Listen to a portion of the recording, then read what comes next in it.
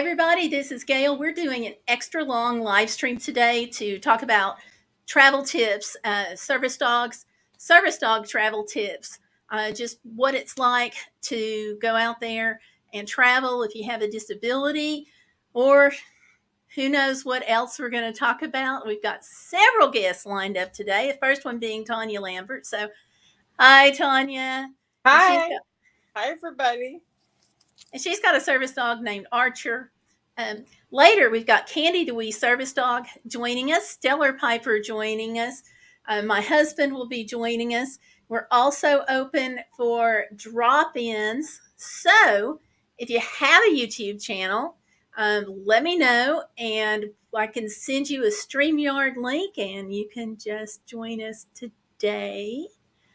And we're doing this for a couple of reasons. One is I've been trying to raise money for another service dog. So the ad revenue on this live stream, that's all going to go to my service dog fund. And the other thing is just to have fun and enjoy the day. So I'll be on here till about 10 p.m. We're going to have different segments, and hope you all enjoy it. Feel free to dive on into that chat room. I see we have 2 watching already. So hello and welcome. Hi, welcome. So I want to introduce you all to Tanya, and she can talk about what she's making. And right now I'm wrapping wreath forms. The wire, you can see it here. I'll use a lot of smaller items when I'm making wreaths, and they can fall through the wire. So what I do is I grab a great big thing of twine. This is jute. It can be used as kitchen twine or whatever. And I wrap it around the wreath form. But a biggest tip that I found is when you're doing this, your hands get tired. So put a spot of glue and then keep going so that if you drop it, like I tend to do, it doesn't all unravel on you. That's a good idea. Now, I'll sometimes, because I like to, like, if I'm traveling by myself, I like to, in the van, I like to do like crafts and stuff.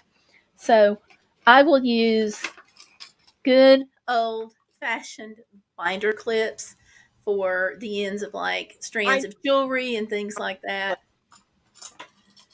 I mean, they're awesome. I have them in my drawer here. Yeah. I never thought about using binder clips. Yeah. As you can see, sometimes I create a little bit of a mess if I get too much yarn going. Sure. But binder clips might help control the mess. I think so. And the other thing, too, that I like about binder clips, I was talking to somebody the other day who asked that I share at least one travel tip. Hey, Diamond Music, welcome. Hi, Diamond Music is in here. She's watching us in the chat. And Diamond, if you decide you want to join us, let me know because I can send you a link. But I think Gloria suggested that, who's a regular watcher, suggested that I do one travel tip on each live stream. So I'm going to do that, talking about binder clips because they're great for crafts. But one of the other things that I've noticed when I go to hotels, those curtains don't always close all the way. And I can take a binder clip and use that to clip the curtains, and I don't have a 2-inch gap on those hotel room curtains. Right, yeah. Because if you're photosensitive to for any reason, sometimes that sunlight coming in can cause a seizure, or if you have flashbacks or something, it could trigger that if you have PTSD, or it could just be darn annoying. I'm more on the darn annoying part of it. I'm actually photosensitive with my seizures.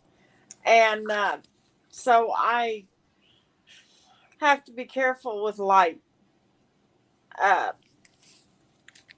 Because it can kick off a seizure. So I'm always, when I'm outside, wearing sunglasses or a hat or, something. And then the curtains in those hotel rooms when they don't close, it can start flickering because the air conditioner might move the curtains and the light will flicker, and that could trigger Yes. a seizure.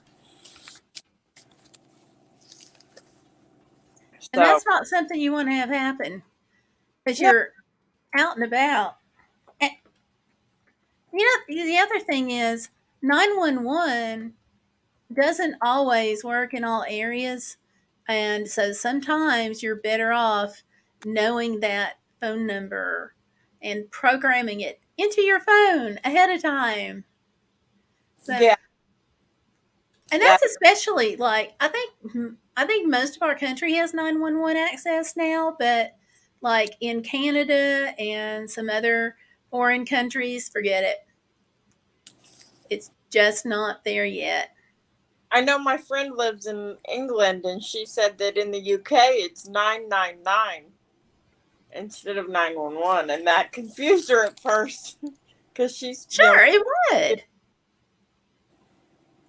And I think 999 actually makes more sense. wouldn't it be Um easier? so Something well, happens, for some reason you can't see the keypad if you're only pushing one number. yeah. But with 911, you got to remember where the nine's at, remember where the one's at. Fortunately, some phones have gone to you just hold on to a certain button, and that's really helpful. That Like, brings, sorry, that no, brings up that's okay. traveling with a service dog. You need to have an emergency pack for your service dog as well as yourself, because a doggy first aid kit, get a Ziploc bag, and whatever you can give an infant, you can give a dog to a point, Right. and you got to have poop bags, and you got to have paper towels, because sometimes that stuff just ain't solid. And I found that True. out the hard way with Archer. He had Giardia when we were coming home, and I didn't have an emergency kit ready for him. And so I had to kind of struggle to put one together while we weren't even near the home. We weren't even near a vet I knew, or anything like that. So when you're traveling with animals, even if it's not a service dog, extra water, extra food, something in case they get hurt or get glass in their pad Sure. or whatever. You got to be ready when you travel. You got to be ready for you, your pets, your kids, all of that. Well, Tanya, tell me what it was like for your first trip home traveling with Archer, your service dog, and all that. So, was there anything unexpected? Oh, I'm yeah. going to turn you up too, by the way. Um, well, it started out at the beginning of the week. You have 5 days to learn what this dog took a year and a half to learn. So, and they give you a binder so you can, have everything written down. They've already got it in a binder and everything, which is nice. But when you're working with the dog, you can't always stop and look at the binder. So you got a lot to remember that he already knows. And by Friday, you have to stay for graduation with Cares. It's not optional, and that doesn't end until 6:30. And we had a 12. I'm not sure. My brain wants to say 9 or 10 hour drive back, including stops. It was because Archer had Giardia, so we had to stop more because he had to go to the bathroom. Giardia is an intestinal disorder with dogs, and graduation, I was tired, and we got back to the van after graduation, and his gear handle folds down, but it has Okay. metal that sticks out past the handle. It got caught on the front passenger seat in the van, and it threw him backward into me, and I caught him, but we both hit the concrete. So he still has trouble loading up because of that issue. So that, you got to be cognizant of that too. If something happens to spook the dog or something, you're going to have to work through. I'm still working with him, and I've had him since he was a year and a half, and he's 4 now. And some new instances of a new vehicle or whatever, we have trouble with him loading up. So it started as soon as we left, and then, like I said, because he had diarrhea, we had to stop a lot. And we were Okay. places they apparently had never seen a service dog, so I was having access issues from the when we stopped at a gas station. I had to go in and use the facilities, and they didn't want to let me in because I had a dog with me. Oh no. And my mom sat through the classes with me, and mom got up there, and she wasn't. I was trying to be polite. I was tired. We were both really tired, and mom was like, "You're gonna let her in or I'm gonna call the cops." So if they don't understand, or person never been around a service dog, you're gonna have issues, and you know that from Tomlin. You might have issues with access. The drive itself was pretty okay, but we didn't pull into to our home till 3 in the morning because mom decided to drive it straight through. But as soon as we had to get used to each other, he didn't know me, I didn't know him, so I would actually fall a lot because he wasn't used to how I walked. And it got to be winter, and I couldn't figure out what he was doing, but he put his body weight against me and shoved me over. And I couldn't figure it out, and I would go to walk where he didn't want me to walk, and obviously what I didn't know was there was ice there, and Oh. he had been moving me away from the ice. uh, so service dogs are incredibly smart, so that they'll pick up little things like that without you needing to train them for certain things. But I live in a small town and there's not a lot of service dogs around, so I thought, well, I'm going to have access issues. But since I had the whole town helping me raise the money for Archer, they all are pretty cool about, oh, hi, Archer. I'm just Archer's mom, but it works out for us. And that's a good thing. Access issues, you mentioned having talking about calling the police there. Your mom had to get kind of firm. Uh, Yeah. Unfortunately, that's something that you have to do sometimes. You And know. you sometimes, and it was like a week after I'd gotten Archer, a friend of mine who already has a service dog we were going out together so I could learn what to do in different scenarios and practice me and Archer as a team. And Archer was actually watching her service dog Gator pretty close, so it actually was really helpful for us to become a team working with another established team. And we were in Walmart, and this big black dog had to have been an American lab. And I say American because my dog's an English Labrador, and he's got the big box head of a boxer or a Rottweiler. He's bigger. But he wasn't at this time because he was still recovering. And this big black lab comes charging up the aisle, pulling so hard on the lead that the owner was literally being drugged behind it. And it was headed for our service dogs. And my friend Barb put herself between our dogs and the oncoming dog. But when we got to talk to the people at Walmart, they kept saying, oh, we can't do anything about it. And they refused to have That's a shame. to do about it. Even when we went to the district manager, they didn't do anything about it. Oh, we can't do anything about it. They might sue us. So you do have attitudes of, even if it's not a service dog, sometimes they can get away with that stuff. Right. That dog could have, if your service dog gets hurt or scared to a point where it can't do a task, you have to get that dog retrained. It can be a really big problem. Yeah, and people don't realize how easy it actually is to ruin a service dog. Yeah. You know. I mean, like Archer, he still has trouble with loading up because he fell out of the van on graduation night. Oh no. And he still has scared at times when he's loading up in mom's van or something. We have to Aw. seats, so they're completely sitting exactly straight up, or he won't load because he's I can afraid. see that. And the thing with Walmart, I got into a discussion with a gentleman at Walmart, and management said they couldn't say anything to him. And I was like, well, I can.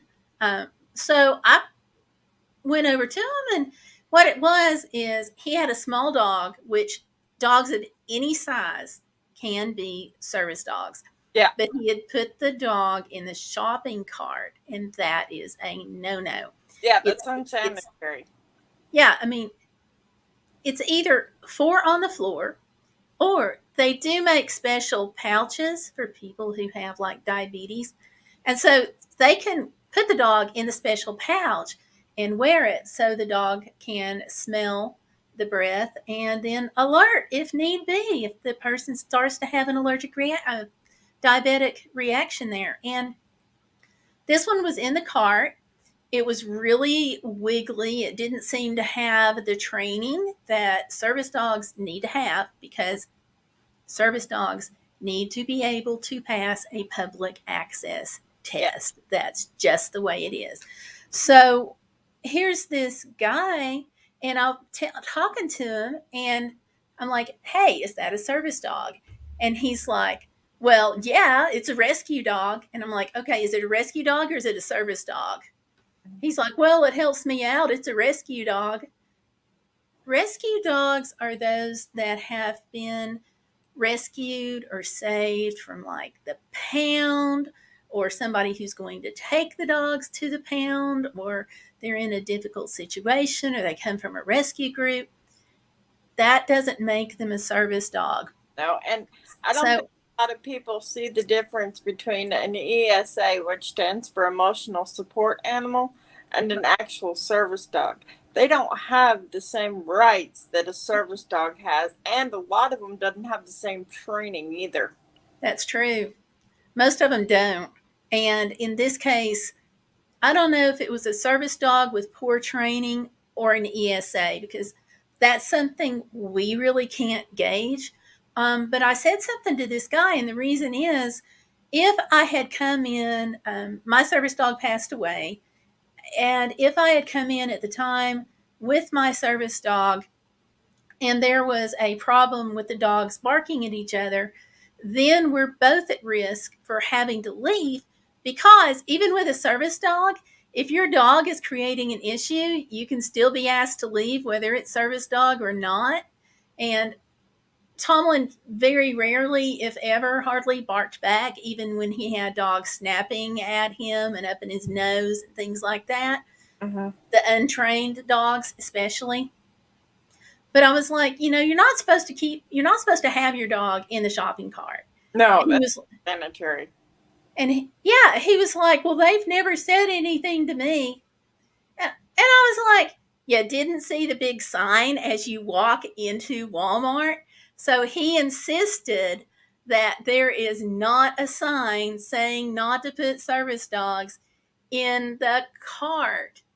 And I asked him what the dog did for him, and he just said, well, it's a rescue dog, and started walking away. But I want to show you, I'm going to share a screen here, just so everybody knows. Ta-da! There's the picture of the sign that says, to maintain cleanliness of carts, service animals may not be placed in the shopping carts. That's right. There you go. That's a photo of that great big sign.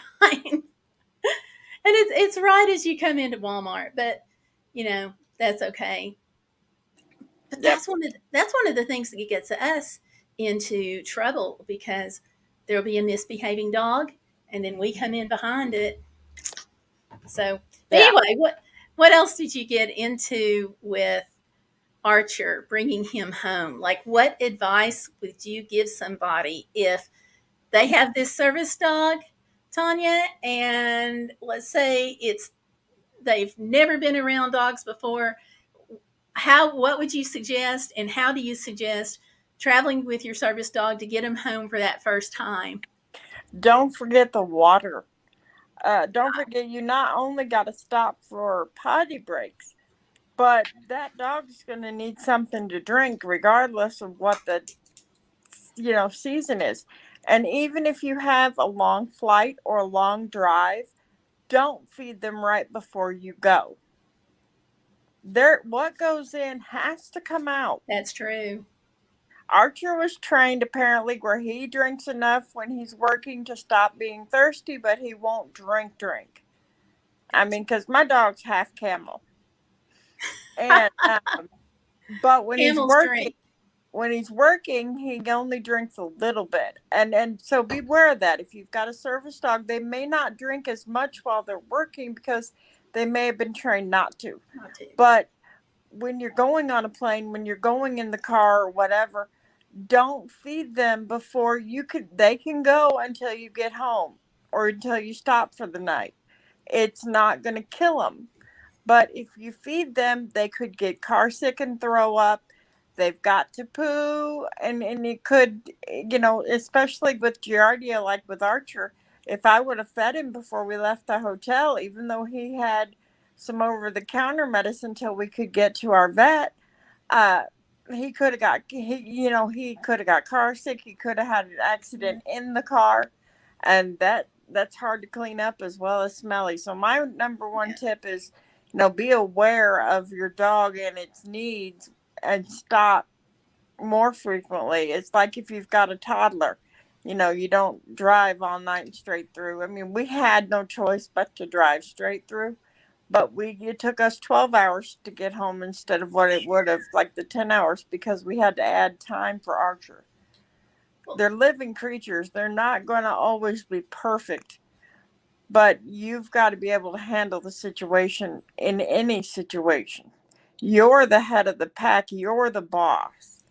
And I always had trouble even coming home that night.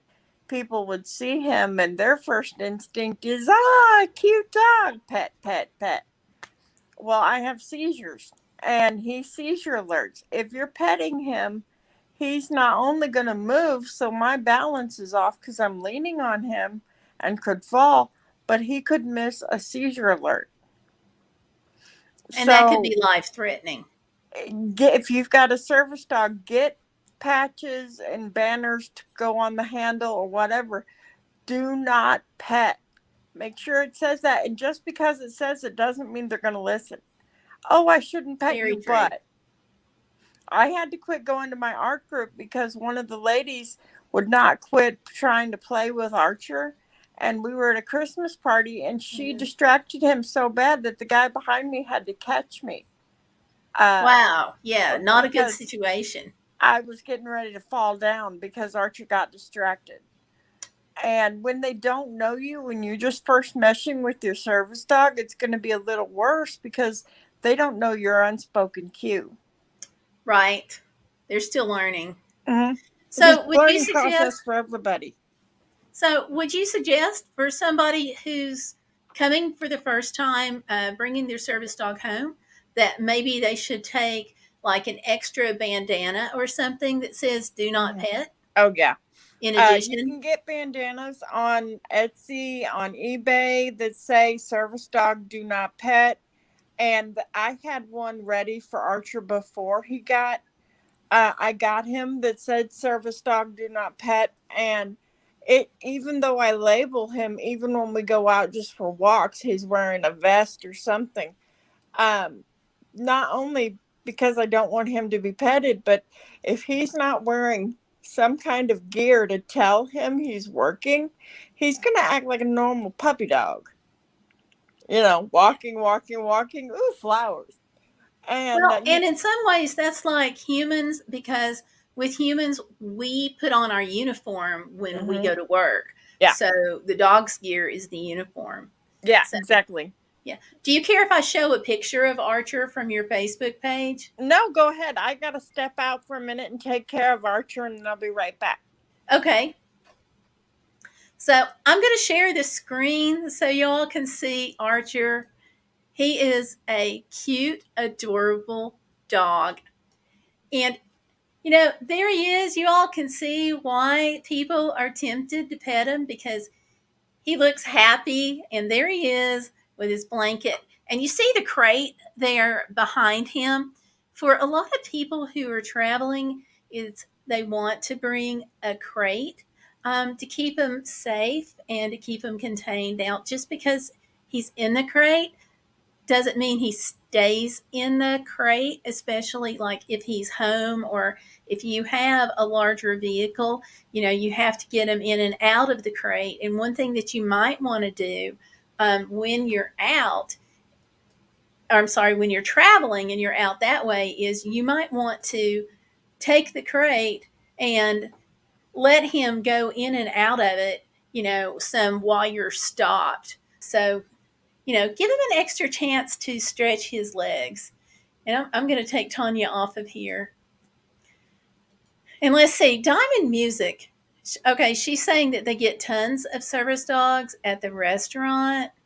Yeah, because if you have a service dog, then your service dog has to be with you. So that means going into restaurants, going into grocery stores, and all the places that humans usually go. And the good thing about it is that service dogs are allowed most places that humans can go, but not everywhere. There are some exceptions. Um, but, you know, something that we run into is, if we come in after there is a poorly behaving dog, whether it's a service dog or ESA. Diamond Music, you work at a restaurant. Do you want to tell me if that creates problems for you guys on the restaurant end? Because I know with me, if I go into a restaurant, which you have to do if you're traveling with a service dog, then I go in right behind a misbehaving dog, and the folks in the restaurant are like shy about it. They back off. Diamond, you want to type more about that in the chat from your perspective as a server, because it's tough. And some people may find it. Hey, okay, hang on. If you like, I can tell you that later. That'd be great, Diamond. That'd be great. And we're also joined by Life Adventures and Keto. So, welcome.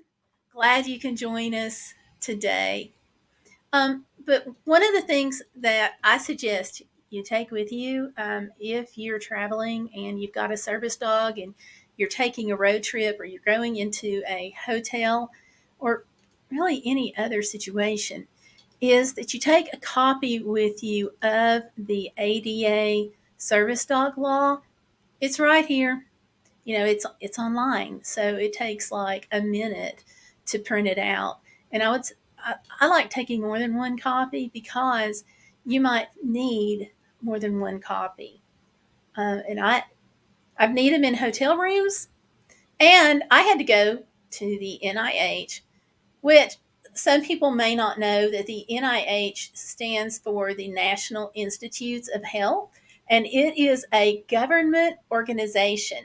And I had an access issue, and they did not allow me with my service dog, even though I had this. But let me show you. The ADA operates an information line 24 hours a day. Here it is on the screen, and it's got the hours down there pretty much until 5:30 every day except for Sunday. And they will help you. You can call that information line and they'll get on the phone with whoever they need to get on the phone with, wherever they are. And if they don't respond appropriately by allowing you access, then you can file a complaint, go to ada.gov, file the complaint online, and they ask for it. In my case, the NIH had to rewrite their entire service dog policy to be in compliance under the law. So this is a really valuable tool. It tells you how it's defined, where service dogs are allowed. So I'm going to look at that for just a second. under the ADA, and I'm reading it from the service dog law, which I'm going to go ahead and post that in the description box in a little bit, okay? But under the ADA, state and local governments, businesses, nonprofit organizations that serve the public generally must allow service animals to accompany people with disabilities in all areas of the facility where the public is allowed to go. And it specifically states, for example, in a hospital, it would be usually inappropriate to exclude a service animal from areas such as patients' rooms, clinics, cafeteria, or exam rooms. And it says, however, it may be appropriate to exclude an animal from operating rooms or burn units where the animal's presence may compromise a sterile environment. So that's important to know. That's a really good thing to have with you when you're out and about and traveling. So it's probably, I think access is probably, especially the first time. Tanya's back. I'll pull her into the screen. I think that access issues, possibly the first time you go somewhere, is something that you need to be prepared for before you leave. Tanya, what do you think? I had an access issue the morning after I got him on Monday, and then we went back to the hotel. On Tuesday morning, we went into the hotel dining area to have breakfast. And the clerk, I had to go over, I couldn't find the refrigerator to find the butter, and I wanted a waffle. So I went over to ask him where the refrigerator was. And I was just getting where to where I could eat a little bit of solid food after my surgery, so they were wanting me to try to eat solid food once a day. So I thought I'd breakfast. And I go over there with Archer, and he's a heavy mobility service dog, as well as seizure alert and PTSD, so psychiatric alert. And so I'm leaning on him. I'm holding on to his harness, which has a handle that I'm leaning on. And so you could tell I was using him. And the clerk at this particular hotel got irate and was upset about there being a dog in the dining room. You can't have a dog in the dining room. And I had previously bought, before I got Archer, these ADA law cards. It's a little business card looking thing. And I got them, and I had them on my person, and I had to pull them out and give them the website for the ADA and give them one of them law cards stating my rights as a service dog owner. And I hadn't had him a full 24 hours yet at this point. And so it started from the very beginning. So definitely have that information before you leave home. Have it saved on your phone. Buy ADA law cards. You can get them for like 50 to 100 of them for a couple of bucks on different platforms like Amazon, Etsy, or eBay. Have that stuff. And if you're having a trainer train your dog, I would highly ask that you have them train your dog for boots. Because on the ground, you may not notice it, but there's always glass can be on the ground. If it's even 70 degrees outside, that pavement can be 95 or higher. I get more comments about his boots than I do about, I'm not sure if I get more comments because I got a great big golden dog or a great big golden dog in little bitty black boots. I'm actually showing a photo of Archer right now with him wearing his boots. He likes his boots. He will goof off, and I'll put his boots on him. He'll come right over to me, and the command is paw, and he raises his paw, and I put the boots on, and he puts his paw back down. And we go out the front door, and I use a mobility scooter to get around town because I can't drive. and he'll start like a little colt that's just gotten in the grass for the first time, kicking up, and he only kicks up and digs and goofs off when he's in his boots. He loves to find a hill and run down it in his boots because he slides. Oh, And if he doesn't have his boots and you go to put his gear on, he'll pick his paw up and shake it at you. Like, oh. servant, where are my shoes? And if it starts raining and you don't have his raincoat out, he'll hunt for it before he goes out in the rain. He's very picky about staying clean, staying dry. Unless there's a lake or a river, then he'll be in the river and you can't get him out. So, Okay. Oh, we have Laurel coming on the stream here in just a second. She's sitting back down. So I'll bring her on in just a minute. But, talking about grooming, you've got to bring a brush with you when you pack the little bag. and it's even if it's a short-haired dog.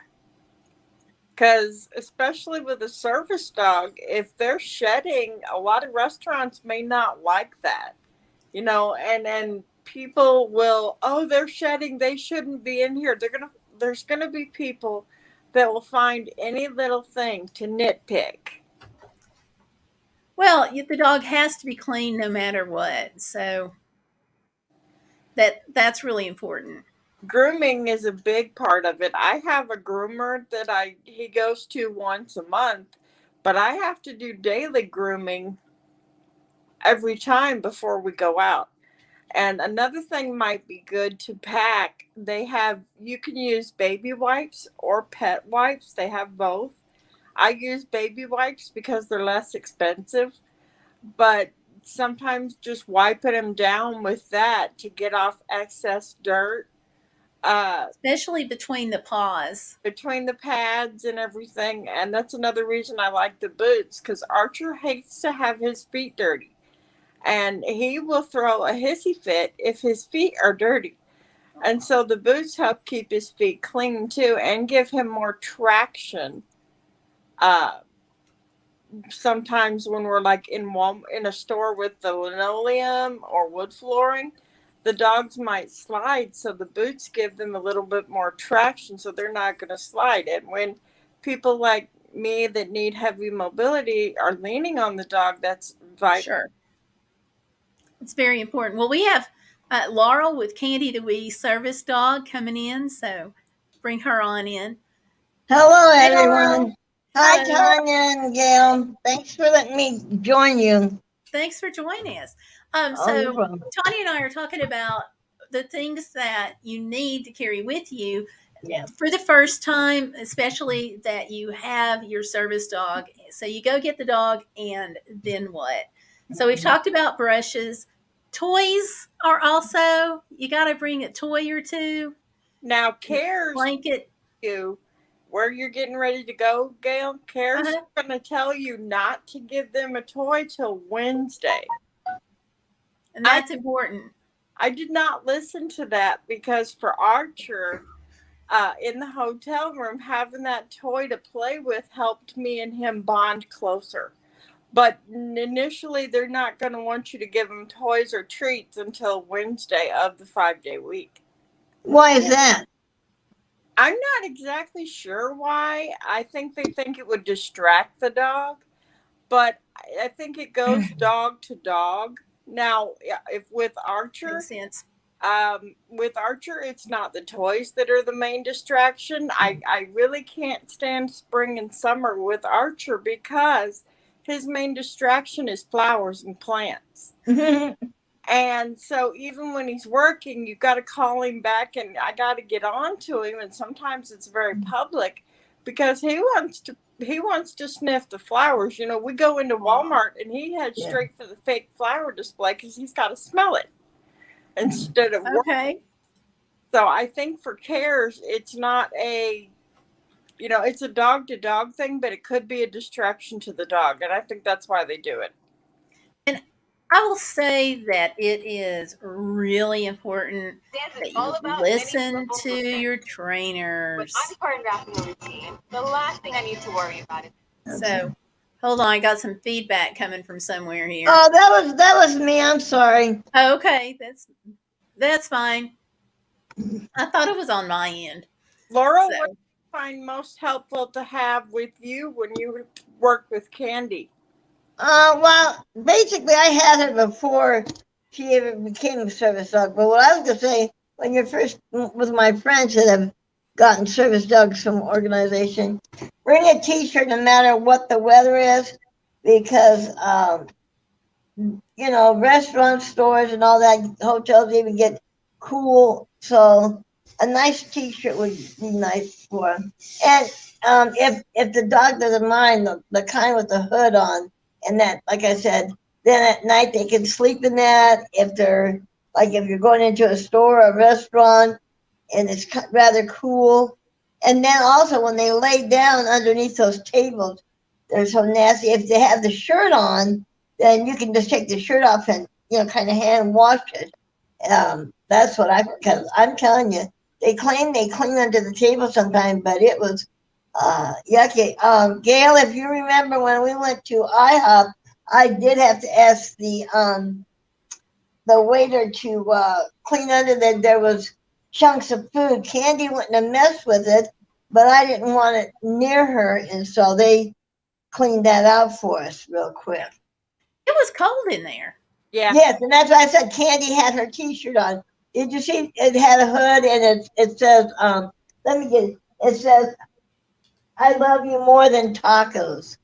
I remember that. She was so cute in that. Yeah. But that kind of depends on your dog too, because with Tomlin, a T-shirt wouldn't have worked because Tomlin was a husky mix. So as part of that, he had a double fur coat, and Candy he does was too. always shedding. So I had to keep him brushed. Yeah. Hold on, let me show you. He wouldn't wear a shirt. Yeah, hold on, let me show you. I brought with me from home. I went and bought some of those little terry cloth blankets that rolled up that they sell around autumn time. And I kept them with me before I got him so that my smell was on the blanket. Oh, that's a good idea. I put that down for him to lay on so he could get used to my smell. Yeah. That helps with the bonding. Yes. But here's Candy's hair. I'm going the wrong way. See that? Yes. She's a double coated dog. A lot of people don't. That's like just going through it once. If I go through it 3 or 4 times, I have to pull it. And I can have sometimes I joke. I said I can make a coat out of it. But yeah, she is. And she gets hot. But what I do is I keep. That's a good thing to keep on your scooter, Tanya. Is I keep one of those spray bottles with water, and I've chilled it. So it stays pretty good. You can even throw in a couple ice cubes. But what I do is, if it's a hot day and I know she's getting warm and we're going in and out of a business and I don't want to take the shirt on enough, what I do is I lift the shirt off and I give her a mist underneath. It cools her down. But you have to get to that undercoat. Yeah. Right. But yeah, so yeah, that's why I do like that. I trained. That's one of the benefits of training your dog yourself. If they're young enough, even I've had friends that had, dogs that were adopted and they acclimated to being a service dog. Great, but yeah, you want to have a spray bottle. Like even sometimes she won't drink out of I've got the little portable. She will not drink out of that in a public area because she's not supposed to eat. And so what I do is I give her a little squirt in the side of her mouth. And to keep fluids in her. Yeah, to keep fluid in her. And like I said, if she's hot, I can mist her with it. Yeah, give a little mist on it. Yeah. We went to the zoo, and one of my friends, what I was talking about, he had a great Pyrenees. What is Archer? English Labrador. Yeah, that's what his was mixed with. They bred the dog like that. So the mother, the female's always supposed to be bigger than the male, so they don't get hurt. But they bred this dog, the 2 dogs together, so there'd be less shedding. But he was really getting hot, and he was a young dog, so he didn't know how to deal with it. So I said, let's go. They at our zoo, I don't know but they have those misting tents, and we went in there because he wouldn't let me spray him with the bottle or his owner. So we just walked through those misting tents, and it was like a cool mist, but it didn't get they you have wet. those at Walt Disney World. Yeah, Cool people off. and so that his dog didn't mind that, but like I said, his dog was only 18 months, so he just got done with all those different fear stages. So, but yeah, he was really hot. I think that. And I want to say something too, direct link to the people that are watching it. If you have something to add, make sure, go ahead and leave that comment and join the conversation, because we would love to hear from you. At this time, we are talking about traveling with service dogs. So any suggestions, whether it's service dog or pet, or if you just want to say hi or anything else, go ahead and drop that and leave us the comment. Also, somebody said, yes, that they have clicked like on the stream. So thank you. Gail, I just want to let you know Diamond is on, and so is somebody else. Diamond's on here, and Adventures with Keto, Life Adventures and Keto's on. Right. So they both have joined us. They are in the chat, and we appreciate that. Yes. I think what a lot of people don't understand with service dogs is you say, oh, you couldn't do that with my pet. But a service dog, they could start with 100 pups and only graduate 15 for service work. We're in that, yeah. Have a certain personality. My friends like to call Archer a cream puff because he's so mild-mannered. His best doggy pal is a 2-pound Chihuahua that bosses him around. So they've got to have a certain temperament to do service work. It's not temperament. I think it's important. And there is a temperament test that you can do if you're going out to get a puppy and you've never had a service dog. I'm going to tell you, number one, do not take a trainer. Trainers have a little bit of training on animal behavior, but they're mostly into knowing what will work, like training your dog, like potty training or training them to do agility and stuff, but they don't always know behavior. And so you want to take an animal behaviorist with you if you're going to look at a litter of pups. And people think, oh, I can't afford it. They're not expensive. A lot of them, they have service dogs themselves, a lot of behaviors, and they only charge $25 if you're in a 25-mile radius. So $25 to have them go to make sure there's certain things. Like one of the main things people don't think is a big deal is you crumple up a piece of little notebook paper and you throw it to them. They're supposed to show some interest. They may bat it, they may sniff it, and then when you get the paper and you keep throwing, and you have it land closer to where they come closer to you, and if they want to engage with you, they'll come and get on you. Right. The ones that stand off. This is if you're going to train your service dog yourself, and just to let everybody know. Either that, or some organizations will let you get your own dog, and they will still train them. But like I said, regardless of which way you're doing it, you need to take an animal behaviorist. So I've got 3 friends that are animal behaviorists. I got about 4 friends that are trainers. But the one person that is a animal behaviorist, he actually works for our Cincinnati Zoo. He's trained all kinds of animals. He's even worked with Fiona, the hippo, and stuff. So yeah, he's been with Cincinnati Zoo for 30 years. But the only thing he said about Candy, because he only had a brief meeting with her, and it was online. It wasn't in person. So so it was different. And because he was saying, he was like, hi Candy, and so she barked, but it was a happy bark. It wasn't a angry bark. And I said, it's different if you were in person. She wouldn't do that. Because, you know, she didn't bark at you when she met you. I even said, oh, there's, No, she didn't. yeah, I said, there's Gail and John. She got all wiggly and happy, but she didn't make noise. So he just was And she didn't come toward me. You know, right. she didn't bark. She stayed right there with you, And she which looked is at me. important. What key thing about her is she looks always at me for direction. Like I said, I've had, I've had people when I'm on my scooter, Tanya, reach over and grab Candy and pick her up and shake her. Now, they when they say that ADA doesn't want your dog to react, they're not saying the dog can't acknowledge what's going on. They don't want them in an aggressive way, so they can't growl, they can't try to bite, or they really they can't do that. They're not even supposed to bat their paw at you. So poor Candy's looking at me like, Mom, save me, this lady's, and she's just picking up, shaking her all over the place. Hey, Candy, come here. I've had to try to Archer's lip or his mobility harness right in my hands.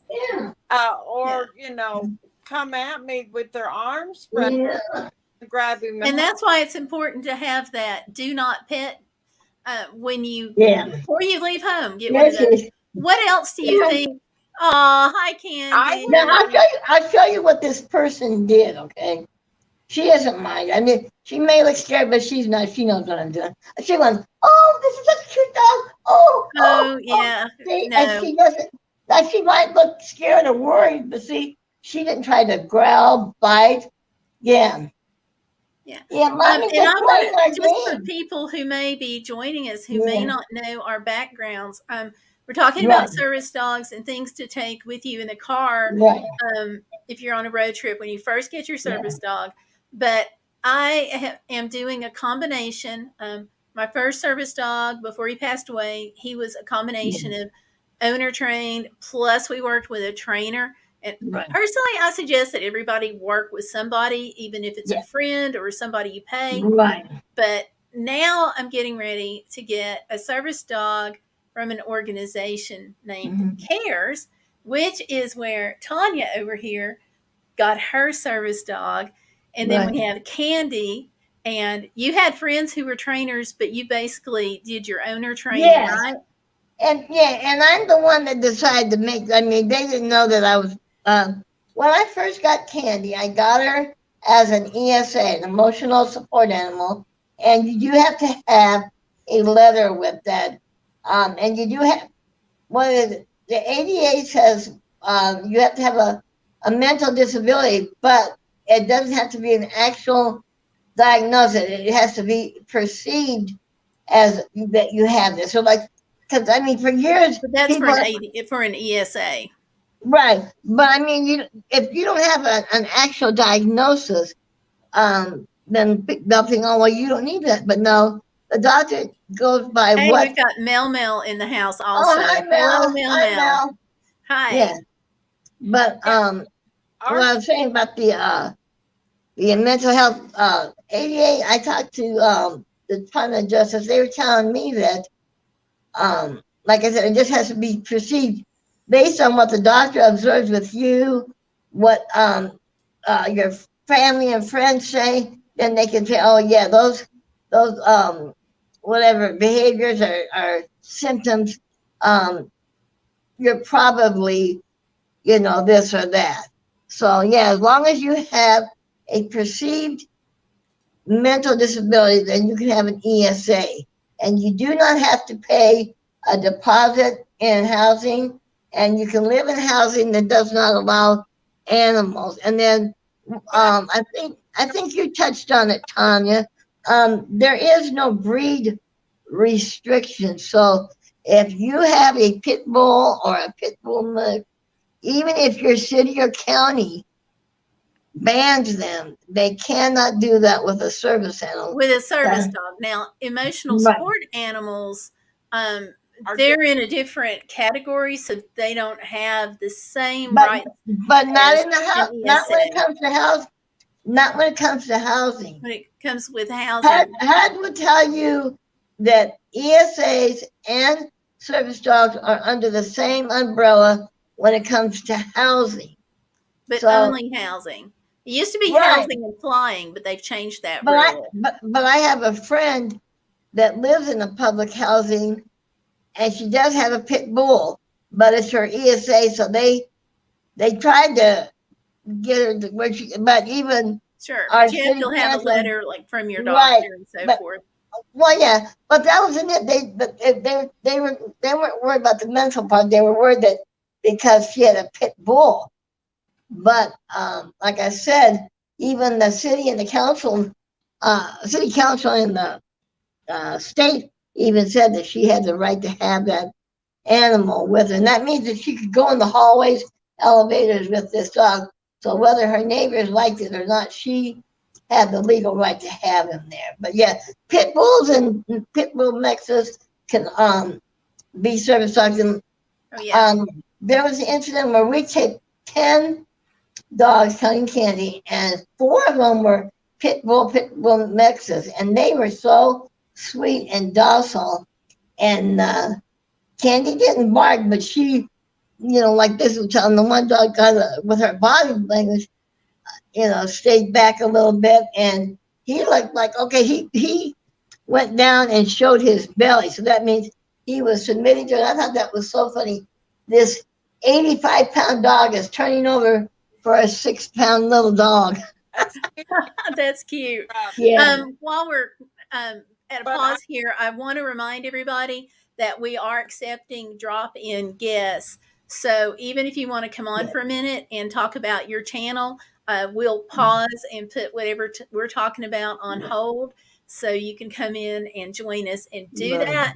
Just type in the chat box to let me know that you want the StreamYard link so you can come in and join us here. Yes. Go ahead, Tanya. I wanted to say back to the traveling, and I already sent you one, but I have to have a very large service dog. Unlike Candy, who's very small, my Archer is 109 pounds. So if he's going to do something, regardless of what I want, I can't have that. So I would suggest using something called a martingale. It is half regular collar and half corrections collar.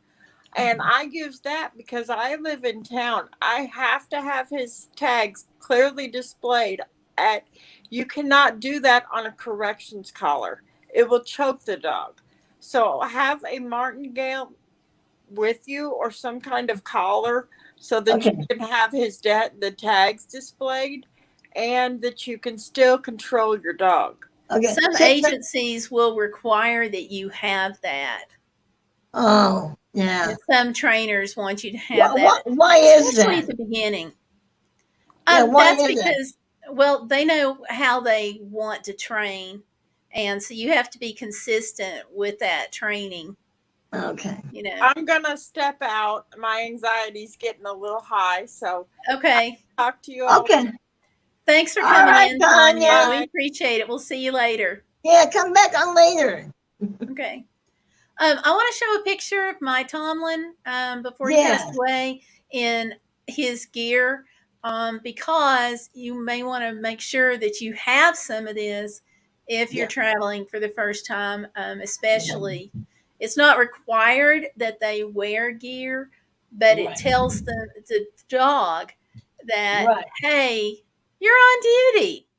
And it helps the world to know too. So there's a small picture of Tomlin in his outfit there, and he has knocked off some of his patches when he was going through the brush. But that gives you an idea.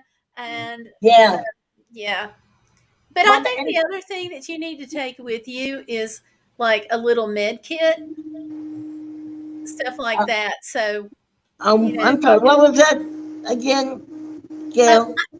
I think something else that you need to take with you is a little med kit.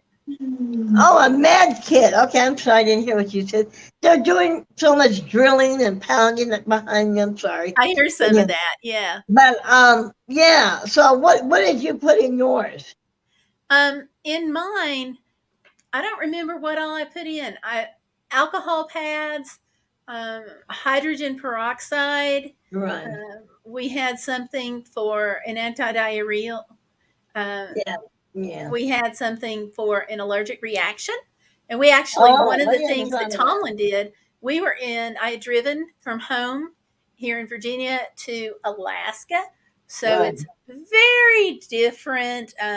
Flowers and buttons, Right. flowers and bushes and things like that.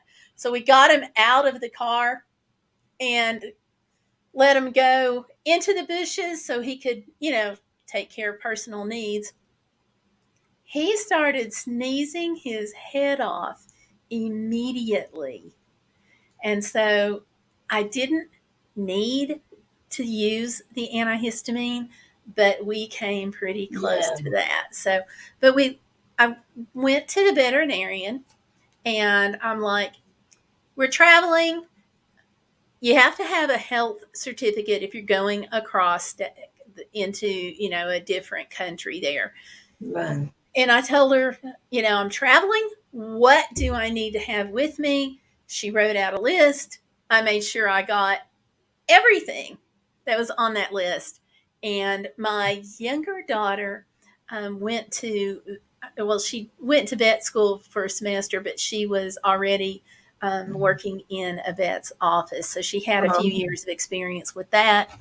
So I also went over it with her, did that first because we were on the phone one night, and then I talked to my vet. So, Yeah. and we had this. Yeah.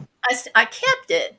Meant to bring it in here and forgot, but I had a bright red bag, and that Okay. way I could see it even in the Right. dark. Yeah. Well, And Tanya's suggesting in the chat, she says Benadryl is good for allergies for dogs, and also car sickness medicine may be a good idea depending on if your doggo gets car sick. she also added that to take a 2-day supply of kibble in the emergency kit. Yes. Yeah, that's a good idea. I think you should always take extra. And I say this for people too, because one of the things that happened to us coming back from Alaska, but it could happen anytime, anywhere, is Right. we had car problems and the water pump suddenly went out on the van. So we got stuck out about literally 4 more days. I was glad we had extra food because this was a super small town near the border of Canada and Alaska, and there was nothing there. So having extra food for him really saved our hides, I will tell you. Yeah. So, yeah. So I think that the brush, toys, the extra listen to me, the extra bandana that says do not pet, the ADA law, bright colored bag so you can put things in, extra food, the med kit. What else? Well, The blanket. I was gonna say, take a copy of your dog's medical records. Like if they do have an allergy, then it's on there. If you have to go to a vet and you're out of town, like you said, they'll know that animal's medical history. Yeah. So yeah. One thing that we were very, very fortunate with is I put Tomlin on the Banfield Wellness Plan, and this gave us access to any Banfield pet hospital across the country. And it also they added later a hotline for vet access 24 hours a day. That's good. So that gave me a lot of security that I didn't have just putting him in the car and going. And we got in a situation, again, we're in Canada, and I don't mean to pick on Canada because this can happen anywhere. Yeah, I know what you're saying. We had a dog actually attack Tomlin, really got a hold of his neck, and finally, it took 3 of us. Now We that got was separated. scary. It was terrifying. This was a big dog. Now Tomlin was at 90 pounds. This dog was bigger than that. The owner was able to get the dog off. I was able to get Tomlin off. Took 3 of us, which later I found out that getting in a dog fight is probably not a good idea, but it worked at the time, folks. Okay. Yeah. So I know I'm going to get comments about that, but it worked at the time. But, the thing was, Talon was on his leash and the other one was off leash. But because I had, as you say, taken the medical records, because I had the health records, and because I had access to the vet, I was able to get information on what to do. And it all worked out.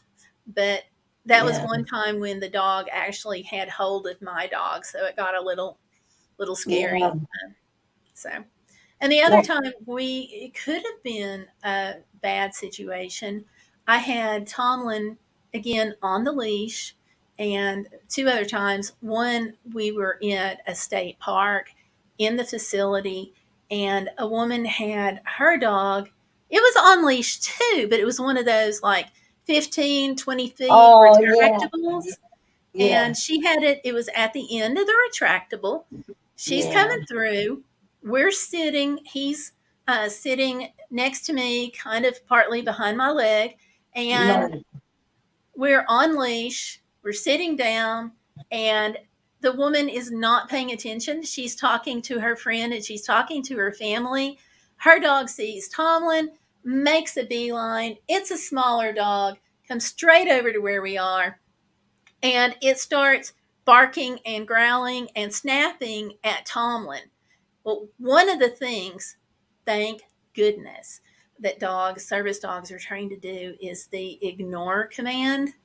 So I told Tomlin to ignore, and he just looked at the dog, and he just looked at me, and he looked at the little dog again. And I could just about hear him thinking, that all you got? But, I think too, especially if you're a new service dog handler and you're going across the country, I think you need to be mentally prepared for those situations.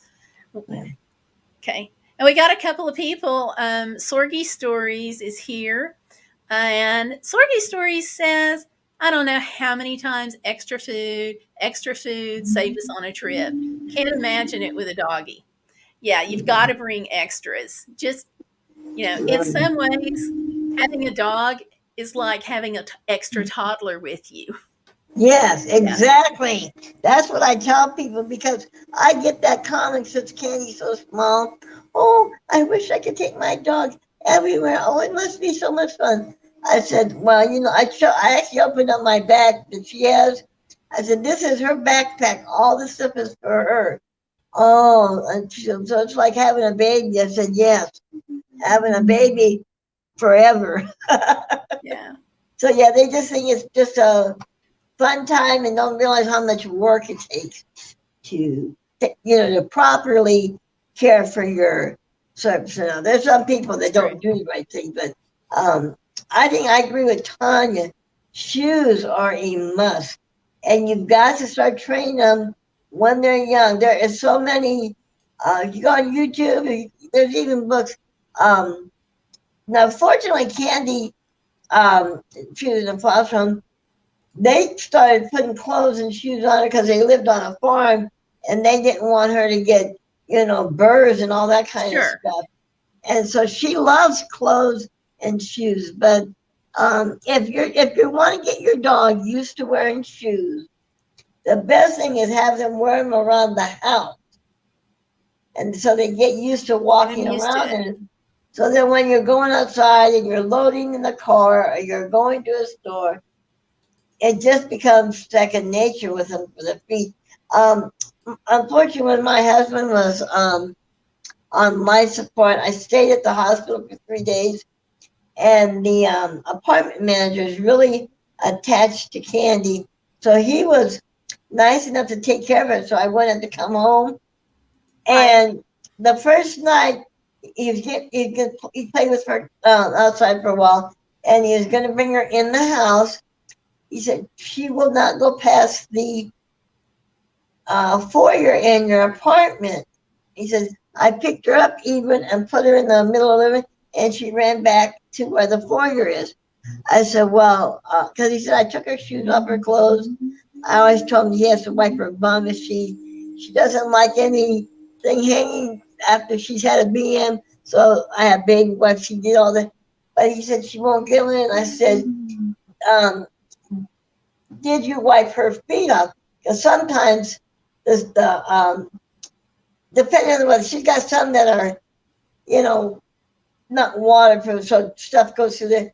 And he goes, no, I didn't wipe her feet. I said, wipe her feet, and then don't even say nothing, and she'll go. And he said, sure enough, that's what she, but she would not go past that entrance because she was so trained that, hey, my feet got to get wiped before I go into the house. And I said, that was like, but I wasn't home. I mean, and so somebody else is in our home. I mean, she knew him well, but I thought that's neat thing. So shoes really, really are important. They are. Because didn't Tanya say something about that they could step on glass? I mean, even in grocery stores, like somebody could drop something, and they might come and clean it, but sometimes there's really really tiny particles, and she's double coat, like you said, so she's got that long hair between her toes. Now, I do trim it, not in between, but what hangs out, that glass could stick on there. It can either get embedded in there, or she can lick it and cut her tongue.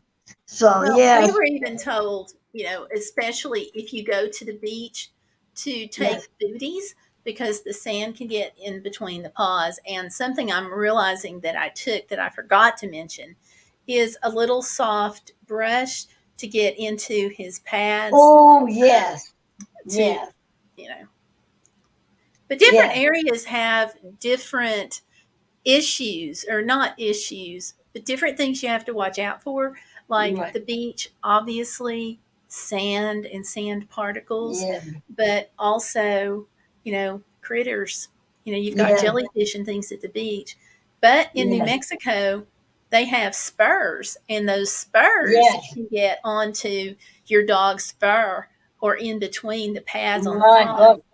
Oh, that can cause serious problems. Those are the hardest things to get off. Oh my gosh. But it actually can endanger their health too. If they get burrowed down into their skin. I mean, it's like if you got a splinter and you didn't remove that splinter, it could get infected. And that's what those burrs do. They can get embedded, and not just on their feet, their body, it can be where they have to go to emergency care to get all those removed because it can cause serious health issues. I was going to ask you, who said that they had, it was either you or talking about if the dog has an allergic reaction. Now, what would you recommend on that? Tanya was saying Benadryl. I know Benadryl, but I don't remember for sure. Benadryl. Well, okay, but I mean, what if they're having I'm talking about anaphylaxis kind of thing? I don't know. I didn't. I carry epinephrine for my allergies, so I'm assuming that I could call the vet and tell her. I'm wondering. I'm going to ask my vet about that, about what to have if I did it, because a couple times we went from Cincinnati up to the outer parts of Columbus, and it's a lot of rural areas, and we stop at some of the rest stops, but sometimes they get too crowded, so we'll go a little ways up to a more quiet it's a rest stop, but it's more park atmosphere. But I worry about something that, my dog. No, I hung up. That was a dog. It wasn't important. Anyways. Well, if you need to get that. No, it's just a reminder. It's a reminder for tomorrow. That's all. But yeah, that is something I always wondered that, if she were to, when she's pawing, because she's so small, the animals are not, even intimidated by her little bark. I mean, I just was wondering on that. I have to ask the vet about that, though. Yeah. Yeah. Always, always, always, if in doubt, ask the vet. Whether Yeah. you're Oh, yeah. traveling, whether you're home, it, always Oh, ask. I know what a good thing to take too with your new dog is take your waterless shampoo. So in case they get soiled, you can spritz them with that and then wipe them off with a paper towel and then a regular towel. But yeah, Yeah, so sure as the world, if you plan on them not getting into something, they'll find a way. oh yes, right. And Yeah. because they're a new service dog, people might think, oh, you're not doing a good job taking care of them or something. Yeah, No, I but think yeah, especially, be prepared for the unexpected yes, because and you like I don't know your dog yet. right, and You're like I still said, bonding. and whether we like it or not, we're ambassadors for service dogs. So if they see you not keeping care of your animal, or it looks like it's not being cared for, or your techniques of training them they don't like, They don't like. that's gonna be, that's their impression. And when they see other service dogs, that's what they're gonna look at. Oh, does this dog act like that too? Does that handler act like that also? So yeah, whether And we I like it, actually had a woman, I was at the grocery store, I believe it was one time, and she was trying to tell me that, in her opinion, having a service dog was actually an act of abuse on the animal. And I just looked at her I do and she's remember you like, talking dogs are about this. supposed to be able to be dogs. And I'm like, he gets his off leash time. And she's like, well, I just think it's wrong to force an animal to work. And I'm like, my dog's a husky mix. They are a working breed. That's what they do. But, the dog, the benefits to the dog, let's talk about that for a minute. Yes, The dog you have to have excellent medical care for your dog. If right, you are traveling or not, it doesn't matter. So you've got to make sure that the dog stays healthy, and that's from his teeth to his tail, the whole thing. So regular vet care for the dog is a big thing. The dog also gets to go everywhere with you, just about, from going into the hospital right, to going into the restaurant, grocery store. right. The dog's just never left at home, and he gets to go everywhere. And if you can't, for some reason, take care of the dog yourself, like let's say you wind up inpatient in a Right. hospital, then the dog is going to be kept or watched by somebody that loves the dog and cares about him. They get high quality food to keep them healthy, Right. because a healthy dog can't work for the human. They get lots of toys, you know, Yeah. off leash time. I always say that in some ways, Tomlin had me wrapped around his little paw, and Yeah. Candy probably does too. Um, Right. with him, I buy him all this stuff. I take care of him. I buy him toys, and he brings me sticks in return. Sticks Yeah. and stinky things. Well, and they act like a dog. Like I said, the minute we get home, Candy still. I say she's on call because if I need her to help me out, she's right there for me. But Right. as far as when we get home, she knows it's whatever she wants. And like sometimes I'll offer her something, maybe because I make her food. So after I change every 2 weeks because she gets bored, but I'll put her dinner down and she'll look at it, sniff it, walk away, like I'm not eating that. And so then I have to go in the kitchen and make her something else to eat. But she's spoiled that way. But yeah, when she's at home, she acts goofy and runs around. And now that's the only time she does bark. Like she's tired of hearing all these builders, so she's done with barking at them. The first couple of days she did that, but it's been going on for a month. So now, like the other day, they got something heavy on the ceiling because they were jackhammering. She just looked up and like, oh, it's just them, and walked away. She didn't bother to bark. She'd have to be barking all the. But she acts like a dog. She acts goofy. she does her little zoomies and runs through the house. We play tug of war, and then sometimes we're playing fetch, right? With her Right. stepdad. We'll do it for a while, and then after a while, she wants me to go get it and come back with it and throw it again. She doesn't want to bring it to me. I'm going like, you want me? And she'll just wag her tail like, yeah, I want you to go get it. I don't want to fetch anymore, but I want to play the game. So yeah, they get to Yep. be dogs. Yes, they get to be dogs and have fun. Something else too to help them have some time kind of for themselves, because Yes. they're like people, they need a break. And so something that I want to mention that I took on the trip with me is, here's Tomlin, and we're actually in South Dakota, and you see a cable. Now I did not keep Tomlin cabled, but when we are on a trip, I did have a 25-foot cable. You see him on it there. Yeah. That way I could stop at a rest area, and Right. he could go out in the grass and play and chase and, do things like that. I just picked a picnic table that was away from everybody else so Right. he would have some space. Or I'm in a van camper, so I was able to pull up next to a grassy area in the van camper, cable him to the van, and then he had a nice space. And I could rearrange the van, and he could go in and out of the van as he Right. wanted to for a while. But that gave him some space so he could kind of have some personal time, if that makes sense. Right.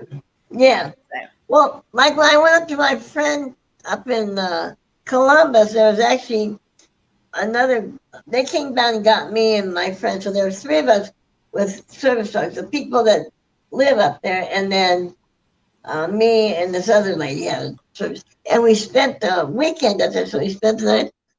We let the dogs do whatever they wanted.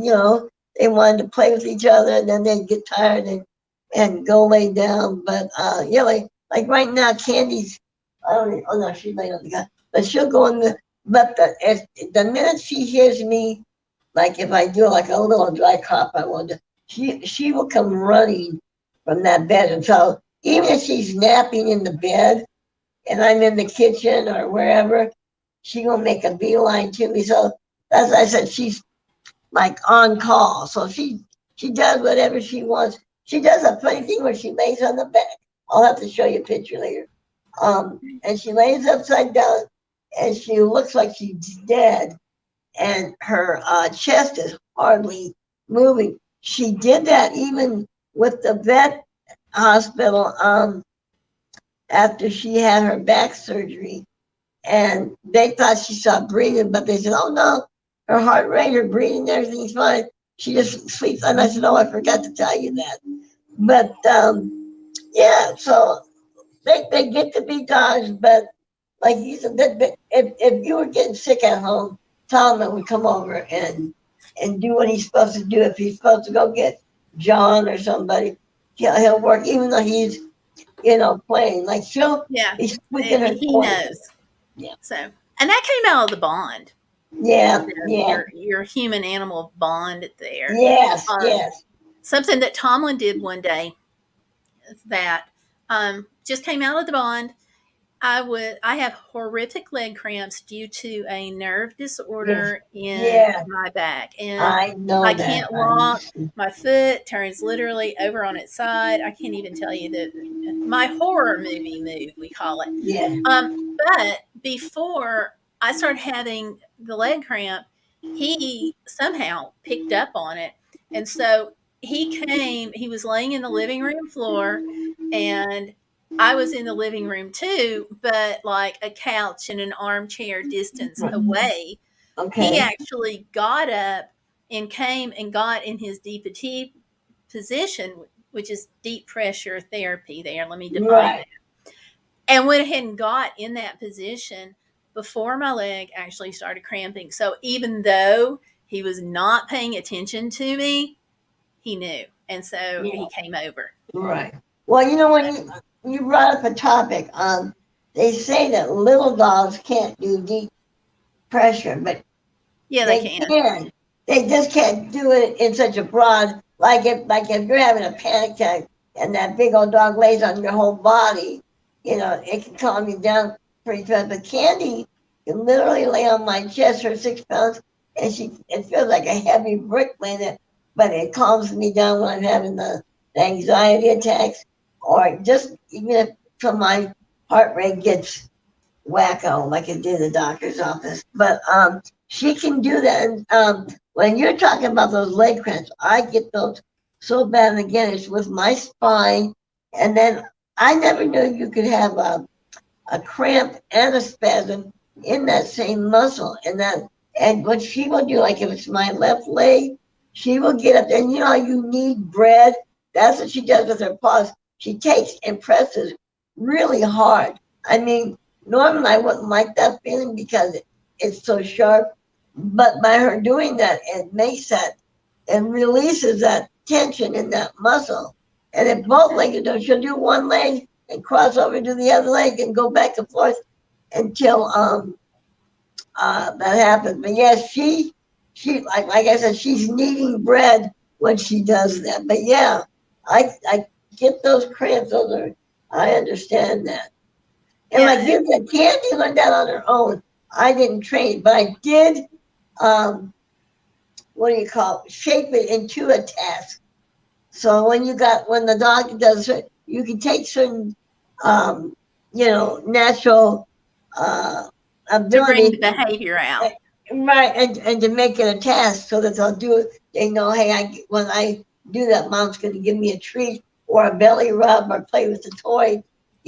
She really loves praise more than food or the toys. She does love treats, don't get me wrong, but she's Sure. more willing to work for praise. If I pick her up and say, "Oh, you're such a good girl," she loves that. So yeah, Yeah, but praise, toys. now, Tomlin, he just yeah, liked having loving. yeah. Now, how old was Tom when he started doing this for the Um, natural? well, Tomlin we got as a puppy, and we worked with several trainers. We worked with one specifically on potty training, and then we had two other trainers that worked with us. Uh-huh. So, as far as him noticing things with me, I would Yeah. say um, I had the, I've got it. I have to math on this, so hold on. Okay. I got to think when I had the surgery and started having the back issue that caused the leg cramps. So I'm going to say within probably 6 months or so after Okay. having surgery that the dog really started picking up on this. Yeah.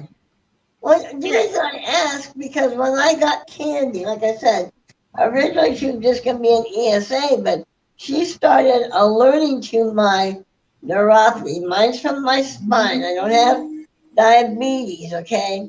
But when sometimes that numbness comes on so fast, and I don't always feel it coming on, and my leg will go out from underneath me if I'm standing. And I was at the zoo with my friend. At that time my scooter wasn't working, so we were taking the time walking to the zoo, and I'd sit and rest. But I got up to walk, and I have Candy on uh, what do you call it? What do you on call the the leash? harness leash, No, the leash. Hands-free leash is what I wanted to say. I'm sorry. hands free. So, Gotcha. yeah, so she's on this Those are hands-free leash. wonderful. But she started nose bumping whichever leg or sometimes both. And my friend said, Candy's doing something, weird. And sure enough, that's what she was telling me that, hey, you need to go sit down. And sure enough, so now that I shaped that into a test, so now she even sometimes decides if it's coming on really fast enough, she'll not just nose but she will jump on my leg and tap me, and she doesn't do a bark, but she kind of makes a like a whimper sound, like like like she's crying. And so that means I need to go sit down before I fall down. But yeah, so but she did that after a few months, because originally she was just the first thing that I trained for was my anxiety and panic attack. And so that's why she was a service dog for that one specific task. But like I said, these other things came along, the neuropathy. Now she knows with my blood pressure and all that. It happened in the doctor's office, and the doctor was so impressed. Now, my pain management team, I'm in there a whole hour. So they check my vitals in the beginning, right? Well, so we're sitting there. Candy gets off the scooter and comes and gets on my lap, and she's tapping me, and that's telling me, hey, there's something going on. It could be the blood pressure going up. It could be going down. It could be my heart rate going crazy. And this particular day, because some of the messages I take do weird things to me. So anyways, my heart rate got up to over 200. That's like what an athlete. Yeah, well, that's what an athlete has. When they're like these marathon people, their heart rate gets that high. But that wasn't good for me. And then my blood pressure, I don't remember how high it is. But my normal blood pressure is like 90 over 60 or 85 over 50. So I have really low blood pressure. And so when you say, oh, it's 120 over 80, well, that's high for me. But this was outrageous. My heart rate, then they checked my oxygen level had went down, and they were showing that she didn't panic, but she got down, got up, and she wouldn't stop tapping me until I paid attention. And then what she does to help with when my heart rate is going up, she will lay on where my heart is on my left side, and her little weight helps, calm things down. Now, if my blood pressure is dropping, she'll tap me, and I can call the doctor and say, hey, I feel like I'm gonna pass out because my blood pressure is going down. And so, so then they decide whether I need scary too. But what I'm saying is she learned that on her own, Gail. I didn't teach her that. So I don't even know what she senses before that happens. And that's the same with the... see, I don't know what he was, if there was chemical changes in my body or what, because, like I said, this is a nerve issue. And once we realized he was doing it, then we did things to help bring that behavior out. There was actually two things that he just picked up that we didn't train him to do, because you really can't train a dog to pick these things up. That comes out of his ability and your bond. Yes, exactly. You can teach him how to respond to certain situations. Like, for example, if I'd had a seizure and I was laying on the floor, then he knew to do the DPT and start barking his head off.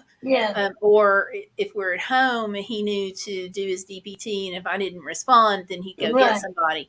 But on the cramps, he just picked that up.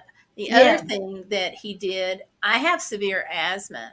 So I get, with my asthma, a lot of times I start sliding downhill, and it's kind of gradual, and I don't realize how sick I am. So I don't pick up on the symptoms.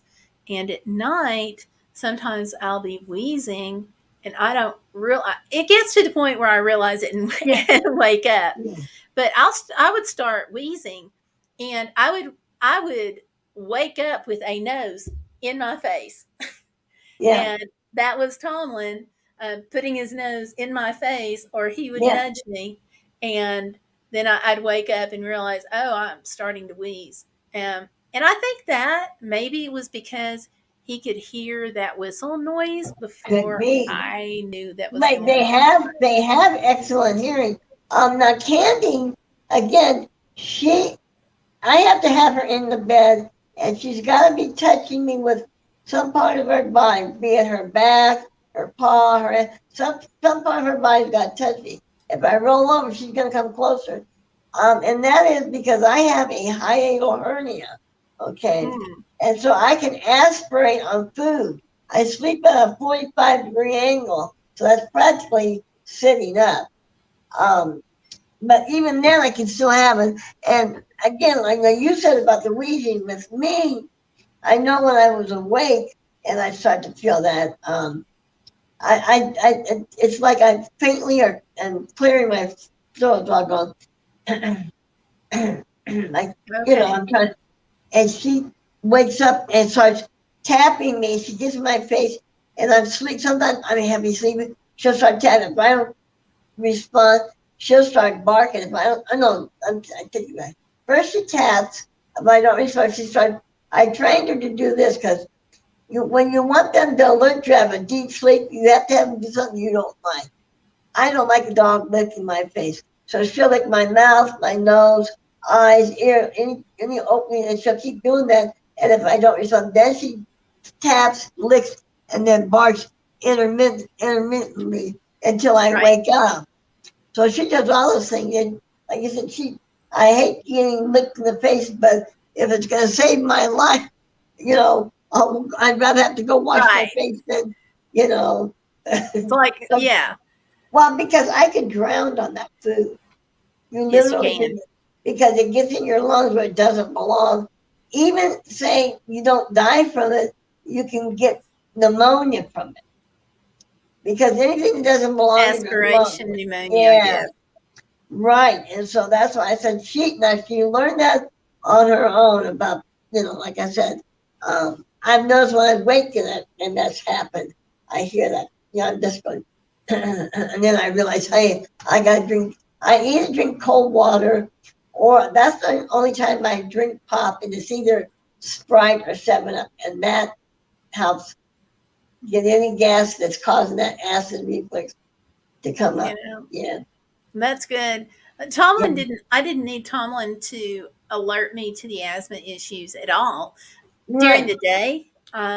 Mostly though, like it was when I was asleep, but I never had any problem. Like if we were laying down in the bed and I was napping or something, I never had any problems at all with Tomlin finding a way to touch me, because I'm going to share this picture. There we are. But and I love that lounge chair. And he takes a old chair. So, and it's kind of with a bed. He took up the whole thing. Oh, how did you get him to turn his head like that? John was taking the picture, so he probably said something. Candy loves the camera. That's probably what he looks so cute in that picture. How old was he in that picture? Let's see. That was taken before I had shoulder surgery.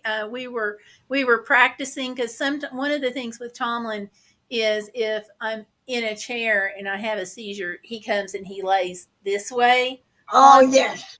And with shoulder surgery, he just absolutely could not do that. So we were practicing him just being on my lap itself. Right. So I had shoulder surgery October of 2019. And this would have been probably a month or so before that. Oh, okay. So it was, we just kind of trained him a little differently on the DPT because of that. Because when you have shoulder surgery, you're down for months with the shoulder. And he knew that, and he adjusted to that, no problems. But it also made it that much more important to have him, because I drop things anyway because my hands shake. And we talked before that with him, he recognized the sound of something hitting the floor. So he knew, for example, if I dropped my prescription, he recognized that sound, and he could be 2 rooms away, and in he would come and he would pick it up for me. And that for me, that retrieval was invaluable, especially after I had the nerve problem in my back and I had surgery, because sometimes what would happen is I would feel fire going down both legs, and instantly my I leg would got that. cramp. And if I was holding anything at the time, I dropped it because I had to grab onto a table or a chair or whatever to keep from hitting the floor. Right. And I actually did that. I was speaking in a church one day, wrapping up, and was going into the altar call, and all of a sudden I feel this heat, that fire feeling. If anybody's ever had a nerve I have that feeling. Yeah, it's horrible. and I thought when I had that fire, I was like, this is not good. So I'm preaching, okay? I'm doing this ladies workshop, and I just reached over when that fire happened down both legs, and I went to grab the stool, and it just goes over. So both of us went over, and that was a time that I really wished that I had the dog with me. I was able to pop up like immediately, thank goodness, but it would have been very, very good to have had him. Yeah. At home, it was no problem, but so in fact, one of the things that he was trying to do was to go get somebody, and service dogs are very, very smart. The ones who aren't smart or can't do the service dog duties, they actually weed out of the programs. And when we worked with the trainer, he was like, we're not going to guarantee, but we're going to do our best. So he was very, very smart, and he could figure out problems sometimes on his own. So what happened to me one night, I was in the kitchen. It wasn't really long after surgery on my back. I would say probably I was kind of relearning how to walk. So it was at the tail end of that period. And it was the first time I'd really had the fire go down the legs, and all of a sudden my muscles seized up, and I couldn't get up out of the floor, and I was hurting like you would not believe. If you can imagine how bad Charlie horses are, combined with that fire from the nerve, oh my gosh, that's what I get. legs. It was awful. And I understand that. Yeah. Tomlin came running in, saw me in the floor, did what he was trying to do. That wasn't working. So then he went to try to wake up my husband. But it's the middle of the night. My husband's asleep. He thinks the dog just needs to go out.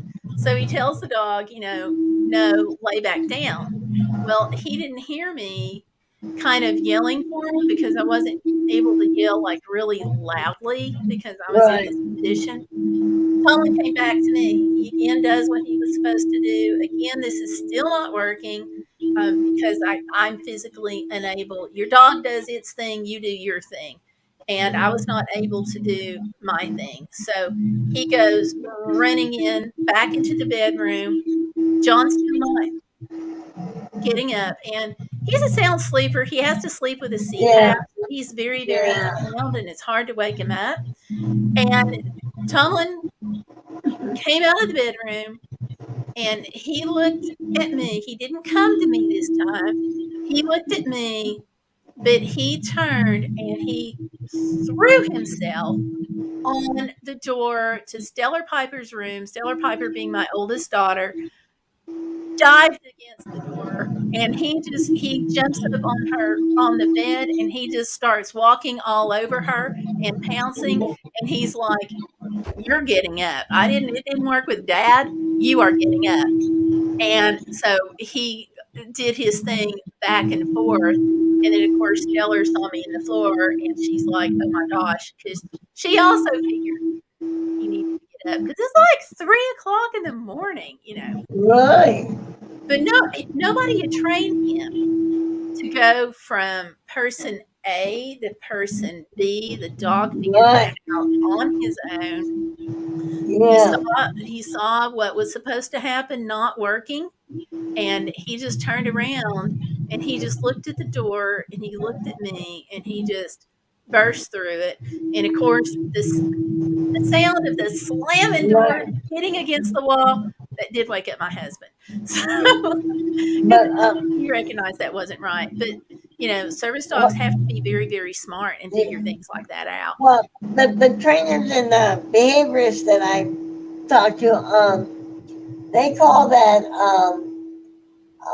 intelligent disobedience. In other words, you wouldn't normally let him run from room to room like that, but he decided to because it was an emergency.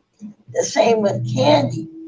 She will not bark unless I'm having a really bad panic attack, and because sometimes it overwhelms me, I can't make a sound.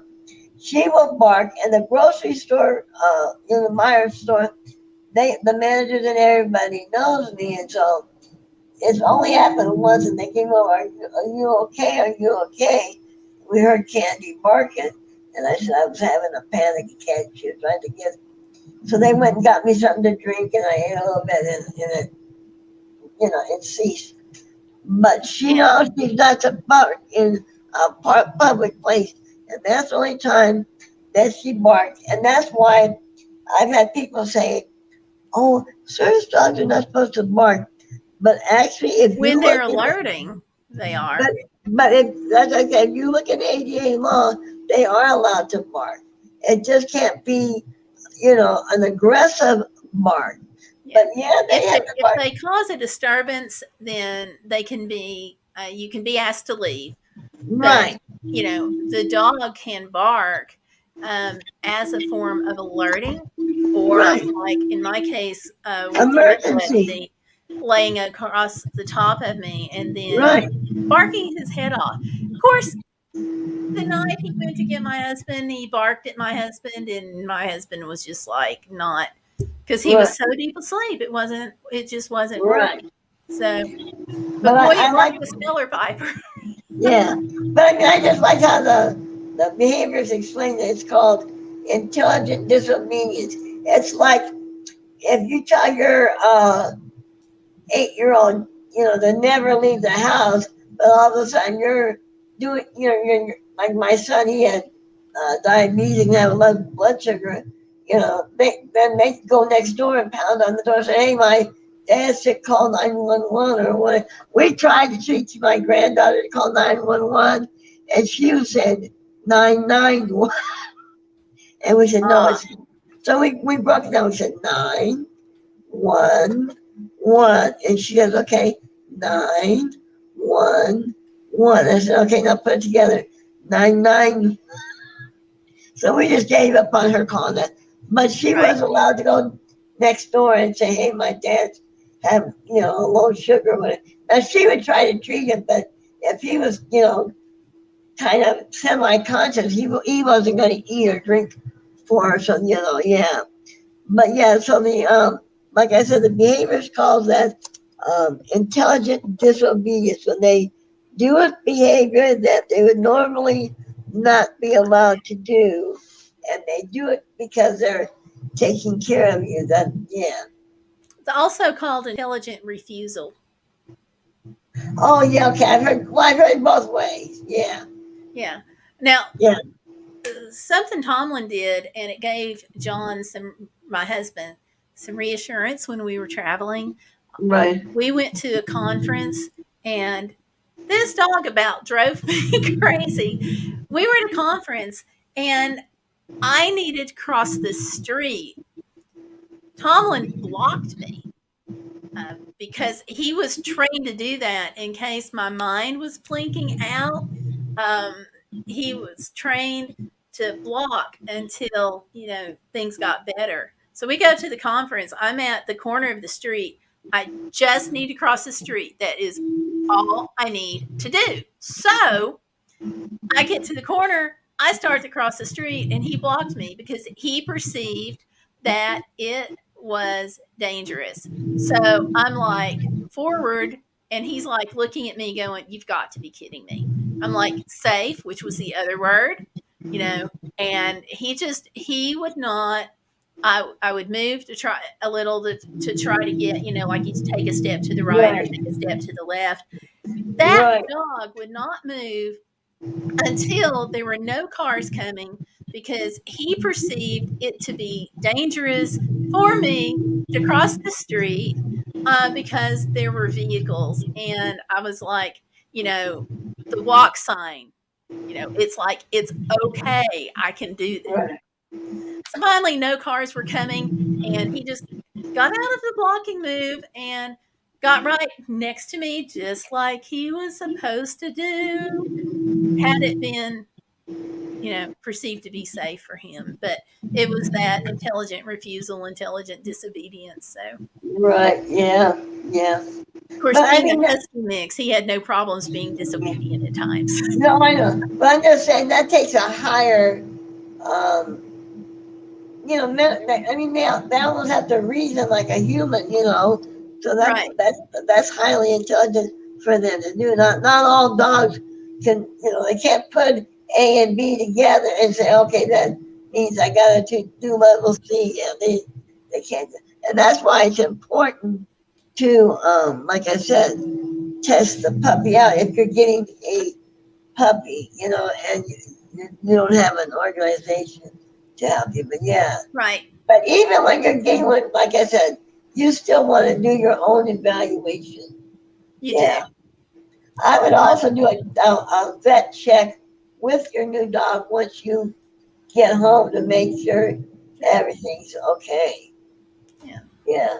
But that kind of intelligent disobedience or intelligent refusal gave my husband a lot of reinsurance when I'm Yeah. out traveling or doing solo female Right. travel. That's what I did until Tomlin passed away in spring of 2020. Yes.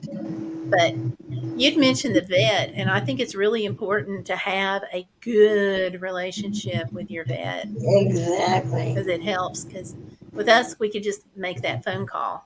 And Right. when Tomlin started getting older, I started looking into agencies months before he passed away. And Right. we didn't have any warning that he was going to pass away Yeah. until like a month out, that he was getting sick. And Right. then when he passed away, it was really sudden, like within 24, 36 hours, he was, Yeah. you knew it was coming.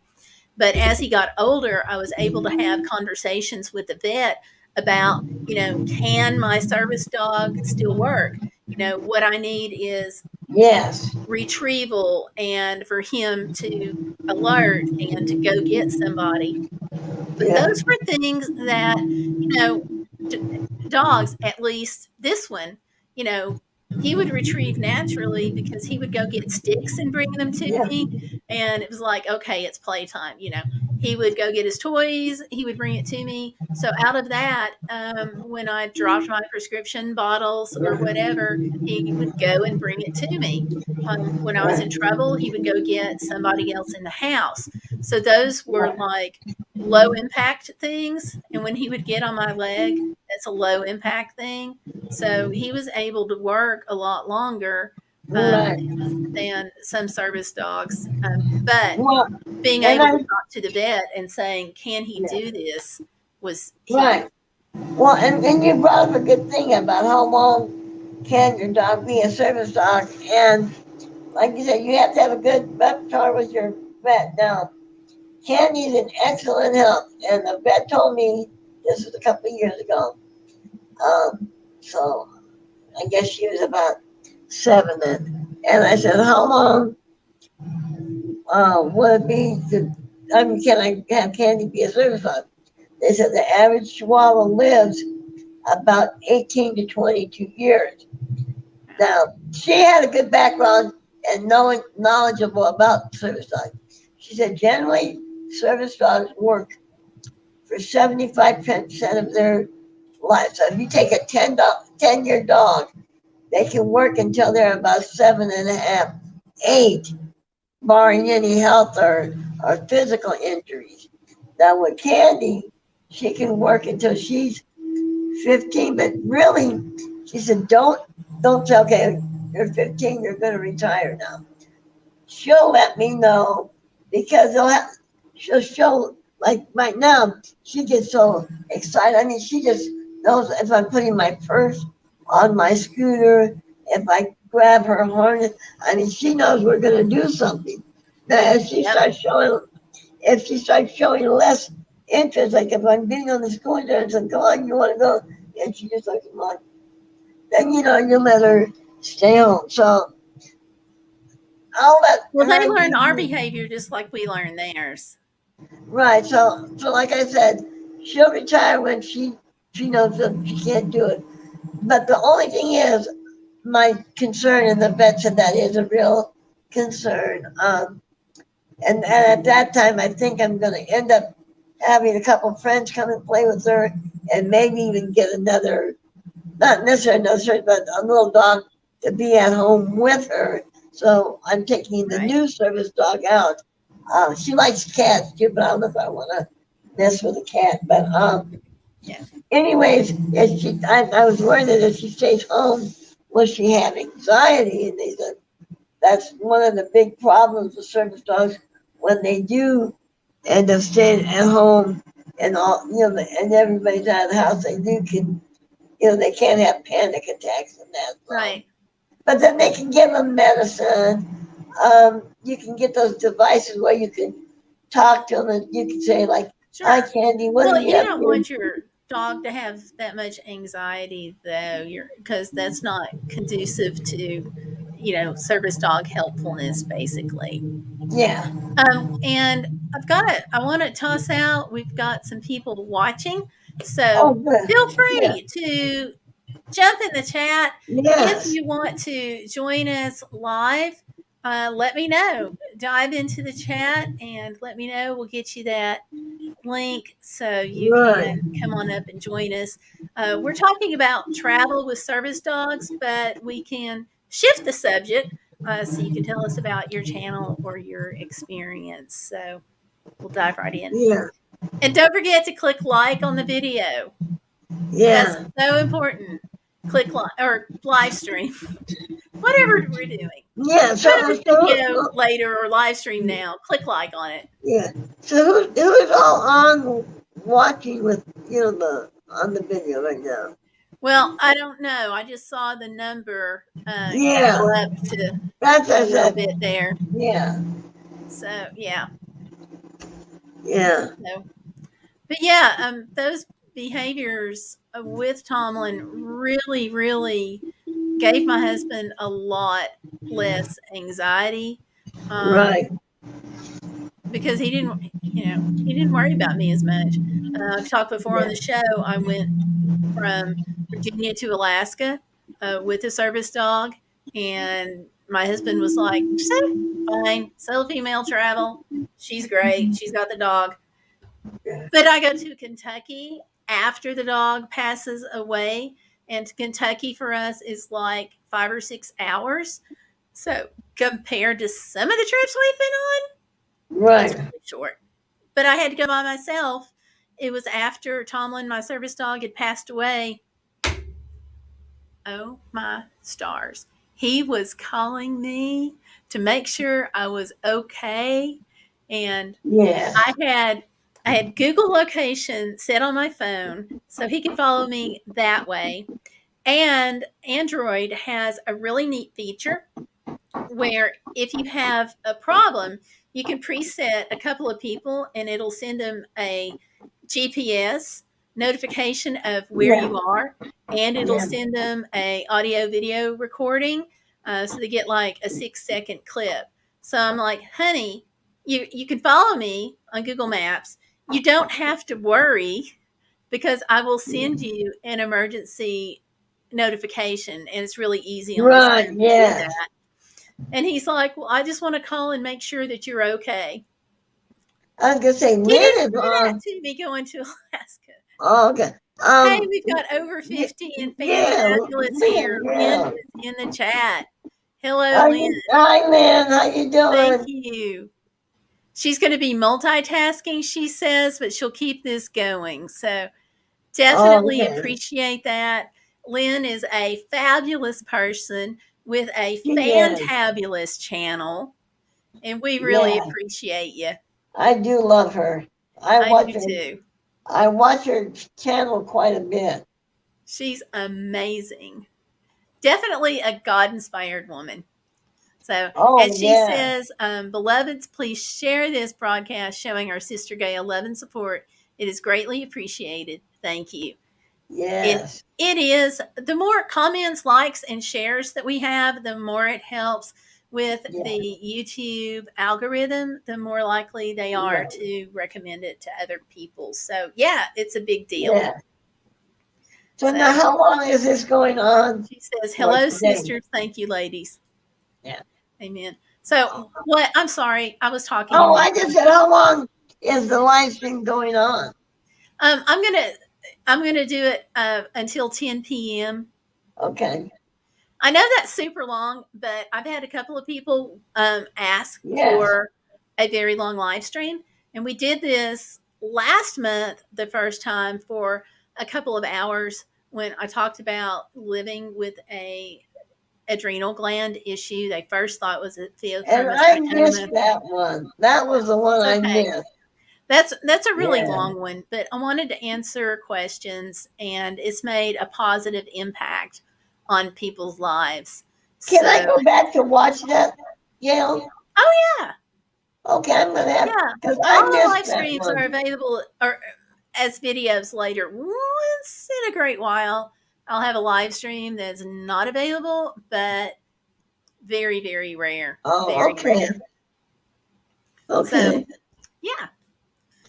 So, when you first got Candy, or when you first had her trained as a service dog and started training with her yourself, Yeah. what tipped you off that you needed a trained service dog instead of an ESA?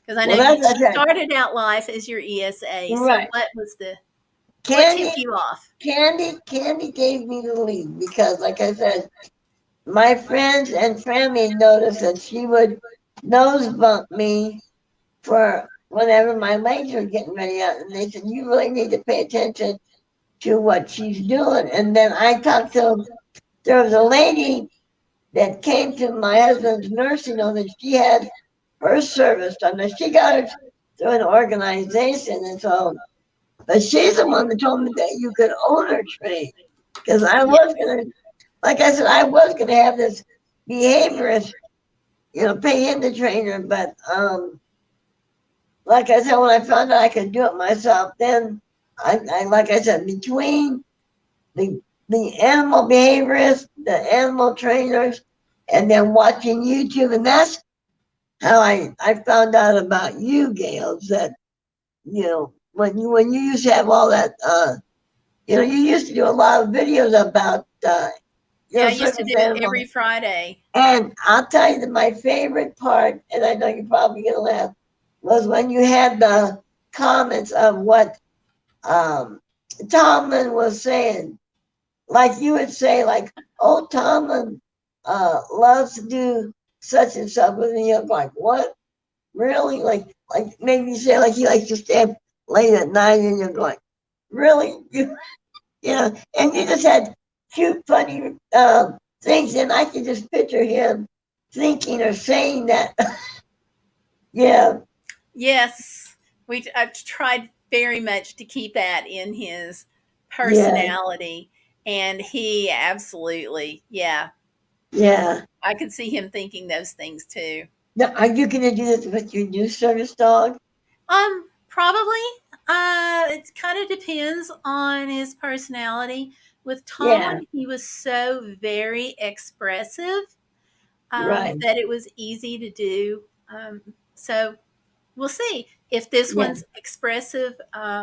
Probably, but we'll see. But okay. I'm like a year away from getting Yeah. another service dog. So Well, and I know you're not gonna want to do it right away till you guys build that bond. But I mean, will you be having the dog on periodically and letting us see what he's learning to do and stuff?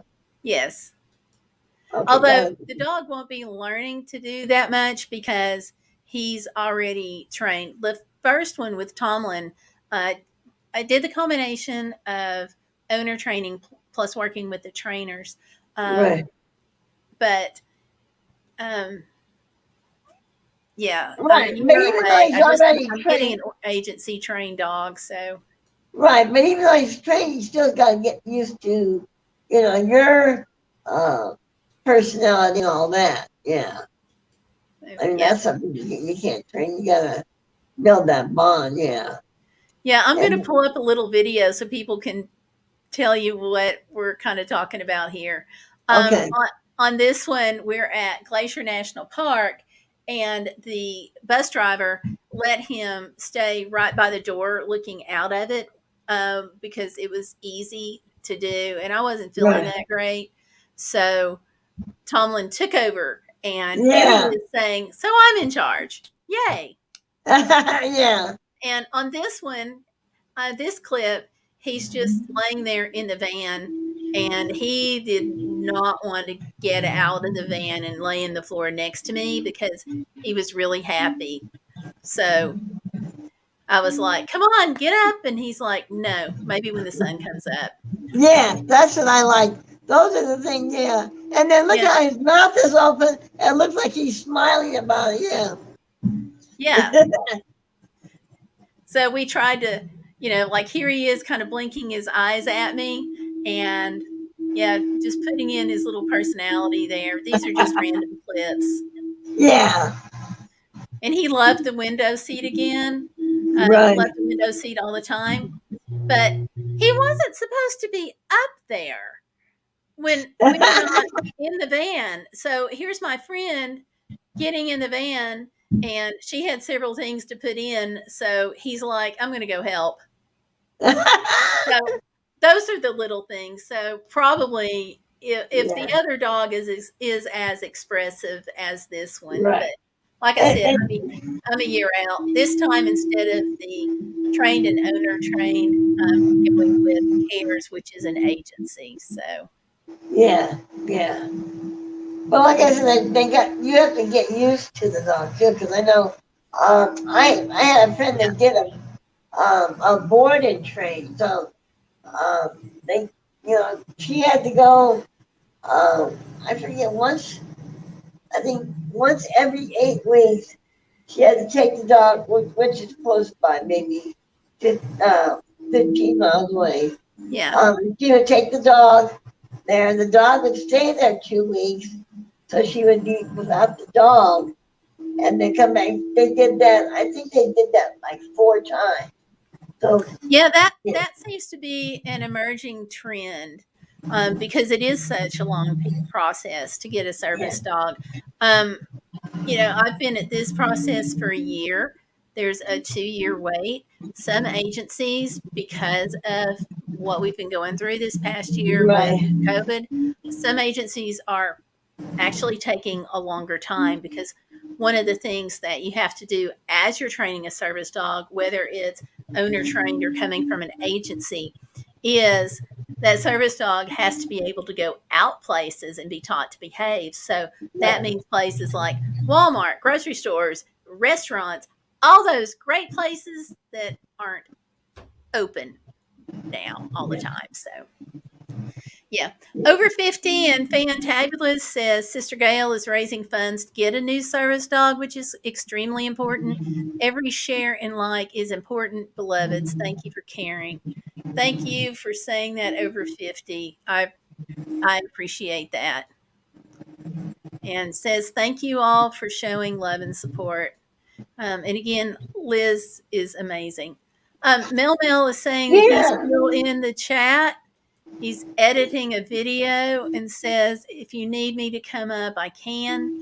Mel, yeah, if you would like to, I'll be glad. yeah, I'll go ahead and send you the invite.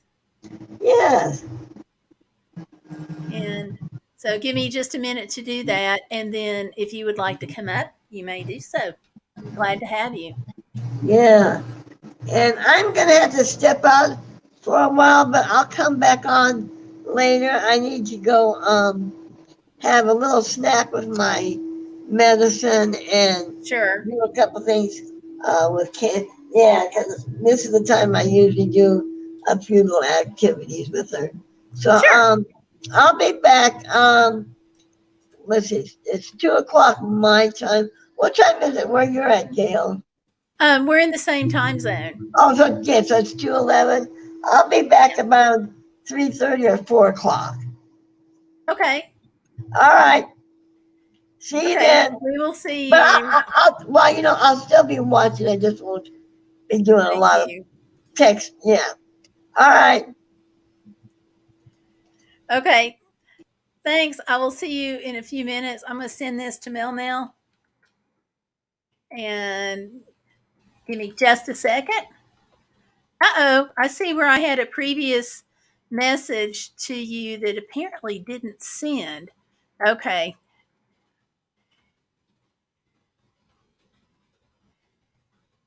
So let me send this one first.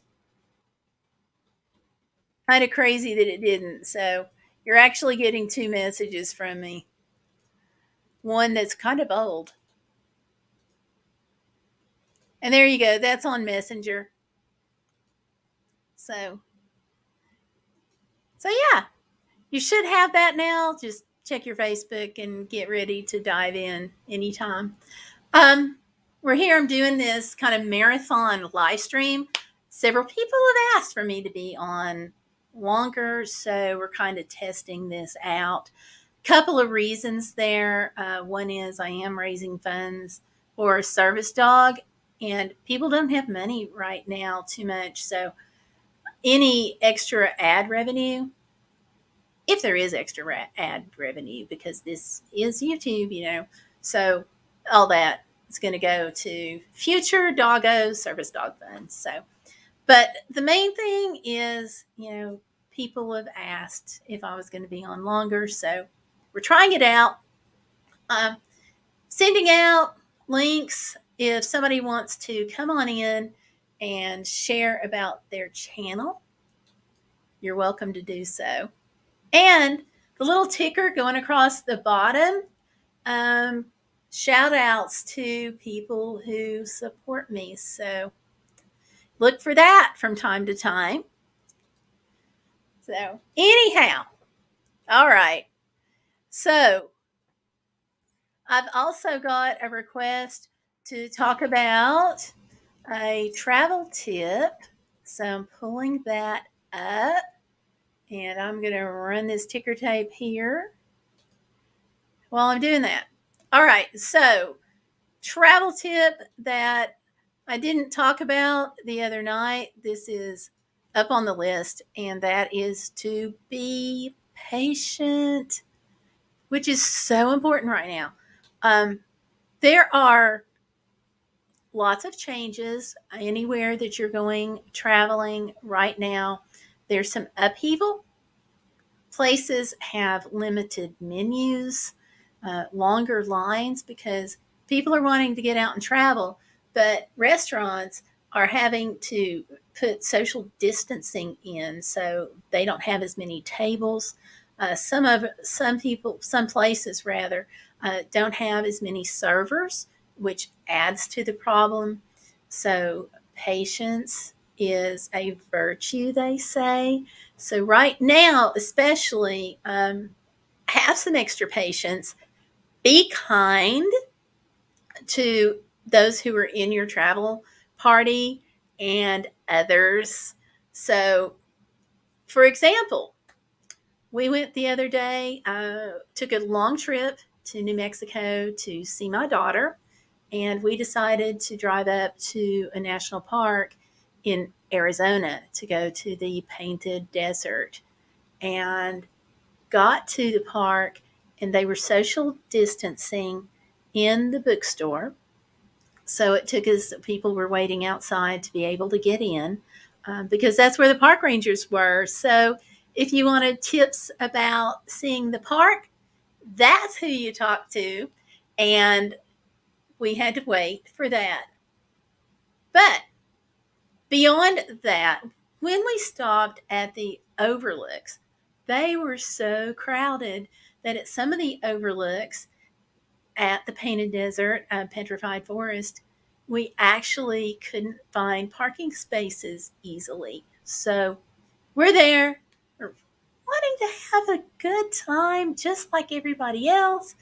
And the lines are long and the park is busy. And, kids are sometimes running everywhere, thinking about two in particular on the trip. And it was just a time where you have to be patient. So expect things are different. Expect that there will be some crowds in some places. You do have to mask up at national parks right now, and that's just the way it is. So you may have problems, as you know, kind of understanding people. So you may have to have that extra layer of patience there for communication. So be kind to yourself by being patient, okay? And be kind to others by being patient. That's the travel tip I wanted to pass out there. All right. So Mil is going to come up when he can. And he says he's going to be right back. Hey, Candy, thank you so much. She's sending a 99-cent super sticker, which I really appreciate. So everything adds up and it's all appreciated. This isn't designed to be like a telethon or anything like that, but just basically for the extra watch time to help. Donations, though, are always accepted and appreciated. So thank you, Candy. And she was just on a little while ago. Her name is Laurel, and her little service dog is named Candy. Cute, cute, cute. I actually got to meet her. Let me pull this photo up because we had a great time, super great time. So I'll give me just a second to share it. Dun, dun, dun. Speaking of being patient, give me just a second here. All right. There she is in her scooter with Candy, her wee service dog. And it was cold. We took a Highway 421 road trip back early April when it's cheaper, off season, and got to meet her. So, yeah. A couple more photos here. There we are. And of course, we had to, mask up. And it took us a while to get seated that day. So patience came into play big time there. But yeah, there's some of the photos. And Candy was not willing to pay attention too much to the camera, which is fine. That's the way it works. You never know. Okay, that's Tomlin. We'll get out of that. So anyhow, okay, the other thing I wanted to talk about is people have asked how I can travel so much, and we're going to talk about that. I'm going to make a note. And what she's asking is how to travel right now and how I afford to travel. So one of the things that we did early on is we bought a travel trailer, and this has allowed us to travel. But we had a couple of reasons for getting a travel trailer. My daughter was expecting, and unfortunately that didn't go as planned. The other thing was I am 3 hours away from my doctor. So, because that's just the way it works out. I need a doctor that's going to be able to communicate with the National Institutes of Health, and the one I had was excellent. But I can't find somebody where I am now that has that usual conversation going. So I'm 3 hours away from my doctor. So what was happening was when I had like 7:30 in the morning tests like I've got coming up Thursday, we were having to rent a hotel room so I could get there, especially if we're talking about bad weather, snowy. I have to drive through part of a national park. So snowy, if there's a lot of rainfall and there's a possibility that that's going to flood, we just have to be kind of careful. So I would go down the day before and get a hotel room. And those are expensive. What we found out we could do, I took the van down, but sometimes my husband wanted to be with me. In fact, a lot of times. And if it was something major, he wanted to be with me a little more. So the van is great, but it's not really conducive to two people. So we got this travel trailer with the idea of being able to use it when I go see the doctor, because we could go and you can spend the night at Walmart, Sam's Club, truck stop, lots of places like that. And the trailer was able to pay for itself right now, at least. So we have that. So what happens when we travel is we take the trailer and it lowers our cost significantly because, like I said, there's the Walmart parking lot, there's Sam's parking lot, there's Cracker Barrel, there's places, a lot of places where you can stay for free, and it eliminates that overnight charge. And right now, prices for hotels are crazy. Average price, I looked it up the other day. The average cost for a hotel room for one night is actually $133. It may have changed since then, but that's what it was at the time we checked it. So who can afford $133 for a hotel, especially like if it's a couple of nights a month? So we got the travel trailer, and our payments are right at the cost of an average hotel room. And it has eliminated that. So that, plus being able to stay places for free. The other thing is that we can cook in the trailer. So whether we buy groceries here or buy groceries on the road, groceries are groceries. You got to have them regardless. So with the trailer, we're able to cook in it, and that lowers our food costs. And right now, since we got this in 2020, with everything else that's been going on, we would not have been able to travel because restaurants being closed, even if we wanted to go to them. I felt very uncomfortable going to a hotel during 2020. So everything's all packed. It's nice and convenient.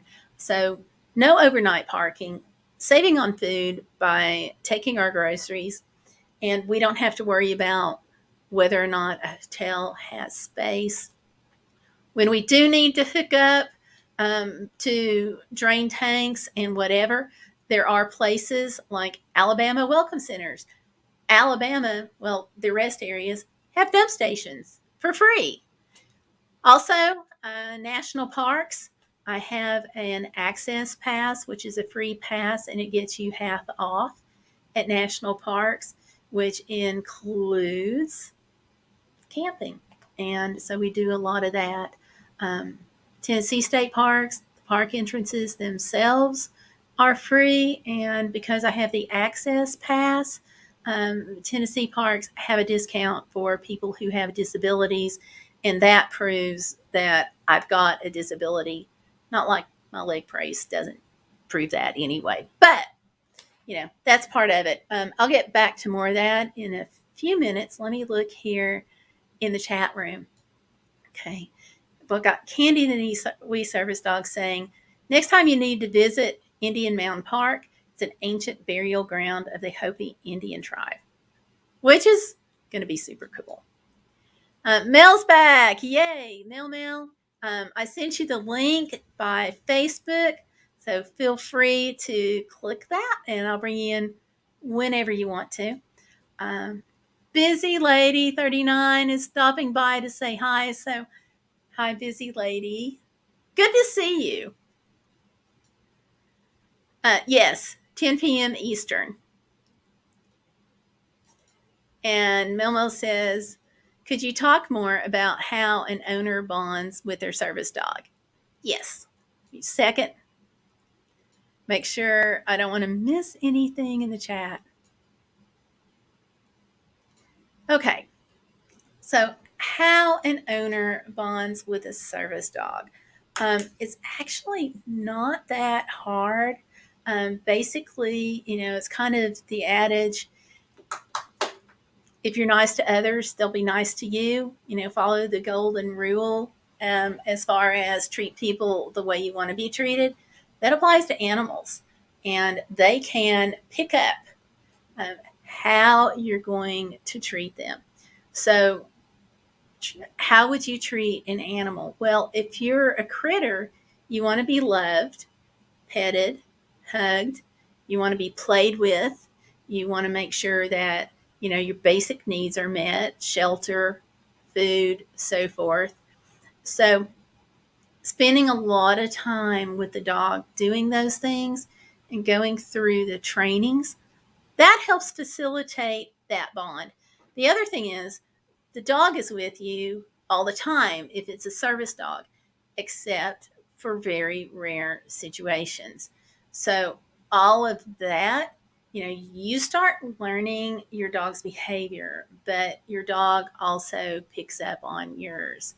And with Tomlin, depending on just kind of the situation and how I was feeling, he would be either right next to me, especially if we're in the van camper. He would be right next to me in the floor. And so every time I moved, he would pick up his head and look at me like, why are you bothering me? Whenever we were at home, he would jump up on the bed and he laid down with me. That enabled him to pick up on changes with me.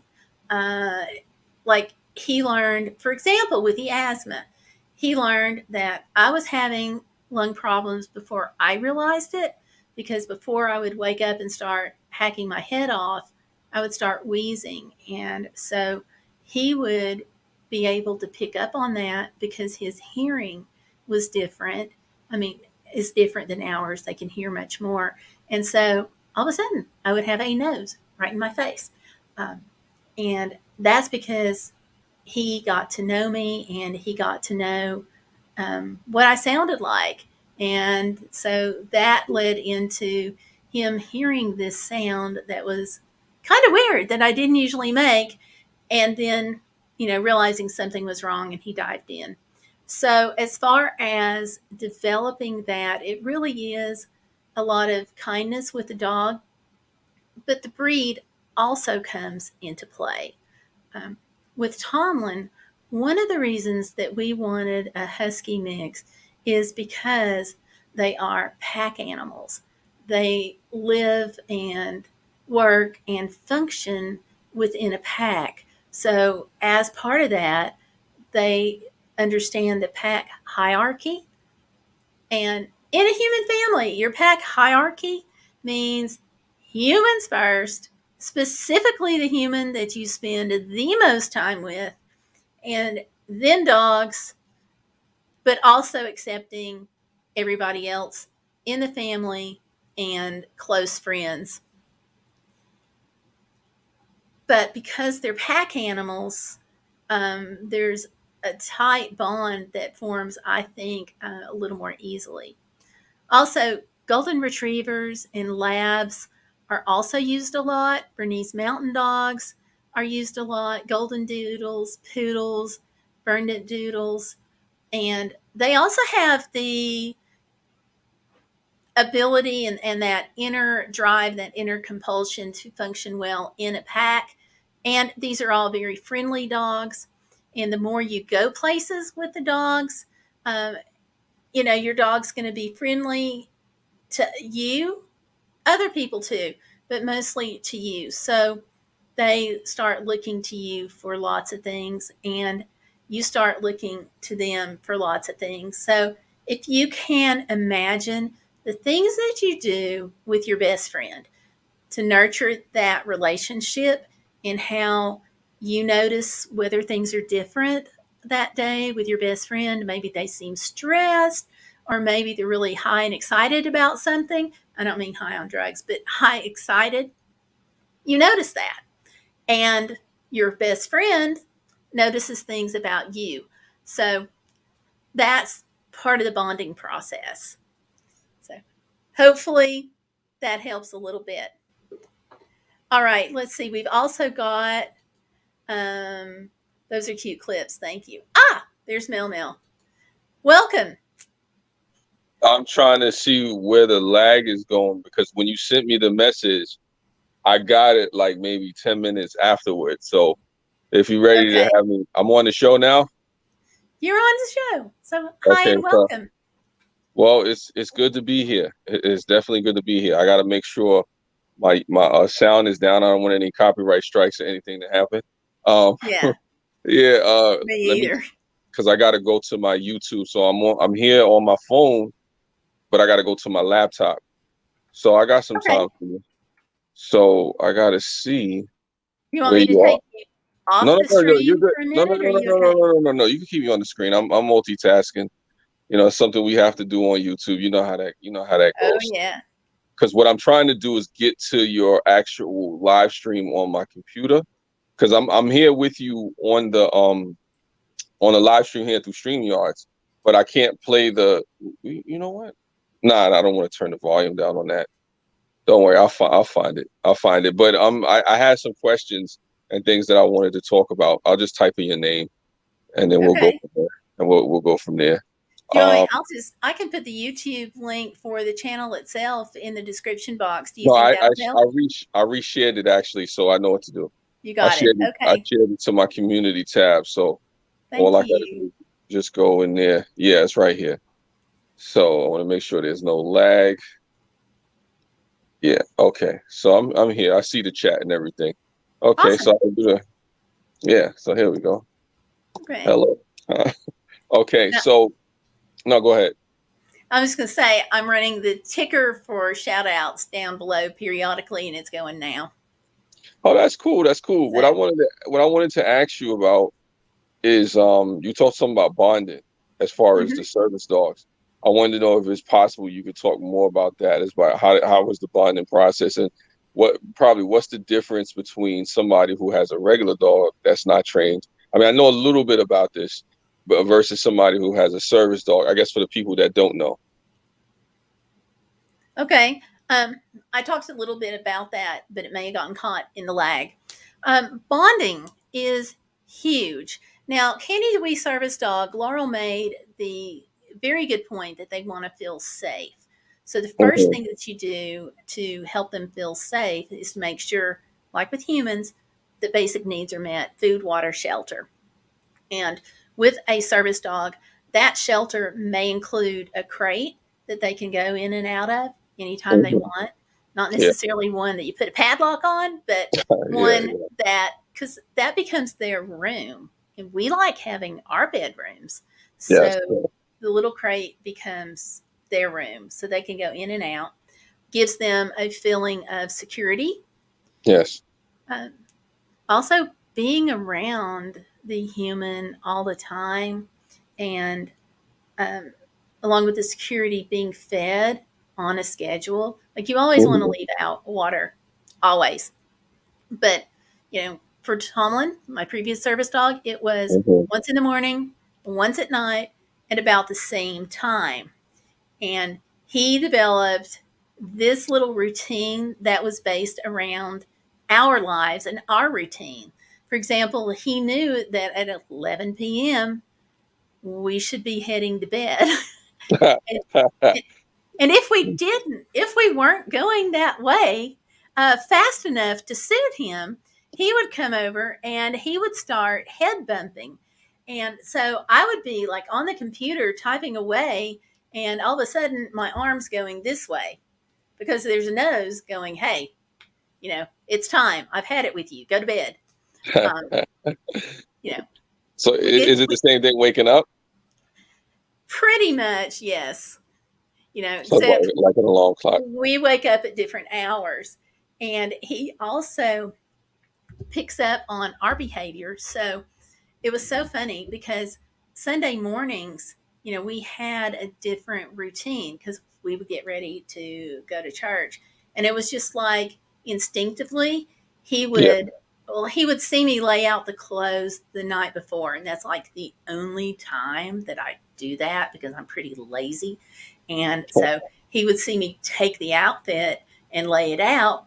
And so the next morning, he associated. And so the next morning, he was waking me up at an earlier time, and of course, they also learned that if the alarm clock goes off, it's time to get up. So if you hit that snooze button too many times, he's over it. He was like, nope, you got to get up. So that all was, you know, part of helping him feel safe was sticking to that routine. And so he he did that, like I said, around our lives. So yeah. So that was the But, first thing. Go ahead. mhm. No, no, no. Go ahead, go ahead. I want to finish. I already know what I was gonna say. Okay. The other thing was playing with him, and playing with a service dog doesn't always mean playing with fluffy stuffed animals and squeak toys, but dropping a prescription bottle, he got to where he knew that sound and he would come running in because he knew that I needed that retrieved. So for him, that was part of the playtime. So Mhm. for him to go get the bottle and then be petted up, great big, good boy, great job, that kind of thing. He associated that pretty quickly with, oh, when I do this, I get extra attention. That's kind of cool. So that helped also. So go ahead. Well, I see that because I work with a lot of police and they have the bomb sniffing dogs, and from what they were telling me, it's kind of the same process to where they don't just feed the dog every time. The dog has to do something first to get petted up, to get Right. rewarded, and then it goes from there. And then how you deal with them, yeah, you could pet them, but you don't treat them like the same dog because they have a job to do. So you have to give them the security, you have to give them the space, like what you were talking about. But there's a routine that they have to follow. And if Yes. they break that routine, then they're no longer a service dog, you're domesticated. So it kind of defeats the purpose. So there's a lot of similarities when it comes to that, and they do Yeah. play certain games, when it comes like to try to find, like with the bomb sniffing dogs, they don't eat unless they find something, you know. Okay. So it's a lot similar in that way. Well, with a home based service dog, now we're not talking about canines, we're talking about just home based service dogs. Um, Being fed at the same time every day sets part of Hmm. that routine. So that's part of them learning, what you should do at a certain time. Yes, And, yes. so for going to bed, they have this innate built in time clock so that around Hmm. 11, we would go to bed a few times at around 11, and he's like, oh, okay, this is approximately this length of time from dinner, so it's time for them to go to bed.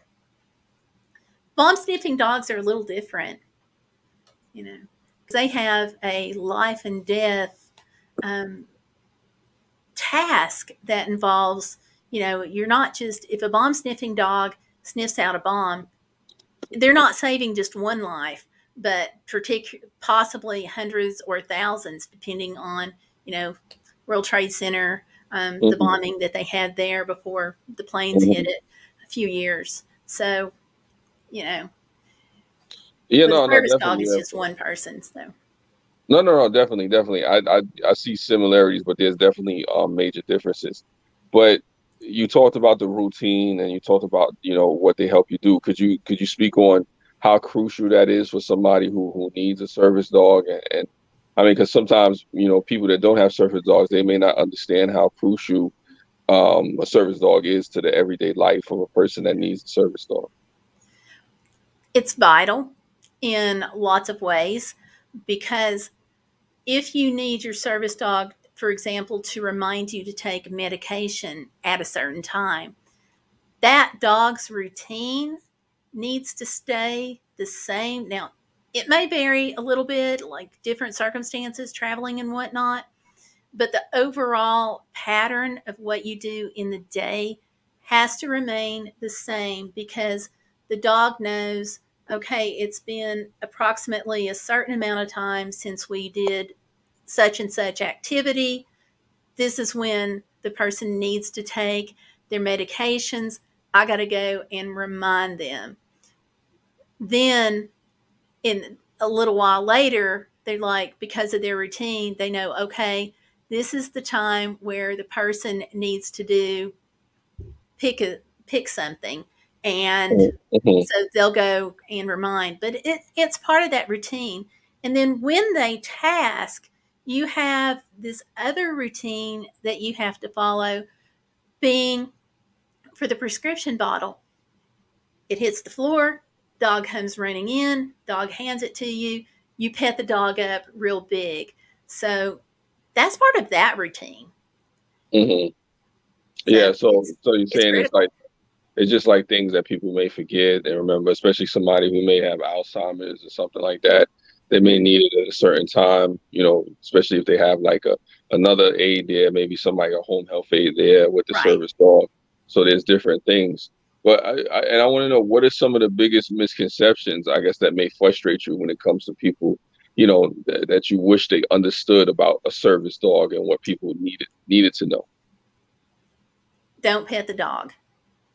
Don't get upset when we say don't pet the dog, because especially kids, they see cute, fluffy dogs and they're magnets. So telling people don't pet the dog and getting them to understand why is one of my pet peeves. Now, I don't mind if a parent comes up to me and says, please talk to my son about service dogs if you have time and if you don't mind, so they'll understand how to behave. It's the ones that don't care and they just feel like it's a dog, it's in public, so they're entitled to pet it. Service dogs are very easy to ruin. When you go to a place with a service dog, there is a certain routine. If you go into a restaurant, the dog knows you're going to go in, you're going to sit, where you're going to sit. If it's a bench, he can go underneath the bench. Otherwise, however you're trained to do with that dog. Then you get up, you go to the table. When you get to the table, you get underneath the table and you stay there until human gets up, says forward, and then you go out. So you have that routine and the dog knows that routine. When you have somebody that comes up and they just start petting the dog, that breaks the routine. So the dog starts looking around at the restaurant and not paying attention to its handler. And if that happens so often, you might get by with it once, maybe twice, because the next time you go into a place, you're doing that routine again and you are correcting the service dog, because he goes into the next restaurant and he's like, oh, I just got petted at the last restaurant. So this must mean when I go into restaurants, it's time to be petted. Can't do that.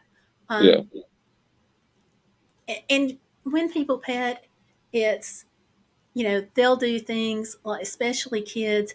Sometimes when you teach dogs to sit, you press down on the back legs of the dog, the back hips, and say sit and press. And I've had a couple of kids try to do that, and I'm like, no!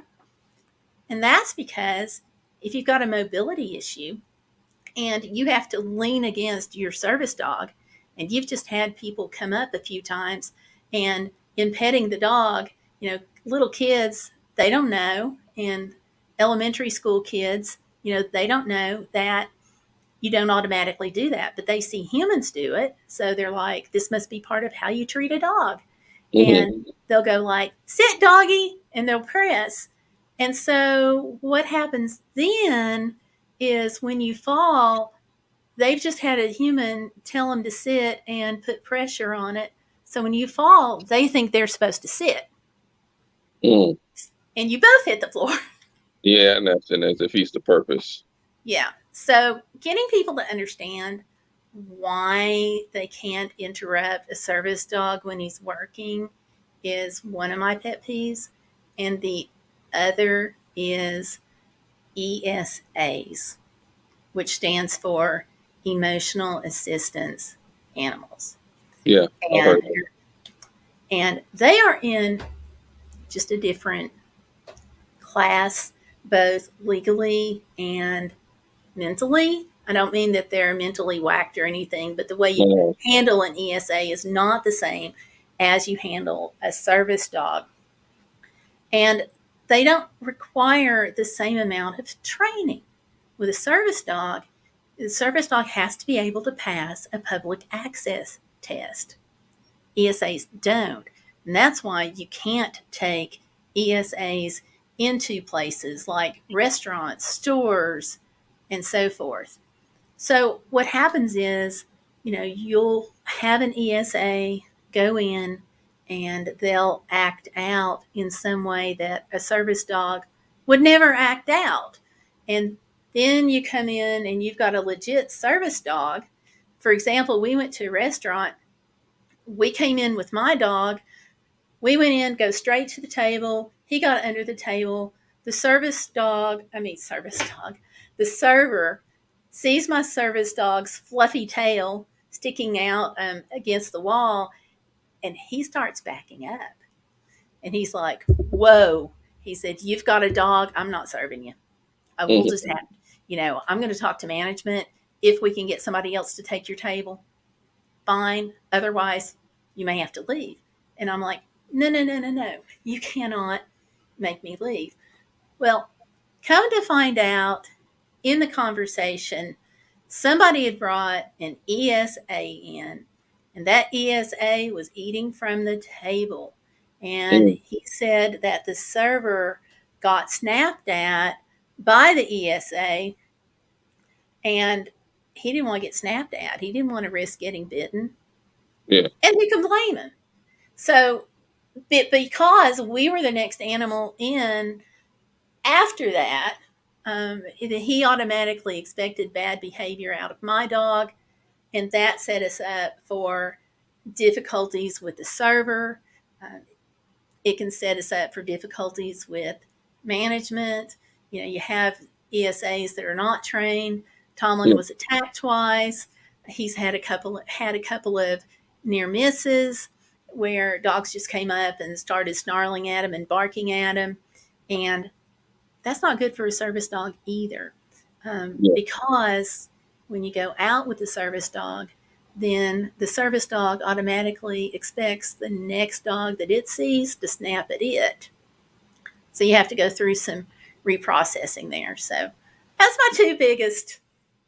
Well, you talked about ruining and reprocessing. So when something like that happens, how long does it usually take to reprocess or, get the dog back on track normally? It depends on the dog, and it depends on the situation. When we went to Alaska, Tomlin was attacked by an off-leash dog. Dogs, attaches to his neck, that level. And that was a husky, but we're also, because the dog was so much bigger than Tomlin was 90 pounds, and he was not a little dog, but the other one came up to my hip. So because of the severity, from then on, anytime he saw a husky mix, and we're assuming this was a husky wolf, he would tense up, and if the dog came too close, maybe a couple of car lengths away, then he would start getting defensive and act out. And unfortunately, we had that problem from then on. We desensitized some, but not fully. But what do you mean by desensitized? What do you mean? Well, what we would do is whenever he saw another husky, we would automatically turn away the instant he saw the dog. We would just kind of turn away, so there was no actual interaction. between him and the other husky.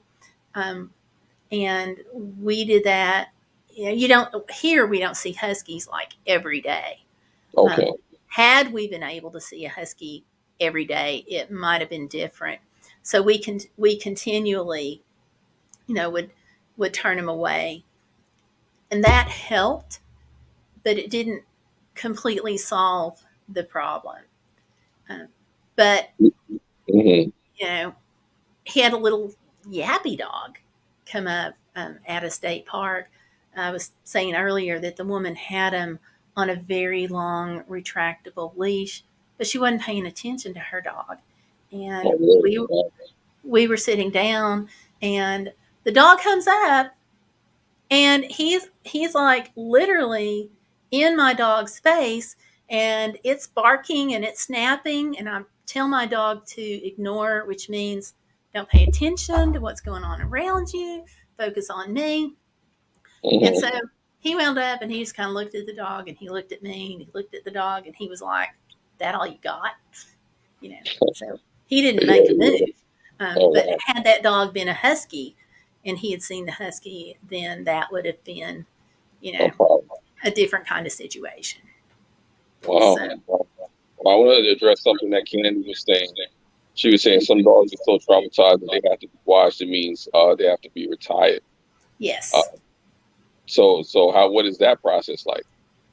That process is you find another service dog, and sometimes you have to rehome the dog that you have to keep him from passing on his bad habits that he's learned from being attacked to the other dog. So What do you mean? What do you mean? So you're saying it's possible that another traumatized service dog could pass that on to a newer one? Dogs learn from each other in the same way that people learn from each other. Mm-hmm. So one dog seeing another dog that's within the same house, okay, same situation. One dog seeing the other one react badly, he's learning from dog B is learning from dog A. Mm-hmm. So when he sees dog A exhibit bad behavior, he's learning that. So if you have a dog that is ruined in some way, then you may have to get dog out of the picture to start completely over with dog B. Okay. Yeah. And of course, that's lots of time, lots of money, and then you're out being able to be helped during that time period. Well, you talk about money, and I don't know how deep you want to go. I don't want to get into dollar amounts or anything like that, but I guess this is where I will go with this. So when you're talking about service dogs, how does that work as far as funding? Do they ask you to pay for it? Is there programs that you go to? Also, you have to pay out of pocket. Yeah. Oh, see, I didn't know that. I thought there was maybe some subsidies or something like that. So that would explain a lot. So you're saying somebody who needs a service dog, still has to have the funds to be able to afford it. Yes. Oh, wow. And there's no program to get it. Well, there are a couple of things that I probably should touch on. Okay.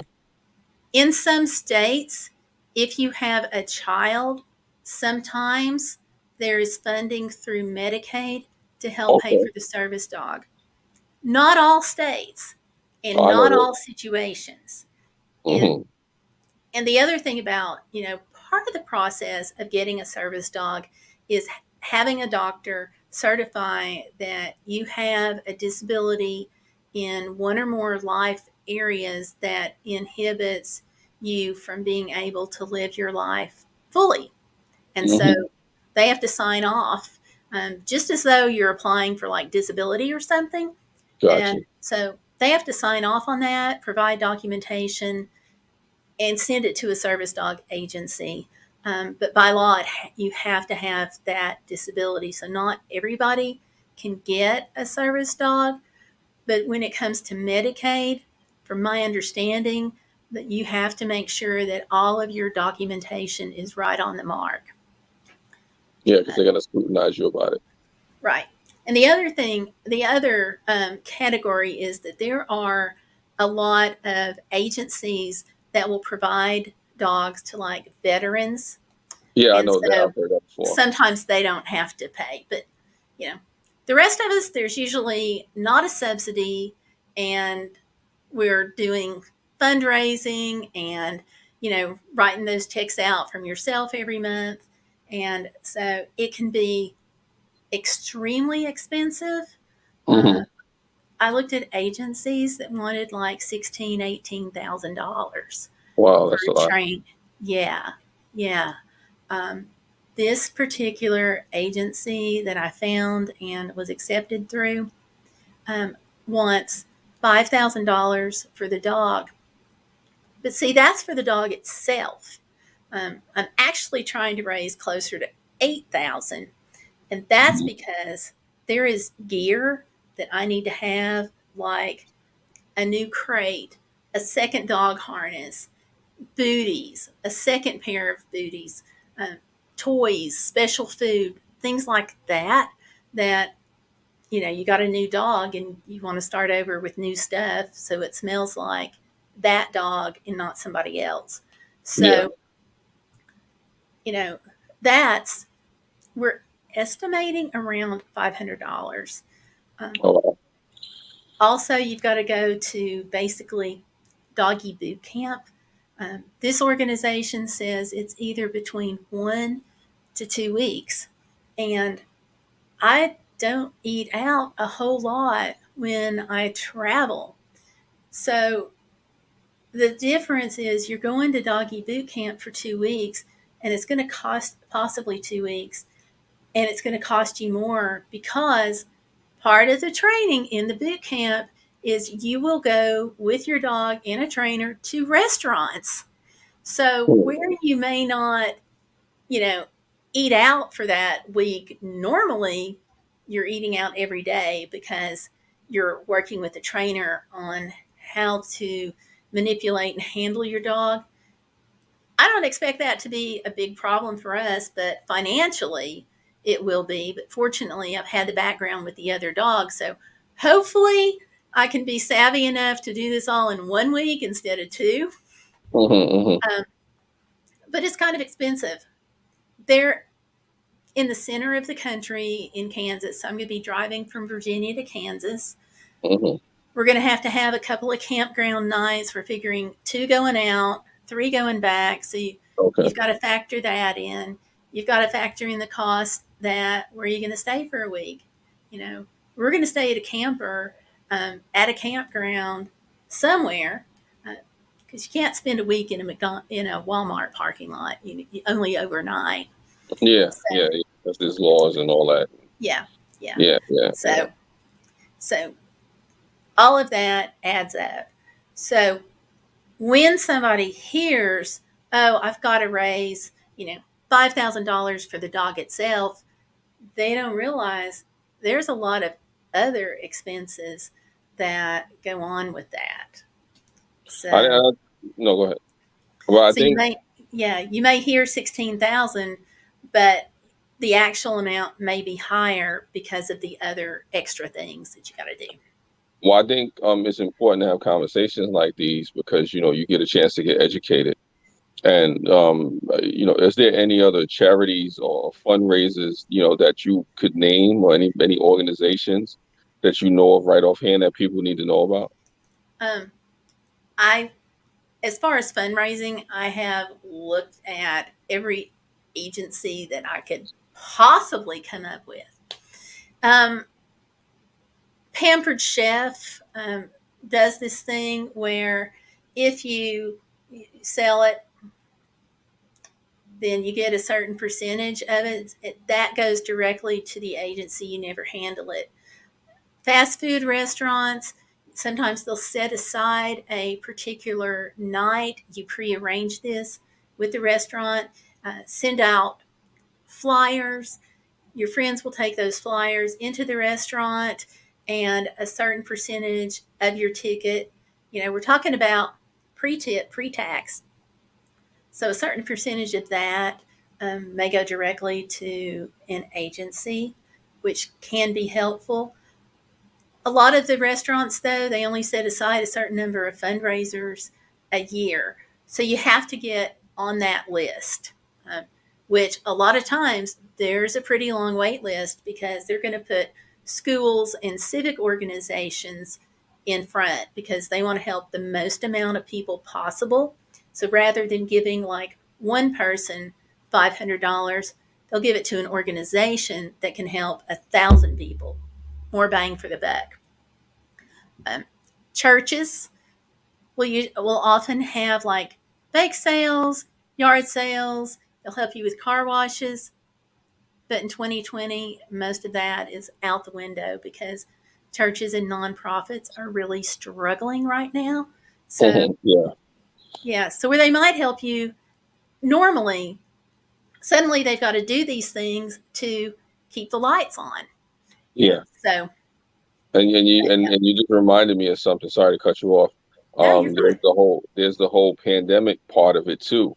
While you're trying to live and do your thing with the service dog, you gotta remember people are struggling. So the people that normally would be able to help you are trying to stay afloat themselves. Right. Because definitely when you're dealing with churches, that becomes an issue, and people forget that. Definitely. Yeah. I didn't even think about that. Well, and the other thing it does is some service dog agencies are having a really big problem, and they are having to extend their wait list. So let's say it was 18 months or 2 years. Well, some agencies are actually now saying it may be 3 years because part of the training of the dogs is being able to go to Walmarts and restaurants and fast food places, grocery stores. And those places, a lot of them shut down during COVID. So the opportunities to train the dogs that were already even in the pipeline got severely limited. And that's impacted the training of the dogs in some agencies. So, yeah, there you go. Well, so there's a lot that COVID affected. Well, because I didn't know that part. I automatically assumed that, if you need a service dog, everybody can get a service dog. It's not, one of those things where, okay, funding is the biggest thing. But like you said, the training, the boot camp, then, staying there, traveling with the dog, making sure you could afford to live your regular life, with your expenses and everything, and then turning around and having to, be able to maintain the dog, it's costly, and a lot of people don't realize that, I think the important thing is to just educate the public. Because a lot of us really don't know, have you ever reached out to certain professionals in the industry to see if they would, come on with you publicly and talk about it? I've done some of that through live streams, not industry, but other service dog handlers, that kind of thing. I've done some speaking in churches.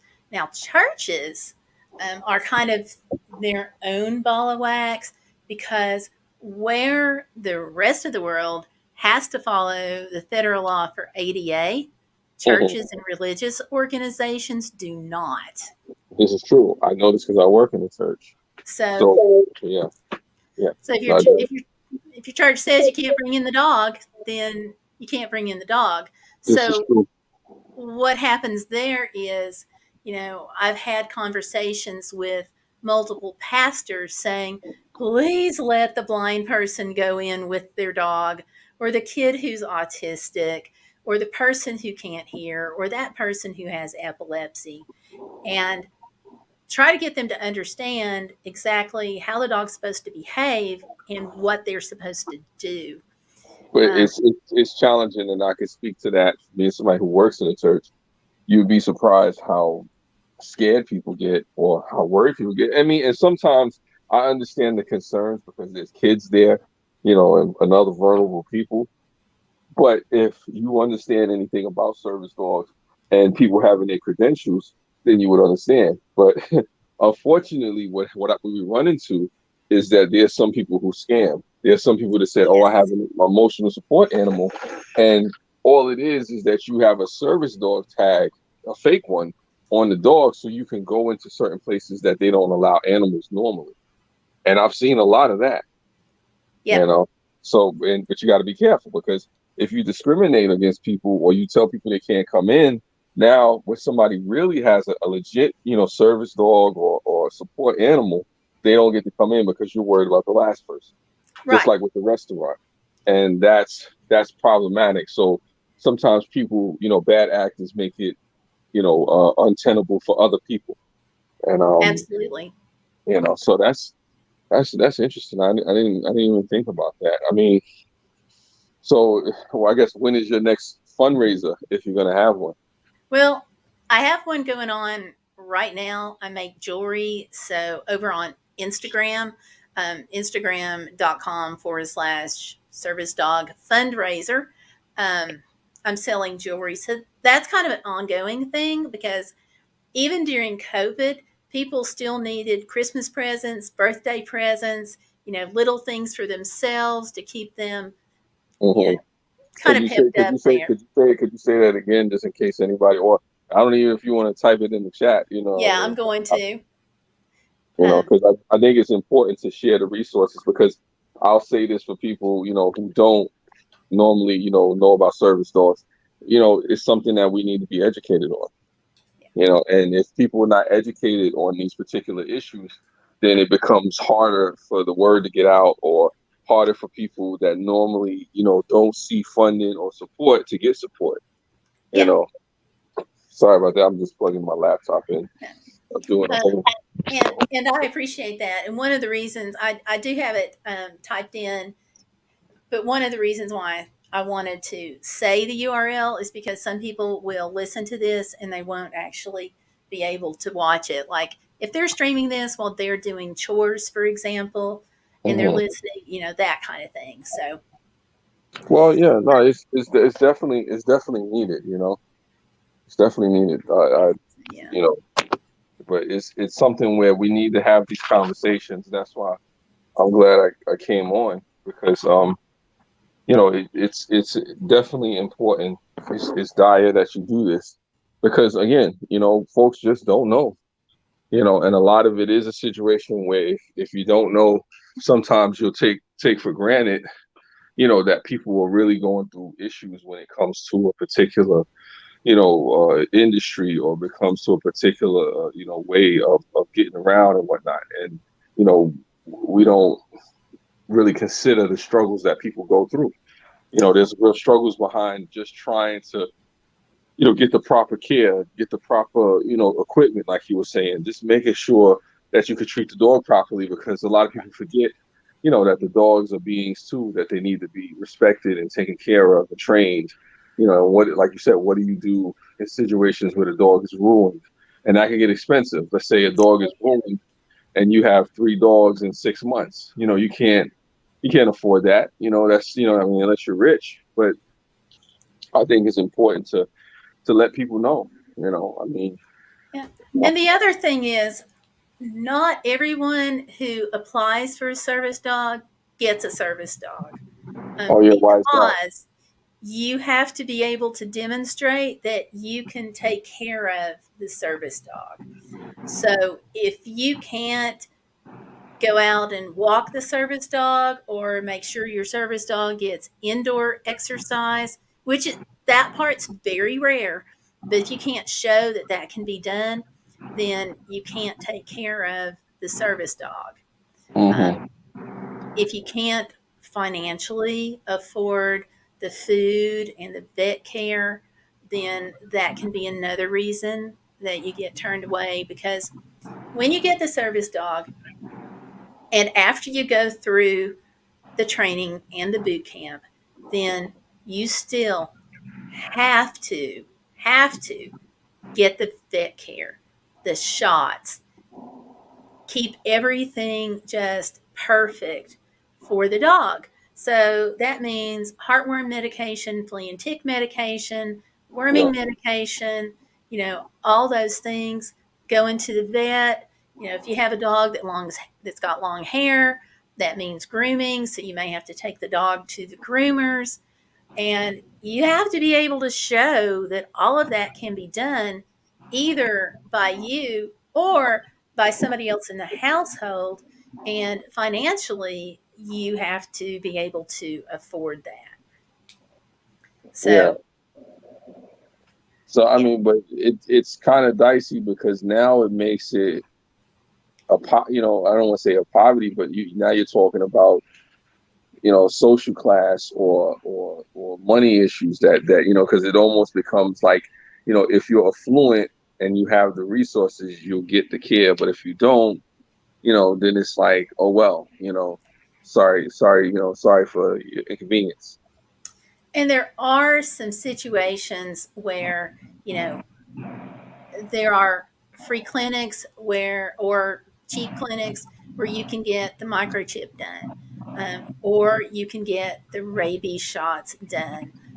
There are clinics where, in some areas, you can take your dog at a greatly reduced fee. Um, some food pantries have started covering pet food, so you may be able to go to a food pantry. And I always tell people, call ahead, find out what they've got, and, you know, go from there, because a food pantry may be able to help you out. Um, Churches are really big to help out, you know, when they can, and help you out with a vet bill or medications. Um, Walmart $4 cheap medication list. If your dog gets sick, you know, that's a huge help. Um, for kids who are on Medicaid, who help pay for the service dog, you know, there may be some relief there. I really don't know for sure what's available through the Medicaid, but I've heard from other service dog owners that in certain states, you know, they may get help with that. Um, so there are places you can go to get help, but you still have to be able to show that, you know, you have these resources to help provide for the dog.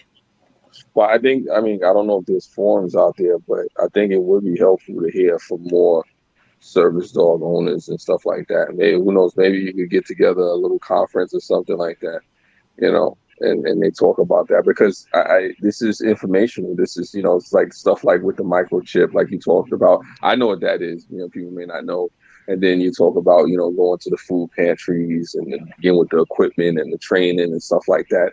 It's stuff you really don't think about because people assume, and myself, I'll admit to ignorance that, you know, you just don't know. You know, you assume that everybody is being taken care of. Anybody that wants the dog gets the dog. And if you don't want the dog, okay, then you don't get the dog, you know. Right. And it's so much more to it than that. It's like a whole world, a whole language that goes with it, you know. It kind of is.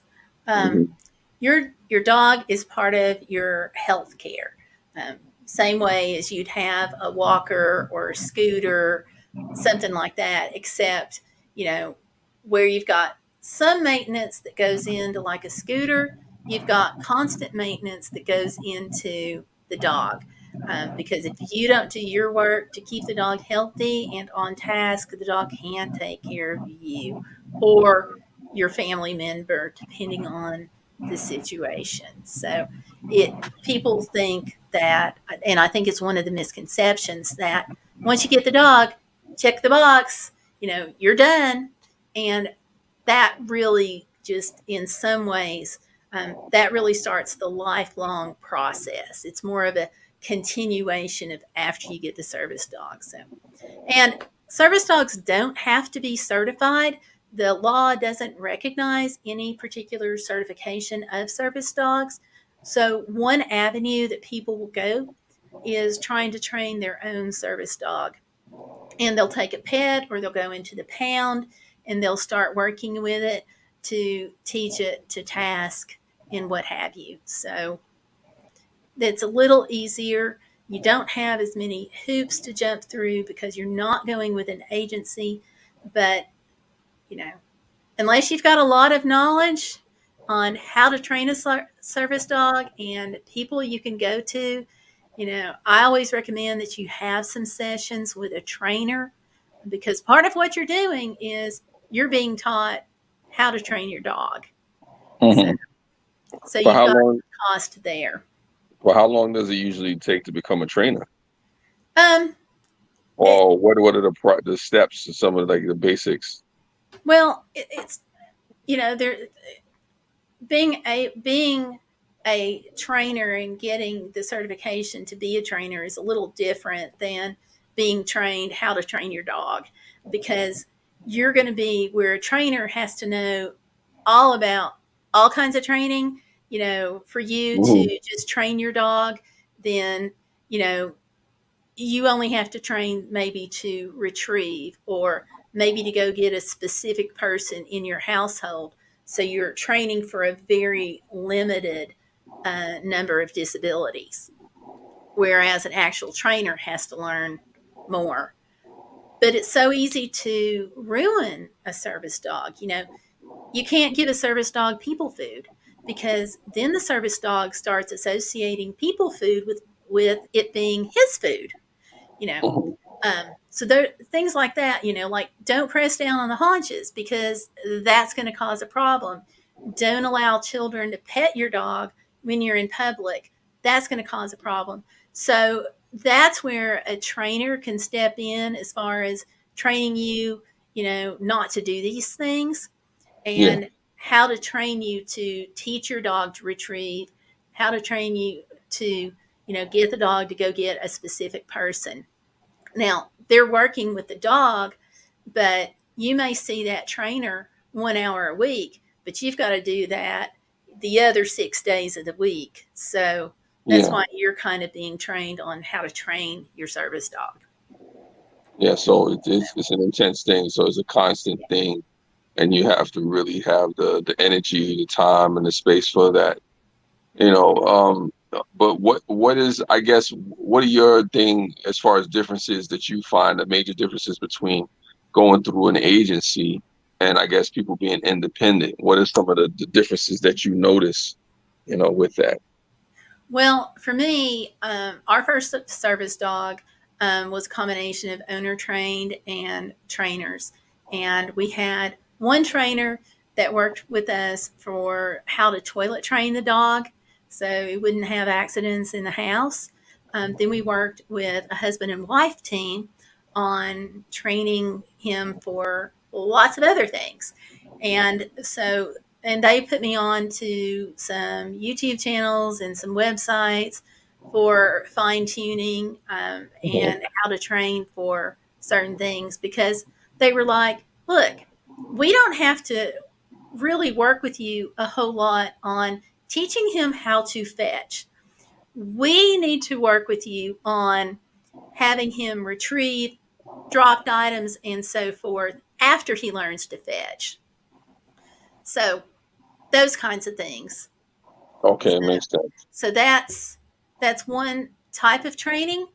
But if you don't work with a trainer, then you have the risk of slacking off. It's kind of like you go to school, and if the teacher's not pounding you to do certain things, then you kind of slack off, and Okay. you don't study until the night before the test. And with a service dog, you may not work with the service dog every day, and then the test becomes when you need that dog, and the dog may not know how to respond.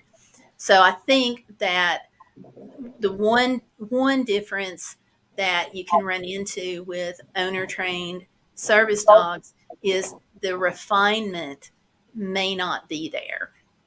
Um, Gotcha. with an with an agency, also there's a washout rate for service dogs. About half of owner trained service dogs don't make it for various reasons. Like maybe they're too friendly and they just absolutely cannot focus on you because they want to go greet everybody. Or maybe they just don't have the smarts to, be able to make some of their own kind of independent decisions. Or maybe you realize there's a health problem that's not apparent as a puppy, but yet they're prone to hip dislocation as an older dog. So you run that risk when you go as an owner trained dog. Working with a trainer can help spot that.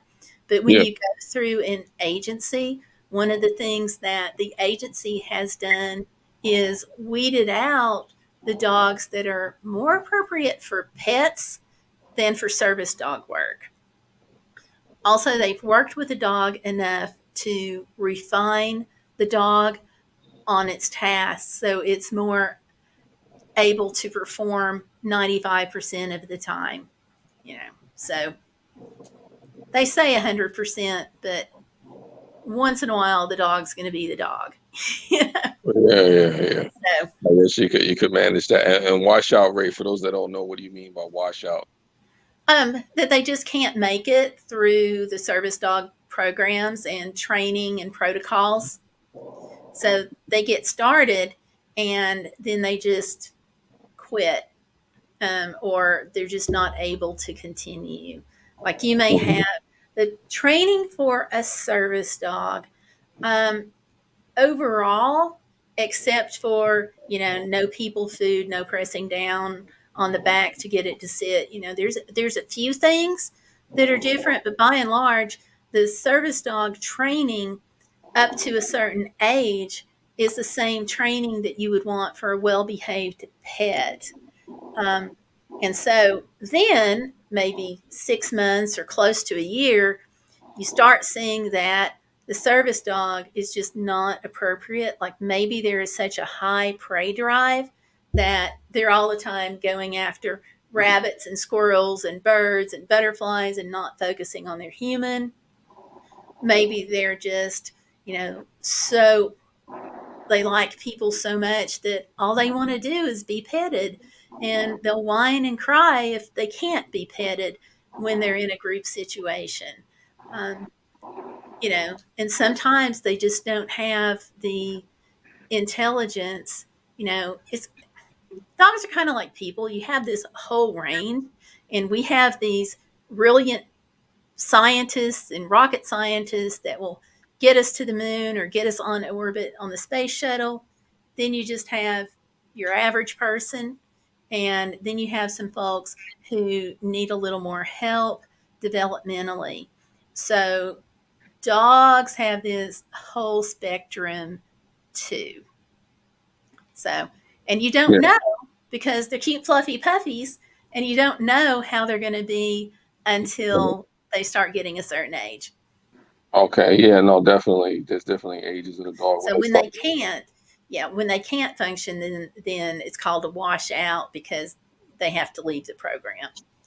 So. That's unfortunate. So you're saying there are different levels of development to where some dogs can and some dogs can't. I just Right. wanted to look at some of the comments that Candy was saying. She was saying ADA considered service dogs equipment. You wouldn't misuse a wheelchair, don't misuse the dog. What else was she was saying? She was saying something about the 95%, like you said, is more accurate, as far as the amount of dogs. So no, it's definitely a lot to consider with what you were saying. I mean, again, this goes into people just not knowing. There's misconceptions or, I guess different stereotypes that come with that. But I want to focus on some positive things. What are some of the great things that you see from service dogs that you say, well, wow, that was great that dog was there for this or for that, or some of the things that really that shine through when it comes to service dogs. Is there anything you could talk about with that? Well, certainly service dogs for the blind, guiding the blind, service dogs for hearing who alert to, sirens and things like that to help keep a person who's deaf safe. In my case, there's been a couple of different times. One that I really like to brag on them about Okay. is I have the nerve issue in my back, and I was talking about it a little earlier, but because of that, I have problems walking, I have horrific leg cramps, and sometimes I will just feel this hot fire going down the back of my legs, and instantly I have the leg cramps, and a part of that is my feet, supposed to be like that. Well, mine will go like that, and the toes will spread, so I cannot walk. Plus, the pain is like Not very good. It's close to off the charts. When we had Tomlin one night, it wasn't long after I had emergency surgery on my back, and I was going through the process of relearning how to take that step again. And it was the middle of the night, and I had gotten up for whatever reason. I don't remember. But while I was in the kitchen, I felt the fire and had that instant cramp. And I was like, I hit the floor because I couldn't get up. Sorry to hear Tomlin that. heard me hit. It's just one of those things. He heard me hit the floor. He comes in. He does his little routine of what he's supposed to do, but I can't do my half of the routine to really start functioning because of the way my legs and stuff are. Yes. He was able to see that. So he goes to wake up my husband. It's the middle of the night. My husband's asleep. He doesn't realize I'm having a problem because he's not hearing me kind of yell for him because I'm not able to yell like really loudly. Gotcha. And so he tells Tomlin to lay down. And Tomlin's like, you can't tell me to lay down. This isn't going to work. So he comes back into me and sees that I'm still having problems and I'm still not, holding up my end of the training and the routine, which is like, to go over on my side and, try to get to a chair and him bracing me and get up holding onto the chair. So he comes back, he goes back to my husband, who again tells him, because, it's 3 a.m., it's middle of the night. You're not really awake and functioning.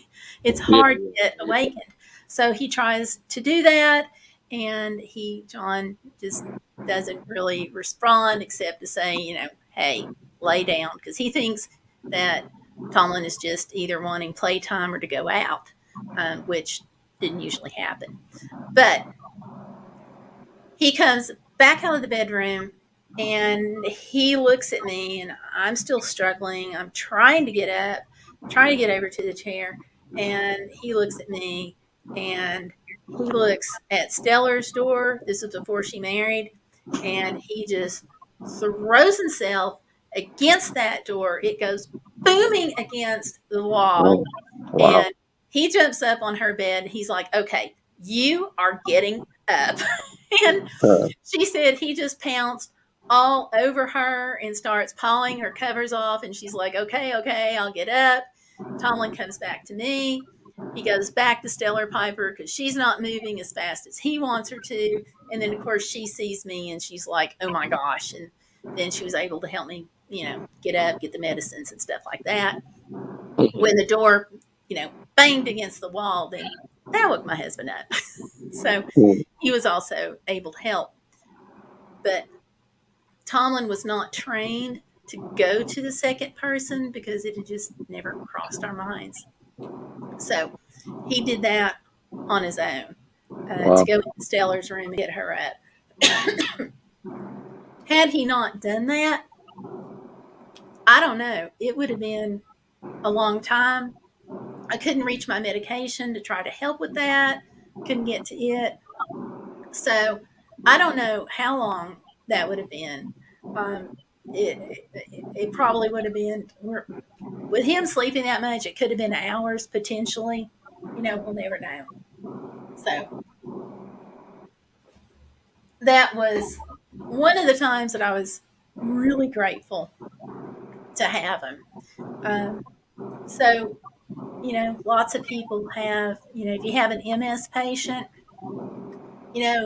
their muscles can seize up and it can affect their breathing. So, excuse me. So things like that. I have asthma. I have severe asthma. If it's not taken care of early on, then I can wind up in the hospital. I've been on a breathing machine. I've been on ICU. Thank you very much for asthma. So one of the things that he taught himself how to do, and it just came out of the bond, and I say he taught himself. I don't know that you can really say taught, but he by learning and bonding and being around me constantly, he knows or learned what I sound like. And part of that is breathing. And so, part of with my asthma, I would go slide downhill kind of gradually sometimes, and I wouldn't realize how sick I was. And I would be like, start wheezing in the middle of the night, but, or at night, and it wouldn't register with my brain that I was wheezing, and I really need to be able to pick up the inhaler and deal with it early on. And here we suspect he heard the whistling, and so there would be a nose stuck in my face going, "Come on, mom," and hitting me in the face. So he probably helped me head off a couple of hospitalizations, we think. That's big. Wow, that's awesome. Thank you for sharing that, because I mean it's nice. Wow, that's impactful.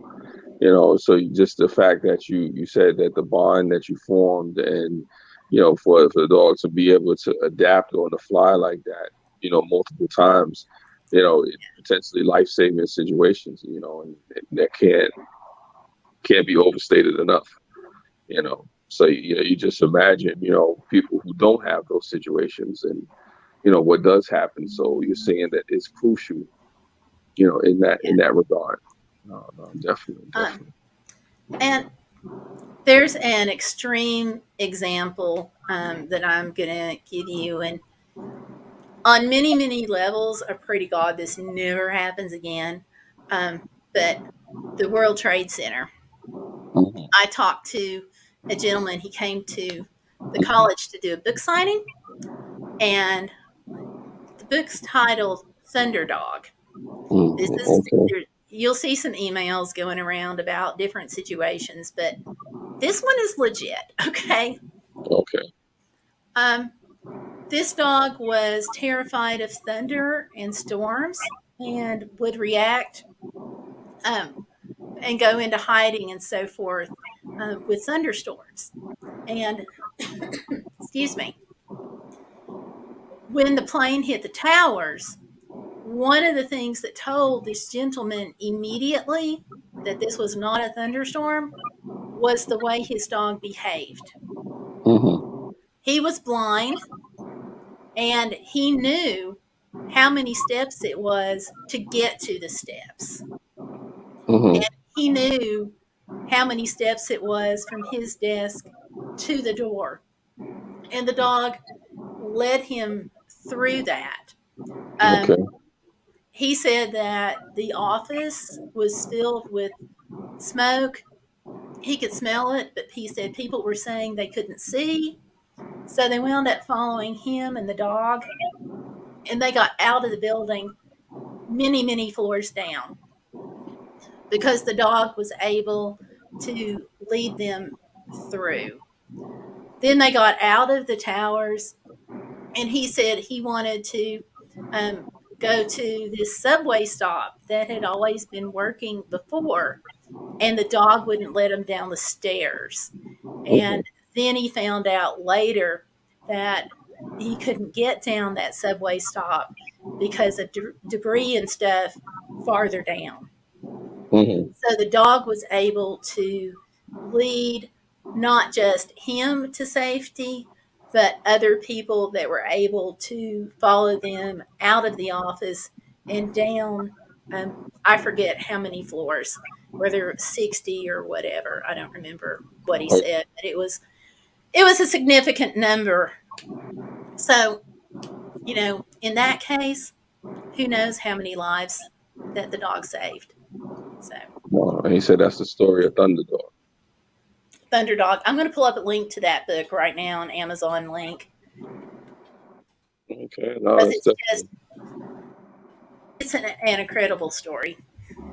No, I mean, I think people should look into that. I should definitely look into it myself. And considering that 9/11 is coming up, or going to be upon us shortly, by the time anybody watches this, it'll probably, already be, around that time.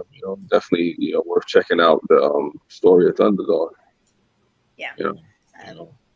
Yeah, and he was He being the owner, the handler of Thunderdog, has made some incredible achievements, partially because having the service dog, just incredible. So definitely, I suggest everybody read that book. I'm putting the link down in the description box and also on the live stream at this point. Okay. And I need to say that this is an affiliate link, so if you purchase anything through that link, whether it's this dog or not, then I will make a tiny percentage, which who knows what that's going to be these days. Yeah. No, that's definitely checking it out now. It says Thunderdog, the true story of a blind man, his guide dog, and the triumphs of trust at Ground Zero, Kindle edition, by Michael Higginson. Hinkson. Yeah. Hinson. Yeah. So it's $9.99 on Kindle. Audio book is free. The hardcover is $16.97. Paperback is $12.99. Audio CD is $20.13. You know, wow. Seeing some of the stuff it says. No, go ahead. He was diagnosed as a child with blindness, and he went on to achieve some huge things with the computer industry, with sales, with he's got a master's degree in physics. I mean, come on. Like, the average person can't get a master's degree in physics. How do you achieve that as a blind person? How do you navigate the college? How do you get around? And then, like, how do you see to do physics once you get there? So his whole story is just incredible. And his wife is a paraplegic. Oh, wow. So, yeah. Super inspirational there. Yeah, no, that's definitely inspirational. Hearing a tidbit about that. I mean, definitely it's perfect timing, with sharing that because, again, 9/11, is upon us. So basically, this is the 20th anniversary. So, there's definitely going to be a lot of accounts, a lot of stories told, and it's amazing to see that service dogs, even in the midst of a national tragedy where people lost lives, service dogs is still instrumental in saving lives. I mean, because that goes into. I was looking at something on Facebook. It was somebody talking about how they have police dogs. You definitely have the bomb sniffing dogs. You have the dogs that are inside the military. So when it comes to training these dogs, they do so much more. We look at them as just pets, and nice, fluffy creatures or whatever. But they have so much more potential to do so much good for society, and sometimes we overlook that. But you're about to say something. Well, I was going to say it's kind of like overlooking things in people too. Yeah. Mm-hmm. Sometimes we overlook the gifts and graces that people have, just as we overlook, what dogs can do. No, I definitely agree with that. I mean, and sometimes we get caught up in our own little worlds, and maybe we have misconceptions or stereotypes. It's just so many different things that people don't take time out to really gather. And that's why conversations like these are important, because you get a chance to share the information, to communicate these things. And a lot of times we forget that sometimes people need to be educated. You got to learn. I mean, I definitely learned a lot of things in this conversation. Oh, well, I'm glad, because that's part of the point of doing things like this and talking about service dogs, where we're talking about service dogs for travel or home. But I will say something. The point that Mr. Hingdon made when he was talking about a service dog is that in many ways for his dog, this was business as usual. The dog's like, okay, I know how to get you out. I know where the steps are. I can help you navigate the steps. I mean, the dog didn't know how many stories that he was going down, but he knew to focus on his human and how to do those things. So where it may have been loud and people were having trouble seeing and stuff, the dog has better eyesight and better hearing, and the dog was able to focus to save how many ever people, And I mean, who's going to ever be able to figure out how many lives the dog saved? You don't know. Yeah, no, it's incalculable sometimes. Yeah. So, Yeah, no, I mean, I definitely agree with that. But I mean, that's definitely something worth checking out. It's wow. I didn't know too much about that. Well, I didn't know about that story at all because so many things happened that day. I don't know if you ever heard the story about the guy with the red bandana. They were saying that it was a guy. Oh, I there's don't, a guy I don't, I that don't was think I heard the story about a guy with a bandana. there's a guy with the red bandana around his face, and he was running inside the building during 9/11, and he kept saving people, and they never really identified who the guy was, and they were saying he was some lady's son, and they said because of the heroic acts of this guy with the red bandana on, he saved so many people, and it could never be known how many people would have died if he didn't go into the building and try to get people out. So there's plenty of stories like that when it comes to 9/11. And it's crazy that definitely service dogs have a place in that too. Yeah. And Yeah. see, you don't think about that. And I would have never thought until talking to him that the dog wouldn't perceive this kind of situation a lot differently. But he said to the dog, it was like almost business as usual. You gotta remember they're not involved in our politics and our idiosyncrasies and you know uh, just our issues or whatever. So they see things totally different. Imagine life through the eyes of a dog. So Yeah, that's and just especially in this situation, you know, I would have thought that the dog would have been panicking, running around, but he's like, for him, the dog was like business as usual kind of thing. So, that really surprised me that he said that. So, yeah. Well, Gail, I do have to go. I did enjoy this time with you, but I got some things that I got to take care of. You well, know, I appreciate you jumping on in. yeah, no problem, no problem. I'll keep you on in the background, but Okay. I do have to go. Oh, and I wanted to ask you too. You don't mind if I take some of this live stream and share it, do you, on my page, the part we have? Yeah, Go for it. I have to go back and edit that part out. But I'll definitely, if I get a chance, I'll just put it up on mine because I already shared it. But Okay. we had a interesting conversation. I would like people to hear. And let me see if I wrote down maybe the part that you started. I'm trying to keep up with time, so if somebody does want to do this, but I did not get. I have your name written down, but I didn't write down the time. So No, sorry I'll about. find it. I'll find it. I'll find it. Definitely, I'll find it. And I'll let you know. I All think right. it's around the 3 hour point that we started.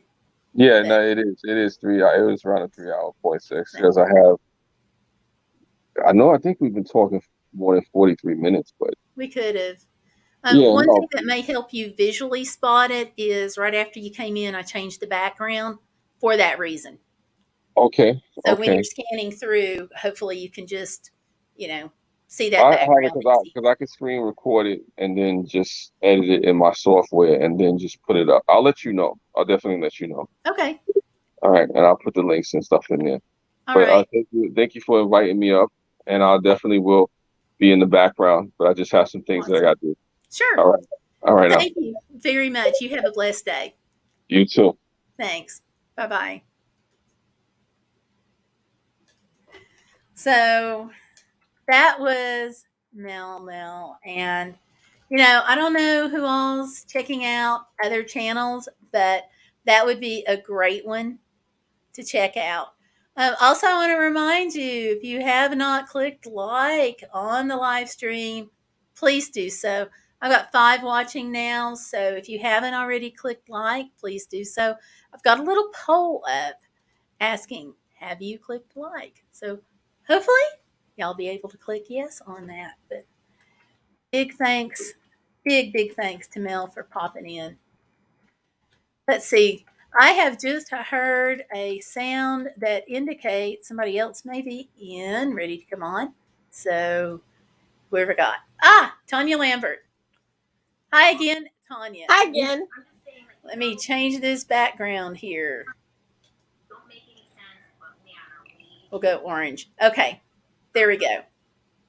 Ooh, nice and bright. Yeah. Change it up. Another wreath form while we chat. Okay. That's awesome. What are you making with this one?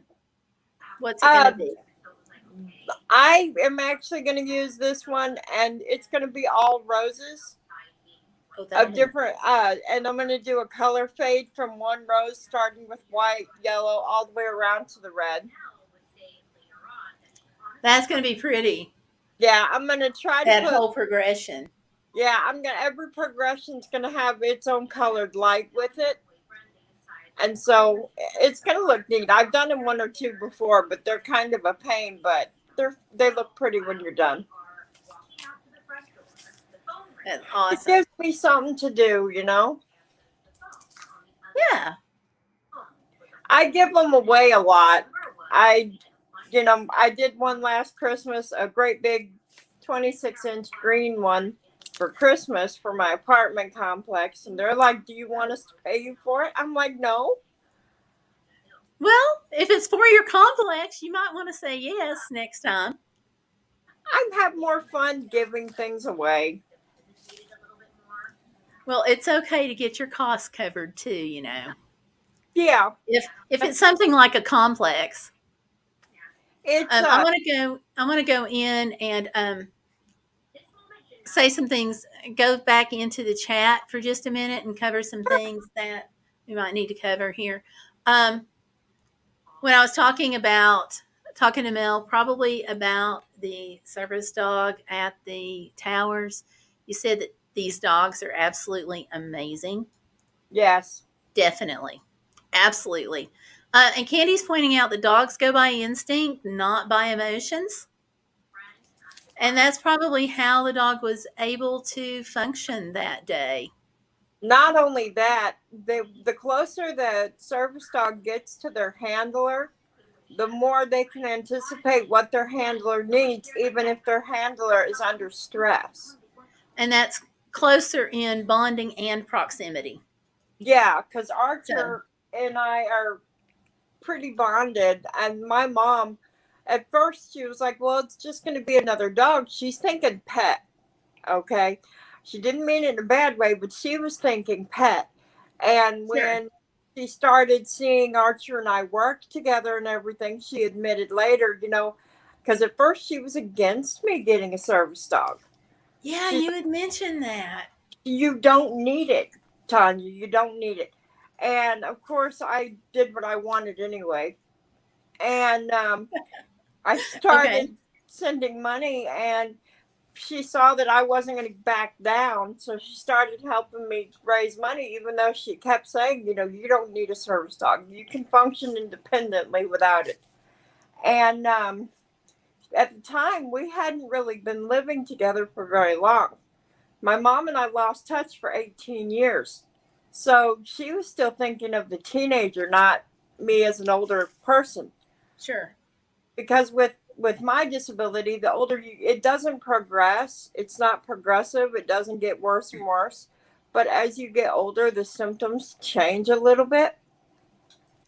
And plus, she didn't know I had PTSD. Okay. And when she moved in after my grandpa got sundowner syndrome, and I couldn't handle him by myself, she moved in, and then she started noticing, like, I would wake up at night screaming, or I would have flashbacks and my arms would be bloody because I'd be clawing myself, which is why I've always kept my fingernails short. So I can't do that if I have a flashback. Makes sense. And then the first night in the hotel, that next morning, she goes, I was so wrong. And I knew she was coming around before I got him when she goes, can I pet him? And Okay. I'm like, not when he's working, no. And And so it's a shame you have to take a hard line on that, but you have to keep him trained. yeah, I have another friend who has a service dog who I mentioned earlier. She allows him to be pet, but she doesn't have seizures, and she does what they call light mobility. She only barely needs the mobility. And Okay. so she's not leaning as heavily on the dog as I am. So if he gets distracted, because my doctor said the smell will change in your body just like a diabetic's. That's how he's figuring out you're getting ready to have a seizure. That's one of the ways. And if he gets distracted with other people petting him, he's going to miss an alert. Yeah. Or I could fall. But the closer we've gotten, because he's 4 now, and I've had him for 3 years, and the closer we've gotten, the more he's able to interpret my moods and help me before I even ask for it. That is the really cool thing about service dogs. And falls are a big deal. You hear people say, "Oh, you're just tripping or whatever." But I trip too, and where my foot doesn't work that well, We yeah, both I've had issues. When I had the service dog, I would stumble, but he did the mobility work. right. After Tomlin passed away, um, it got to be more of an issue. But one day I was leaving the house. Tomlin was inside the house. I thought about taking him with me, and I thought, no, he's comfortable. He's asleep. I'll be fine. I've just got to go from the door to the car to the meeting. So I have 2 steps out my back door. The meeting didn't have but a couple of steps, and if I'd gone in the other way, I wouldn't have had one way. I could have just used the ramp. Yeah, but stupid me should never have made that decision. And I knew better. I knew better. I head out the door. I stepped wrong on the first step because I don't feel it. One of the things is I don't feel with my foot anymore. I feel. I broke my foot, pulled the bone, separated, broke my foot, twisted my knee very, very badly, and tore up my shoulder. And when I say tore up my shoulder, I tore the muscles, dislocated the tendon, and I forget what all. But you had to have surgery, didn't you? Yeah, I had to have surgery. And the doctor assistant, the PA came in, and she's like, okay, I have seen worse. And you just go, oh my gosh. And the conversation goes downhill from there. Yeah. But that was one of the times that I didn't have Tomlin with me, and that was absolutely idiotic of me. So, yeah. You so got that's died, didn't you? What, a dolphin watch or a whale watching or something? Yeah, I did. I fell when we were trying to go dolphin watching. I don't know. I don't know that he would have prevented my fall then, because part of it was there wasn't railing and stuff. Yeah. But he definitely would have helped me back up. And that tension on the leash to get me back up, pulling, which he did sometimes, very, very rarely, that would have been one of the times. But yeah, that was bad. I'm going to see if I can pull up a photo, though, of the steps. And, one thing that he might have done was he might have just stopped me from going down the steps, which would have caused me to think. Stop me from walking into a situation that he thinks might. Excuse me. Bless you, might be, detrimental to me. he'll block me from going somewhere. And Tomlin might have been able to do that for you at those stairs. There's Yeah, places. he definitely, like he stopped me at a conference and I was there for several minutes before he would let me go. So Yeah. there's a good possibility he would have blocked me from going down the steps. But here's the photo of the steps for anybody that's listening that wants to look at the photo. This is the dock at Hurricane Fleet that we were on, and you couldn't see, like, you see the steps are really rickety. When you're looking straight down and you're only seeing like the top of the steps. So I didn't realize that they were real rickety. And there's no hand railing. And also, so that was bad. I fell, landed between the dock and the boat. And yeah, the doctor was like, if that boat had shifted, you could have been caught between the boat and the dock. And I'm like, yeah, but it didn't. And I wasn't. So, but I'm, messed up my hip and, things like that. But there's places, even in my little town, that people don't think anything of a store being packed with things in the aisles or whatever. And they've asked me, why don't you go in here? And I can't. Even without Archer, I couldn't go in that store. I would fall. I can't see very well. And he wasn't trained for vision, of course, but he has learned, to help me in certain situations like ice. But, someone got on to me the other day, you don't patronize a lot of our local stores. And I said, that's because they're not handicapped equipped. Makes a difference. Even with a service dog, it's still dangerous.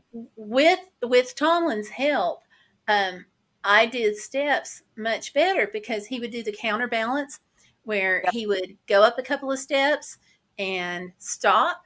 And then once I got up to him, he would go up a couple more steps, but there would be just enough tension. I'm not talking about pulling, but just enough tension on the leash that it helped me stay stable. So one hand on the dog, one hand on the railing and going up. So Archer does that, but he also, I tend to weave when I'm standing up. I kind of go side to side because my balance is bad and one leg is half an inch shorter.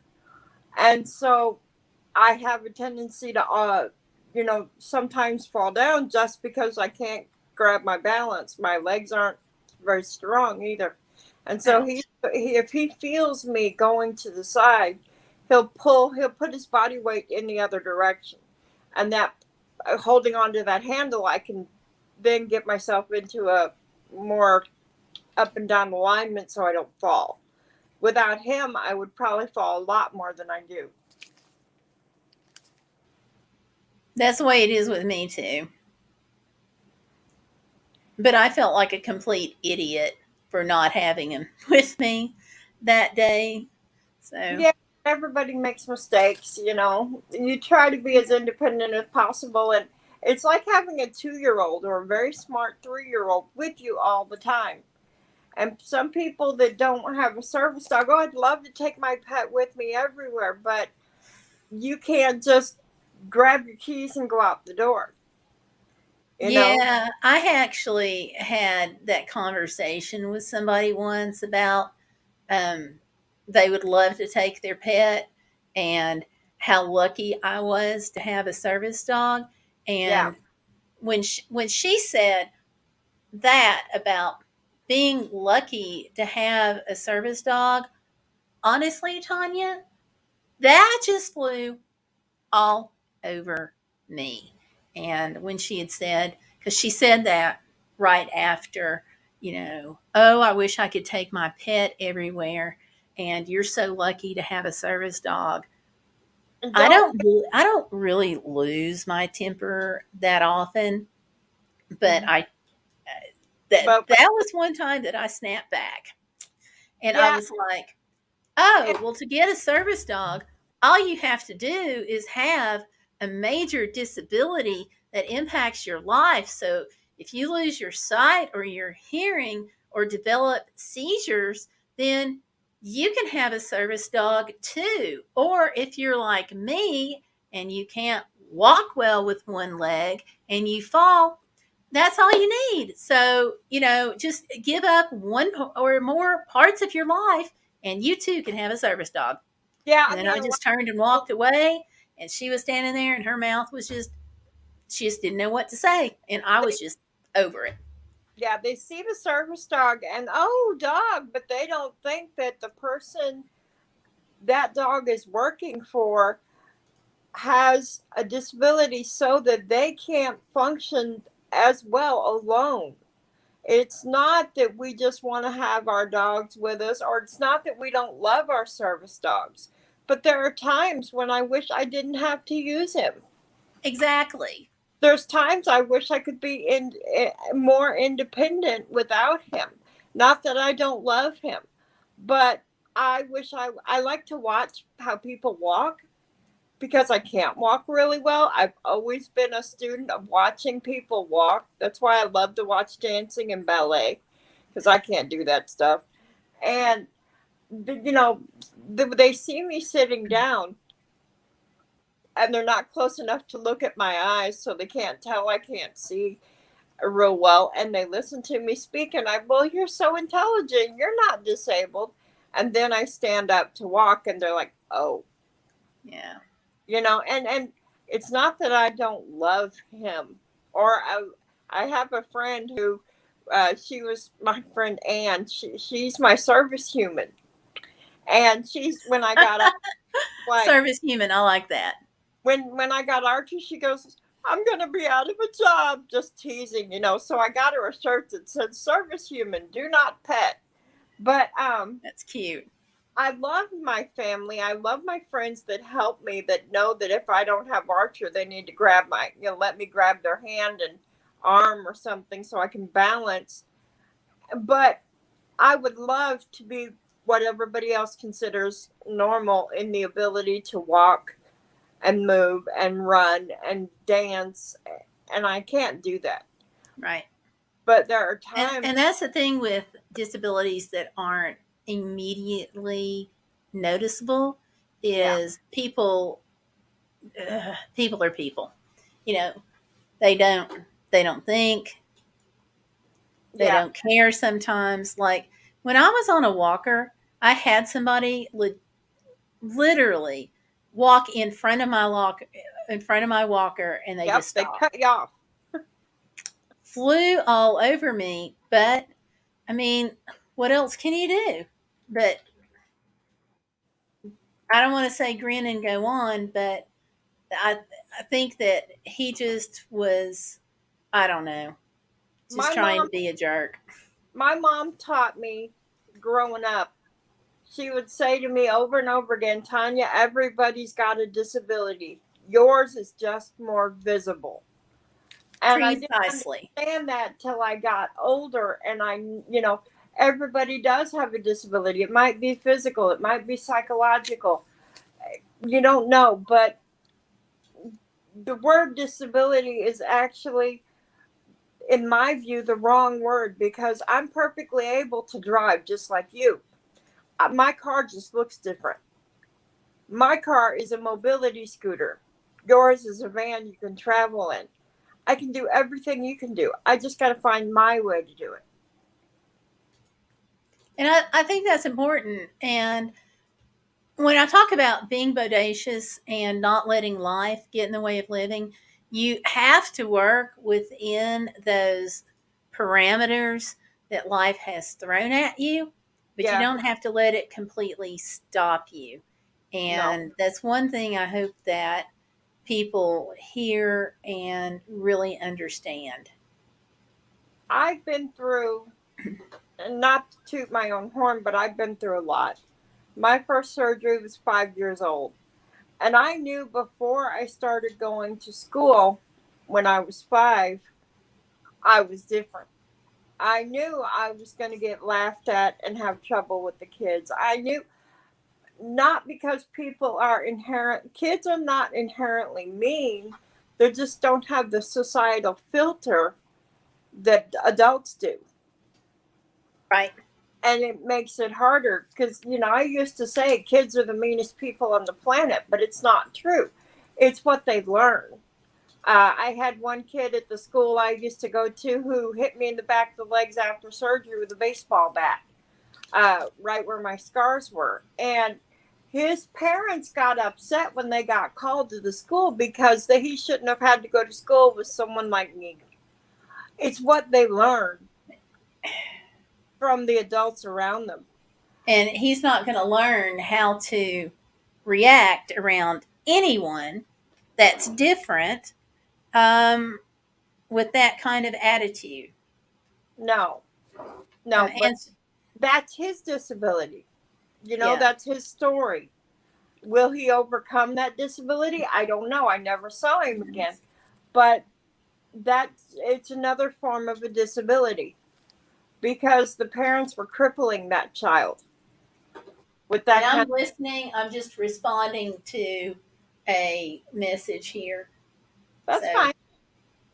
I just didn't want you to think I'm not looking at you. So I can see the color of your shirt and the color of your hat and the orange background, but I can't see you really well.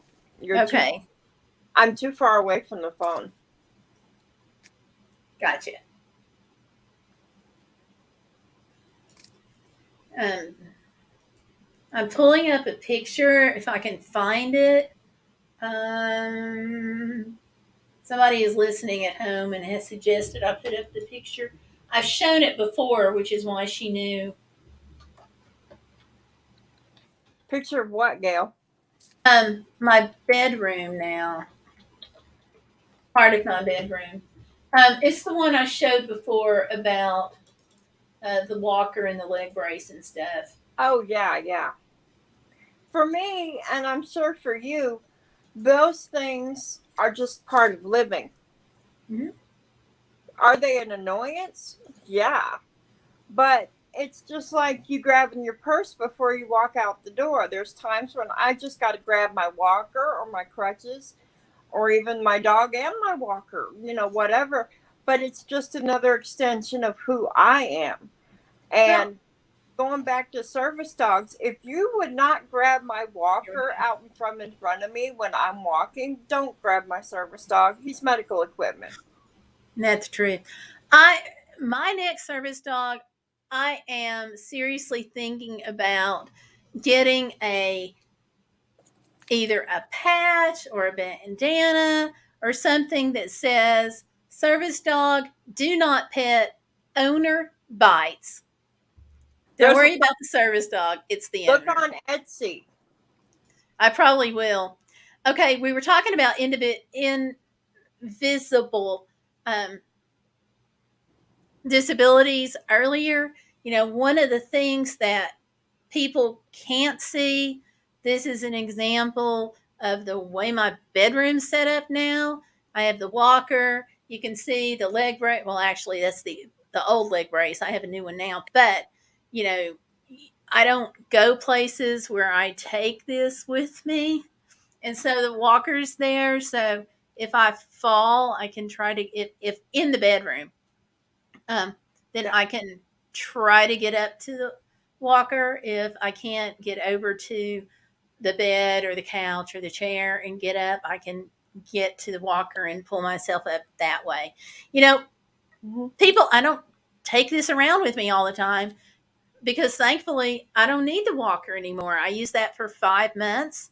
But, I do occasionally need it because I pull myself up with it, but I don't need it for an everyday going out thing. So, yeah, it's people that come into my apartment have asked me why I set it up. Thanks for that suggestion. There are pieces of furniture every few feet, like a chair or a trunk, and there's open floor, and then there's something heavy every few feet. There's something that I won't tip over. The reason why is because if I fall, I cannot just stand back up. And if I have to use my walker or I have to crawl over to a chair and then try to get up, or have to crawl over to Archer and then get up, And I say crawl over to Archer because when I'm bracing on him, sometimes I have him lay down so that I can at least get into a half stand, and then he rises when I rise. I taught him to do that because I called Cares afterward, and I said, well, listen, we got to get me from the floor up. And Megan, the trainer, she goes, okay, here's what we're going to do. And that's one thing I like about Cares. Even though I've had him for 3 years, if I still need help with something, I can go on they have their own closed Facebook page after you graduate. And you can get a hold of the trainer, the puppy raisers. You can get a hold of other people with Cares service dogs and get advice on what kind of gear and where to buy it, what kind of training if you need further help. I didn't know that. Yeah. As a future Cares client, or I guess in a way you can say current Care. I don't know what category, but anyway, that is reassuring. You're not just left alone after you get. Now, the one thing I didn't like was it took a year for me to get the final ownership papers. Yeah. You don't get those the day you graduate. But I think that's partly done because they want to make sure the dog's in a home where it's being cared for properly and stuff like that. They, just like everybody, they have good sides and bad sides. But I really love the fact that even though I graduated 3 years ago, I still have the help I need, like teaching Archer how to untie my shoes. He wasn't trained for that, and I couldn't figure out why he wouldn't pull on the shoestring. And so I could go back to the team and go, listen, here's what I need to do. How do I fix it? Or I noticed that Archer prefers his dog bed in a crate. And I was curious about why. And they said that's partly because of the prison. When they're in their cell, they go back to their dog bed. And so I made a standing rule. He's got his crate right in the living room with his dog bed in it, and the door is zip tied open. And if he's in his crate, you leave him alone. I made the analogy earlier that that's his bedroom. Yeah, exactly. That my friend likes to call it his doggy cave.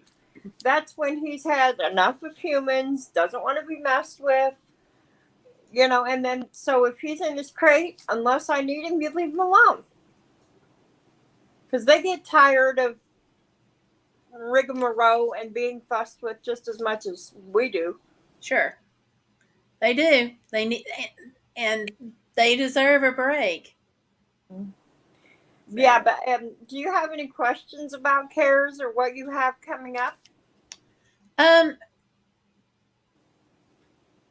Not really. I think that the phone call I had with Megan was really helpful. I was able to clarify what kind of breed I wanted for sure. And I told her that number 1 is the Golden Retriever. Number 2 would probably be a Lab. Golden Doodle came up, as did the Bernedoodle. But I wouldn't mind having a Bernese Mountain Dog. The thing is, their lifespan is so short. But I talked to somebody one day, I think it was Walmart or the Dollar General store. Now I don't remember which one, but the dog was very well behaved. The dog had a friendly persona.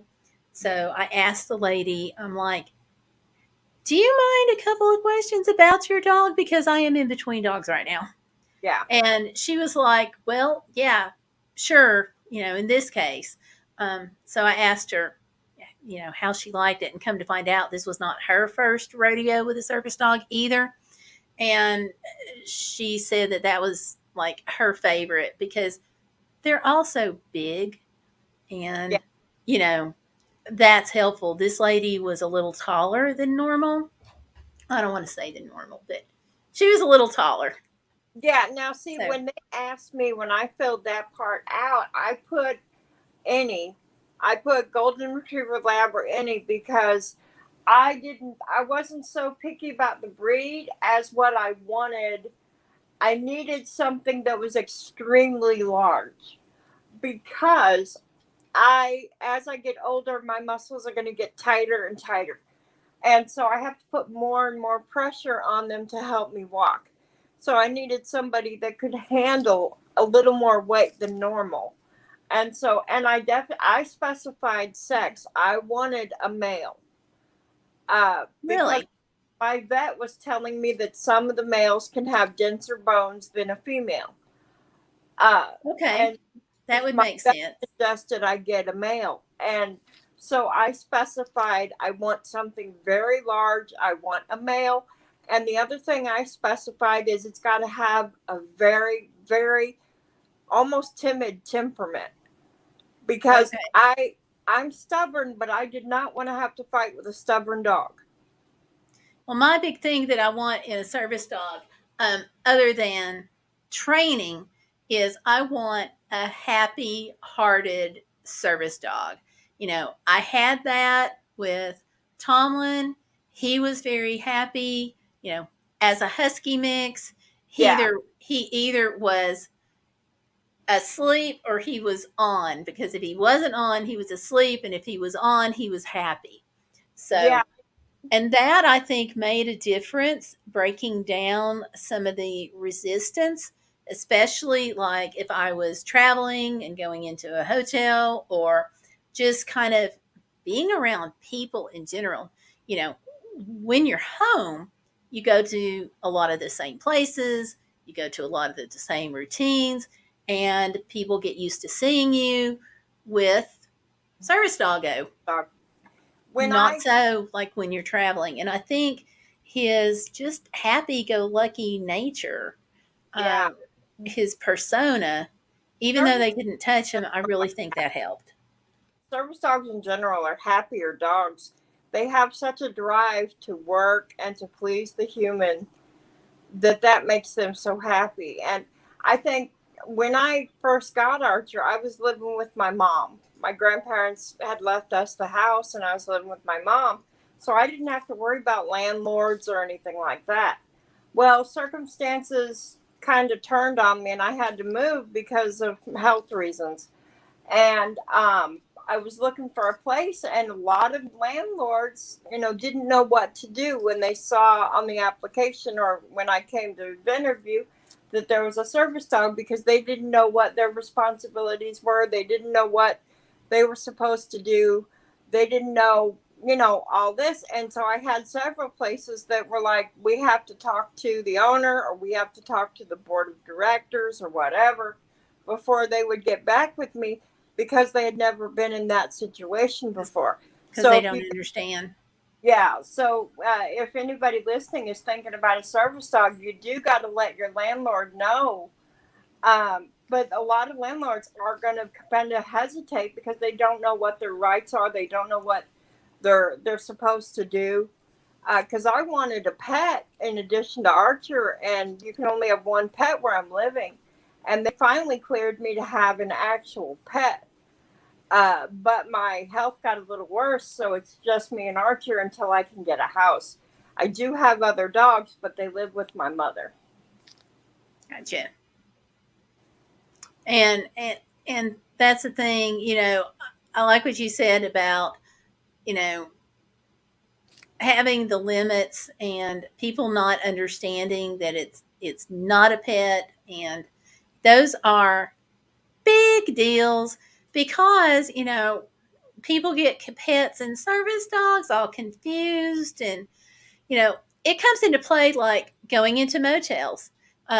Also, everybody, I am sharing some photos of my former service dog. He passed away last year, but his happy-hearted nature, this is just who he was, and that broke down some of the barriers. But going into hotels, you know, no matter his happy-hearted nature or anything, they sometimes just saw dog, Yeah, yeah. and that's it. I get a lot of comments that Archer looks very serious. Well, a lot of times people see him and he's working. He sees that harness come out and he knows it's time to go to work. and they see him and they see his serious look on his face, and he does have another look when he's working. He is more serious. And they're like, well, he's not a happy dog. Well, he's a very happy dog and a great big goofball. But you don't see the goofball. You don't see the happy-go-lucky, I want to play Frisbee all day, and I'm driving Mom nuts with the bell because I want to go outside and go play Frisbee. Right. You see it's time to work. I got to keep Mom safe. I got to concentrate on Mom. And for Archer, that's a totally separate set of behaviors. He's still a dog, and he makes mistakes. He's not a robot, but they don't see a lot of the happy-go-lucky, fun that I see when he's not at work. Yeah, and if they could see that, sometimes it might help, but that's why on my channel, they have to see him. You'll see videos of all 4 of my family dogs together because my mom's got pets and I go over there every Sunday. Or you'll see videos of me playing Frisbee with Archer and everything. So you see the other side of him if you want to look, But when he's working, and I'm sure you saw this with Tomlin, when Tomlin was working, our lives are in their paws. Quite literally. Absolutely. Could miss an alert and I could have a bad enough seizure that it could cause, I could fall, hit my head and die. But and that came up when I fell and broke bones and whatnot. That if I landed on concrete, talking about going out my door at home and going out on the carport, and if I had hit my head on the concrete, with me making the stupid decision not to take Tomlin with me that time, there would have been no barking to alert anybody in the neighborhood. No way I could have called for help. Right. My husband was at a meeting. We were actually going to the same meeting, and I did make the meeting. Hurting, but I made the meeting. Yeah. When I got there, by this time my foot is like swelling over the shoe and it's like really hurting, but yeah, I got there. Yeah. I got hurt in December. If you're good, I'm going to show a couple of photos again of. Yeah, that's fine. Okay. I was here at home and I fell and I tripped over one of his dog toys that I did not see. And I broke 2 bones, or 2 toes, and the bone at the top of my foot where your toes connect to your foot. And it was nobody's fault but mine for not looking down. But after that, I kept falling more and more because I have lost feeling in those toes now because of nerve damage when I broke them. And I had a biopsy just a few days before, and they said if you run a fever, you have to go to the ER because of the biopsy. And so I go to the ER where I call the ambulance because I couldn't get a ride, so I called an ambulance, and Archer was too big to fit in the ambulance with me. And that was more stressful than anything else, was because I don't like strangers, and here I am around strangers, and I don't have the support of my service dog to help keep me calm. Yep, there's my lovey. Yes, I'm showing several pictures. It's it's a series of, not only do you get used to having them around, but like earlier, I had to get off the live stream earlier because I was having a panic attack. And I'm sorry. Oh, no, I didn't realize I was that scary. No, it wasn't. It was just too many voices. I got you. And for some reason that triggered a panic attack. And, Archer helps calm me down and get me back into a good headspace. And without that kind of assistance, as well as the physical balancing, and one of my pictures on my camera, he's being a goofball. He was playing with the blankets on my bed, and he's got a blanket like right here on the top of his head, and his eyes are kind of rolled up because he's trying to see what's above him. And Yeah, he's actually a very big goofball, you know. He loves to play and everything, and don't say the word blueberry. That's one of his favorite treats because I have to keep his Ah, weight down. So instead of dog kibble twice a day, he gets dog kibble in the morning and green beans and blueberries at night, and then banana chips for when he wants them. So sure. now he learned that. You know, it's funny. The pharmacy, they fell in love with Archer, so they bought Do dog they? biscuits just for Archer. And now when they send me the pills in the mail, they send me another medicine bottle. It's got his name on it, and it's got dog biscuits in it. They call it Archer's medicine. You know, That's cute. Um, Peter is asking what you're making. And do you mind if I step away from just for just a minute? no, go ahead. Are you okay if I leave you alone on the live stream or Yep, I'm good. I okay. If I'm alone on the live stream, I'll tell you all right now. I can't see your comments. I'm legally blind, so I'm not ignoring your comments. I just can't read them. But this is a metal wreath Okay. form. I can't see my screen. There we go. And what I'm doing is I've got a roll of jute twine here, and I'm wrapping the wreath form in the twine. The reason being is sometimes when you're making a wreath, you'll have things that are too small to fit and they'll fall through the wire. So I like to wrap them so that if I want to use a smaller flower or an acorn or a string of smaller lights, then I don't have to zip tie them to the wire. I can just put glue on them and then put it through the twine, and that will hold the wreath. So I take these and I actually give these away or sell these too that are just wrapped in twine because there's a lot of people that like to do wreaths and won't sit there and do this. I sit here and do this when I watch TV or talk to someone on the phone because I like to do more than one thing at a time. Here's one that's already been wrapped. This is a smaller wreath form. This is the after look. And if you'll pardon me for a second, this is what it looked like before. This is 3 of them back to back. But this is what it was in the start. I put super glue on the wreath form. You're seeing me once in a while grab my glue and put a dab of glue and then keep winding. That's because if I can't hold things with my hands, I have a disability called cerebral palsy. It's caused by lack of oxygen to a developing brain, and the messages from my brain to my muscles don't always go through right. Because I have brain damage, sometimes my brain can't, the data gets lost, kind of like dialing the wrong phone number accidentally.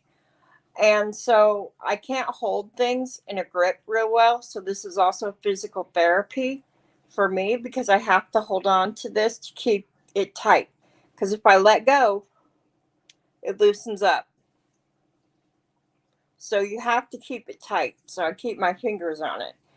And if I let go because my hand gets tired and the muscles to stop working right, then if I let go, it's only going to unravel to the point where I glued the twine instead of all the way down. But that's what I'm doing. And this is going to be a rose wreath. And it's going to start with white roses, and then it's going to gradually fade into yellow roses that will fade into pink. It will fade into blue, and eventually it'll fade right into purple. And every color rose will have their colored lights with the roses so that it's going to be a gradual rose fade wreath with lights on it. But that's what I'm doing, and I'm putting it through the center so that I don't create a knot in the twine, because that's a pain in the butt. But this is the same twine you would use if you're trussing a turkey. Really? Yeah, this is jute twine. You can use it in the kitchen as well if you tie the back legs of the turkey when you cook it, it doesn't burn the drumsticks won't cook as quickly. And And so, thank you for letting me dash out for a second. yeah, that's fine. I don't know if that answers your question, Peter, but that's what I'm doing. Thank you, Peter. How Peter said he would babysit you while I stepped out. How are you doing, Peter?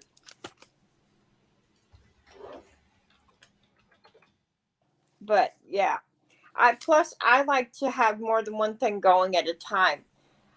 Part of that my mom blames on my CP, because for me, and I don't know about you, Gail, but sometimes I have to literally think about how to walk so I don't mess it up. I got to pull my foot up because it drags.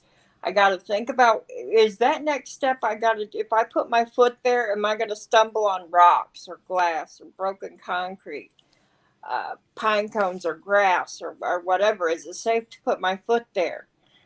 And sometimes my knee doesn't want to work, so I have to actually think to the muscles, all right, we're going to move, because there are times when I think I've moved my leg, it feels like my leg moved, my brain says my leg moved, and I go to take a step and I fall because the leg didn't move.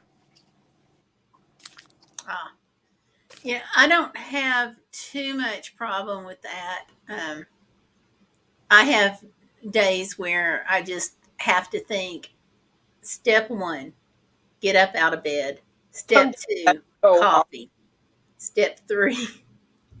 but when So, I was in physical therapy in Shriners Hospital in St. Louis, they would tell me, think about how you're walking. And when you hear this type of stuff from a very young child, and they're telling you, feel the muscles when you move your foot, and then that kind of thing, it becomes habitual.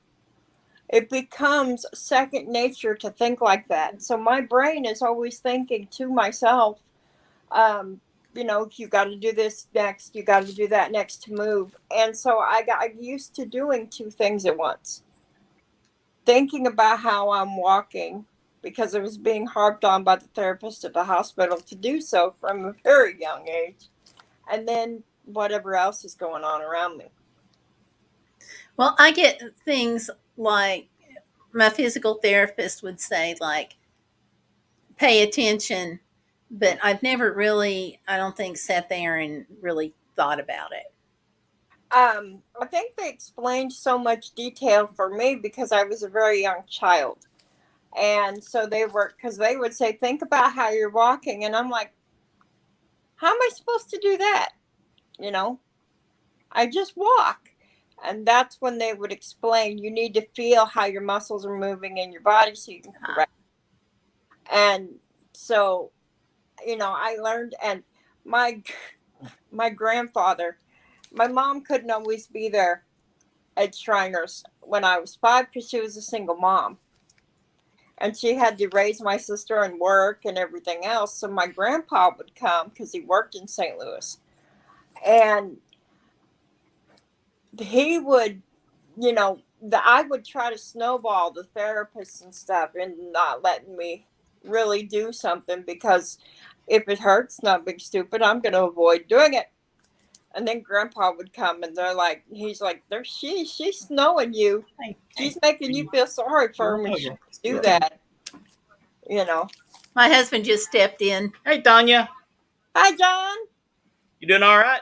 I'm doing good. In fact, I got to go because Archer needs out. So I just fell. So I'll talk to you guys later. Okay. We'll see you, Tanya. Take care.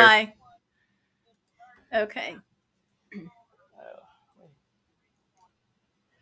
Turn my phone off. Sure.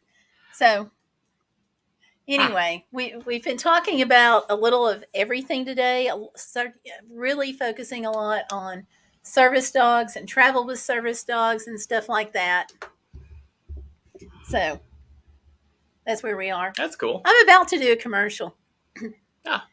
We talked earlier, Mel talked about fundraising for service dogs, and really I think he understands more about, what goes into it. And I mentioned that I have an Instagram where I'm selling jewelry, and all the jewelry is handmade. I'm just going to take just a second and switch gears.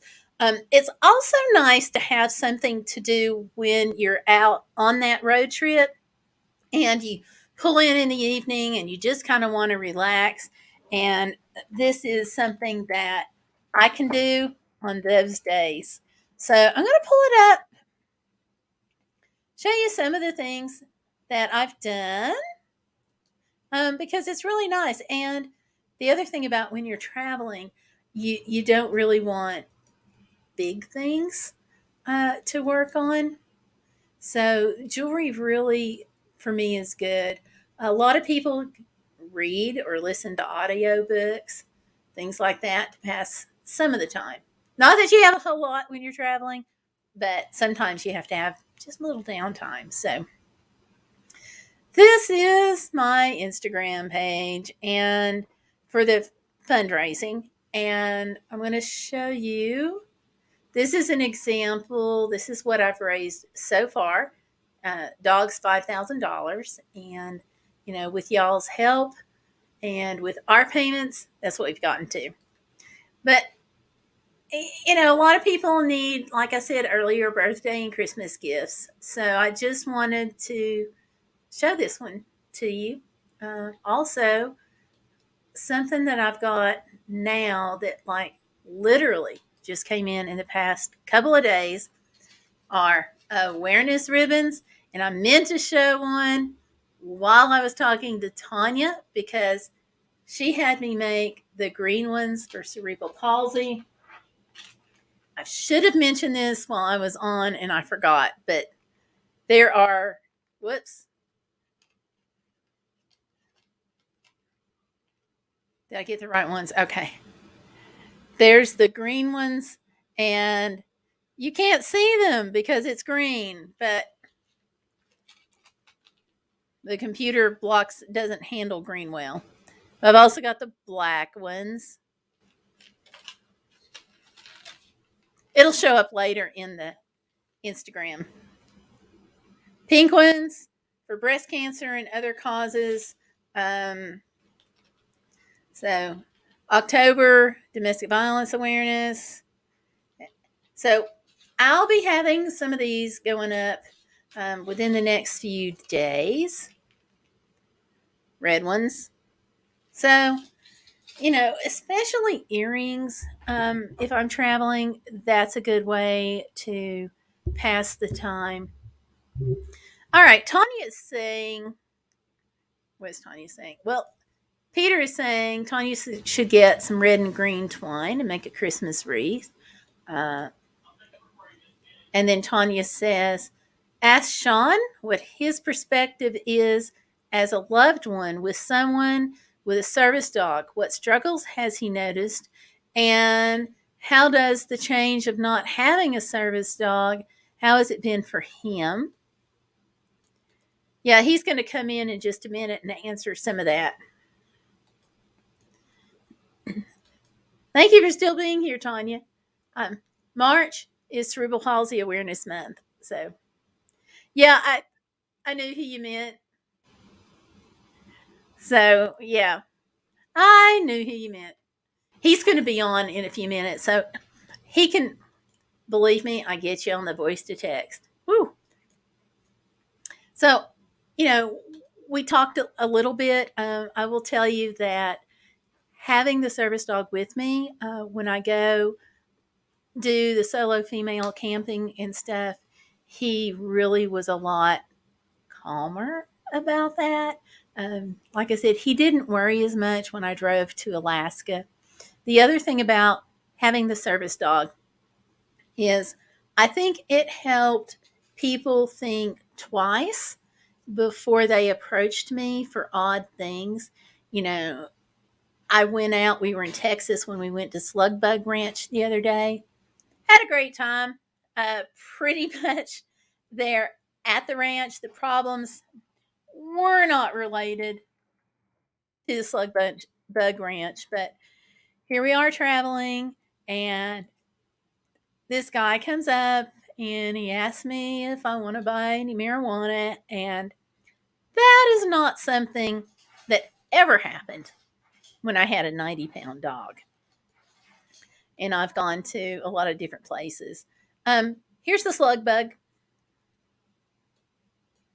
which are beetles. And I don't know if y'all have ever heard of Cadillac Ranch, where they actually have Cadillacs that they have partially buried into the ground, and you go and paint them. And everything works out right until you get spray paint on your hands. And that happens here at the Slug Bug Ranch or at the Cadillac Ranch. But the idea between the two is exactly the same. And it's free. There's no cost. It's on I-40 going through Texas, kind of thing where you get off at one exit, you get back on at the next exit. And usually there's spray paint cans laying around. However, as I found out, they're not always in the best condition. So you can tell I had paint like all over my hands. And my challenge was not to get it on my clothes. And that was indeed a challenge. So, but while we were there, I got into the weird situation with the guy. And he approached me. He didn't approach John, asking if I wanted to buy that. And it's not something that ever even remotely came up when I had a service dog. So in addition to him helping me with daily things, that was kind of nice too. So do you want to come in and Yeah, let me hop in. answer some of your questions? Oh, I've got questions? Oh, Yes. dear. Okay. Tanya says to ask you what your perspective is as a loved one with someone who has a service dog. What struggles have you noticed? How does it change not having a service dog? How has it been for you? Busy. Very, very busy. Yes, that is true, because a lot of things that the dog would do for me, It's been he me. gets to do. That's okay. I don't mind. And, that goes with road trips and home and everything. So Okay. I'm going to step out and let him have this chair. And you can, All right. whoops, you can watch me drop my, Yeah, tea. don't drop your tea. All right. We're set up just in case. That's a good thing. Yeah. I went to the grocery store. I love you. Oh my gosh. I went to the grocery store on payday and being hungry. Ooh, not a good decision. Unchaperoned. Unchaperoned, even. No wonder you were okay with me doing the stream today. But anyway. Yeah, it's been a real challenge not having the service dog around. I've been doing a lot of picking things up and stuff. So a lot of that, but it's been surprising to me how to phrase this. I worry more. When I'm not around Gail, I have to worry about her being, is she okay? Has she stumbled? I get more anxious. But when the service dog, when Tomlin was around, I knew she'd have somebody to help her out, or at least raise a ruckus if there was a problem of some kind. So yeah. Is this to share? No, you can have it. Okay. Okay. Anyway, so it's been really interesting, not having the service dog. So I'm looking forward to us getting another one. I think it'll be a help. Gail's probably talked about how she drove to Alaska from our home, across the continent, basically by herself. Well, herself and Tomlin.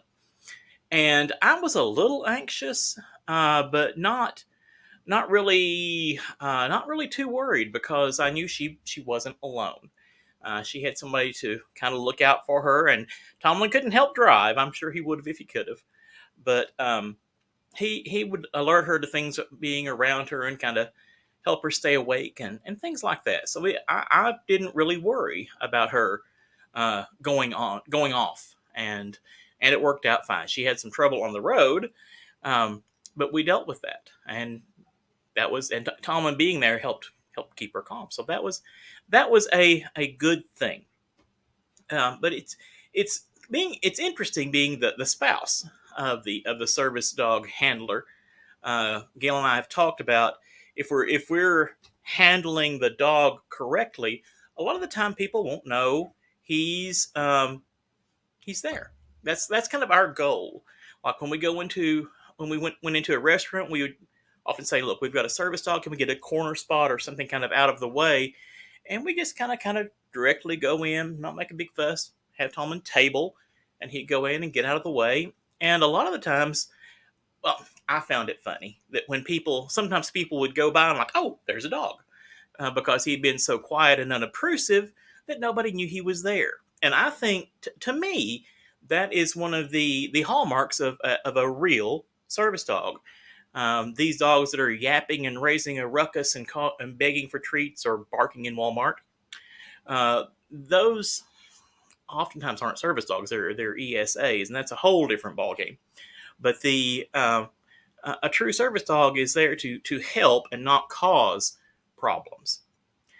When we were at the hospital, actually, Gail was having a procedure done, and service dog law says that service dogs are allowed in basically areas that the public are allowed to, even in hospitals. So he and I were in the waiting room, and he was being a really good boy, and the people around just were kind of smiling, enjoying him being there and being so good. And then he went with me back into the recovery room, and he got under the bed that Gail was recovering on, and he was just perfect. I could not brag on him enough. He did a really good job, and several nurses popped in to check on him, like, "Oh, there's a service dog," and he was just perfect. So I think that is a best thing. And Tanya says, that's the best compliment, not knowing the dog is present. Exactly. Yeah, you got it. That's what I like. Yeah. I don't want to create a fuss. I know Gail doesn't want to create a fuss. Just want to go about our lives, and the service dog helps us do that. Let's see. She's asking Gail, but do you have to ask other people not to interact with service dog when you and Gail? Oh, she is asking me. Sorry, Tanya. It's true confessions time. Yeah, we both have to. Sometimes I have been guilty of not, especially if they're little kids, but letting him pet Tomlin. So I'm sorry. But it was several years ago. We took Tomlin to Disney World, and it was interesting how often he was used as a teaching tool, and that really, I thought that was really cool. We were in the big transportation complex where the boat meets and the monorail meets, and the trams from the parking lots let off. So it's a big hustling, bustling train station kind of place, and we had several, like 5, 6, 7 families, or most often moms, talk to their kids, say, "Look, see that dog? He's wearing a vest, so that means he's working, and you can't pet him, you can't talk to him." And they were like, "Oh, okay." They were a little sad sometimes, but they understood. Kids understand. So I haven't been around any horror stories of people wanting to interact. Oh, hey, Mel, call me John, and that is awesome. It's good to see you virtually, but I'm glad you're here. I'm filling in for Gail for just a minute. Oh, and Mel goes on to say, "Awesome live stream." Well, I'm glad you're enjoying it. But the biggest problem we've had is not with people, but with other dogs. People, if y'all are out in public, keep your dog under control. We would all love our furry friends to be able to run off leash, but if you're in public, no. We've had several instances where Tomlin was attacked twice, and had some other interactions with other dogs. He was really good about just staying focused, but it was avoidable. It was avoidable. Should not have been that way. So, dealing with people's always a challenge. But like you said, Tanya, that's but not knowing the service dog is there, I think it is the mark of a good team at work. But it's been lonesome, kind of. When I heard you talking about when Archer is off duty, he loves to play. Tomlin loved to play when he was off duty, and so I miss my buddy going for walks and cuddling up on the couch to watch TV. So I'll be glad when we get another dog that can help Gale and can hang around and be a part of the family when he's not working. So that's a good thing. There was one time when we were, goodness gracious, that may have been the same trip to Disney World. We were in Florida at the beach. Tomlin had never seen a beach before. If Gail's told you the story, let me know. But anyway, we park on the shore. There's like street parking. It's not really built up. It's kind of a park area, state park area. And so we go down some steps and go across the sand to the water. And Tomlin's like, "Oh, this is interesting." He's got his head up and his ears up, and he did a really good job helping Gail be stable across the loose sand. And then we got to the beach, and he was looking around. He kind of sniffed real big, and looked at the birds. And then a wave came. And you would have thought that wave was going to eat him alive. He didn't yip. He didn't say anything. He just turned around and marched his butt back to the car, dragging Gail behind him. Really, I mean, it was funny. He turned around and he made a beeline for those steps, and Gail was like, "Tomlin." And he went up the steps, and we always said this is a sign of how smart he was. He remembered where the car was, so he went up the steps, hung a left, and went over and sat down at the car door. So he was done with the beach. So you gotta make some allowances. They're service dogs. They're a huge help. But at the end of the day, I think Tanya said this earlier. They are dogs. Let's see. Tanya says people think I am firm sometimes when Archer's working. Yeah, maybe, but I think that also reinforces the fact to the dog that he is working. When you're not using the mommy and daddy play voice, when you're saying give, fetch, table, when you're giving the command voice, I think he or she understands more that it is time for business. And folks who don't know the whole story, they don't see the playing with the frisbee or the cuddling on the couch. They may think something bad, but we can't help that, can we? We can't help what other people are thinking. So I try not to let that bother me. Sometimes it does. Gail was obviously Tomlin's handler, but I was the one who was his person to take him out in the middle of the night when he had to go potty. So he and I spent quite a bit of time together, and that was fine. So it was interesting, the way people would act and look. But I did notice that when I was giving him commands and he was either vested or not, he was acting more in his on duty attitude. People didn't really mess with us. I mean, more than once, when we were traveling, we'd have to take him out, and like the hotel breakfast bar. This is before the plague. The hotel breakfast bar would be up, so it would be going beside a crowded, busy area, and almost invariably there'd be some kids like, "Oh, there's a dog," but I'd be just like, "Walk, let's go," and he and I would just go on out, and people kind of could tell that he was working, and so for the most part, people were good about that. And let's see.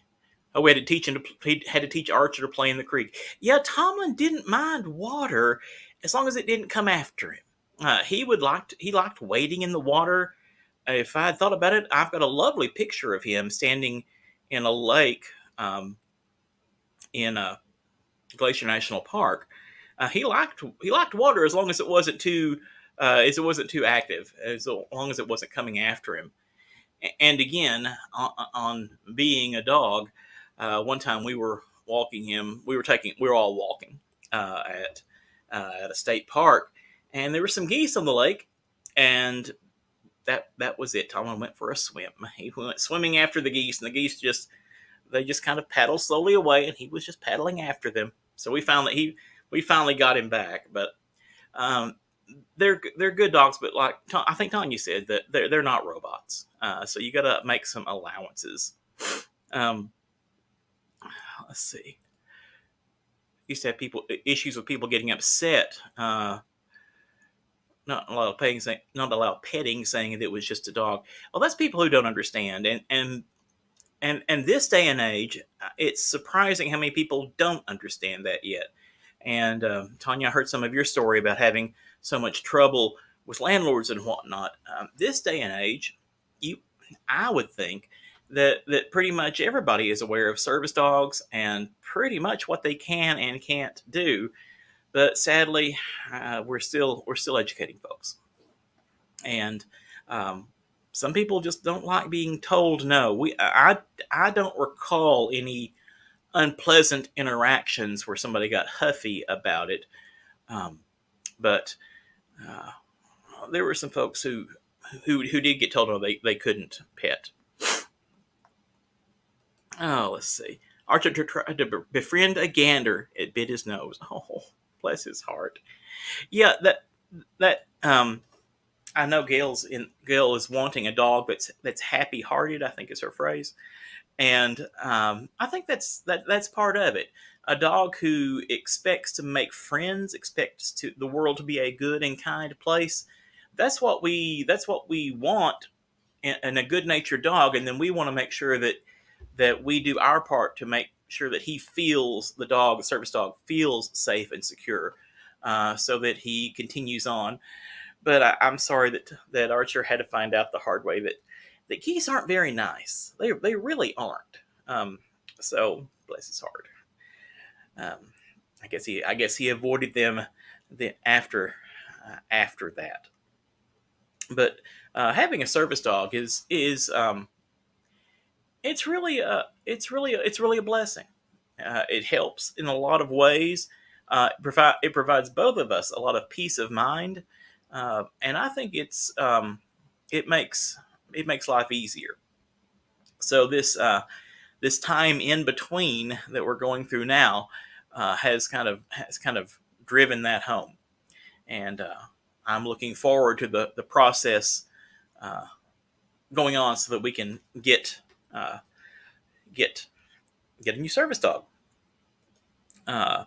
Oops. Diamond Music says, I'm back. Hi, I'm not Gail. Sorry. Don't go away. Gail is taking a brief break. I'm Hubby, and so my name's John, and so I'm holding down the fort while she is doing some stuff, but she'll be back in a minute. But I'm glad you're hanging out.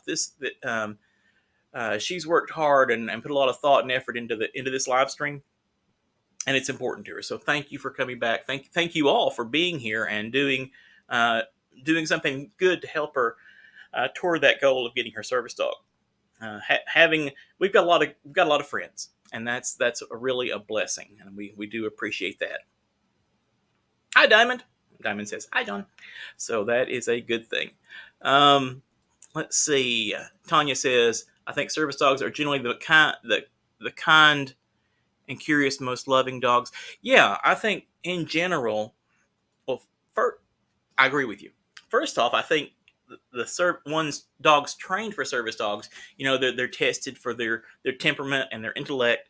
So out of the box, so to speak, they tend to be the curious, the gentle kind of dogs, and that just goes toward making them even more amazing. Besides the skills that they learned. Let's see. I think Tanya, $1.99 super sticker. Well, that's awesome. Tanya, I don't know what to do about that, so thank you. I'll tell Gail in a minute, and she'll do whatever, show it or. I'm sorry, I don't know, but thank you very much. the YouTube community and Gail's friends and supporters have been just tremendous in helping our efforts. Let's see. Tanya said, "Bring the dogs in one at a time for the introduction." Oh, interesting. Well, that'll be nice. I'm just looking forward to that day, and so I'm going to have to be sitting on my hands. I really am, because I'm excited about this too. But this is Gail's service dog, so I'm going to step back and let her and be on the forefront of that. But it'll be a good deal. All right. And Tanya says, "No big deal. We'll help her get her goal." And we appreciate that very much. So it's been interesting. It's been interesting, but Tomlin Tomlin enabled us to do a lot of things that we couldn't have done. And as I said, now that we're kind of between dogs, it's really shown all the things that he did and all the things that he helped. Oh, how sweet! Tanya says, "I saw Archer come in and fell in love instantly." Yeah, that's it. Sometimes there's just this connection. That's how we selected Tomlin. There was a friend of a friend who had a pair of huskies, and Gail had been looking for a service dog, and she had all the testing, all the things that you test initially, and had the can of coins and things, and so we were looking at this yard full of husky puppies, and Tomlin came over and kind of sniffed around and seemed interested, and so she gave him the test, and I don't know if we picked him or he picked us, or if it was just a mutual falling in love. But it was awesome. It really was. Oh wow! And Tanya says Archer alerted me to the first seizure 2 hours later. Wow. And now I'm not the expert, but I think that's something they can't train for. So that just shows what an amazing dog Archer is. That is great. That is great. Pardon me. So that is good. That you know it's going to be a good fit when he right away he starts making a really big difference in your quality of life. So that's a really good thing. So good job. We're cautiously optimistic. We're honestly, I'm not sure. I know that the provider has had at least one conversation with Gail about the training and things like that. So I think we're in that process. So it'll be good. I'm not sure what all he'll be able to do. And Archer apparently has also taught himself to alert to Tanya's asthma and a friend's diabetes. So not even he's alerting for people besides his human. That's really awesome, man. He is one smart dog. That's really good. That's really good. So I'm impressed. Archer is a good boy. That's a good thing. That's a real good thing. I think I'm getting kicked out of the seat. Oh yeah, I can get another one. You can get another one. Well, I'll let you have it back for a little bit. Tanya gave you a super sticker, and I don't know what to do about that. You say thank you and smile. Thank you, Tanya. I did that. That part I got. Okay. Yes. Okay. Cool. That's all you do. Okay. All right. Here's Gail. Eventually, if we get over the $100 threshold, YouTube will kick it over to us to kick it over to the service dog. Oh, okay. So it all goes to cares. I saw a super sticker and I thought it was something we would show on the screen, but I didn't see how to do that. So, okay. Now I know. Yeah. Thank you. You're welcome. I'll be back in a bit. Okay. He brought in dinner for me and covered for me so I could eat it. Kind of surprised me with what he got there, but that's okay. I should have done an extra long live stream earlier. Thank you, Mel. Mel's saying welcome back. I should have done an extra long live stream earlier in life because to help me out, he actually went to Hardee's this morning and brought back a biscuit, which never happens. Never. and now he brought dinner in. So, anyhow, let's see. Oh, he was talking to y'all. I heard him mention the beach situation with Tomlin. When he saw the wave come in, the water got up just a teeny tiny amount to his paw because we were standing way on back. And Tomlin decided he was over it. So, dragging his leash, he starts running and pulling. I'm hollering, stop, stop, and then forget it. I quit hollering stop, and I'm like, sit, sit. He wasn't having it. Dragging me across the beach, up the boardwalk. He's pulling as much as we can. And in retrospect, looking back on it, we felt like he probably perceived that it was not a safe situation because water doesn't usually come up to you splashing like that. And so that's why we thought later that maybe he felt like it was dangerous for me. Kind of like when we went to the conference and he blocked me and kept me from going across the street. We think that the same thing probably kicked in. So having I don't want to say versatile, but having a service dog that can perceive danger is great, except for some few instances, but that's okay. Then he dragged me right straight to the car, and he sits down and he's just wagging his tail like, aren't you proud of me? Didn't I do good? Which is why we partially think, or why we really think that he just didn't feel like that was a safe moment for me. But later on, I guess months later, my husband and Stellarpiper, we were at a state park, and he told you that Tomlin went off after the geese. I just want to clarify, I was not there for that. They were taking him for a walk while I stayed at the campsite. So when he went chasing the geese, I was not there, and it was the two of them. So he very definitely knew that he was off duty. And not only that, but he knew that he was with different people. And he tried to get away with more things sometimes when he knew he was off duty and when he went with other people. So he probably wouldn't have responded that strongly if I had not stayed in the campsite and let them go walk the dog. So service dogs learn, they learn, it's like exactly like kids. They learn who they can get things by and who they can't. And so that was interesting. Plus, he'd never been exposed to the beach, and he was a younger pup at this time, and he'd never been exposed to the beach, and he'd never been exposed to geese. So, yep. Let me go back here into the chat room. I know we got some questions, and I got 5 people watching. So if you want to dive into the chat room, come on in. You're welcome to come in. Water's warm, so come join us.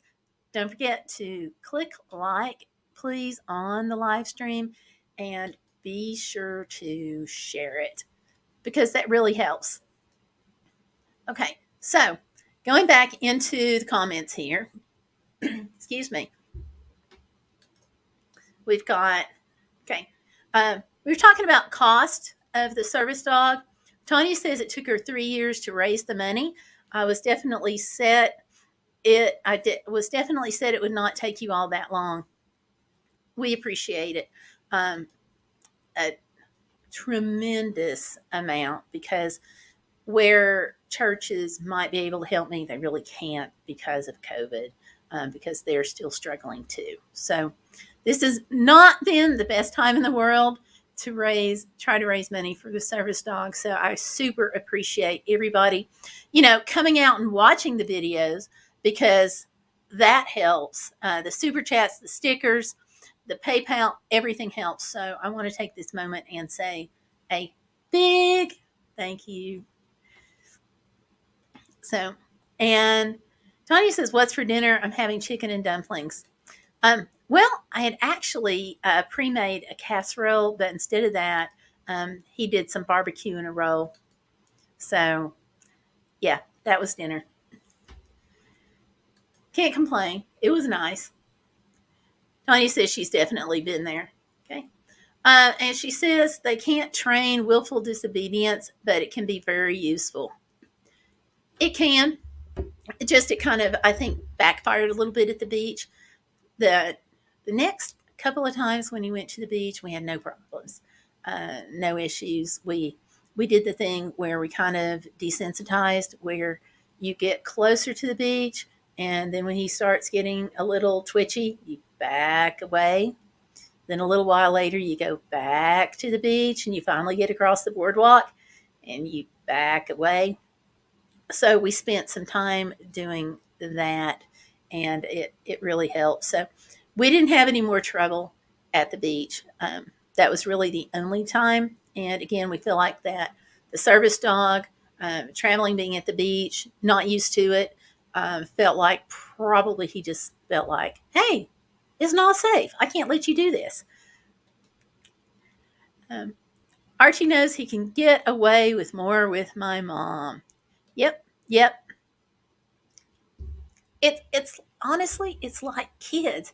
You know, you can't get away with as much as when you're with your parents as you are with your grandparents. Now, how many of us we knew that mom would say no to something, and we looked at our grandparents and we just knew mom was going to get overruled, or dad.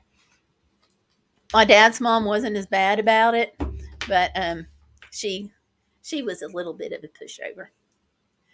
But that's okay. First time Archer went to a creek, he flat refused to get near it. We didn't have too much of a problem. We just made sure that the first time we exposed him to a creek, we're in East Tennessee, Southwest Virginia. It's very green, it's very lush, and there's creeks all over. So we just made sure that the first time we exposed him, it was to a very shallow creek, so he had time to get used to it. She says, waited until mom was asleep and asked again. Yep, go to grandmother for that one. Sure. So there you go. The traveling with Tomlin was really great in a lot of ways. There were some times, though, that it was, I don't want to say detrimental, but difficult. For example, we went to, when we, last time we drove to Alaska and out west, we stopped by the Little Bighorn National Battlefield, and I was really excited. I wanted to get out, see the battlefield, Custer's Last Stand, that whole thing. We pull in, and there are signs that say, do not take your dog out of the car. All dogs must remain in vehicles. Do not remove your pet. And I was like, great. So I went over and talked to the guy, the ranger, and he was really, really super nice. But here was the thing.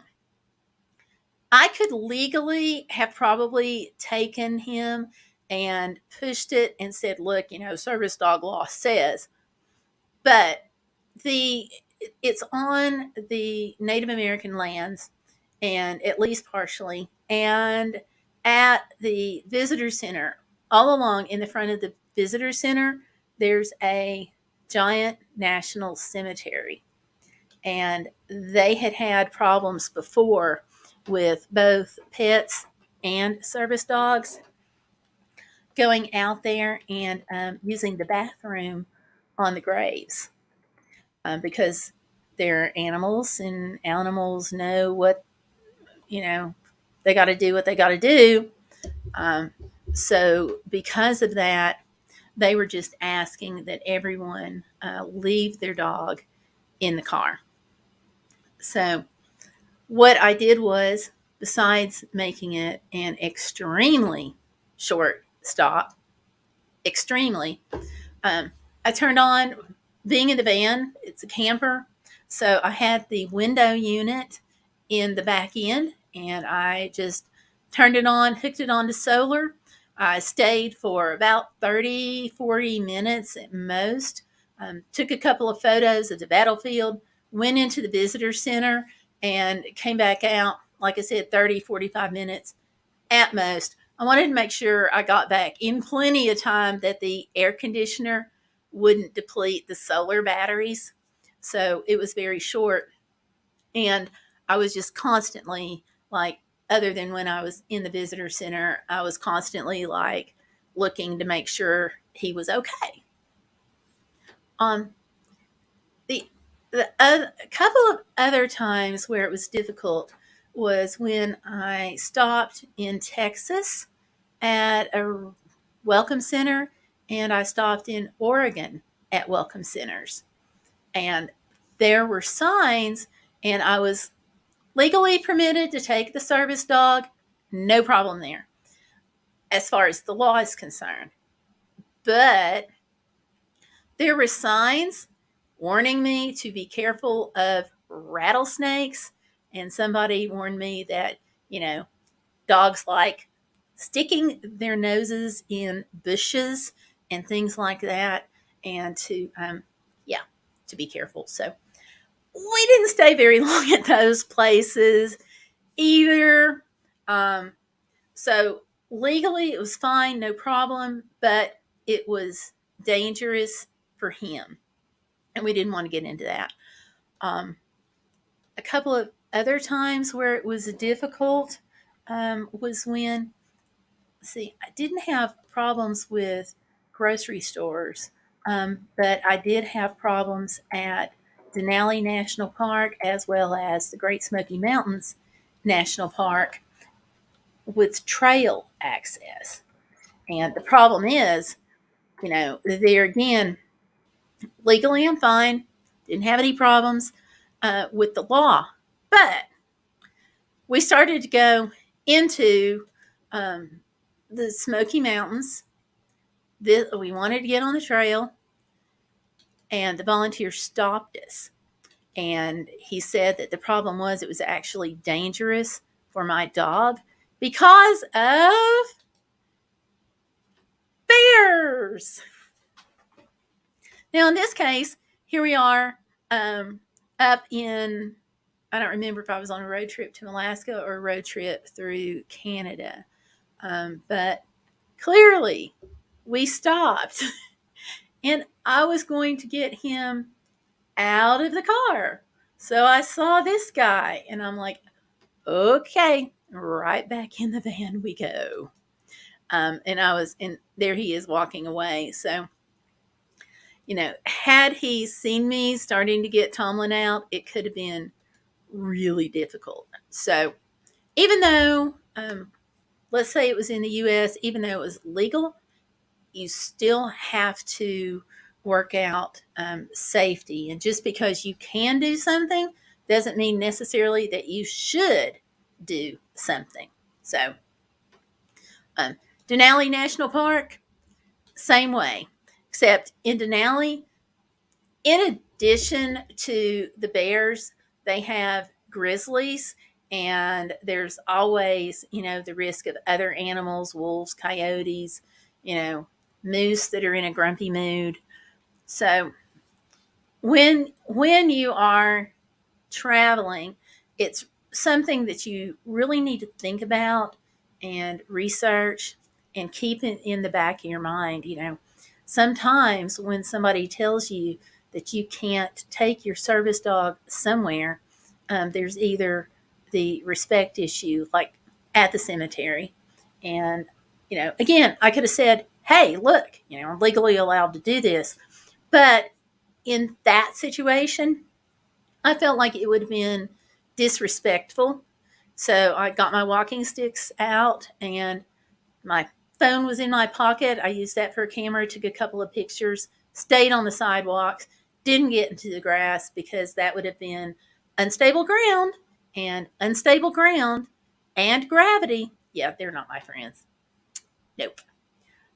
And then at the parks, it was a safety issue for my dog. And guess what? It would have been a safety issue for me too, because I'm on the other end of my dog's leash. So if he's in danger, yeah, I'm in danger. So, something to think about there when you're traveling. Very seldom, you're not going to run into bears every single day of your life, every single time you go to a national park, but there may be other animals to watch out for. So you just have to be careful. We were at Yellowstone, and it was really, really cute. We were in this area with a parking garage, and I'm sorry, parking lot. I don't know where garage came from. This kid goes by, and I'm sitting in the front seat, trying to connect to the internet because I want to look at something about the park. And Tomlin's in the other front seat. This kid goes right in front of the car, and he's like, "They've got a wolf in their car," because it was a husky mix. So that was just kind of a funny moment. But later, we had a bunch of buffalo that decide they just want to walk through the parking lot. And, you're not going to argue with something as big as a buffalo. So had I had Tomlin out of the vehicle at that time in the national park, it might have gotten a little interesting. So, so when you go, again, you just got to kind of be careful about things. We actually got out, again, let me see if I can pull this up. Yeah, there it is. Yeah, so when we got out of the car at one point at Yellowstone, here was this guy right next to us, right next to the car. So you do have to be aware if you're going to go to national parks, and really watch where you're going and make plans accordingly because of those instances. Probably as far as everything, what bothered me the most was not necessarily the larger animals, because I could spot those, but it was really the bears and the small ones. The next up would have been the porcupine. That was interesting because I didn't see it until after we were out of the car. So, and certainly the rattlesnakes. I guess of all things, the rattlesnakes would have been the most troublesome. And here's another picture that I took. But fortunately, these guys are big enough to see. So there you go. So, and let's see. I got into all of that because my husband said, somebody had asked about a difficult moment, or maybe he had thought that maybe it was a text message or something. But yeah, anytime you go to a place where there are other animals present, really the best thing is to be aware of your surroundings. Ask if you can get the dog out, and tell them that you want to know, like, specifically, is it safe to get the dog out? That's really the big thing. And they'll tell you, nobody wants problems with animals, nobody, especially rangers at a national park, where if they had problems with bears and dogs, that would not be very good for the park. So, and because I travel all over the place. He's going to be around lots of situations. So, I've learned to check, double check, and triple check. Like, for example, we did this thing in Alaska, whale watching. Let me pull this up. Excuse me.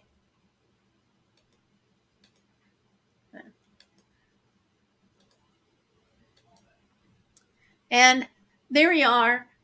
Those things that look like lumps of rock, that's actually humpback whales. And you see all the seagulls all around it. And when we got on, the captain of the boat kind of looked at me, and I was like, "Can he?" And he was like, "Yes, we would prefer that he stays in the main cabin. So if you go above decks, take somebody with you or hold on to the railing because it might be wet. We don't know how he's going to respond to the whales. And basically, you can bring them because it's legal, but it could be a safety issue." And I just looked at him. I'm like, I got it. I had actually planned on leaving him in the cabin anyway. There was an older lady, and she's like, I'll watch him. I'll watch him. You don't have to worry. And she did. And I think she was really glad to have him herself, even though it wasn't her service dog. I think that she got some benefit out of that she didn't have to worry as much. So I think she felt good just having him. But you never know. Absolutely never know. And I just want to make the point that there really are some times that just because you can does not mean that you should. So, and he wound up doing great. And there he is. There's the whales eating. But he wound up doing great on the excursion. Absolutely great. And that is a situation that's very, very out of the norm for dogs, unless you happen to work on a commercial boat. Because, how many times are you on the ocean and you got the ocean rocking, you've got the boat rocking, you've got, people scooting chairs around in the cabin, you've got water, and he was also exposed to food that the boat had a prime rib and salmon buffet, and he was exposed to being in what would normally be perceived by him as a restaurant, but yet on a rocking boat that smelled like seawater and not like any restaurant he'd ever been in. But his training kicked in and he was able to handle that just fine. You would have thought that he'd done it ever since tiny puppyhood. But that was the result of training, talking to people ahead of time who had done it, talking to a representative who happened not to be there on the day we went. So, and yeah. So otherwise, we might have had to make other arrangements, which would have been me not going on the trip. But it all worked. They were great. But definitely some of the national parks and places where you saw the critters I just took photos of. Yeah. Okay, Tanya's responding, I'm sure, to the bear photo, and she said she could just see Archer wanting to make friends with it. I gotcha. And there was, let me see if I can pull it up.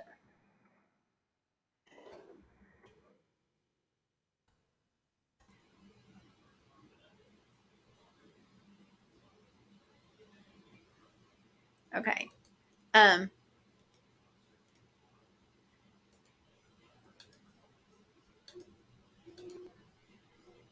Yeah, we were up we were up in, I don't remember if it's Canada or Alaska, but I took this photo at a conservation center, and that was another place that Tomlin could not go with me because of grizzlies and the other animals.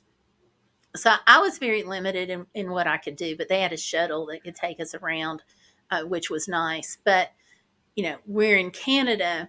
He's in the car. And remember, he likes the front seat, okay? So we're driving down the road, and there's one of these things coming towards us, just like sauntering down the road. And I'm like, okay, this is a really good time for you to get in the floorboard and just do not get up, because I was with somebody else for this trip, and fortunately she had the front seat occupied, but he would still try to come up and get next to her so he could see over the dash, and I'm like, not this time. So you've got to take the really great fun moments and pack them in as you can, and just be aware that there may be some tense moments elsewhere along the way. Antonia says, it's like the heat. If it's hard for me, it's got to be harder for him. He's closer to the pavement. So there's times when I don't use them. If it's too hot, I use my walker or my crutches. Yeah, because it can be, if it's hot outside, the asphalt is black. And black, as we all know, absorbs heat. So, yeah. And I guess there's probably some videos online where people have put a pan or something like that down against the asphalt, and they've fried eggs in it and things like that. So, yeah, you don't want your dog walking on that. Tomlin says he wanted to befriend a mama skunk and her babies. We went the other direction. Yeah, that actually happened in my front yard a day or two before my daughter's wedding. I guess it was actually 2 days before the rehearsal dinner, and we had planned on taking them to the wedding. Yeah, not a good time. But I did find out that there's this wonderful product, and it is called Nature's Miracle. And in my opinion, it is a miracle. Just saying. Okay. Oh, here it is. I've got a slide up that I wanted to share. Actually, it's not a slide. It's a Chrome tab. So hold on. It's a website.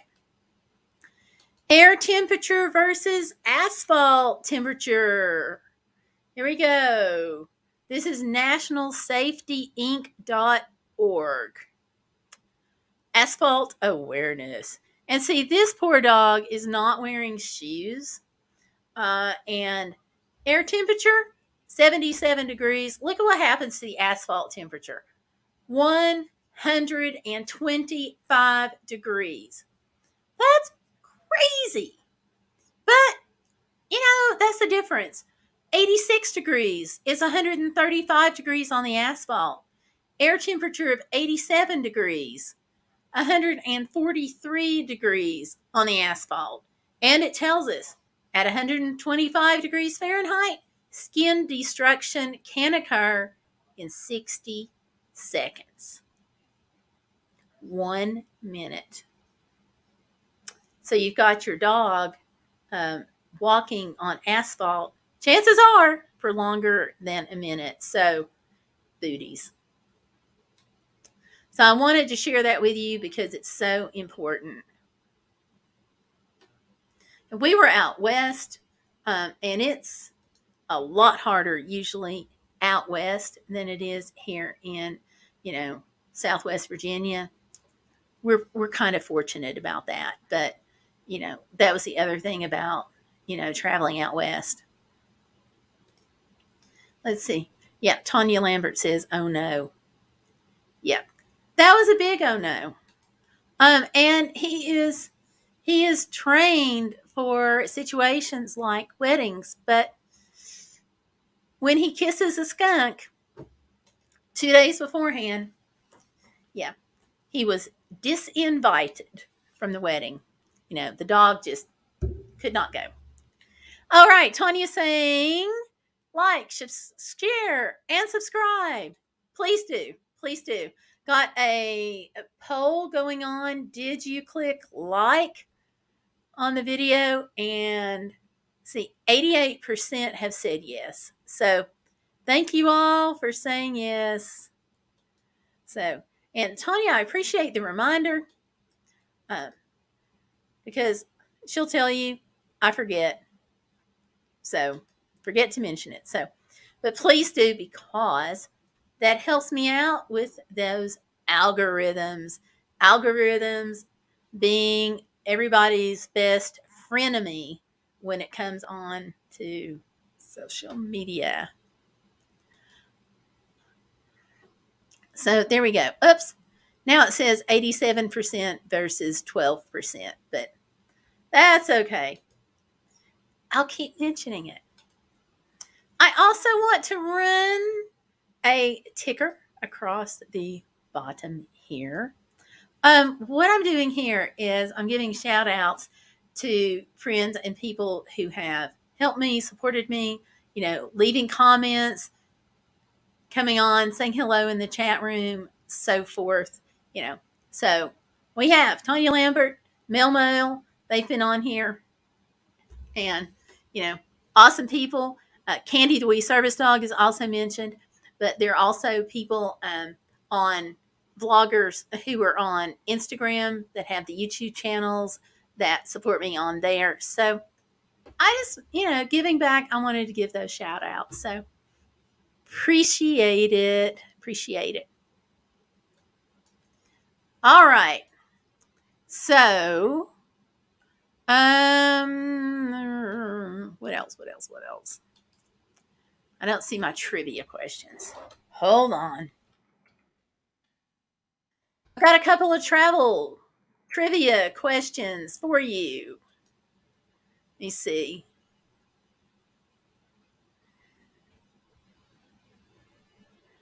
Oops, my phone is ringing. Good thing hubby's here, right? He can get it. And, you know, it's probably the car warranty people, right?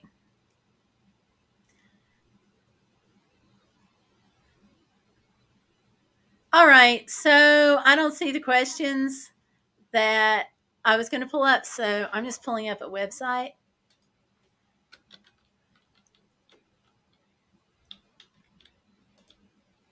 Okay. Okay, 3. Let me see. Oh, Tanya's saying, at Cares, if you need another service dog after you get this one, you don't have to wait as long. So, yay.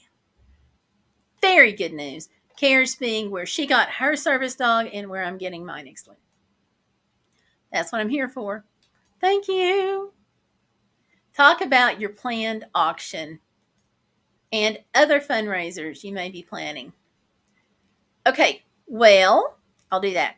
So if you're in our Bodacious community group over on Facebook, it is facebook.com/groups/Gayle, Gayle,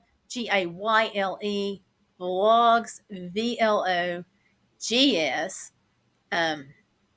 We are going to have some auction stuff here. Let me see if I can pick this up. There we go. Yeah, we're going to have an auction a little later on, going into October, ending the first week of November. And we've got all kinds of stuff that's going to be auctioning. The primary thing I'm really excited about is a handmade quilt. The woman gave it to me, telling me that I could raffle it off. Then I had another person come and say, hey, look, you know, like, nobody's got money right now. How about if I give you $300? You don't raffle it off and you put it in the auction. Well, I'm not completely off the wall. I'm not going to say what I was going to say, but anyway, I decided what the heck and took her up on it. So we are going to have this quilt, and I cannot wait. It's gorgeous. It's hand done, and I'm pulling up photos of it right now. Y'all are going to love it. So we've got this for an auction item. Tanya is sending some boots and some other items, ceramics, maybe a wreath. And so here we go. Here's the quilt. I've got another pair of boots that are going to be in the auction. These are cold weather winter boots. Some jewelry.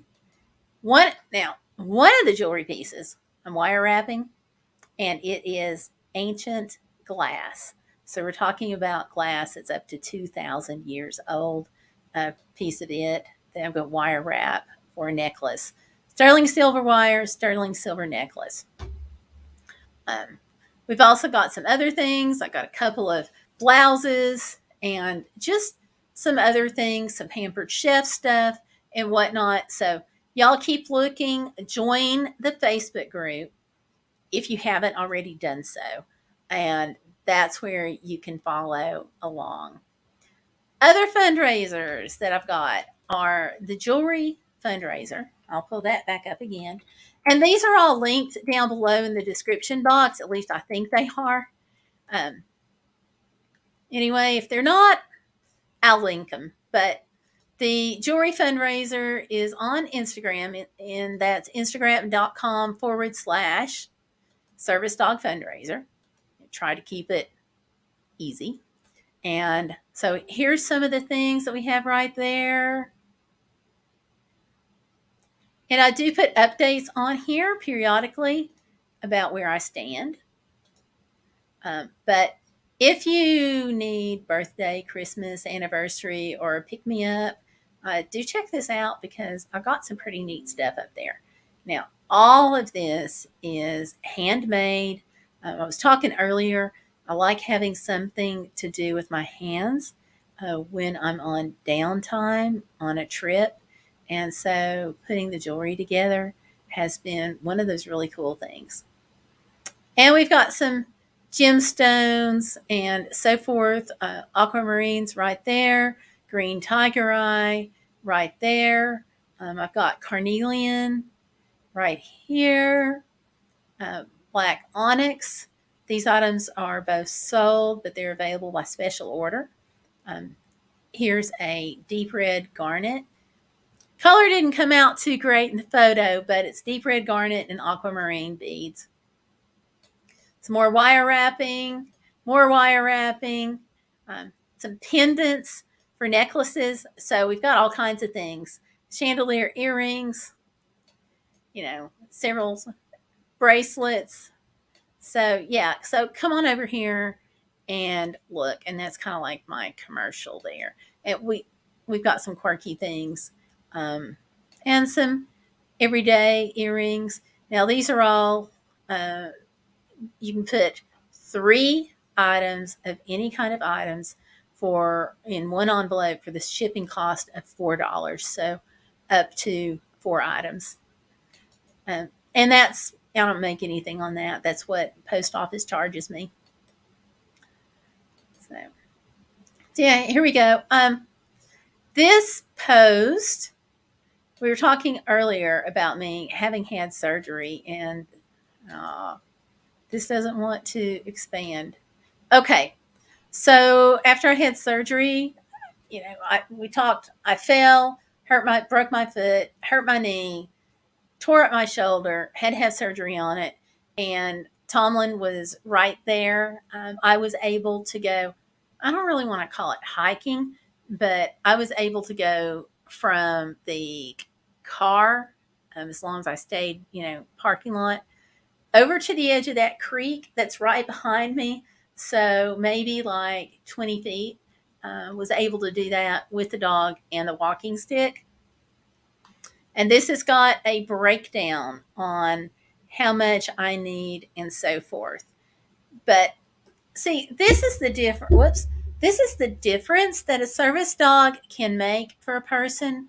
Now, I could not have done this, even possibly before surgery, without the service dog, unless I was like really, walking stick on one hand and hubby on the other.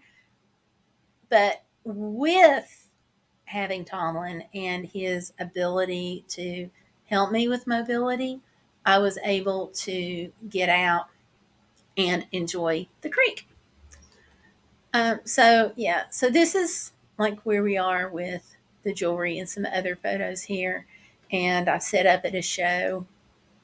So, can take it all and set it up in somebody's church. This one, I was in Kentucky. My oldest daughter was there, and she and my husband both helped me put up all of these things and set them out. Could not have done it without them. So there we go. I do want to mention, for those who may not realize, that one of our things on this channel, we're always about the hashtag Be Bodacious, and you'll hear me mention that. But the reason that we're about the hashtag Be Bodacious is you don't want to let life get in the way of living. So here's the thing. We all have things that we have to integrate in our lives and things that we have to work around, like me going to the creek with the service dog or with my walking stick and my husband. I was able to do that. So maybe I can't walk 20 miles to go to a creek or do an all-day hike because my leg's not going to let me do that. But I can integrate these challenges that I have with, the foot and whatnot, asthma and stuff, and learn how to manage those so that I can get out and go from the parking lot to the creek and enjoy it. Because being bodacious is all about enjoying life. And so anytime you've got things that you have to work around, just look and see, you can approach these things one of two ways. For example, my leg, it goes south. I'm having surgery 11 p.m. on a New Year's Eve night. My life completely changed, okay? It took me 5 months for my foot to relearn how to make that step. I would love to say that it has learned 100%, but it hasn't. And I still have problems. So now I have to have special shoes and a leg brace. Whereas before, I was able to do whatever the heck I wanted to do. But, here's the thing. I left the hospital on a walker. Then I had to progress to a cane. Then, later came the leg brace, and now I have special shoes. And with those, the leg brace and the shoes, I'm able to get out and walk some. So my choices on how to look at this were either A, I could get upset and get mad and become bitter over what I had lost, which was the ability to go out and do these things. Or I could be grateful that somebody was willing to give up their New Year's Eve night and assemble a surgical team and be glad that they were able to save as much functioning in my leg and foot as they did. And be glad that there were these things called walkers and canes and leg braces and shoes that make it possible for me to go out and live the way I want to. Now,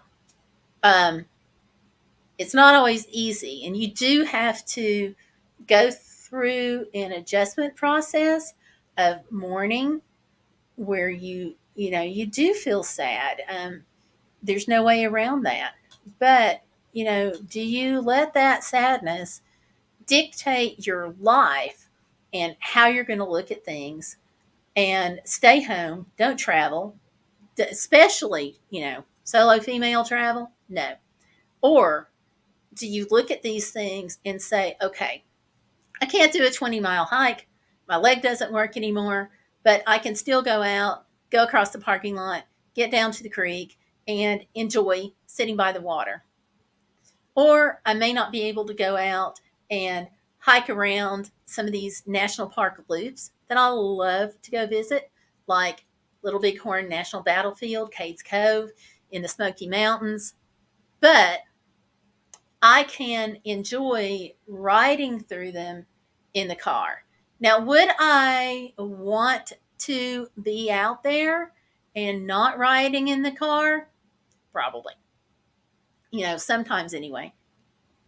Not too sure about Denali National Park with the bears. But anyway, other than that, yeah. But am I going to be mad because I can't go out there? Or do I be happy with what I can do? I still want to push the limits. I still want to, try, still want to keep getting better every day and all the time, but within my limits. So, they say the term choose joy.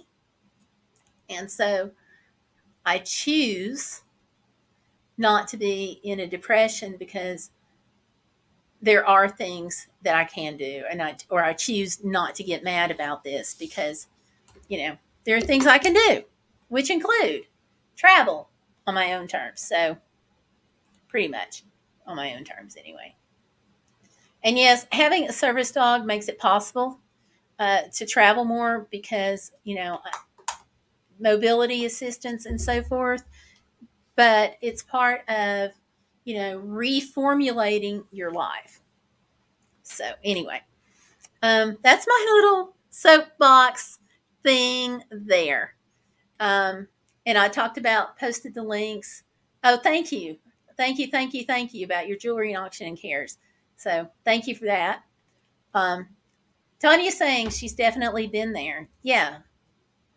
And it's hard. And you do have to do some mourning because your life changes. But, the fact that it's changed doesn't mean it has to stop.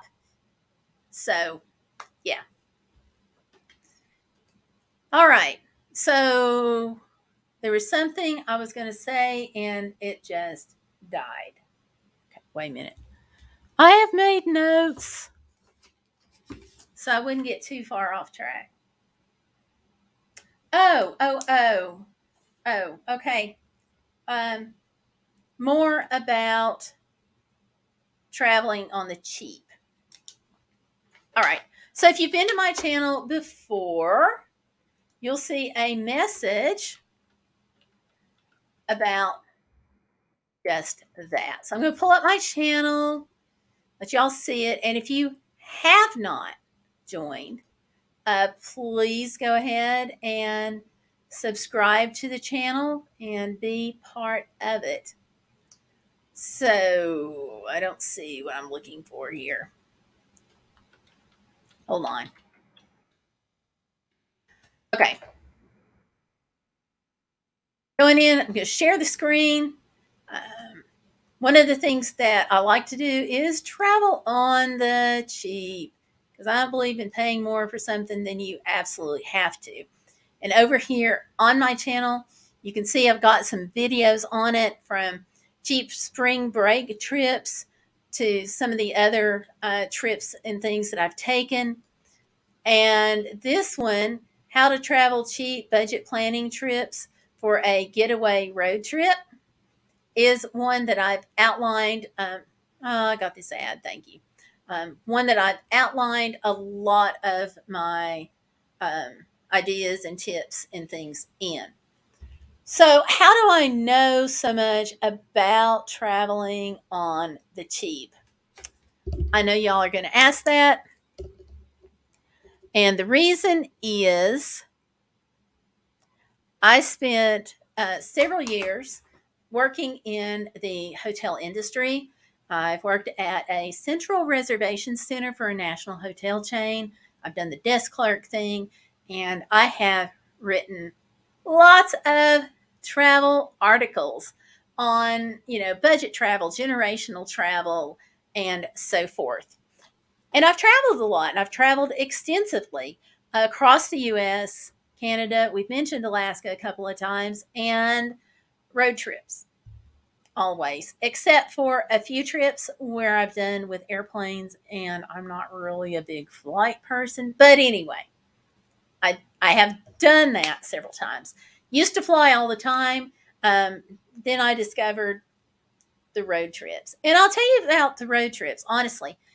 You can, if you've got a couple of people going and you have time, there's a lot of places that you can get to just about as quickly if you're driving as you can when you're flying. Now, how crazy is that? Let's see. And Tanya's saying,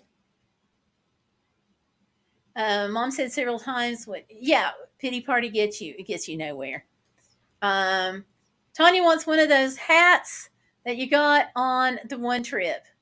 You're going to have to refresh my mind on which trip.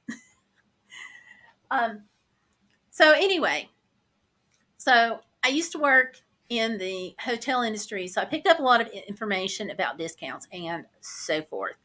On the idea about road trips, I'll give you an example. My daughter was home at this time. We lived in Knoxville, Tennessee. She was going to school in Washington, D.C.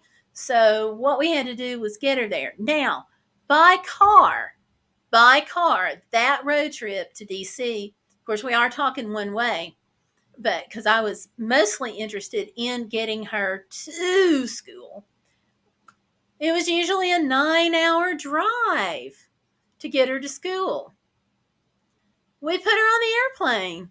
We waved goodbye. You know what? It took her just over 12 hours to get back to her dorm. So we've done a 9-hour drive compared to just over a 12-hour trip.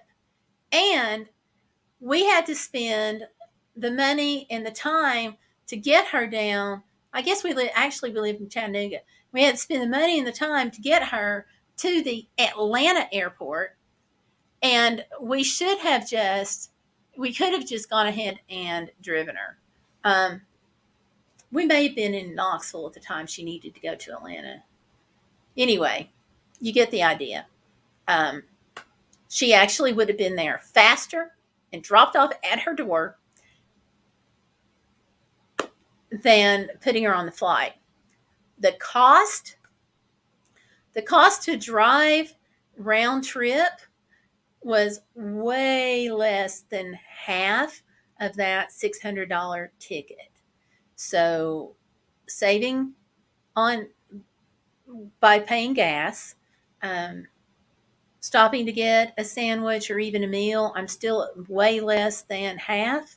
And that's round trip gas versus flying, because when we took her to the airport, we still had round trip gas that we had to pay out. And so, yeah, on that example, road trip versus flying, road trip was definitely the most cost effective. And let's see, going back here. Oh, the steampunk one. Okay. Those are really, really cute. I don't know that I'm going to go back to, that was Chattanooga Choo Choo's where I got it. I don't know if I'm going to go back to the Choo Choo, but if I do, I'll go with you in mind, and we can talk before I go. I don't care to pick it up and send it to you. But so traveling inexpensively means looking at everything, the total picture.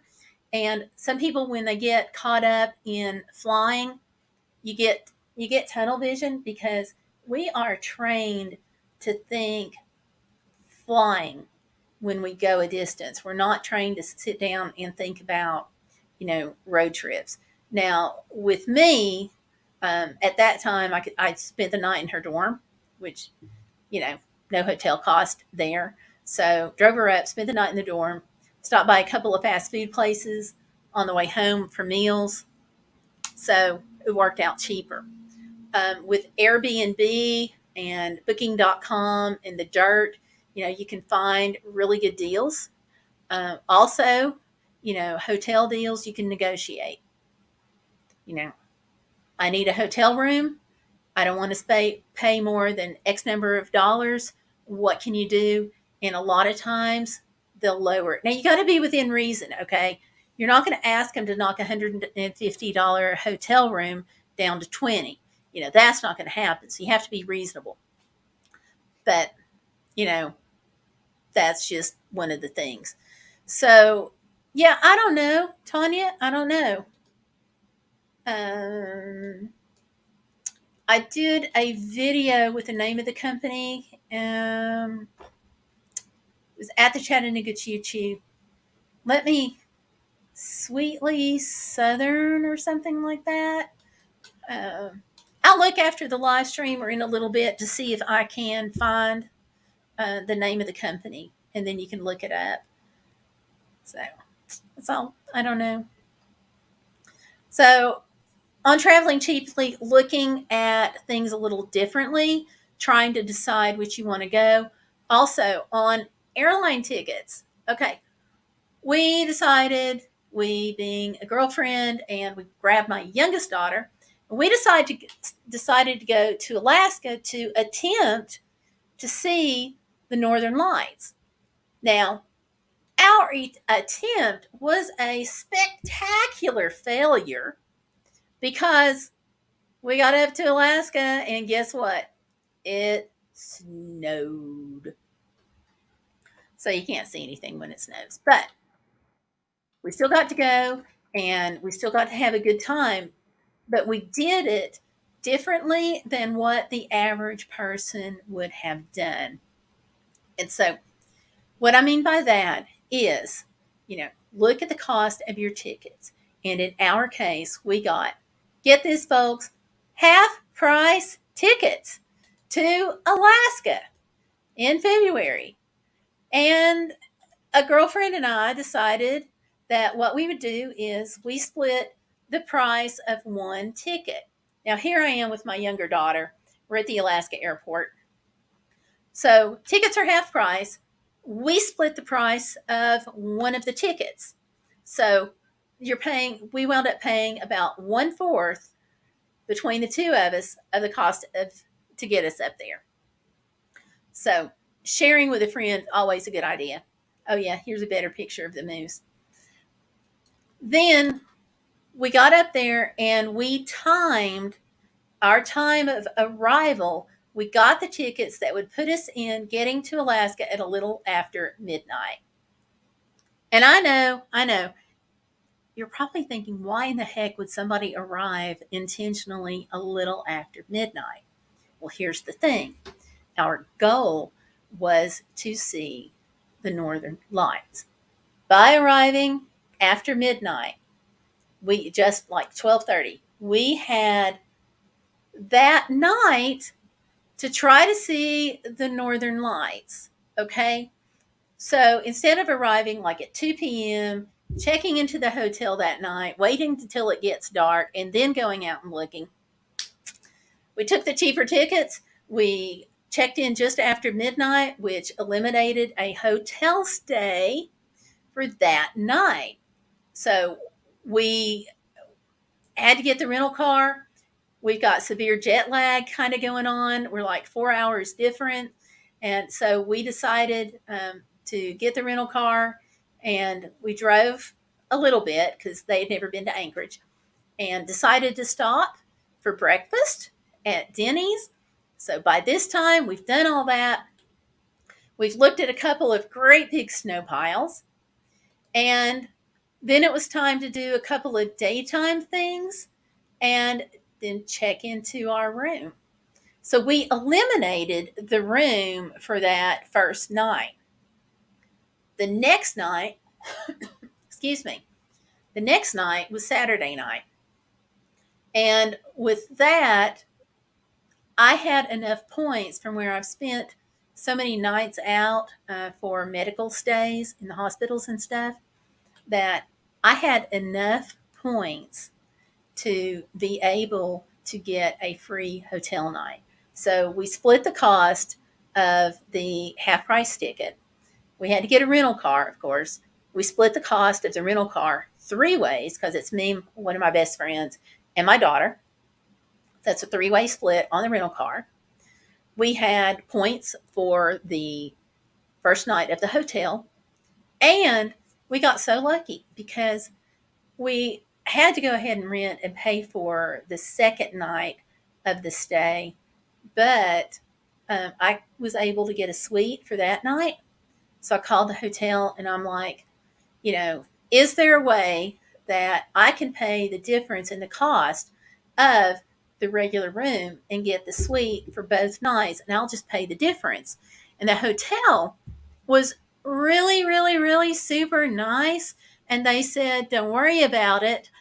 We'll just go ahead and upgrade you and you can have the suite both nights. So that saved us, like $30, which $10 each wouldn't have been that big of a deal.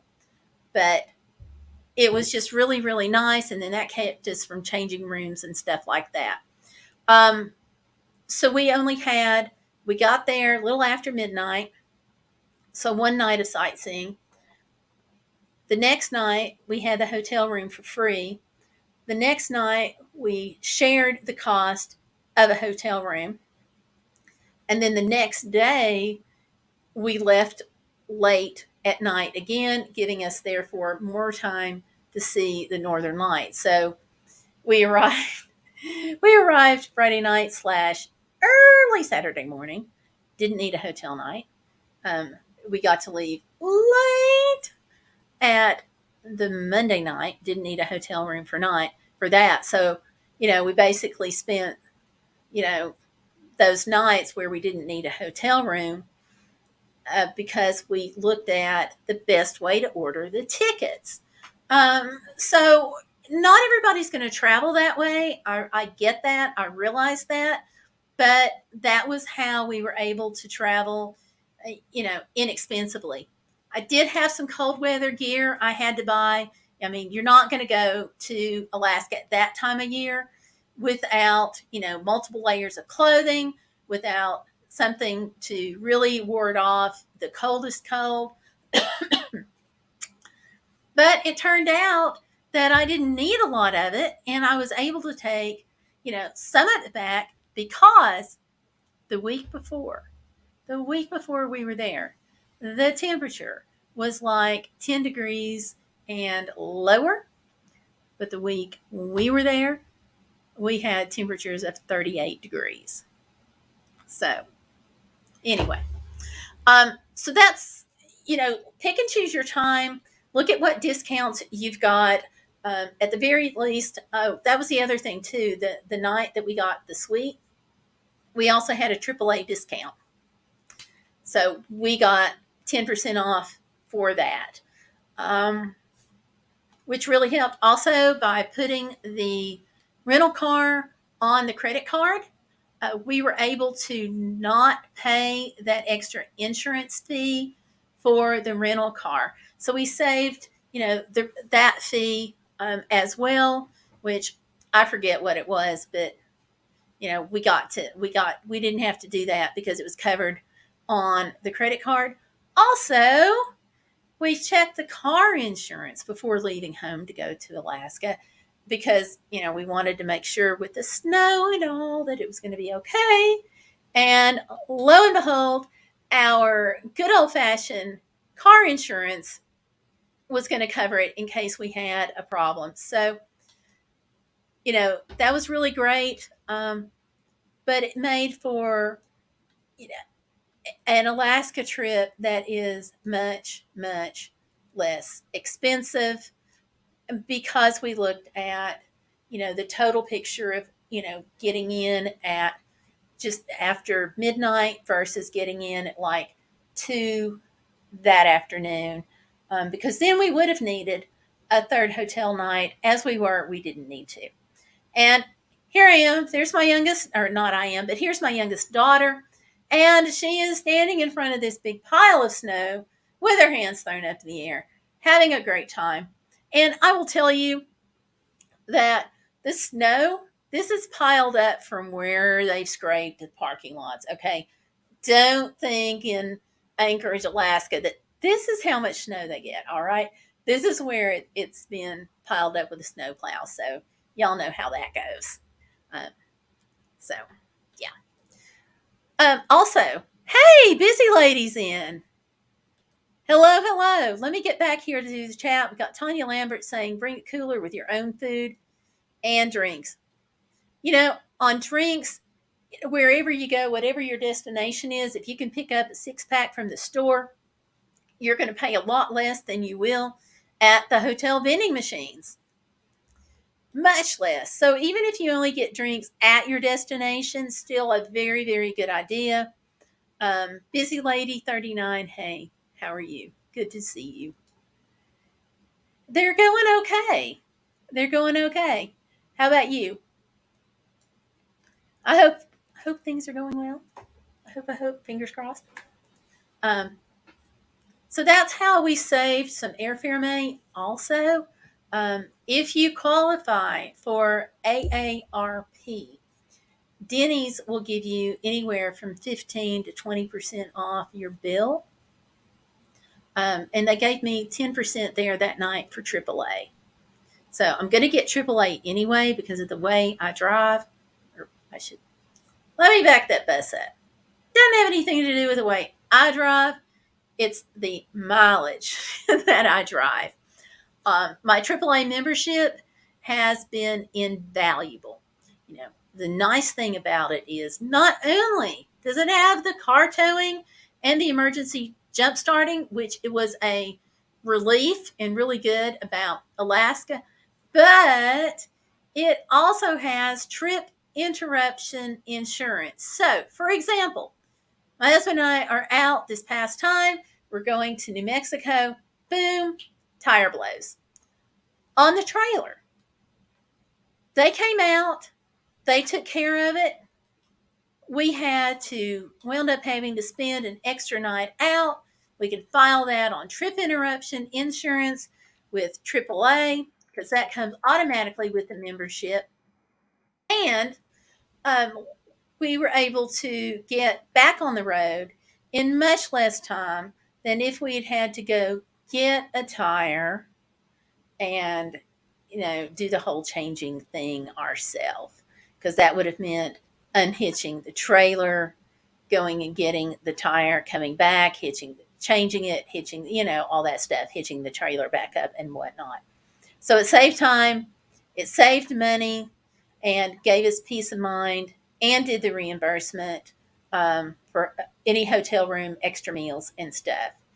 So, and then you get the discounts. So for me, I'll always have AAA for that reason. I will show you the tire that blew, and you will see why I was really glad, really, really glad to have had it. Ta-da! Yeah, not a tire that I don't remember what we hit, but not a tire you want to change on the side of the interstate. And of course, at this point, we've got the tire off. It's changed with AAA. We had a full-size spare. We're on the road, and we're looking at this tire going, because what else are you going to do? You're going to stand there with your mouth open. So, anyhow. Busy says, doing well. My son saw his classes and was able to open his locker. The school seems nice. Yay! Very glad for that, Busy.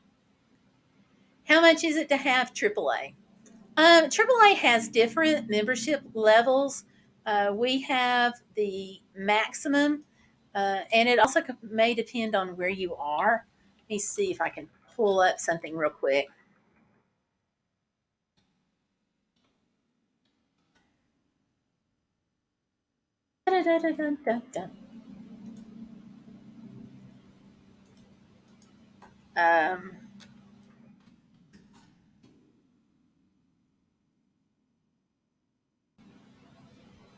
Okay. View plans and pricing. Okay. I'll share it. Because for me, it's a really good value for the peace of mind and the discounts. And being able to save on the hotels is really, really nice. Okay, here we go. Classic is $37.50, and with that comes 5 miles of towing, flats, jump starts. Let's see what else. Stuck vehicle service, DMV services. I'm not sure what that means.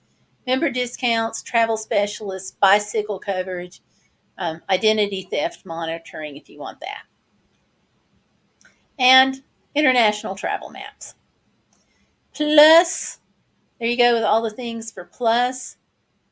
100 miles of towing, flat, battery jump, up to $100 for vehicle lockout, and so forth, discounts and whatnot. It doesn't say how much the trip interruption. Oh, here we go. With classic, trip interruption was $500. It's up to $1,000 for their plus, and over here for the premier, it is up to $1,500. Also, okay, so premier is $125, plus is $86, and classic is $37.50. So, for the way we got, no, that's a year. And she says she needs peace of mind also. Yeah. But no, that's not monthly, that's per year. So, you know, the Premier is a little expensive, but that's the one I go with because with Premier you get one tow at 200 miles. And if I am stuck in the middle of nowhere, I may need 200 miles. But before, other than that, I'd probably just go with Classic. Yeah.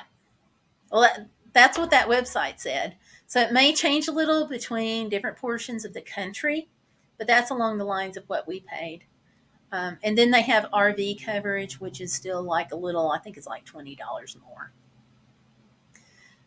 First time we ever used AAA Premier was when Stellarpiper and we were driving to, you can guess it, we got outside of Fargo.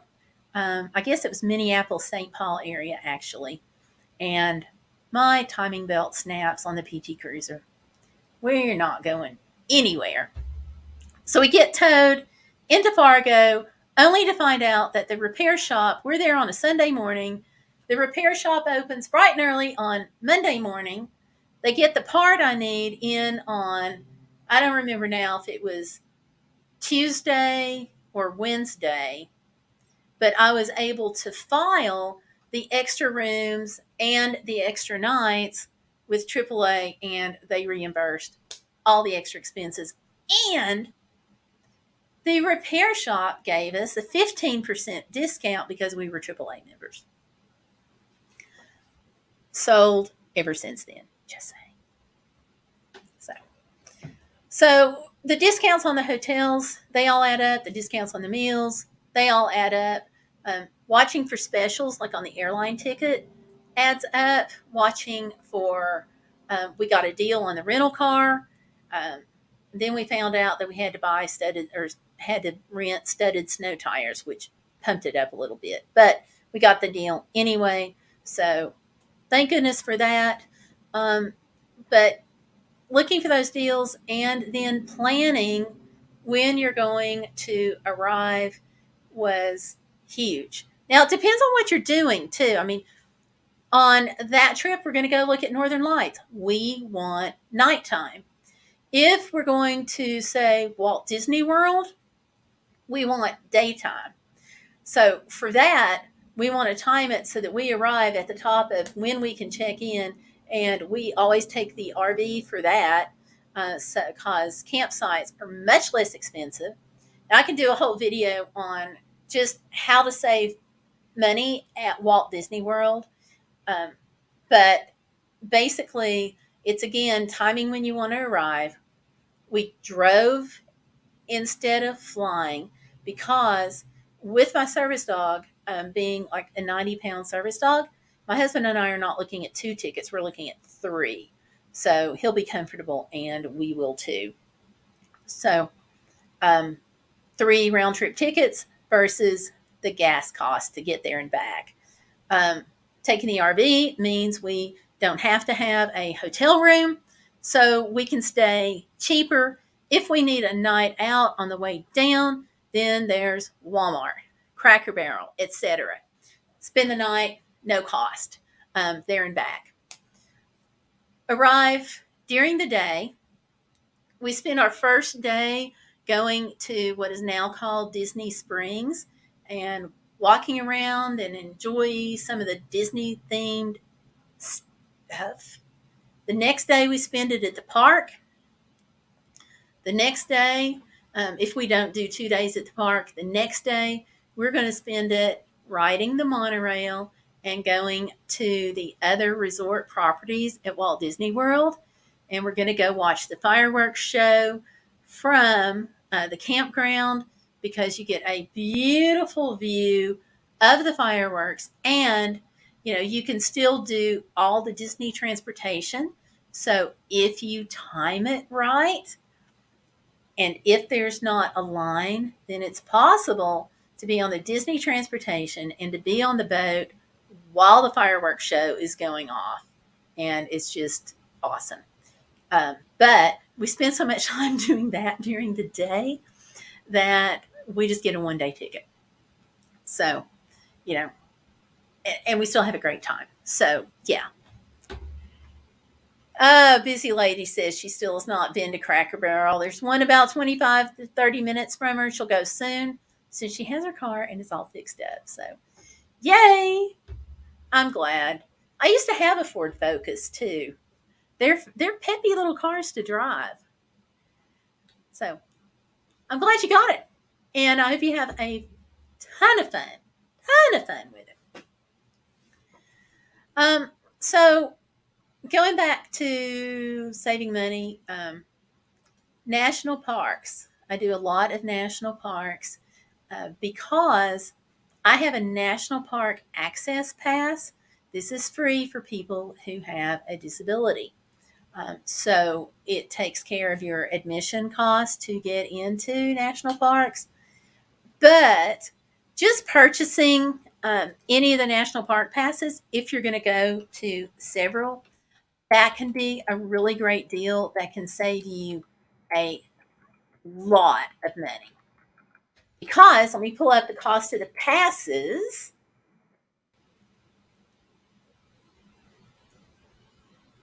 And show you what I mean. All right, so,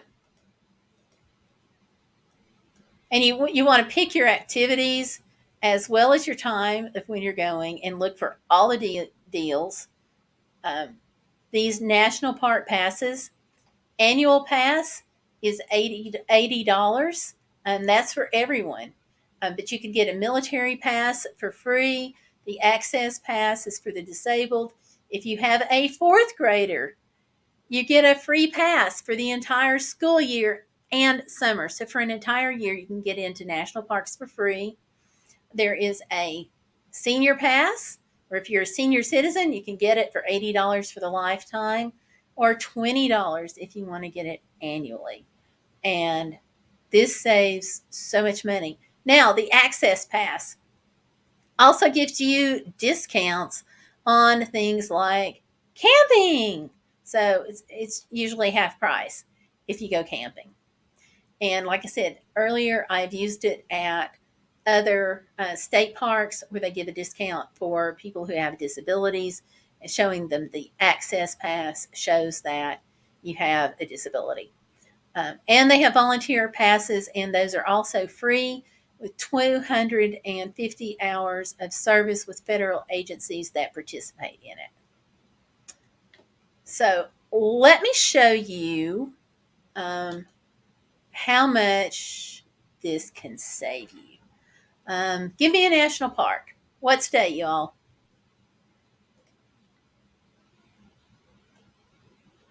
I'm going to look at some things in the chat, but I want you to tell me what state you want me to look at for a national park. I will look into it. Thanks. I have tow on my car insurance, but it's only for a few miles or something. Okay. There she has still not been to Cracker Barrel. Yes, they are decent cars. Yeah. Michigan. Okay. So, national parks in Michigan.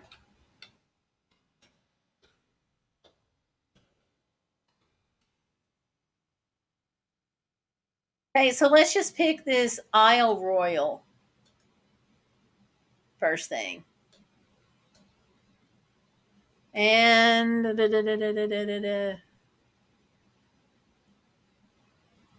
well, usually it'll take me to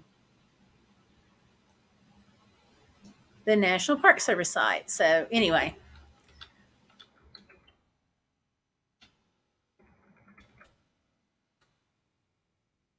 Isle Royal National Park. I'm looking for the National Park Service website.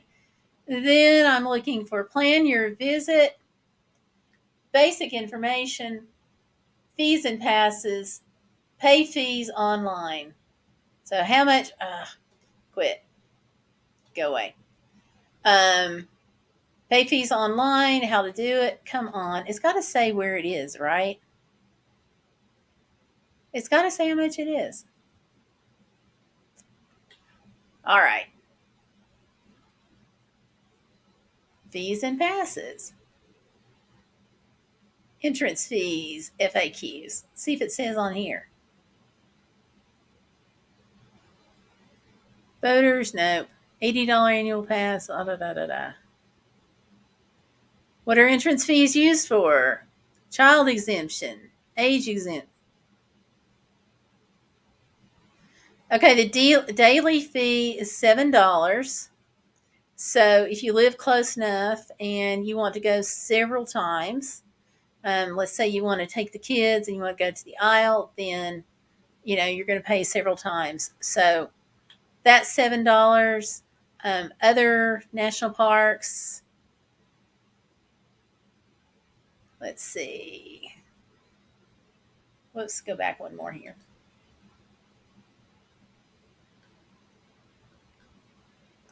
Some of these are not in Michigan. Good grief.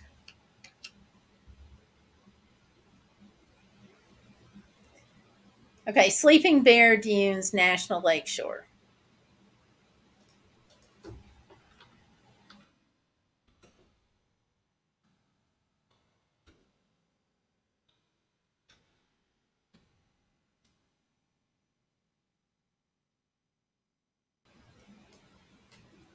Okay. Learn about the park, news, get involved. No. Plan your visit.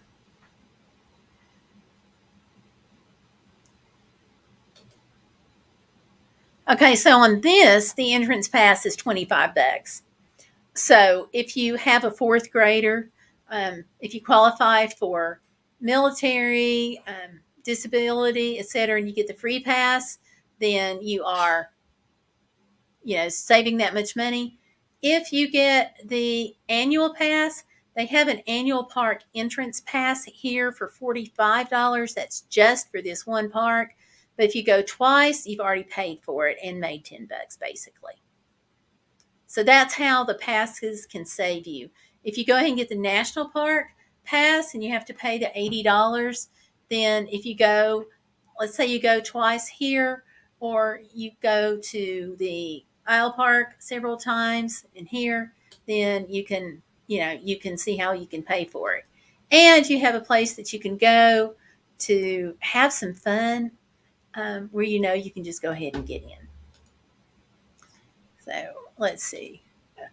Yep. Bear Dunes is a good one. Yep. It could be. I don't know where you are on the anxiety disorder thing. So talk to your doctor. And if all he has to do is write on a prescription pad that you have a disability, and then you can get the free pass. So it's kind of what your doctor thinks. Now with me, I didn't have to get a doctor's note, because I was able to show a Medicare card where I was on disability and a handicapped tag, my medical alert bracelet. So there were several things like all bunched together, and then they had me sign an affidavit. It would have been a lot easier if I'd known about it before I went to the national park, and then I could have just gotten a prescription pad. But we didn't. The first time we found out about it, and this is why I tell people, I saw a sign at the national park about the free national park pass, and then I was like, okay, what do I have to do? So I'm dragging all of this stuff out. I'm filling out, signing the affidavit and stuff to get the free pass. But it would have been a lot easier just to hand them the words on a prescription pad. So talk to your doctor, and if he or she feels like it's a disability, have them write it down on a prescription pad so you can just hand it to the national park. 2 seconds and you're done. Yeah, good question there. But it can save you a lot of money, and plus, like I said, it gives you a place that you can go and you can get in without having to pay again and again. Especially if you're going to go to several national parks, because you can pay the entrance fee of like the $20 there, for example, and that's good from 1 to 7 days. But let's say you want to go to more than one national park. Let's say you want to take a summer vacation and you want to spend a week going to several national parks. Well, your pass, even at $80, you're going to probably save some money. I mean, you got to run the numbers just to make sure, but it's going to save you most likely over the entrance fees if you're going to multiple parks on the trip, as opposed to say that $25 fee for one park. Let's see. I'm just going to pull up, for example, Glacier National Park. We'll pull this up because it's one of the more popular national parks. The entrance fee to get into Glacier National Park is $35. So if you're going to go to Glacier, that's almost, that's a third of it right there.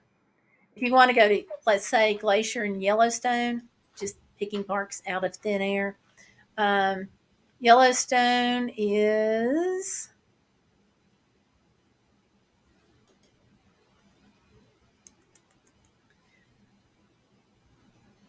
$35 also. So that's $70 if you could just go to hit those two parks. Another $10, you can go to any other park that you want to. So that can save. What else was I going to say? So look at your time of arrival. Look for the deals like on the tickets. Go with a friend, because then you're sharing the cost of everything except, your meals, but you're going to share the rental car and, hotel, your bigger expenses. Take a friend, use whatever discounts you're eligible for. And that can be, not just AAA, but AARP, military. Sometimes if you're a government employee, they'll go ahead and extend that discount to you for the cost of a hotel room and discount it. And when I say government employees, the hotel that I worked for, if you were a teacher, an EMS worker, or anything related to government services, court clerk, etc., then you also got the discount for being a government employee. So always ask, always. Let's see. Oh, hey. Well, welcome, Kara. Welcome. Lynn is like the nicest person. She's amazing. So welcome to our happy little group. Let's see. Busy Lady 39 is also welcoming. Iron Fire Horse. Hi. Irene saying our province, for some crazy reason, decided to give free entry to anyone who could reserve a spot online. The parks are a mess now. Trash everywhere, animals being put down because people fed them. Yeah. Okay, read this. If you go to a national park, do not, or state park, do not feed the animals, whether in US or Canada, especially if you've got like the bigger animals around, like the grizzlies and so forth, because they can get really human friendly really fast and learn to associate humans with food.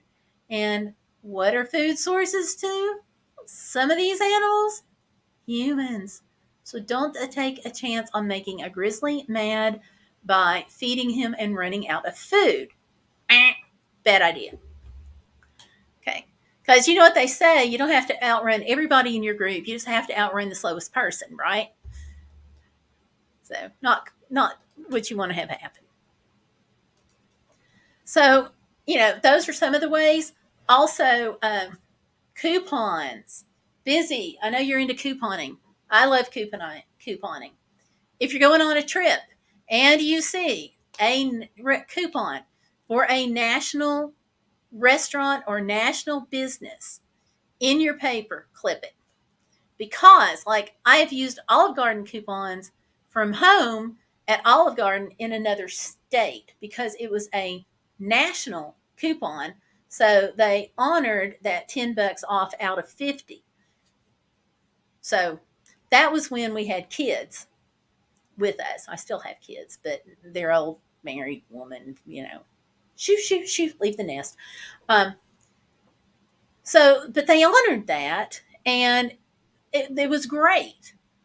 McDonald's coupons, a lot of times even if, here's the thing about McDonald's coupons that I've noticed, even if they're not for your area, the manager will usually go ahead and waive that because it's a McDonald's coupon. Same for Chick-fil-A. If you are going traveling, one way to save money is to look at the the email clubs for discounts. So if you're traveling and you think you might want to go to pick a restaurant, Texas Roadhouse, just because I can't think of anything else for right now.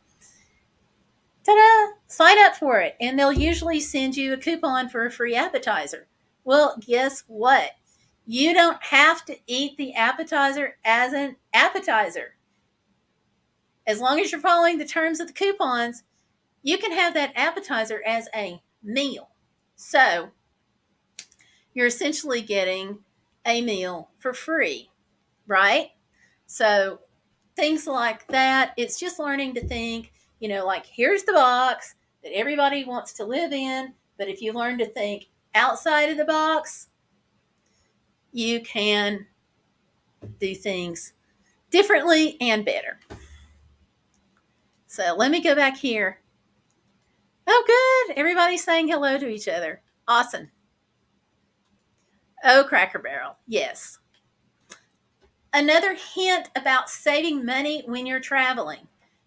Cracker Barrel, for example, if you have a cooler in the car, you can if you go to the Cracker Barrel, you can either split a meal and take half of it home and keep it in the cooler. Like I do that for salads because their salad is huge.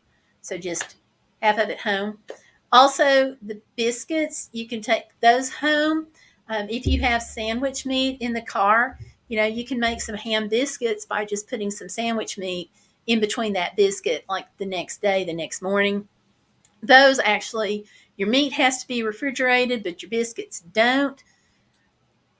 With us being in the camper van or being in a RV, then we will take biscuits home from Cracker Barrel, and then the next day, I have my little, 79-cent gravy packet, which usually gets us 2 meals out of, and boom, the next day, we're having a half of a 79-cent packet of gravy on top of the biscuits that we had left from the Cracker Barrel the day before.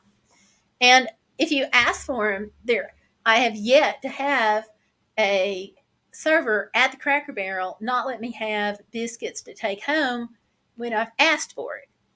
So, you've got your meal at the Cracker Barrel, and I'm just picking on Cracker Barrel. So you've got the meal at the Cracker Barrel.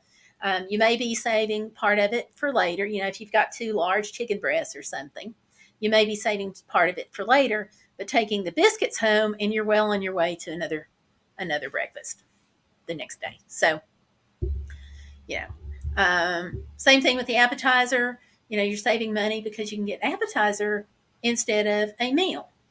So there's all different kinds of things that you can do if you just kind of think outside the box a little bit. Like, who's going to arrive at midnight in Alaska other than me, right? And the people I'm traveling with. I do a lot of mission trips for traveling. The nice thing about mission trips is you've got somebody that's going to help you raise the money to get you on the trip. Take that a step further. We've got the van. So what I wound up doing for the mission trip was hauling all their stuff in the van. When we drove to Alaska, the team saved the money. Now, this is part of the reason why I drove, okay? Our team of 15 people did not have to check any of the baggage. They put it in the van. I took my washing machine with me that I have for the van. Lower expectations, okay, on that. It's a special little thing, but lower expectations. But they knew that with me going up there, bringing my little washing machine, that if they had dirty clothes on the trip, they didn't have to pay for laundry. They didn't have to pay for washing those. Ice machine. I likes my ice machine. I can make ice in the van all the way to wherever I want to go, and I don't have to worry about buying it at $6 a bag. I swear they had a gun under the counter. I really think so. No, not really. But I can make all the ice that I want to going up, and from the mission team perspective, guess what we didn't have to buy? They didn't have to buy ice. And on top of that, somebody said, if you are crazy enough to drive, we're going to go ahead, and our way of helping you out will be to buy all of the non-perishables that the team might need in Alaska. So suddenly I had the whole week's worth of groceries in the van. So they didn't have to check a bag. They didn't have to buy non-perishables. They didn't have to, do a lot of things. The laundry and the ice. Ice is not that super big of a deal, but, everything adds up. So they didn't have to pay any of those costs. I still had to pitch in the cost of what I would have paid for the ticket, but I didn't have to pitch in on the rental car the first time, but the second time I had to a little bit. But, they helped me raise the money for the ticket and the rental car.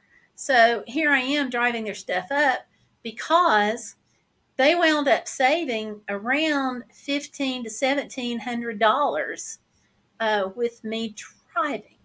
So I had time.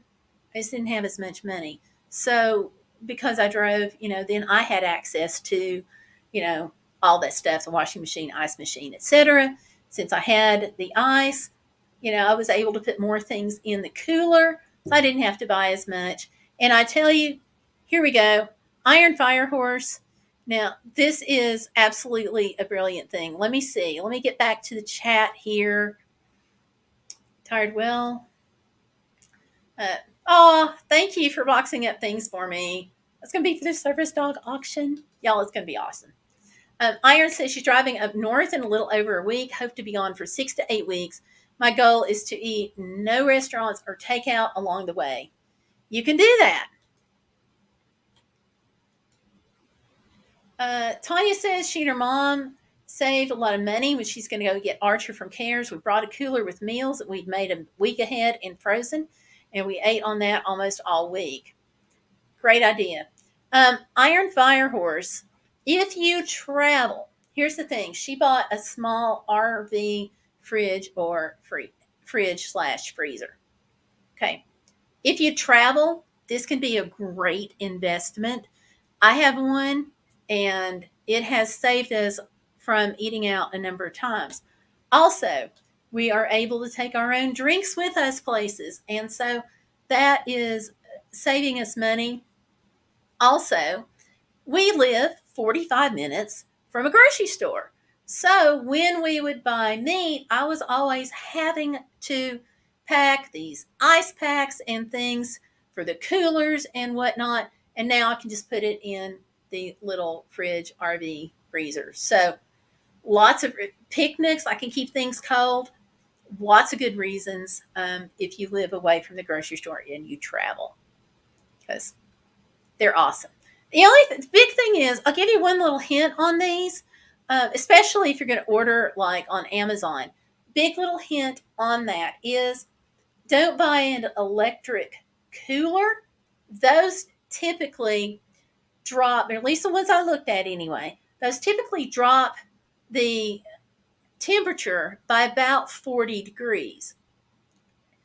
Dropping it by 40 degrees, this is absolutely fabulous if you're looking at a 70-degree temperature in your car. If you are out west and you are looking at a 100-degree temperature, then keeping meat in a cooler that takes the temperature down 40 degrees is not really going to help you that much. Just saying. So be careful what you're buying. The refrigerator for the car is phenomenal. It is for me anyway, and some other people, it is a phenomenal deal. If Iron is going to avoid restaurants for the whole week of her whole 6 to 8 weeks of her trip, there you go. That's great. Freezer meals are great as long as you have a way to cook them after they thaw out. I have a cooler too. Not sure if I'll take it. We wound up. I took it out a couple of times for like short trips here and there to see what I liked about the refrigerator freezer.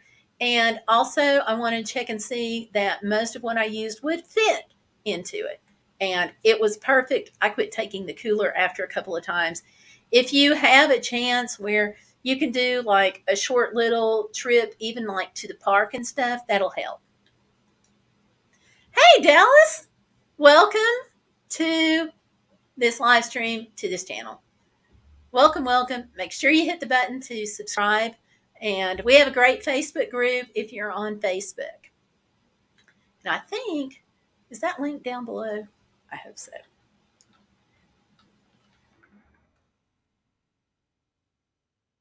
Let me see.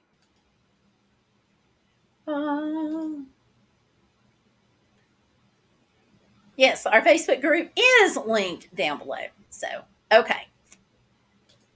See, I never know if I do that or not. So I always have to check. Hello, Dallas. See, Iron bought it as an investment. She's been starving since she bought it, but she'll save large from here on in. Yeah, that first payout can be a little sticker shockish. I just wanted a small one, so we got one of the less expensive ones on Amazon for like, I don't know, $150. But there again, something, excuse me, Tanya's saying it's a very helpful idea, Iron. You're not going to regret it. I agree. One of the things that I also tend to do is my husband, let's see, ordered a 23 quart. They said it wouldn't get here till the end of the September. Yeah, mine's not a 23 quart. It's a lot smaller. You can use it for water and other drinks. Then a 25. There you go. Thank you, Tanya. She posted the link in the chat. Let's see. The other thing is, and you might want to do this, Iron Fire Horse. Take reusable bottles and fill them up. Iron, with you having the refrigerator, you might want to take a couple of 3 bottles and fill them up, throw them in the fridge, they'll cool. So, and you can reuse water bottles and stuff. I use this. I have a Contigo. that I've used for like years now, and I've talked about it on the show before. I love this, and it fits. This plus half an inch is about where my refrigerator top is, which is perfect for me. So in that case, get a couple of bottles of water. So, Iron says our stuff is so expensive up here. Could have got the same one I ordered for $150 or less. Yeah, it is higher. Coming from my perspective, even like, okay, gas was much, much higher. Much, much higher. The grocery stores, people say, oh, you get the exchange rate. That's nice. I was still paying more at the grocery stores. So you have my sympathy and my respect for you going and taking this trip. And my excitement, because I hope you have a wonderful time. Just enjoy it. And you're planning, so that's great. Experimenting now with dish shapes, etc. Okay, there you go. Practice, experiment, whatever you want to call it. That's the way to do it, right there. But that saves you money. If you're planning to be gone 6 to 8 weeks, you've got to figure that at $150, if you do $10 meals, you're going to have it paid for in a little less than 2 weeks. So, yeah, absolutely. So it all builds up. With my husband, part of the way we got our refrigerator was some folks on his job gave him some Amazon gift cards. And so my youngest daughter for Christmas gave him an Amazon gift card. So what we try to do whenever somebody says, what do you want for your birthday or what do you want for Christmas? Our answer a lot of time is gift cards, and we will save those gift cards up and use them on vacation. Here's one really cool thing. Talking about thinking out of the box, my husband just looks at me sometimes and he just shakes his head. If you go to Amazon, let me share the screen. Doo-dah, doo-dah. And I haven't done this in a few months, so I always want to toss out that things may change. But with Amazon gift card, a few months ago at least, we were able to go on to Amazon and see. You guys see things like Fandango? If you want to go to a movie and somebody gives you an Amazon gift card, go look and see if you can buy Fandango movie passes. Uber, DoorDash, Starbucks, Lyft if you need lifts, Grubhub if you want that, Instacart, Whole Foods. These are things that you can use. Longhorn, Olive Garden, Cheddar's, and 3 restaurant logos I can't recognize. Chipotle. So if you get an Amazon gift card, then you can buy these things. Also, books. Oh, come on. What is this? Okay. I don't know anybody in a 123 area code. That's crazy. Also, books. DVDs. Also, Amazon has a trade-in program. So if you have DVDs laying around that you're not going to use, see if you can sell them to Amazon. Also, if you have old electronics or older electronics for like Kindles and stuff, see if you can trade them into Amazon. Then you can use that credit. You're only going to get Amazon credit. Then you can use that Amazon credit for anything that Amazon has. And that's another way that we save money I know it's kind of weird. My husband's like, only you would think of that, but that's why he's married to me, right? We women have to be helpmates to our husbands. Just saying that, we help them find their socks, help them save money. It's all the same thing. Okay. Amazon.com/trade-in. And guess who pays the shipping? Amazon. So Amazon.com/trade-in. And, you can, sometimes they're not buying it. Sometimes they are. I see right now that they don't have books listed. So, but you can still look and see what you've got. Sometimes they do books, DVDs. Okay, here we go. Find more items. And on books, oh my gosh, I was able, search for electronics and video games.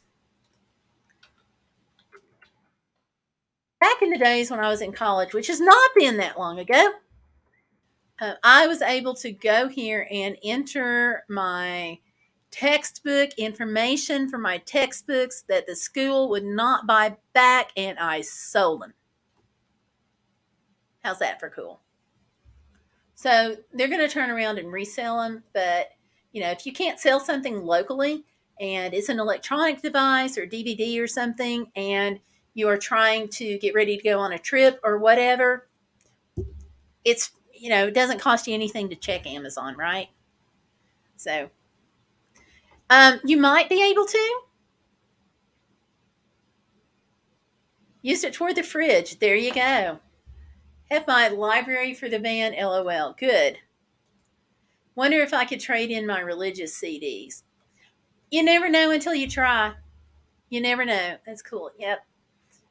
I stumbled across it by accident, and if I had known a couple of semesters earlier, I possibly wouldn't have gotten stuck with just giving some of my stuff away. Our local bookstore has a free bin, and if they won't buy it, and the bookstore at school won't buy it, I dump it in the free bin. Then I found out about Amazon trade-in. I will never dump anything in the free bin again without checking it. So, yeah, it's just nice, and because, let's say you get a gift card, then you can turn it into food gift cards, etc. A prepaid Visa card where you may be able to use that at the gas pump. So, things like that.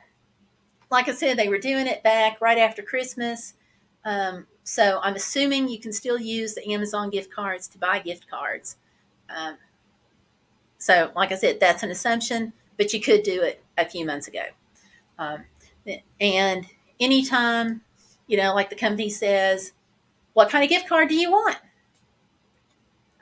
Sometimes they'll give us a choice between a prepaid gift card or a gift card to the grocery store. We can usually turn the gift card at the grocery store into pick another gift card, which is nice. So that helps save money.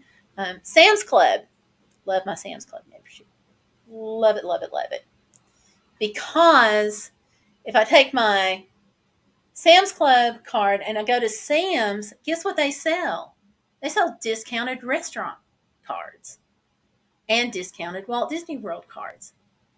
Now, these are not huge discounts all the time.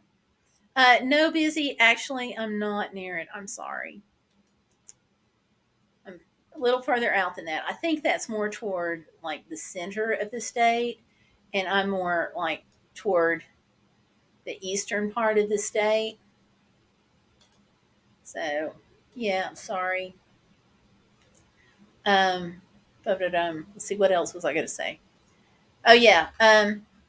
You may not save a lot off, but at some restaurants like O'Charlie's and Steak and Shake, you can sometimes get as much as 20% off.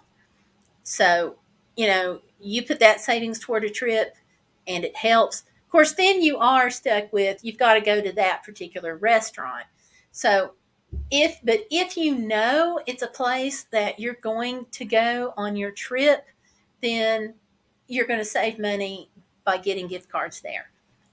General Walt Disney cards, you're going to save $2 or $3. You're not saving a lot, but that's still a couple more bucks in your pocket than Walt Disney World gets.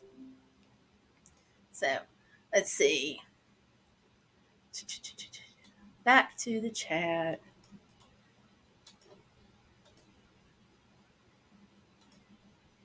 Okay. Let's see. Iron Firehorse says those CDs and books are expensive and in good condition. Yeah, I mean, you never know until you try. So give it a whirl. Let's see. Yeah, no. Iron Firehorse says, I actually won a Walmart gift card, but Carol sent me a money transfer, which was kind. Her channel is Glorious Life on Wheels. Awesome. That is awesome. Also, I've talked before about Bing, which is Microsoft Rewards, rather. It used to be Bing Rewards. Now it's Microsoft. If you're on that, you can just by searching the internet earn money and points, which you then redeem for gift cards. It's $5 at a time that you earn before you can do a card, but it is great because it's not costing you anything. Also, if friends sign up, then after they do a certain number of searches or whatever, then you can get some gift cards that way. I am going to go ahead and put that link here because it's just really nice to be able to earn money just for searching the internet. I'm online a lot. I'm going to do internet searches. So if I can make money by them, and I usually wind up getting a $5 gift card right at every month. And they have these little, I don't know if you want to call them games or not. Sometimes they are games, but they're like little quizzes and stuff. And they have like 3 of those a day. So you're not going to spend like tons of time doing these, but they'll help you earn points, which you can turn into gift cards. And that's Microsoft Rewards. If you want to sign up for my referral link, yay, I'll earn too. So you'll save, I'll save. The only one that's out is Bing. Okay, Busy is making a funny face. What kind of funny face is that, Busy? Oh, it's dollar signs. Okay. There we go. So yeah, it's let's see. I've got, how many points do I have? I have 9,900. I'm just going to share it. It's easier.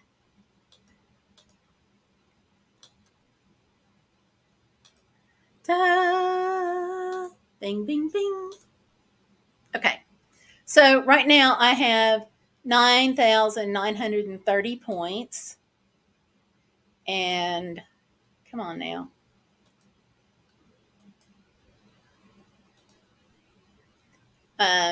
Refer friends and earn point. Okay, here's some of the activities that they've got about web research getting easier. And they've got this one. So I just clicked on it. And then when I go into my Bing Rewards, 99.40.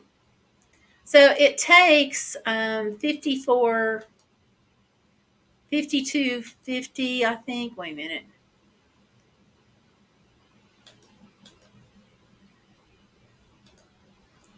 Why can I never find what I want? No, I don't want a Chrome extension. I didn't mean to hit on that. Anyhow, it's in here. There it is. Finally, the right button. So like today, these little games, one's a link that I just opened earlier, this or that, which is just 5 little questions, which is kind of fun. And then a real quick 1 question. Then it says, awesome, you've earned 75 bonus points. Keep coming back tomorrow to keep it going. So yay. But redeem. I'm not really going to redeem, but I'll show you what you can redeem for. So, there's always a bunch of stuff. And they've got sweepstakes that you can redeem for like 200 points to buy a sweepstakes. Guess what I never do? So you got to go through. There's the donation ones. There was something, donate to Call of Duty. Okay. Aha. Amazon gift card, $52.50, and it's a $5 gift card. Dunkin' Donuts, if you go there, $52.50 points, and so on. Taco Bell, Starbucks, DoorDash, Uber Eats, Burger King. So at Walmart, get gas. So it's not huge, but it adds up. Like I said, I get around one. It takes close to a month to get it. But I play the games, little games every day too, and I'm doing searches. So, and you can see that I can get one like now at whatever it was I had. And I'm working toward the other one. So, yeah. It's just nice. Free money. Yay. So is that really interesting? Yeah. LOL. And Iron says, I'm looking at it now on my other phone. Who would have known? Gail knows. Yeah, I have a friend of mine who told me one time if there was a cheaper way to do something, I'd figure it out.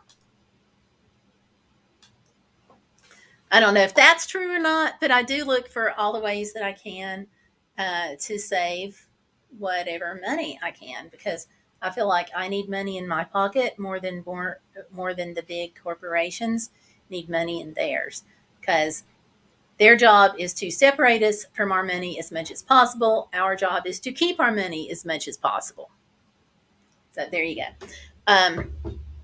Also, somebody took me to task saying that I was putting hundreds and maybe thousands of dollars into these trips. And I hope this is showing you that, no, I don't. I can't afford to travel like that. Are you kidding me? So, no. Also, with the RV, we can take advantage of free campsites. Irene, you're fixing to do that. Sounds like on your trip. So, yay. And you all, I was so excited. I don't know if I mentioned this Saturday or not, but I was really excited. I found a campsite in the middle of nowhere in Tatum, Texas, which is where we were driving through. So I guess I shouldn't say middle of nowhere. But anyway, water, electricity, dump station, totally free. And it was a nice place too. Giant park across the street, playground, fire ring toss game. Yeah, you could stay 3 nights there. So that's your whole weekend getaway right there at a free campsite, if you have a van or an RV. Iron says, I'm like that, but not so savvy on the internet. Actually, I've been on the internet since 1995, believe it or not. So I've learned 1 or 2 things. And then from writing for different companies, I've been exposed to that much more. So I'm not great on the internet, but I'm learning. Always learning. I'm sure this will be the cheapest and longest trip I've been on. I just can't wait to hear about this. You're going to have a blast. And Iron says, last holiday I had was in 92. You're making up for lost time, being gone 6 to 8 weeks. I am really excited for you. I cannot wait for you to come back and sign on as you can and tell us about it, because I'm excited. Because you definitely deserve a holiday. What do you all think in the chat? Does she deserve a holiday? I think she does. So anyway, it's the little things that really aren't little, because they all add up. And like I said, sometimes my husband's job will give gift cards, or people will do different things for him. He works with the public, so sometimes they'll give him like a $5 gift card to, let's say, Wendy's or McDonald's or somewhere. we always save those up to use on our trip. If I am at the grocery store, sometimes I will get coupons in the mail for our grocery store for like $5 off a certain amount. So what I try to do is, instead of taking that $5 off, if we're near a payday and I don't have to have that $5 off, then I will put that $5 on a gift card and use that gift card, usually for gas right before we go on vacation, or put it on a gift card that I know I can use on vacation. So, yes, little footage for memories at least. Yes, that would be so cool. Yeah, that would be neat if you did videos. Even if you only do like the little shorts, those are cute too. Everybody needs a cheap trip, Busy. I agree. Whoops. Yes, she does. See, Busy agrees. I agree. We're in, everybody that's voted out loud is in unanimous agreement. You deserve this. Absolutely. That'll be cool. Great idea to save those gift cards. Yeah. And see, that's another thing that, our tendency, at least mine is, or used to be, when you get a gift card, I just wanted to run out like immediately and go spend it, because it was like I have newfound money in my pocket. So I wanted to rush out immediately and use those gift cards. Then I went on a trip and I was like, if we had just had all those gift cards. And I was like, why don't we? So we started saving them from that point on. Of course, Iron Fire Horse. But what about you all? When you get a gift card, do you tend to want to spend it immediately, or do you always save it? Because I'd be really interested in knowing if I am like the odd person out. I'm just going to make this a poll. Do you spend gift cards immediately after getting them? Okay. Not carcass cards. Hold on. I don't want to spend gift carcasses, right?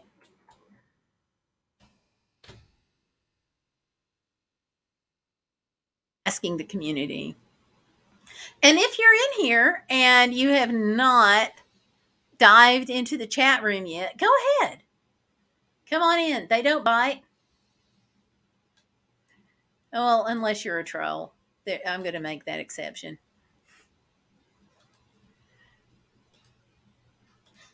And Busy saying that she has a lot of short videos from her trip unedited. Glad I have them to watch now. Those can be really fun. Going back through, and it helps you remember, your fun moments. Iron says, I'm the opposite. I wait sometimes too long. I was saving up points from a store for 2 years so I could get something good. They took away their reward points 2 weeks ago. Oh, ow. Ow, ow, ow. I'm sorry. Set a calendar reminder maybe on your phone to remind you that they're about to expire. Maybe that would help. Busy says depends on how close the place is. She usually does get excited to shop without spending money. Yeah.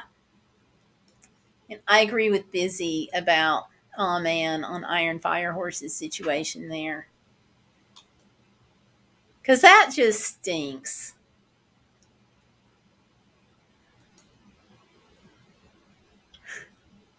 Busy Lady says, come on in, the water is warm. Yeah, we don't handle trolls well, LOL. But regular situations we handle really well.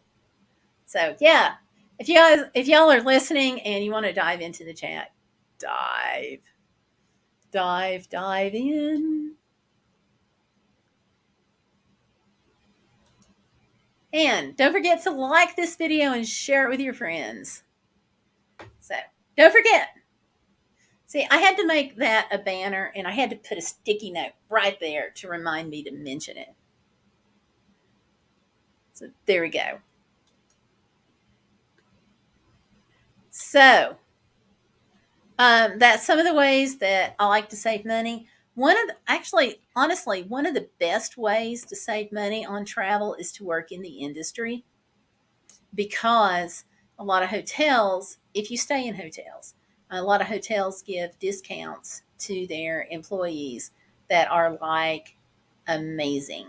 Like, you may pay $20 or $10 to spend the night in a hotel in your brand, depending on what the brand is, which is really cool. The rest of the time, you may pay half price. Either way, it's still pretty cool. So that's if you work in the industry.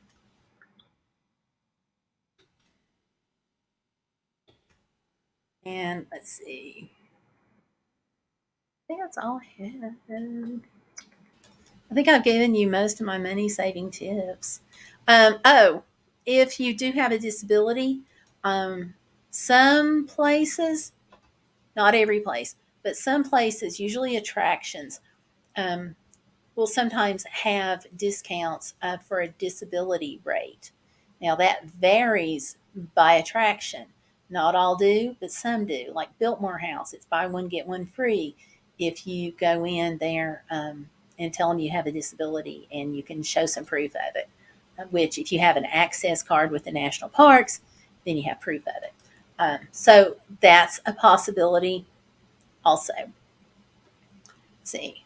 Iron Fire Horse says she had over 23,000. There was no warning. I guess it wasn't working for them. Must not have been. That's awful. And Busy says we take a cooler with sandwiches and canned soda, bottled water, etc. Saves on time, stopping to eat, and healthier. Yeah, and there's a lot to be said for being able to eat when you get hungry instead of having to wait until you find a restaurant. Because if you are going through a place that doesn't have a lot of exits, or if you're going through a place where it's difficult to get to a restaurant, like driving up to New York, I have a hard time finding a place to eat. They have these service centers where you just kind of, you don't really ever like exit, that you're kind of still on the interstate. But those restaurants can be very busy, and those food courts can be very busy. So, yeah, sandwiches in the cooler, there is so much to be said for that. Good idea. Water bottles you can fill up. If you like tea, you can take the cold brew tea. One tea bag, for me, and everybody's taste is different, one tea bag usually makes one of these for me, and that's a help. So I'm getting something that's not water for pennies. National parks here in the U.S., a lot of them have quit selling bottled water, so you have to either have your own bottle or buy one in the gift shop, and they're reusable bottles, and they are not cheap. So bringing your own, you can fill several of them, and boom, you have water in your cooler. You can make tea, you can do whatever. Tons cheaper and ready when you are. Oh, we don't like to get hangry. No, nobody does on a trip. And there's foods that you can take with you that don't need refrigeration, like those chicken salad little packages, chicken salad with crackers. You don't have to have your chicken salad on a cracker. You can make a chicken salad sandwich, and save your crackers for like whatever else you want, cheese or whatever. The Cheese Whiz cans, I think it's Cheese Whiz. I forget. They make these cans of cheese. You don't have to have refrigeration for those. There's shelf-stable milk you can get. There's tuna salad packs. And, of course, there's the chicken packs and the tuna packs. Let's see, ham. There's things like that you can get in the cans that you don't have to refrigerate. And then, of course, puddings, things like that that need no refrigeration.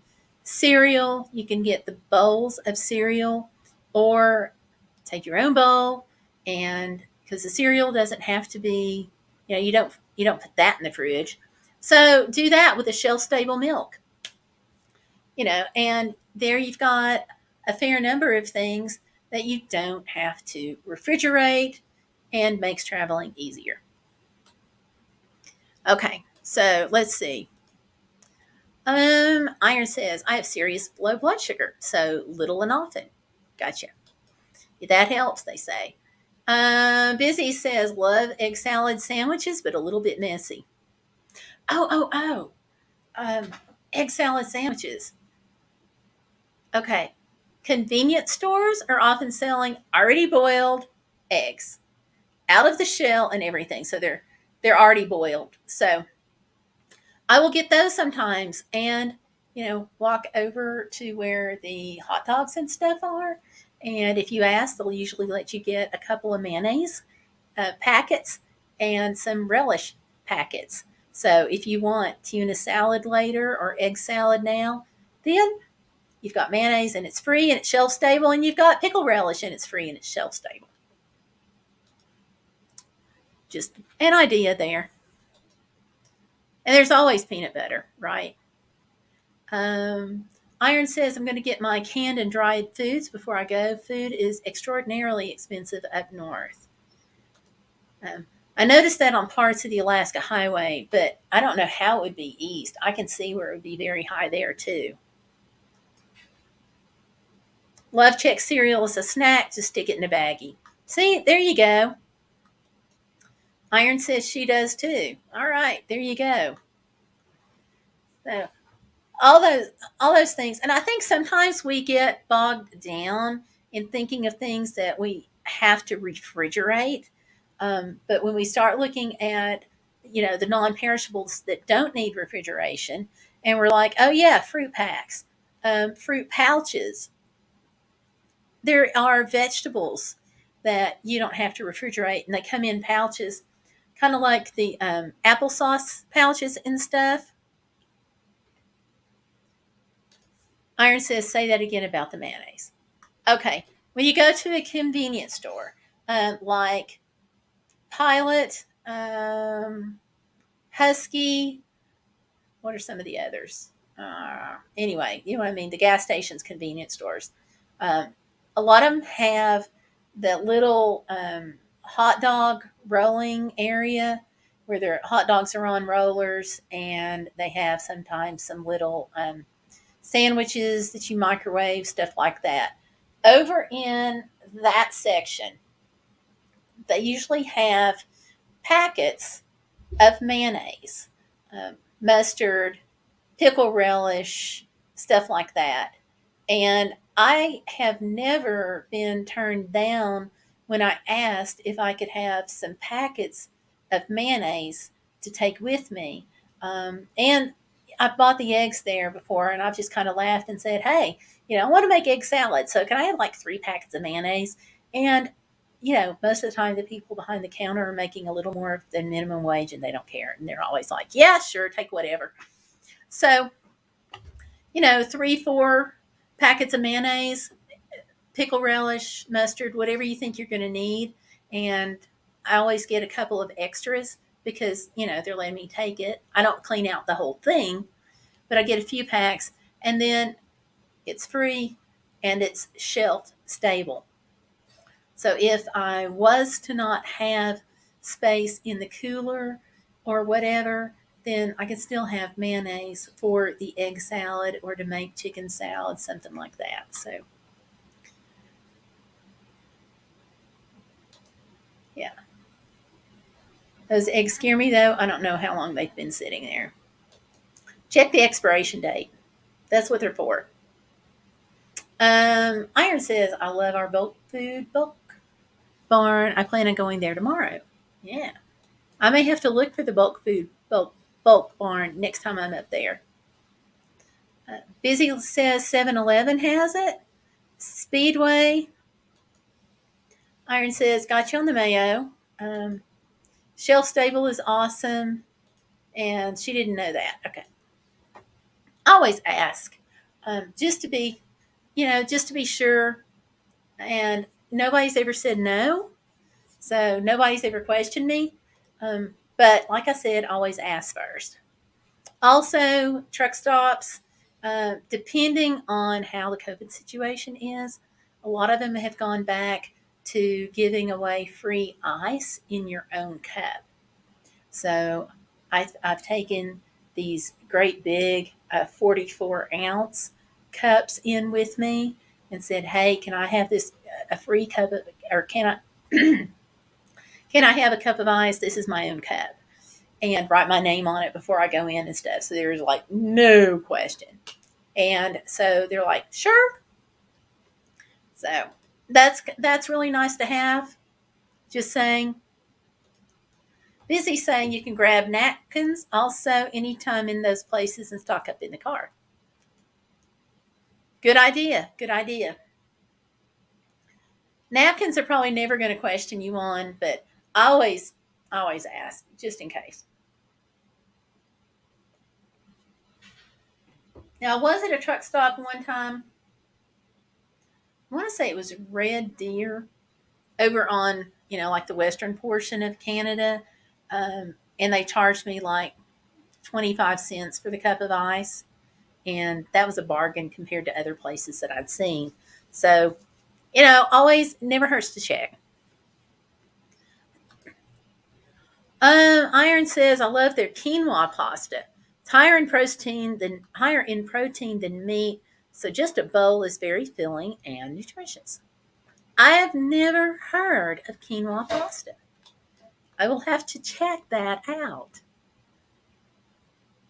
Busy says, ooh, ice, good to know. Yep. And it all adds up. And like you guys, your family of 3. So if you, your husband, and your son get a 44-ounce cup of ice, that's going to fill a small cooler. And it's free. So why pay for it if you don't have to? Plus, you got to think you're going to a convenience store. So who's got the highest prices on gas in the world? They're making their money on the gas, the other things they sell. So yeah, never hurts to ask about the free ice. Iron Fire Horse, how is the texture on that? I haven't tried it.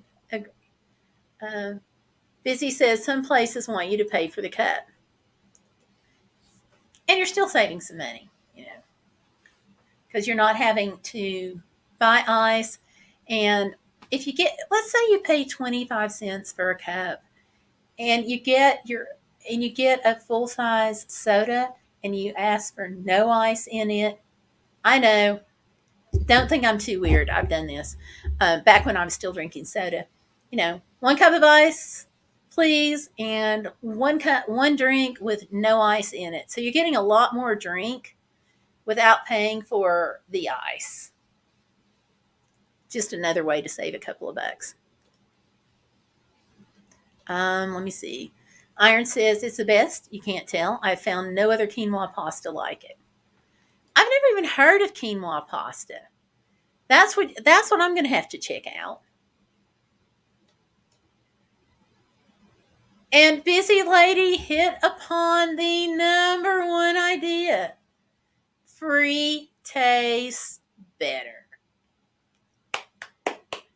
Yay. If I had a bell, I would ring it.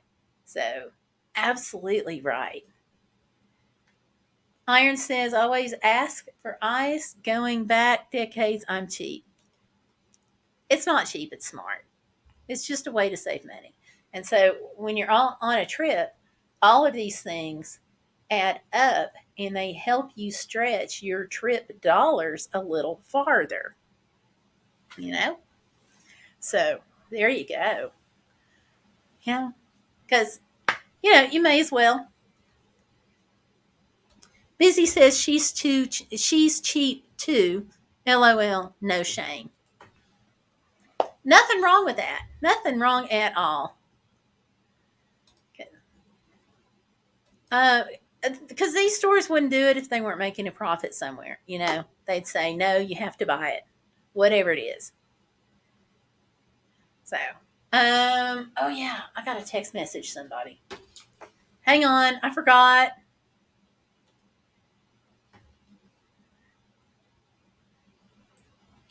And guess who I have to text message? Look around and see who's not here. Where is she?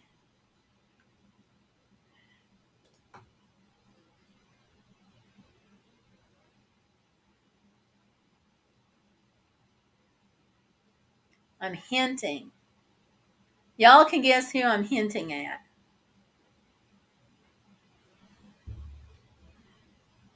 I know Busy will know. She can guess it. Too Chief, no shame. Mel Mel says, hey. So, welcome back, Mel Mel.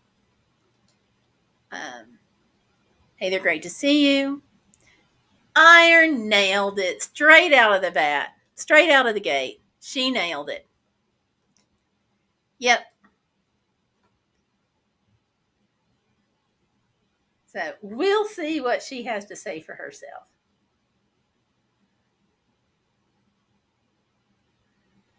Okay. All right. I don't know. I thought she was coming in, but obviously one of us has messed up. And it's probably me. Who knows? But we'll see. We'll keep on. Oh, there you go. See, we'll all just hop on it. Right? So let's see. Looking at my little list here.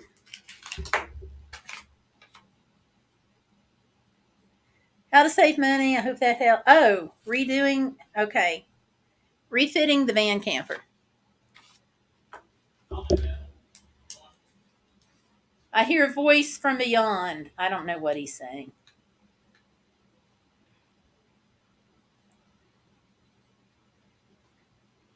Okay.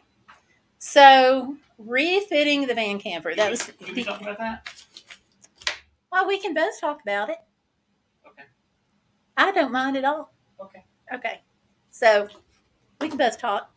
Okay. You want to pull up a computer or do you want to pull up a chair? Or I'm talking to Hubby, by the way. I don't want you to think it's the voices in my head talking and talking back to me. This is actually my husband. Yeah, I had a person ask me how I was redoing the van inside without spending a fortune on it. And my response initially was, why would you spend a fortune on it? But some people do. I get that. It's just, it's not going to be me. So, okay, we got the van originally. I'm going to show you this picture. It may make you dizzy, but hopefully not. Okay, inside van is a cavern. Now, we did take out that bulkhead thing behind the driver's seat. That gives you an idea of the space that we're working with. And we originally got it because there we go. Originally got it because we were hauling stuff for the mission team. So inside the van, I have this massive cabinet that took up most of the inside of the van. And we are taking that cabinet and making it go away. Just goodbye. But we're reusing that wood to make another cabinet. I know. We're reusing the wood to make another cabinet to make this more of a livable space. And we've got the bed already made, which our bed we're probably just going to go ahead and fix. Okay, I'm gonna go back up here. See, we're hitting on Stellarpiper. She's not even here. I texted her. See, where is she? And Busy's going to text her too. It's not the same without her. I was already wondering where she was. I'm working on it. And Busy's working on it. So there you go. I recognize the voice from all your videos I've been watching lately, which I greatly appreciate. I don't know if I've said that or not, but I greatly appreciate it. Busy is laughing, and hi, Mr. Gale. Hello. I think that's So cute. here you go, John. Anyway, so to save money on the build, we are reusing what we have, and we are going to places like thrift shops. I want to redo the sink, for example, in the van. And what we were using is a steam pan from a buffet. And that has been our sink. But I want a round sink because I want less space taken up but by switching out sinks, so I'll have more counter space. So thrift shop, 99 cents versus big bucks on a sink. You can't beat that. So we're using as much as you can. Our air conditioner came from friends, so we're putting that back in the back of the van. Now we did use, the gift cards I was talking to you about, and Bing points, and trading in books and stuff. All of that went to another battery, which goes with the solar panels. And I kept watching solar panel prices on Amazon until I got one of those flash deals on the brand that I wanted, which took a while. But I felt better by taking the time to get the deal that I was happy with. Iron says, I didn't realize you had been on here that long, Gail, until I started playing the players. Yep. Started at noon. Some people had asked about me being on longer. So I am hoping that this will generate a little bit of ad revenue and watch time, and ad revenue, of course, going to Service Dog. But I'm also hoping that this has answered some of the folks' questions about service dogs and traveling with service dogs and how to travel with, dogs, pets, cats, husbands. Hey. Dogs, pets, cats. So, yeah. LOL, Mr. Gale Crabtree. Very nice. Yeah. Well, if you're going to be in here for a minute, I am going to let you talk about redoing the van and the panels and anything else about redoing the van that you want to.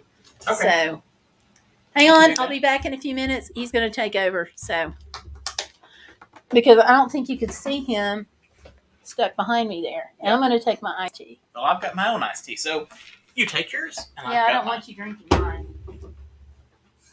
I don't want to run out. Hello, YouTube. Hello.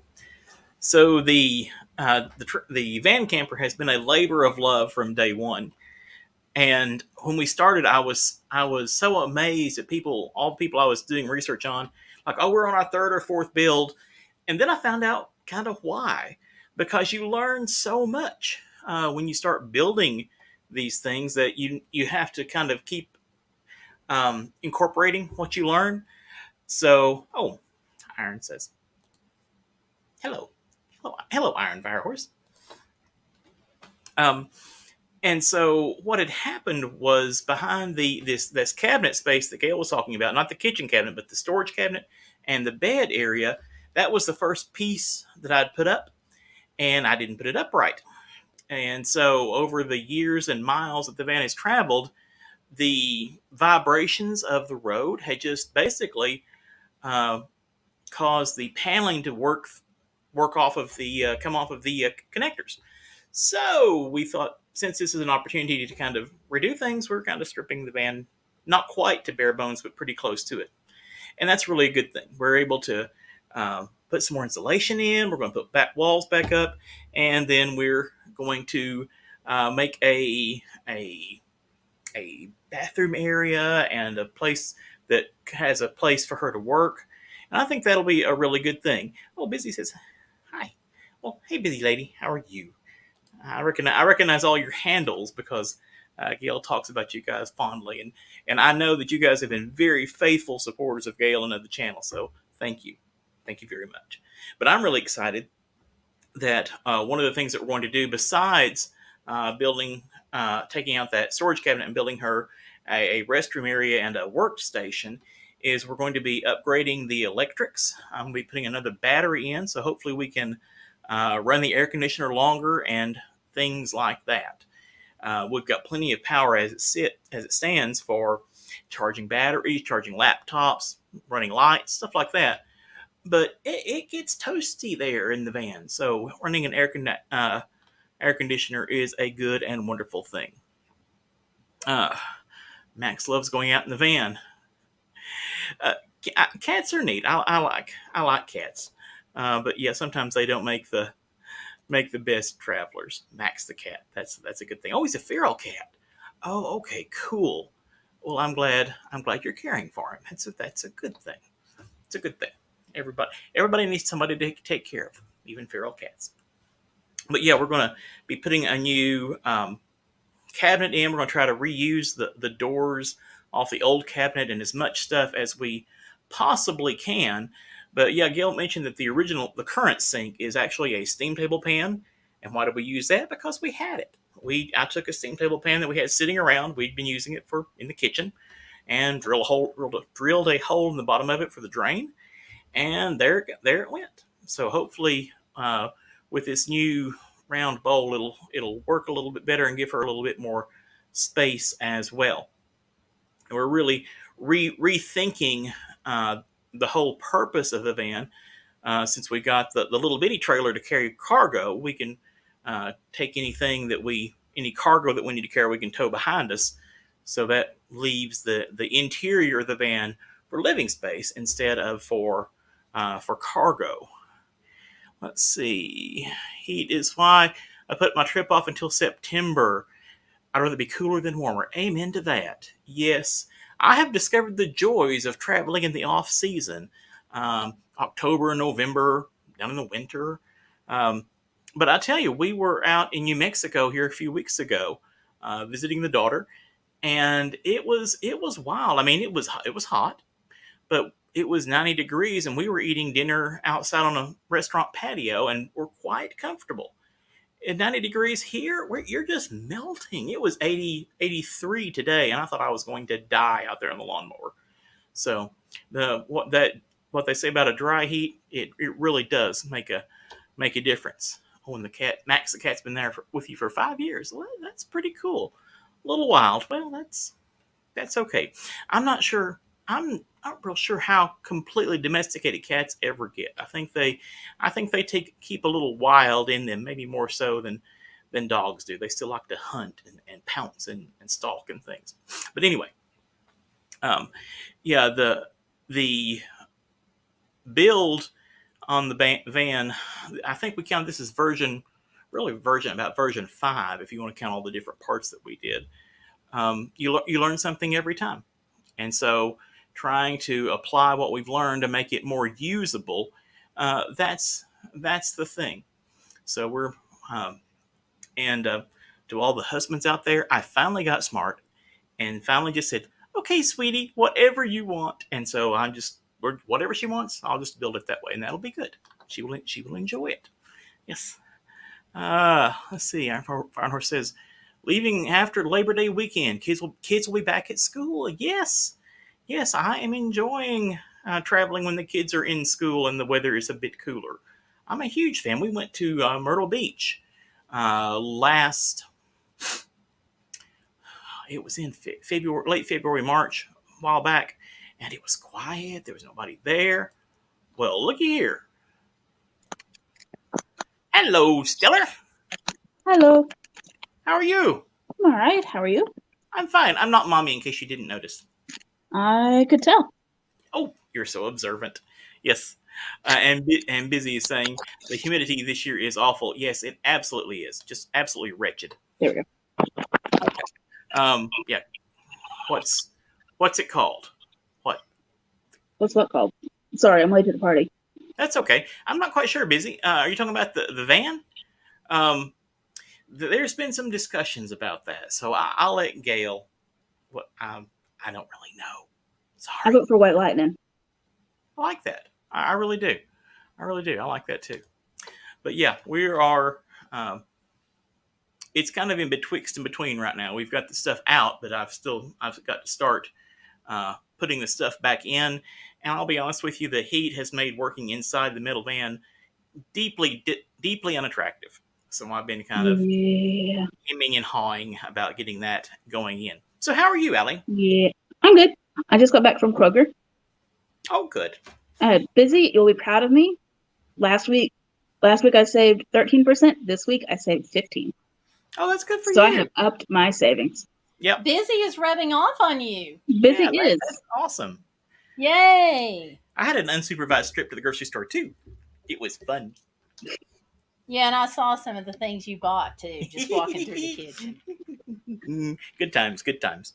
No, No. no, it's not. I think it is. I'm going to put up stuff that makes no sense. Makes sense to me. That's the only. Like what? Well, I got a container of hot wings, which I thought was good, and I got some salad stuff, So we're and going to have got some hot wings spam. from the hot bar and salad, I guess. Yeah. With spam. Spam's for later. Yeah, It's like, really? You need to scoot down some more. I need to get that somewhere. Okay. Did you at least get some ramen to go with that spam? They didn't have the kind I wanted, and I am a ramen connoisseur, so I'm not going to settle for just any ramen. You're not hitting the buttons. Wait. Oh, I've got to hit buttons. Not the $6 for $1 stuff? No, isn't he supposed to hit buttons? He Okay. pushes mine pretty regularly. Cats This are is not true. the best travelers. Oh yeah, That's true. we've already talked Yeah, about all but that. hitting Stellar's buttons is not the same as Let's see. hitting everybody else's. Yeah, let's see. You Feral definitely cat. don't want to hit mine. Yeah, go on down. We've already talked. We've been discussing. We've been All right, having, I'll be back in a sec. having conversation, which Wait is a minute, good. so I put my trip off till September. It'll be cooler rather than. Yep. Mm-hmm. Now, you've lost our daughter. I didn't do anything with her. Well, you made her want to leave. Oh. Maybe you'll slow down when it gets a little bit older. Could be. Oh, Busy was asking. Sorry, I could not There. handle having wet socks 1 second longer. I don't blame you. Wow, you're very. You're very digital. pixelated.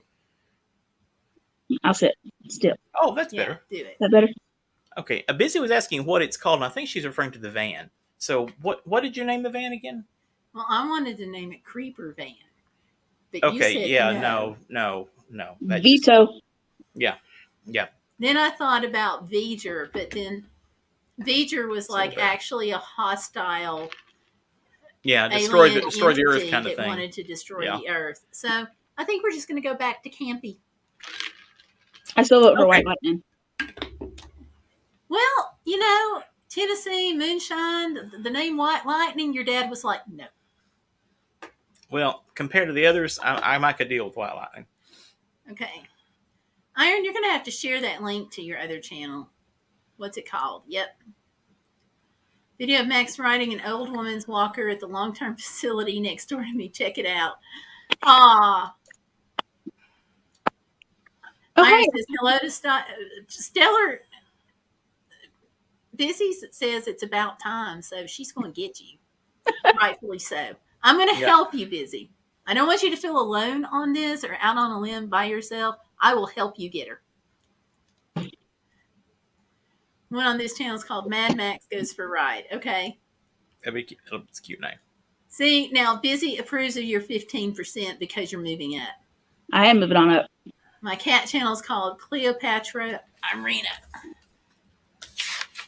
No, you're here. Write that down. What am I What writing she down? said. What did she say? Who? What? Where? Right there on the screen. Cleopatra. Cleopatra Irina. That right there.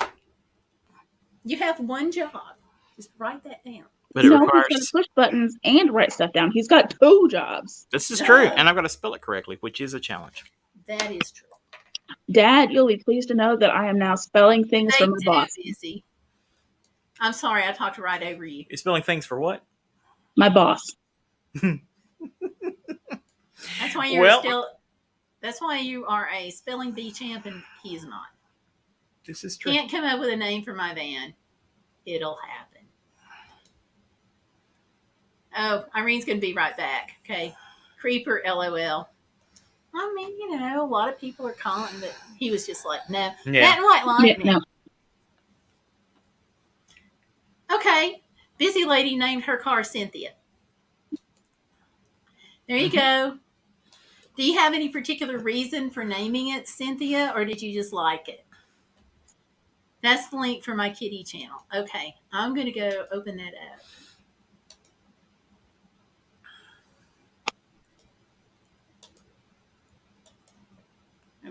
For some reason, I wasn't subbed.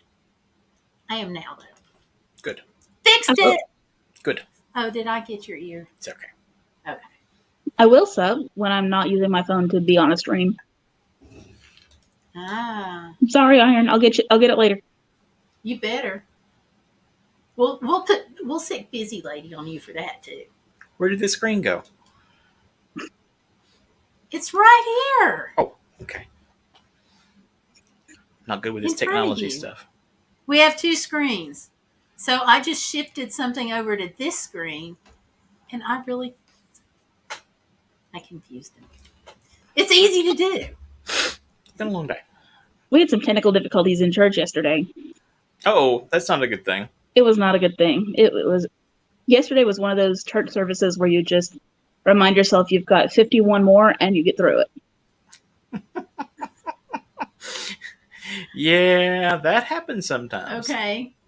We were doing a blended service, and our contemporary worship leader was out sick, and Oh, our pianist thought she was going to be late because her mom had some health issues, and she was going to have to take care of her mom.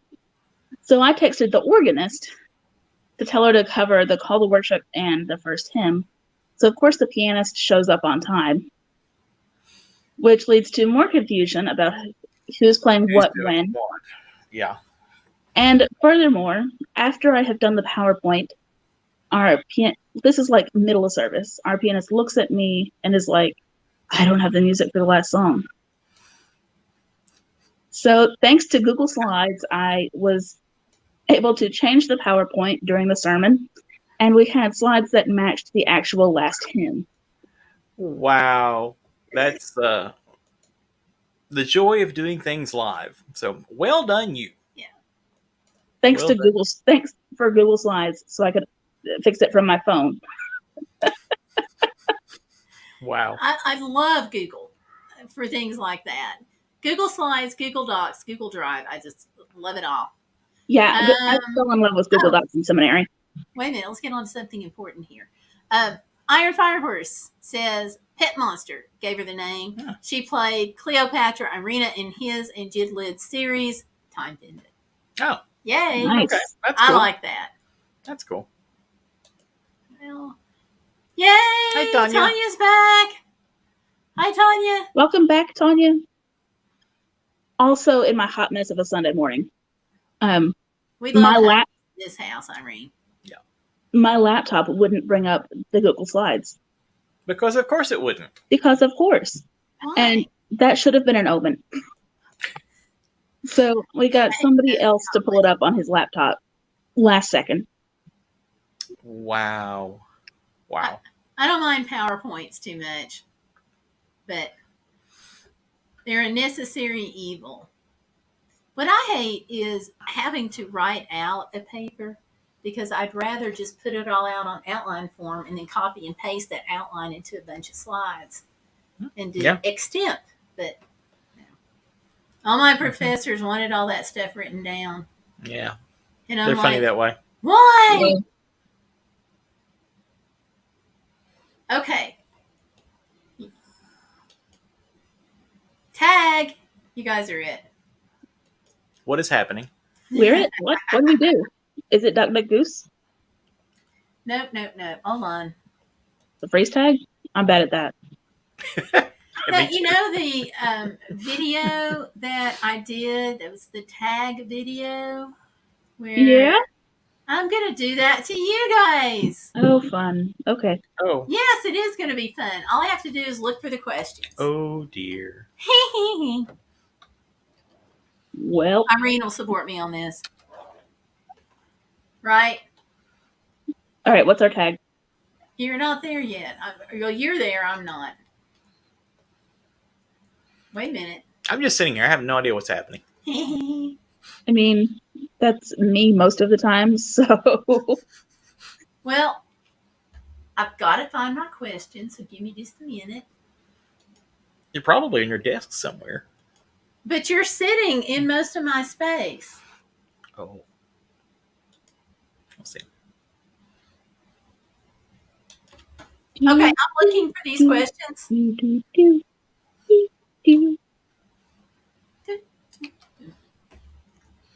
just talk while I look for these questions. Do, do, do, do, do, do. No, I didn't say sing. Like you can sing on key, right? Well, Usually. I have a music Well, degree. you're a music major. Yeah. Your I dad can should usually do sing that. on key. Usually. sometimes. I've lost my mind, my questions. I do remember one of them. Well, there's more than one. Oh, Well, I tried. while Here she's we doing go, that, I here we could go. tell you, I'm saved. You know, it helps to hit the right buttons. Let me go back Yeah. to the chat. Okay, Iron says, welcome back, Tanya. Suffers PowerPoint. Ooh, Tanya says, hello. I just walked through Max stole your chicken soup. Aw, I'm going to go look at that. I'd rather write it down. Iron says, I used to like PowerPoint, but haven't done one in 19 years. Got it. Life's easier without PowerPoint. Hey, Iron, you want to do mine for next Sunday? I will let you. I will cheerfully outsource that project. Tanya says, I'm making dinner, broiled steak, and green beans. We are all going to Tanya's house. That sounds good. Okay. Okay, you two. John and Stellar. Hang on, I've got static in my sound for some reason. Excuses, excuses. Ooh, and the sound version of pixelation. Hang on. Y'all notice how she's doing this when I'm fixing to ask her questions, right? Y'all notice this timing for this sound issue. Okay, I'm back. Here, can you scoot down and let me? I just need to twist my leg. Okay. Okay, thank you. Uh-huh. Stellar, are you ready? You ready? I'm gonna get. All right. Let's see.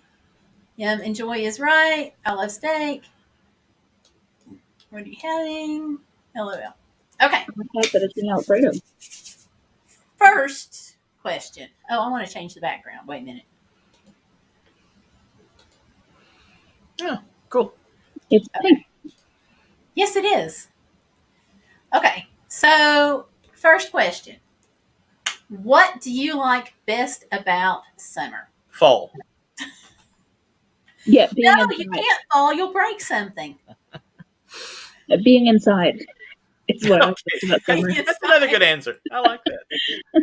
Dad didn't catch what I said. Well, I did. If I fell over, I would break something. Yeah. Okay. So, I'm also a fan of ice cream. Ice cream is good. yeah, but that's not just a summer thing. I like the longer days. How's that? Longer days? Okay, that works. Vacation? I like vacation. Oh, vacation. But that's The an end. anytime thing. Tanya's ending this live stream. She says the end. Uh-oh. No, she's saying that to Summer. Okay, question 2. I don't know how y'all are going to... You can answer it. I don't. Well, you've done videos. Okay. How did you become interested in making videos? Mom said please. There you go. And you were so nice, you said yes. So, how did you get interested in making videos? Well, I enjoy taking pictures, so I guess capturing motion and making videos was the next logical step. See, I thought you'd say you were forced into it because of your job. That's when I have to do videos, yes.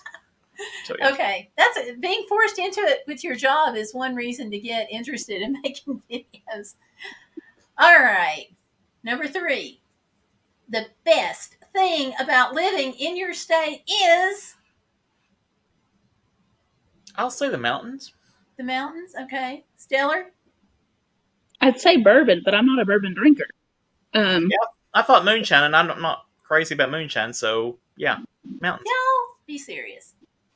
What do you like best? Just serious. Well, it's not really a Kentucky thing. It's a Lexington thing. I like being in a smallish city that Okay. I can go 5 minutes and feel like I'm in the country. Okay. How do you do that from a medium-sized city? Never You go an mind. hour and you feel Don't like you're in the stretch my country. brain. Okay. Iron said she got tagged and was sent a gift, so that's why she did her first videos. Good reason. I like that reason. You were gifted to do your videos. That's nice.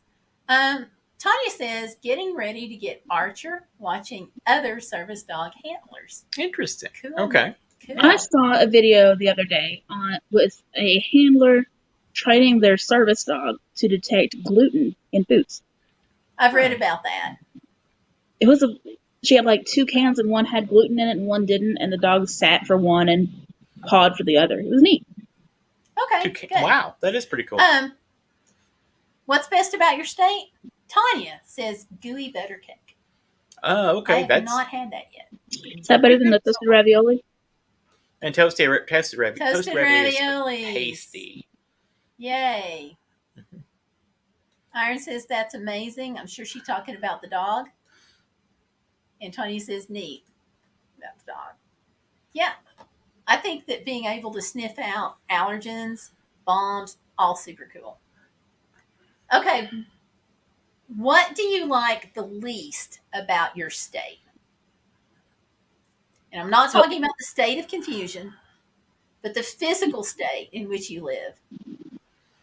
Oh gosh. The constant road Iron says construction yes, for the one dog. thing. Yeah. Constant road construction. Yeah.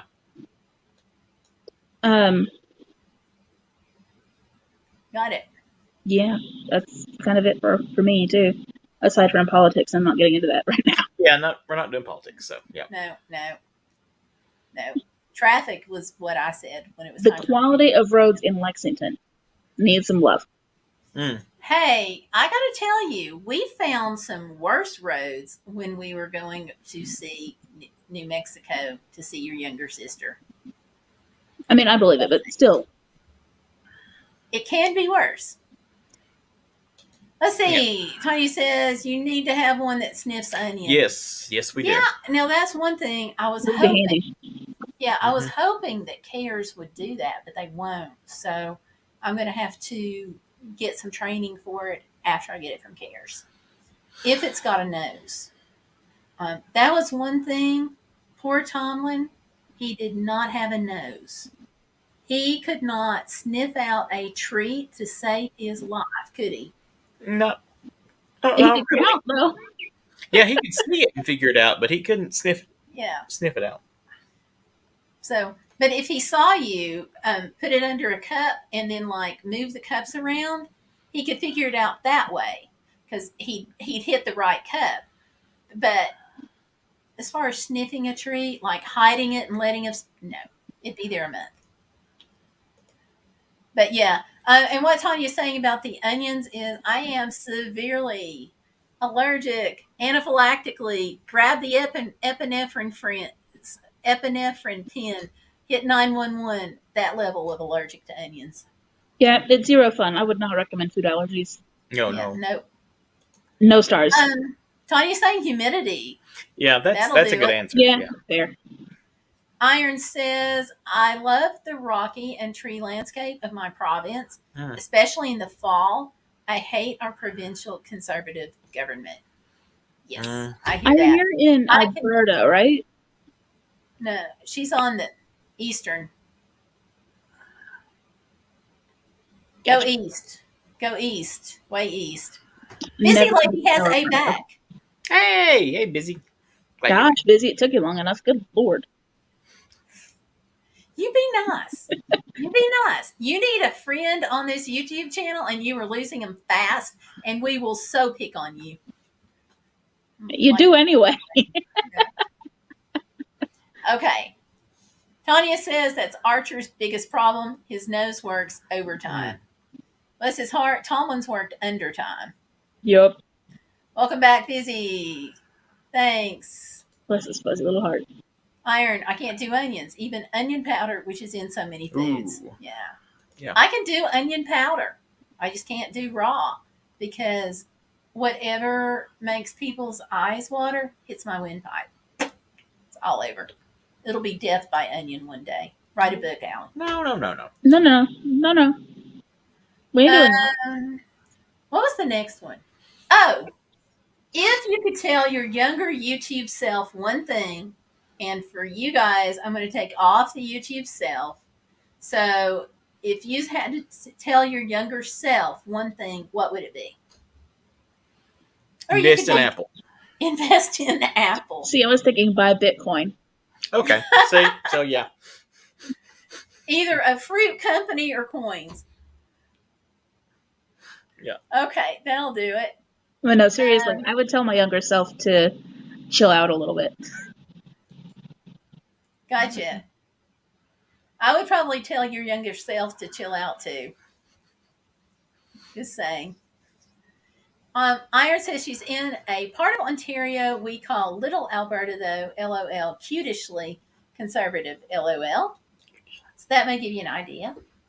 Tanya, we were in PetSmart, and he sniffed some treats that were in a bin on the floor and tried to pick one up and take it to the register. I had to stop that.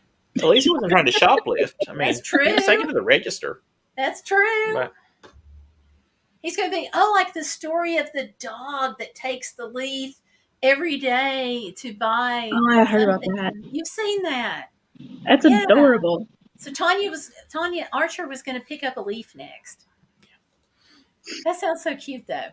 But yeah, Tomlin would rock right by it. Like there was something literally wrong with this guy's nose, but everything else he was on point and beyond. So you're not going to complain.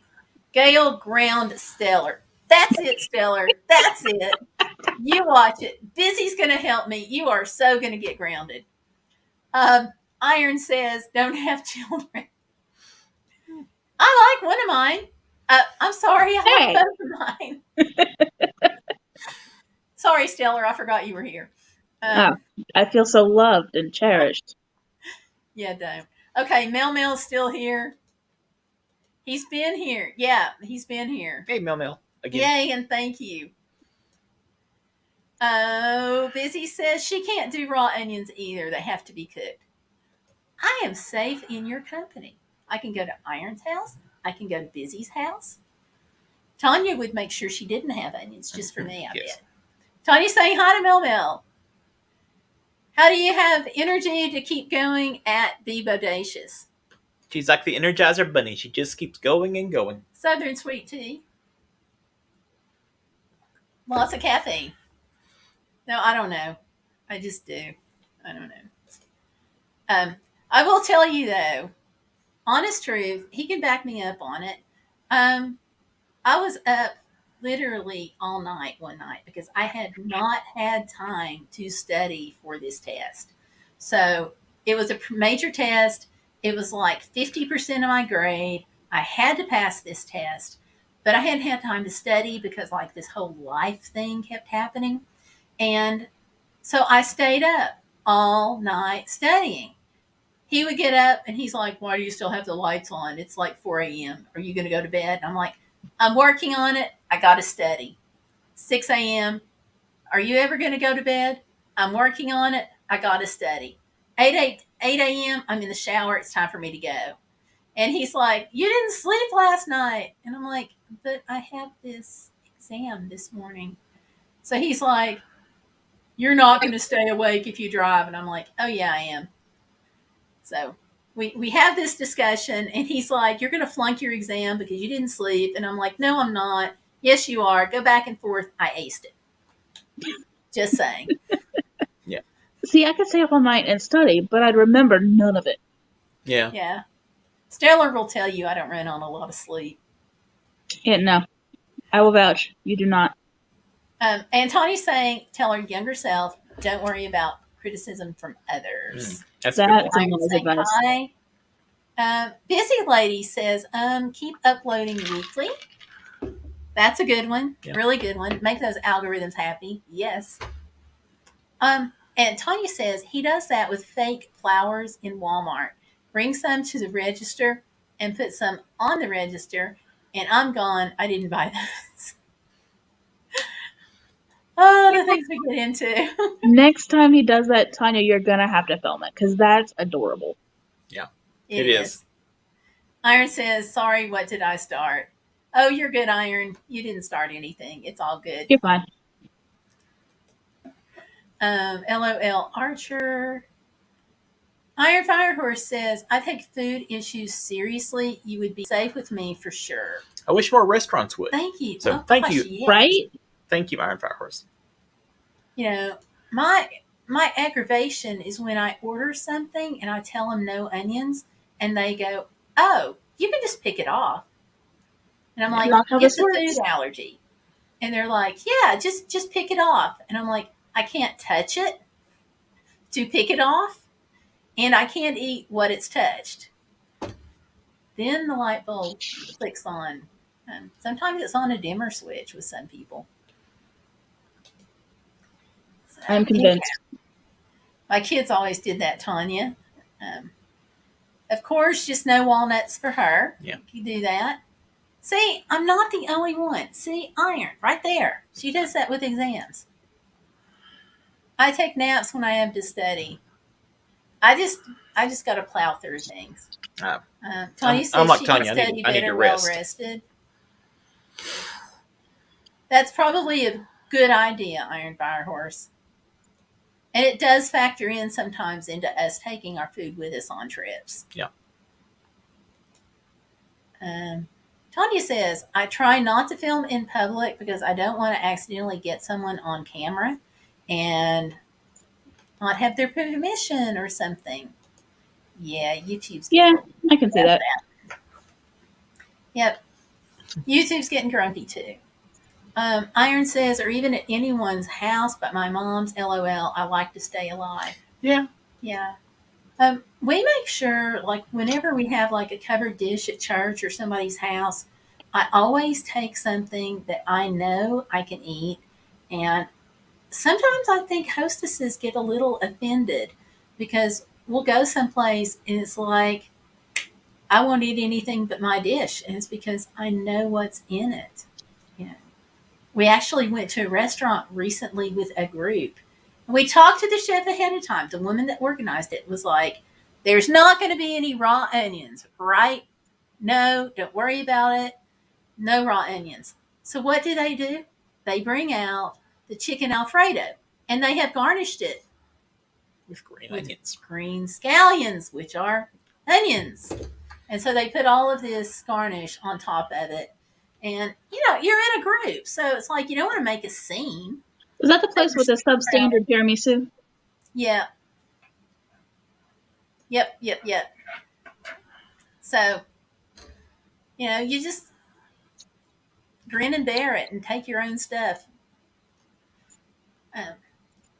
Tony says she has that problem, no walnuts. Yeah. Okay. So if we All right, get so if I make dinner for everybody, no onion, no walnuts. right. Okay. That's So if we pretty all good. get together, Stellar, we're coming to your house and you've got to remember it, and Busy will remind you. Sounds good. Iron, I shared that chicken soup video on my Facebook page. Ooh, that's cool. Yeah, share and share alike. Sharing is caring unless it's COVID. That's true. Yeah. That should be a t-shirt. Tony says, plus it's hard to hold a camera in his harness. Yeah. Yeah, okay, I can see that. I've says, tried to "Oh, take thanks, pictures. Tried to take pictures while holding Tomlin's leash and gotten pulled sideways and stuff. But Yeah, it's hard. There's probably some kind of leash harness, I'm thinking, for the GoPros and fake pros that we have. Yeah, it could be.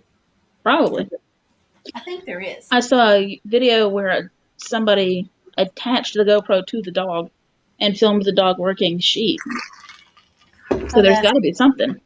Mm-hmm. That's cool. See, I want to get something like that for the next service dog.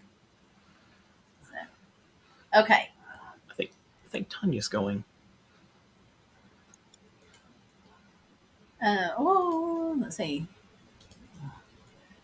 Time to eat. Bye, everyone. Tanya, thanks for coming in again. Bye, Tanya. Tanya, pet Archer for me. We appreciate it. Iron, you are welcome. Such a cute, funny vid. Tanya says, sometimes I perfectly magazine, which I bet makes a scene.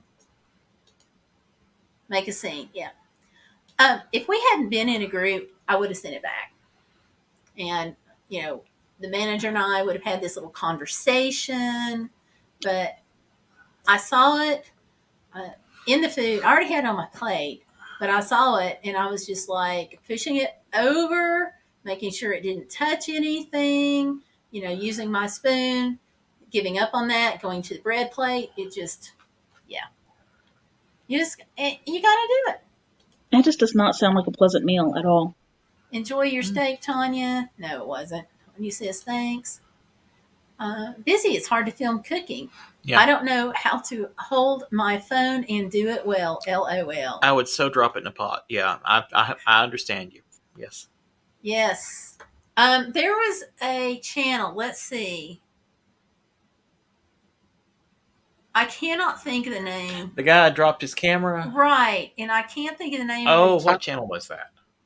Dropped a new Nikon. AKA Our Life. Okay. Which I think they are now AKA 80s Life. And he had this new Canon camera. I hadn't had it long. Months, maybe a month. Cooking, making soup, filming it, camera in the soup. I'd cry. I would cry so hard. I would too, actually. I would. I'm not even ashamed. I would cry. I'm like, so what do you do then? Do you decide to go buy KFC on the way to the covered dish dinner you're taking the soup to, or do you just own up and serve the soup anyway? I don't think I want to know the answer to that. I don't think I'd serve the soup. So, no. I would cry and say, I'm sorry, I think- had a family emergency. I'm not going to make it. A loved one got injured. Yes. Yeah. Yes. So Busy, if you do film, strap your camera down with extra straps, okay? Yeah. Iron said, yes, you got to do it. Oh, shoot. That's a good one. I didn't think that's perfect for dropping the camera.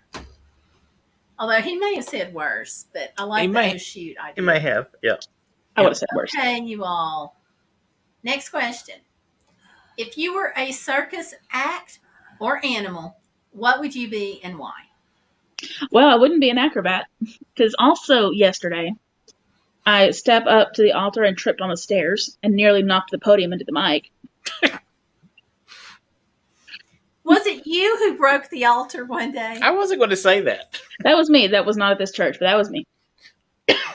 So I would not be an acrobat. That's a good idea. What would your next choice be? Stage manager, bandmaster. I would be the bandmaster. Ah. I can see you doing that because you like telling people what to do. Yeah, I kind of do. Oh, I'm a huge Cirque du Soleil fan, so I think I'd be the aerial straps, where they pick you up and you fly through the air and swing around so gracefully, and I'd probably splat into something, but it would be fun. It would be. You'd be the stage tech. I know what I would. That seriously I would like to do. I know what I would do if you were the one swinging. What? I'd laugh and point and film it on YouTube. Of course you would. Of course you would. Yes. So, that's something I would do. Drop my phone in the pot or in the finished pretty food. Yeah. No pun intended. Iron says no pun intended. Iron, I thought you did that on purpose. I was like all geared up for that. Busy says, I hope I have never eaten soup a phone has been dropped in. Sometimes it's better not to know. Yeah. It's boiling. It'll fix the germs. You'll have little extra flavoring of melted microchips, though. Iron says trapeze, for sure. She said she tried to join the circus when she was 12. LOL. My parents called the police. Ha, ha, ha. Trapeze would be so fun. If you had, the right physique for it, that would be fun, going flying through the air. Mm-hmm. But instead with me, I said I'd be the clown spinning plates. Because I always got stuff I would to drop do. them. I would drop the plates. Yeah. Well, I didn't. See, that's a nice thing. This can be fantasy. It doesn't have to be reality. Because Well, reality. in my fantasy world, I am graceful and athletic. Fantasy is right. Yeah. There was a whole island for you, Allie, once upon a time called Fantasy Island. So there you go. But I think trapeze would be fun. I think so too. Busy says, LOL, it's okay, Stellar. I break things too and am clumsy. Yes, we got that. And just for the record, I want to state that the story of her breaking the altar is true. Yeah, That's it is. not false. That is true. Yeah. Now, Stellar, since we have outed you on this, you will have to tell everybody on video someday how that happened and how you responded. That's just Okay, thanks guys. Appreciate it. It's the least we could do. Love you. Love you too. Okay, Cirque du Well, Soleil is it is. awesome. Iron is agreeing with you. showing up. Mom, I have told people about the time you caught your sleeve on fire on Christmas Eve. Yeah. Fire in the pulpit. Yep. It sounds much better than breaking the altar, honey. Yeah, it does. It was. And Iron says, pun was intended, but you know how the saying goes. That's true. Well, they have. See, we had faith in you. Iron says, I hung out with the daughter of a circus trapeze girl all summer. Really cool family. Wonder where they are today. Realistically, Oh, no. That would be fascinating. It would. It really would. That would be neat. yeah. Can you imagine the stories that they would have accumulated in their lifetime? Oh yeah. All that the would, different places. That would have been so cool. Sure. Okay, Iron's our hero for the night. Iron's got the best story. Yes. Yes. Iron says, sounds like it'll be a great story, LOL. Yeah. Yeah, how much did you get in trouble? Like, was your boss okay with you doing that? What did It was an I accident. don't know. I kind of split really quickly after that service.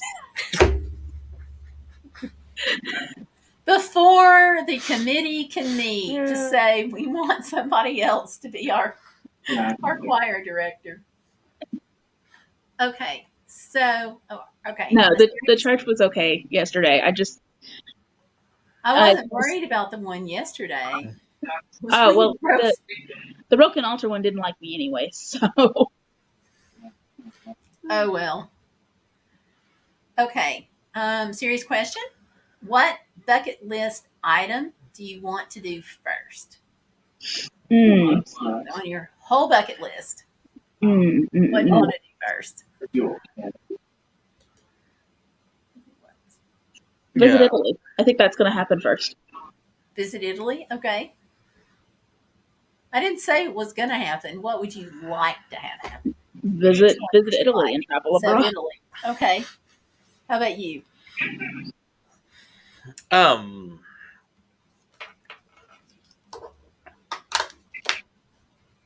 don't have a huge bucket list, but I don't know which will happen first. I want to either see the Northern Lights or go to Hawaii. Well, the Hawaii governor is saying do not come. Probably see the Northern Lights first then. So that's fine. Although it didn't work out too well last time I tried. Yep. Maybe you'll be my lucky good luck charm. We're going to go back at some point. I don't know when, but it's going to happen. So you guys can come too. Okay, cool. Okay. And let's see. Iron says, "LOL." That was in the, or says that was in the 70s. Busy said, "She's beauty and she's grace. She's Miss United States." Aw. Caught sleeve on fire. LMAO. Do tell. No, let's not. Busy wants to travel out west. You should visit. That would be fun. You should do that. Because whatever portion of West you want to go to, there are amazing things to do. I promise you. So whether you hit Oregon and Washington State or whether you go to Southern California, so many great things to do on the way. For sure. But yeah, catching my sleeve on fire. I will go ahead and own up to this, just not today. This one you sent me on. What was I doing? Serving communion or Yeah, something? you were Yeah. Serving helping serve communion. communion. And the candles, you know how flames sometimes jump up on candles and they'll jump and go back down as And this was Christmas Eve, so there were a fair number of candles. Yeah, it was Christmas Eve because, if you're going to do something, you may as well do it upright, like in front of the whole community that wants to come to the Christmas Eve service. And so I was serving and I had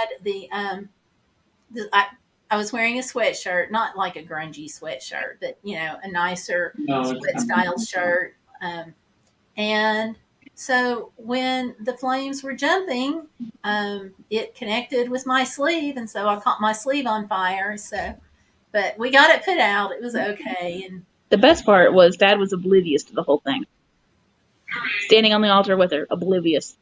Yeah, that's true. I'll have to fess. Yes. And then we put out a couple of those candles. And then, what was it? Next year, they switched to electric.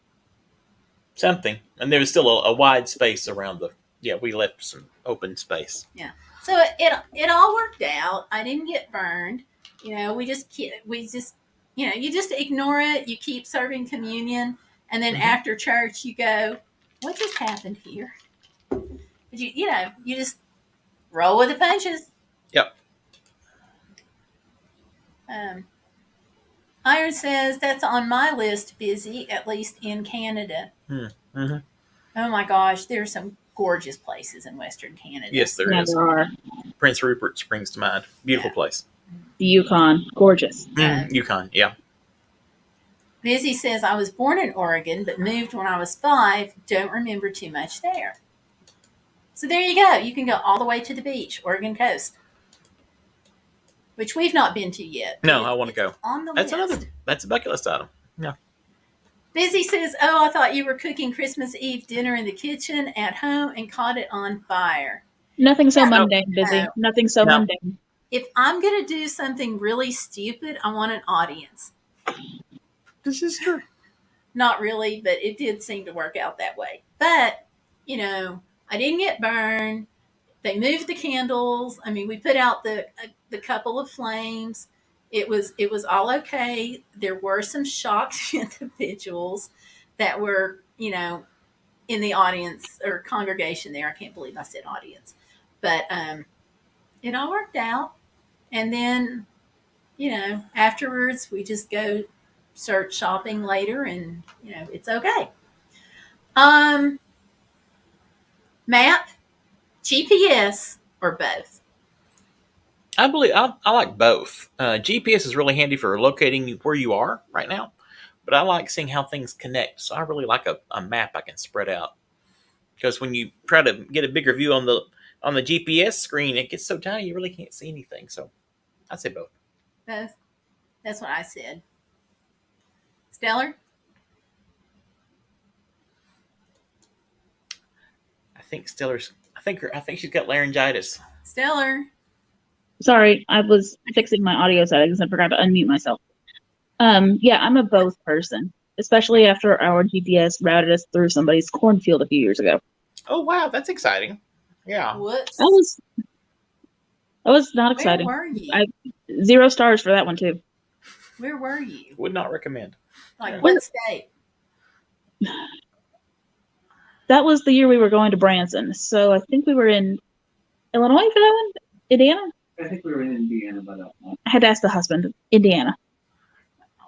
Because I had problems getting lost on the way to go see you, because it routed me weird, and then it routed me weird again, and I was nowhere near where I was supposed to be. So finally, I decided to heck with GPS because it was lying to me, and I don't like a liar.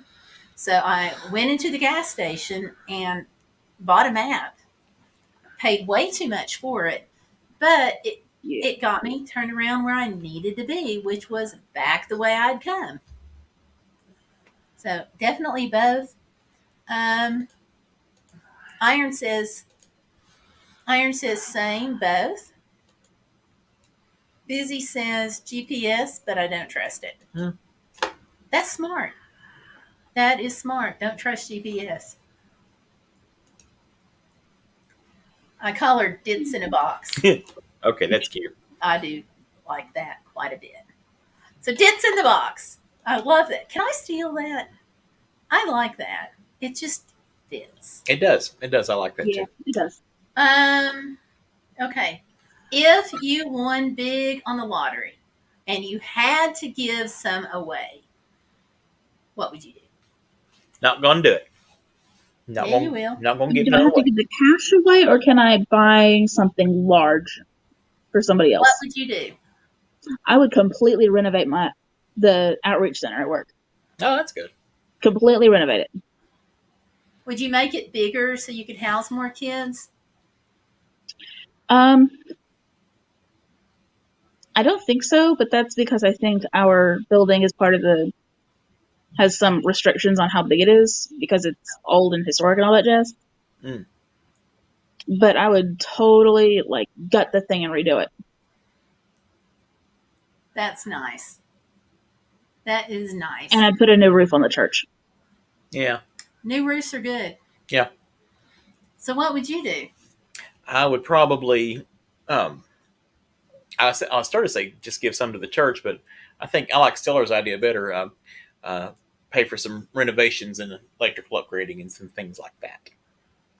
You all are so practical. I practically wouldn't do that. What would you do? I would start a 501c3 to let people have vacations who need them, whether it's just like 2 days or whatever. And by needing them, I'm talking about what if you have a family member that has cancer in a limited time? Like you have Make-A-Wish for kids, but you don't have something like that for adults. So to make it feasible for a family to get away, Lake House, Walt Disney World, whatever kind of thing that they want, or for a kid to want to go band trip and their family has no money to get them to Walt Disney World, or a victim of domestic violence and her kids. If there's ever somebody who needs a stress break, it's that category. So to have some kind of travel vacation thing just to help them have, just a little getaway so they can temporarily forget about their problems. I just think that would be super cool. Yeah. So let's see what everybody else says. Iron says she has plans for tiny house communities powered by Tesla solar shingles and a Powerwall. Each one has 7 homes and 1 Tesla Model X. That is a cool idea. That's a very comprehensive idea. I like that. Yeah. And then she said she'd replicate it all over. Yep. Over and over. For disabled people on low income. Mm-hmm. That sounds fantastic. It does. It does. It does. Get them off the grid, not dependent. Yeah, I'd chip in toward Iron's idea. So all we have to do is win the lottery. That's all we have to do. Well, there are a few problems with that. Like having the money to buy the tickets. Well, that would be one problem. Yes. Wonder how many Bing searches are in a lottery ticket. Okay. I'm not sure lottery tickets are listed on the rewards redeem page. It's probably not. You would probably have to get the Walmart card and then go into Walmart and then use that to buy the lottery ticket, except I'm not sure you can. So I've never bought one. Yeah, me either. So. I need to. I mean, I bought them in New York as a kid, but I haven't bought them in Tennessee, and I really do need to buy one. John's bought a couple. I'll make him give us a tutorial. Okay. Because honestly, here in Tennessee, the lottery funds a lot of the scholarships. So here you are going to school on lottery money. It makes sense to want to buy a ticket to contribute into that. For those who are going on lottery money, Stellar. So okay, the next one doesn't apply because it says, "Who will you tag?" And the answer is nobody. Tag. I already. You're the only person You I see can reach. what I have to put up with you? Yeah. Okay. What, Well, you didn't see that coming? Iron For a says, moment. had this plan for years. Tesla solar products are finally making it into Canada. Okay. You're going? I'm going for a bit. Okay, ciao. Ciao. You want this chair? Yes, I want that chair. It's really got a better cushion. Hold on a second. Okay. Okay. Actually, you need to take that other chair out because Okay. I can't do this. One moment, please.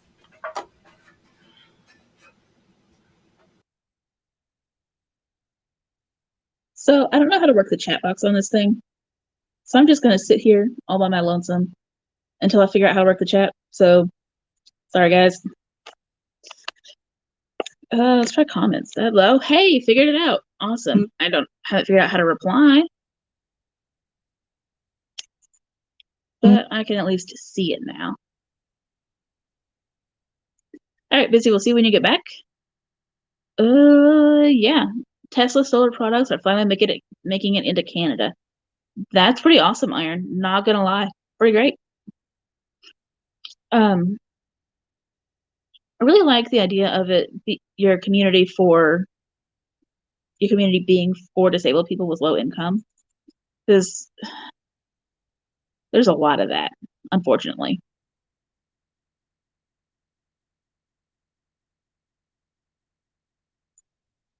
So in case anybody wondered why I'm not looking at my camera a lot of the time, I have a strand of beads. Oh, apparently my mom has the chat controls. Well, that'll be why. We have no housing, people dying way too young. Yeah, I think, Iron, that's true here too, for sure. For sure, for sure.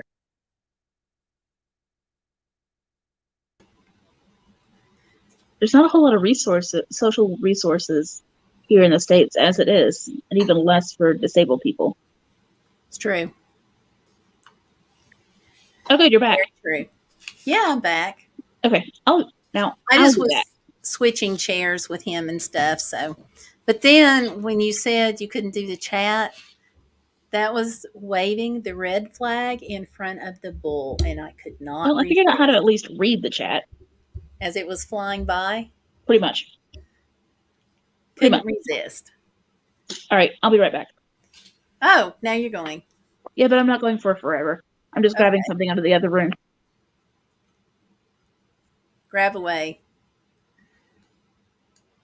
So I'm going to go ahead and click that off. Over 50 says, I am rolling Sister Gail on my laptop. Will continue. Bless you. I really appreciate this. I really do. Appreciate everybody that's hung out today. Iron says, if I could get myself sorted out and come up with a comprehensive plan, including costs, maybe it could happen as a nonprofit. It may be something that, I don't know how you do it. You'd probably have to get some pretty big backers with, to throw their names behind it. But I wonder if there's a foundation, like a Tesla foundation, that could help you. But who knows? It's a great thought, though. The only, I won't say the only, but one problem that they would have here in the U.S. is some communities are actually outlawing tiny houses before they ever start. And that flies all over me, but I won't get into that. But one of the hurdles, on my laptop, will continue. Iron says, sort it out and come up with a comprehensive plan. Happen to the nonprofit. Over 50 says, please everyone share this live stream in support of our sister Gail. Thank you so much. We're going to stay right here until she's done. Oh, yes, indeed. Lynn, bless you. Bless you, bless you, bless you. So helpful. Busy's back. Elon Musk gives away half or more of his cash. He said, get a plan together, but it's harder than you think to convince him. Yeah, I can imagine, because people who have money get beat up all the time with everybody wanting a slice of it. You can imagine all these places in the whole world wanting similar things. So they're going to hit them up. So yeah, that's why I say, if you've got enough big backers that can throw their name behind it, even if they couldn't throw their money behind it, just their names, enough to get his attention.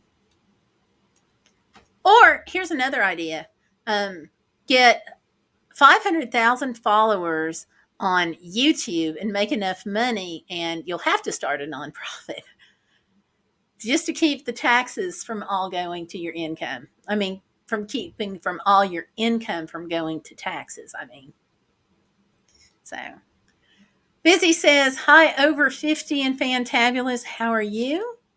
Hello. Iron says, I think he would like my plan.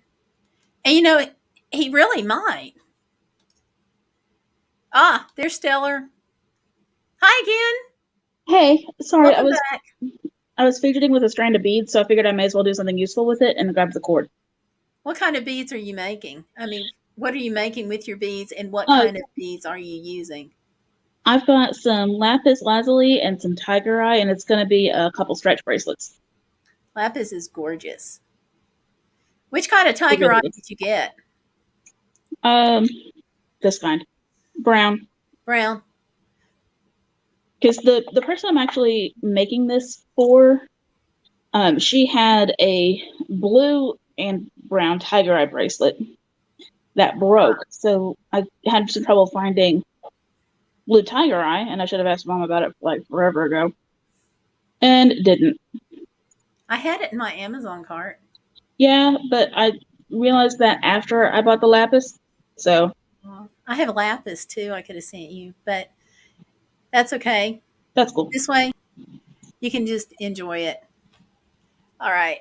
And let's see. Busy will be here a bit longer, depending on her son. And Iron Horse says she has just one little old disabled me, being herself. So, yeah, I hear you. Busy says, off Iron Fire Horse, you never know. And that's true. You don't. And let's see. Iron says, I've been following him since maybe 2008. Oh, neat. So you've seen all the ins and outs of his career. I've never followed him like that. I don't know. I could have. I just never thought about it. So what has been the most interesting thing that he's done, in your opinion?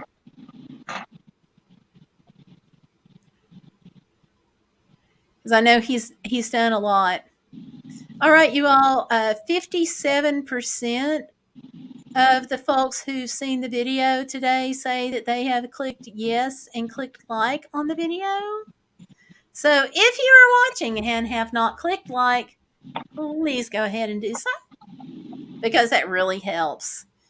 We have this thing to deal with called YouTube algorithms, and clicking like really helps. So Stellar, you're making noise. Yeah, sorry, I was taking the beads off the strand that came on and putting them on my board. Sorry about that. It's okay. I didn't think it would come through, but I was wrong. I made something for Tanya. She actually asked me to make this a while back. She ordered it. It's a bracelet. The green is for the green that you can't see, that's showing up like black because it's green. This is a green bracelet with rhinestones and a green awareness ribbon on it. Very cool. It's very pretty. I hope you like it, Tanya. So she says she did. I sent her a photograph, so she got to see it at least. I also have the pink ones, pink ribbons. So breast cancer for October, domestic violence for October. So, but several other colors too. So those are going to be on the Instagram page. I think purple is epilepsy as well. I think so too, come to think of it. Iron says, I think he would be astonished by what I know about him. LOL. He's my autistic obsession. Ooh.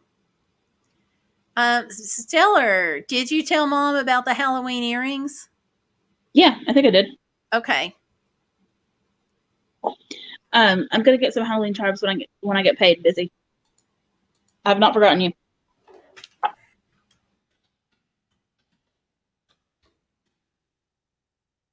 Oh, okay. I don't remember that, but okay. So you're getting on it? Yeah, I got it. Halloween charms. Okay. Just remember that it's on her right there. So. The green awareness ribbon, in this case, is for cerebral palsy, to raise awareness for that. But all the ribbons have lots and lots of different combined, or not combined, but lots of meanings, because there's only so many ribbon colors and only so many causes. So let me pull that up.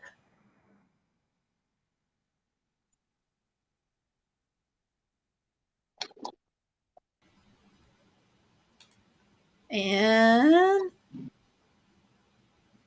no, I don't want. There is a Kindle book called Green Ribbons. I'll have you all know.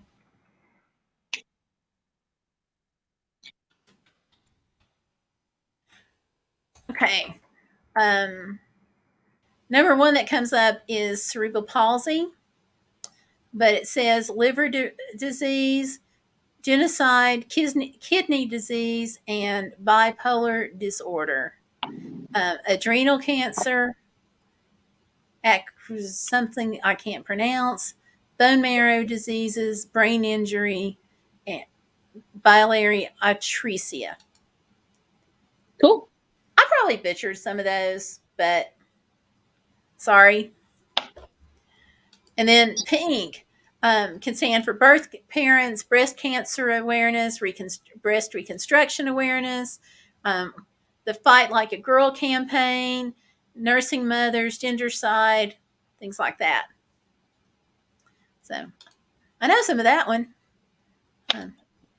And Stellar, it can, purple goes for Alzheimer's, binge eating, bulimia, caregiver appreciation, chronic pain, pancreatitis, colitis, Crohn's, domestic violence, drowning impact, drug overdose, eating disorders, fibromyalgia. There's a whole long list for purple. That is a long list for purple. Oh no, honey dear, there's like tons. I'm gonna share this screen. It's like wow. But actually don't see. Oh yeah, I do see epilepsy on there. Never mind. I was gonna say I didn't see epilepsy, but yeah. We don't count. Yeah, we do. Yeah, we do. Here we go. See, there's 3 column. That is quite a list. So there you go. Seizure disorders, epilepsy up here. So yeah. So that's a lot. So in order to get her green ribbon, I had to buy a bulk pack of ribbon colors. So they're all going to go up slowly on Instagram. So if I don't get it tagged right, you all can let me know and I'll fix it. I'll add a tag or change or whatever, because I want to hit all of the most popular causes for the ribbon colors that I've got. Okay. Let's see. Green for me. Iron says, not like a crush, it's his mind and heart that gets me. Aw, good deal. I don't know, Iron. That sounds like a crush to me. it's, but it's really hard to find celebrities who have good minds to, want to share, want to be forward thinking. So it, I didn't realize that about him, but I'm glad to know it because we need more people who care about other people. And if Elon Musk does, fabulous. The world's a little short on people who really care about others. Yeah, I agree. Yeah. Busy says, yay, looking forward to them. So that would be the earrings. Sweet. Hope you like them. Yeah, well, busy it is, but also that other whole long list too. Busy says she needs one for her mama and says she had a few things on the list. Cool. Fixing to go offline, but saw you were online. So Sparkle by Monica is in the house. So hello, Sparkle by Monica. Good to see you tonight. Hello, Thank you for Sparkle. coming in. It says 9:30, and I was confused thinking we were already in September. It's 8:30. Oh, man. Well, actually, it's 8:50. Better But, change that. What, Stellar? it's actually 8:50, but No, she's probably saying I put the wrong date on here. Probably hit the I wrong know that. date. I was just yanking your chain. You know that. Well, if you knew that, why didn't you say that? No, I know she was talking about the date, not the time. I sure did. I messed up. So thank you. Thank you for saying something about it. So I guess the question is, do I need to do this again next month? Oh, only me. Thank you very much for pointing it out. And I said something about my husband earlier living in the land of confusion. Whoops. And people have dropped in and out all day, and nobody said a thing. What does that say? What does that say? I think it says that Sparkle is a little bit more observant than the rest of us. It could. Thank you, Monica. You're not, man, it's late. It's not that late.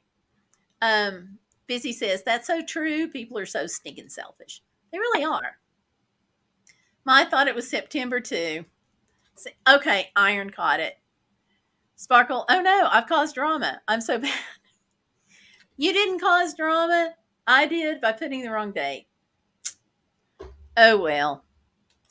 But how many people have been in and nobody said a word? Nobody. This is really kind of cool in a way, though. Okay. Hi, she says, and Busy's laughing. Sparkle says, no, I was just mildly traumatized thinking I'd missed a hubby's birthday. It's 9/3. Ah. Well, right now you're safe. You are safe right now. I hope you have big plans for his birthday. Birthdays are fun. Most of the time. I'm going to be in Disney World for mine. Okay, forget it. We're all going for Stellar's birthday. That'll be fun. It will be. Busy says, one time I planned a birthday party for Matthew and put the wrong time, 2 hours earlier. Whoops. I don't know if anyone showed up. Never planning again. Oh, no. Sparkle says, see, I'm not nearly as observant as you all thought. LOL. Too funny. I mean, And the funny thing is, nobody said anything. Oh, well. Sparkle says, I still need to message you about the earrings. Do you all still have the rose hearts and the rainbow smileys? Let me double check. I think so. Yes, on the rose hearts. It's the smileys I'm not sure about. Let me see.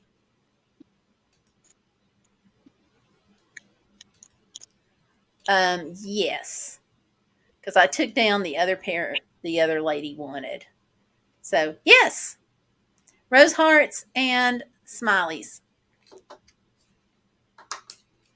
I thought those rose hearts were cute. They just kind of They were really remind me pretty. of Downton Abbey.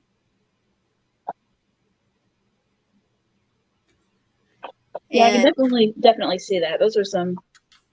Yeah, I think they would look right at home on the set. yeah. So, and just to clarify, you want the ones with the big smiley faces and not the ones with the tongue sticking out, right? I just want to clarify on that. And Iron says, "Oh no, busy." Oh, look, Candy. Hello, Gail. Sorry, I ended up with a really bad headache from my neck disorder. I'll be Oh back in a no. few after I take care of Candy. I need therapy, but can't afford transportation 2 times a week right now. They ask a lot when they send you to physical therapy. They really, as far as like getting there and paying for it and that whole 9 yards. So totally understand that. And let's see, Busy saying, yeah, it was pretty bad. Was at a park. Luckily, a kid he knew from school was there playing, so he joined the small party and he had a good time. That's all that matters. That's a good save. And Sparkle says, okay, I'll be sure to message y'all. Just let me know the best way to pay up. Instagram. Go on Instagram and just put down your name, like I want these, and we'll go from there. You can pay up by PayPal if you want to, Venmo, whatever works for you. Okay. Iron Fire Horse loves Downton Abbey. Me too. Iron, The did you only see the thing movie? was, I was traumatized when they killed off Matthew, the first husband of Mary. Traumatized, I am telling you. Yep, big smiley. Okay. Just wanted to make sure. I tell you what, since I know, I'll just make a note on it right here. And I'll go ahead. You don't even have to put your name on it. I'll go ahead and pull them off. I think she did comment on it already. Did you? I think I so. don't see it. I don't see it on the big smiley. Maybe I imagined it.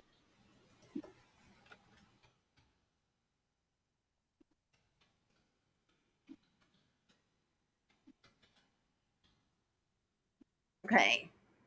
So smiley, and I'm doing roses.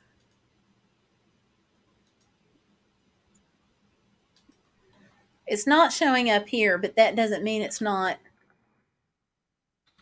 somewhere else.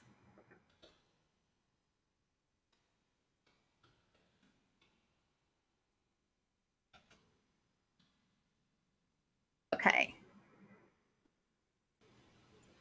So, okay, so I've got it marked on Instagram right now, and I'll send you a Facebook message and go from there. So, yeah, okay, good deal. Ah, thank you very much. Sorry, Sparkle. I see that. You too. Thank you. I appreciate Thank you, that. Sparkle. Sparkle says, will do. Thank you. Oh, and see, she's traumatized too because she loved Matthew. Matthew was my favorite character in that whole series until that point. I like Mr. Bates and I like Anna. They're such a cute couple. They are. I like Mrs. Hughes too, though. I do like Mrs. Hughes. But Monica, thank you very, very much. I really appreciate that, as you know. I'm gonna have to go. My phone's at 5%. But you said you'd be here until 10. Well, you can bring me back in after my phone decides to live again. Okay.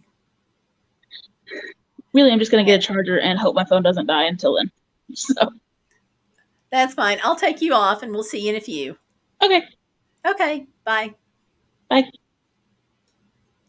And Iron says, me too, wasn't expecting it, Gail. I know. I liked Matthew.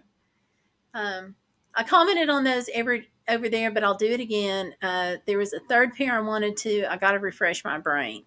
Okay, I'll go back. You may have posted it on Facebook's end, and I just didn't see it. So I'll go back and double check. So it's what happened was I wanted to be able to schedule on Instagram, and Facebook made me create this other section. And I didn't realize that things were posting on both until like this morning. So I've got to go back and adjust because somebody messaged me and said, hey, did you know that you haven't answered my question? And I was like, oops, but fortunately it was a very dear friend of mine, so she's not mad. But that's when I realized it was posting to both. So I got to go check it out. So thank you. Sparkle says, will do. She loved Matthew. Iron says, me too, wasn't expecting it. Yeah. Commented over there. I'll do it again. Okay. Did you guys watch Virgin River? No. Yeah, Iron, I haven't heard of it either. And Tanya says, hey, Gail, you might have new people wanting to join your Facebook page from CARES. Nancy Bartowski is Archer's puppy raiser, and I think she said she was going to send you a request to join. Okay, I have not actually looked over there today, so she probably did, and I haven't seen it just because I've been here. But I'll go look. Give me another 59 minutes, and I'll go look. So that's awesome. Okay, it's American on Netflix. I don't have Netflix. I have Amazon, so that would be why. Let's see. Candy says insurance covers therapy costs, but not transportation. All right, access handicap van, which is $4 each direction. That's $8 round trip, 2 times a week for 6 weeks. That's a lot. I don't have to pay transportation like that, but got copays. So, and yeah, usually my second insurance covers them, but not on this.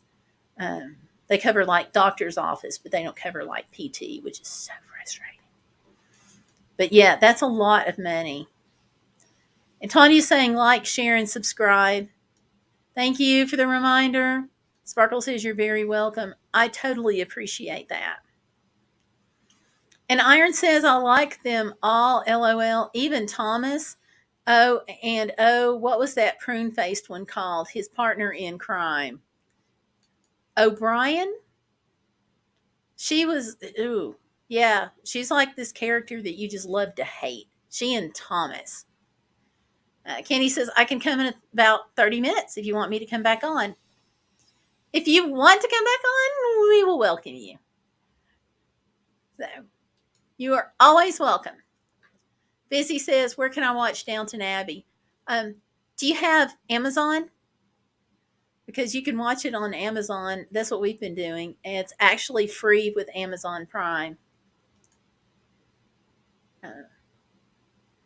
TV Ontario, our public broadcaster, and Amazon Prime. Okay. Busy has Prime. So, yeah, it's part of the free section. And Sparkle says, rainbow-colored freshwater pearl necklace. Okay. And let's see. Let me make a note on that.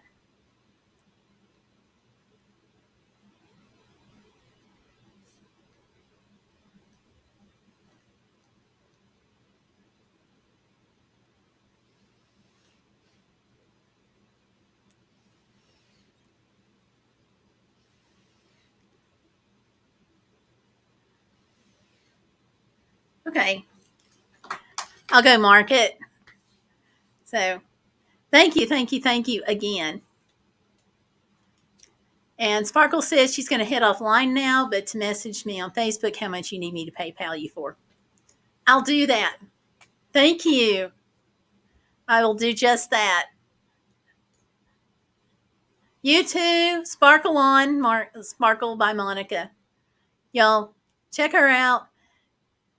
I think I've got her. I'm running the banners across the bottom of channels I'm giving shout outs to. So let me just call them out.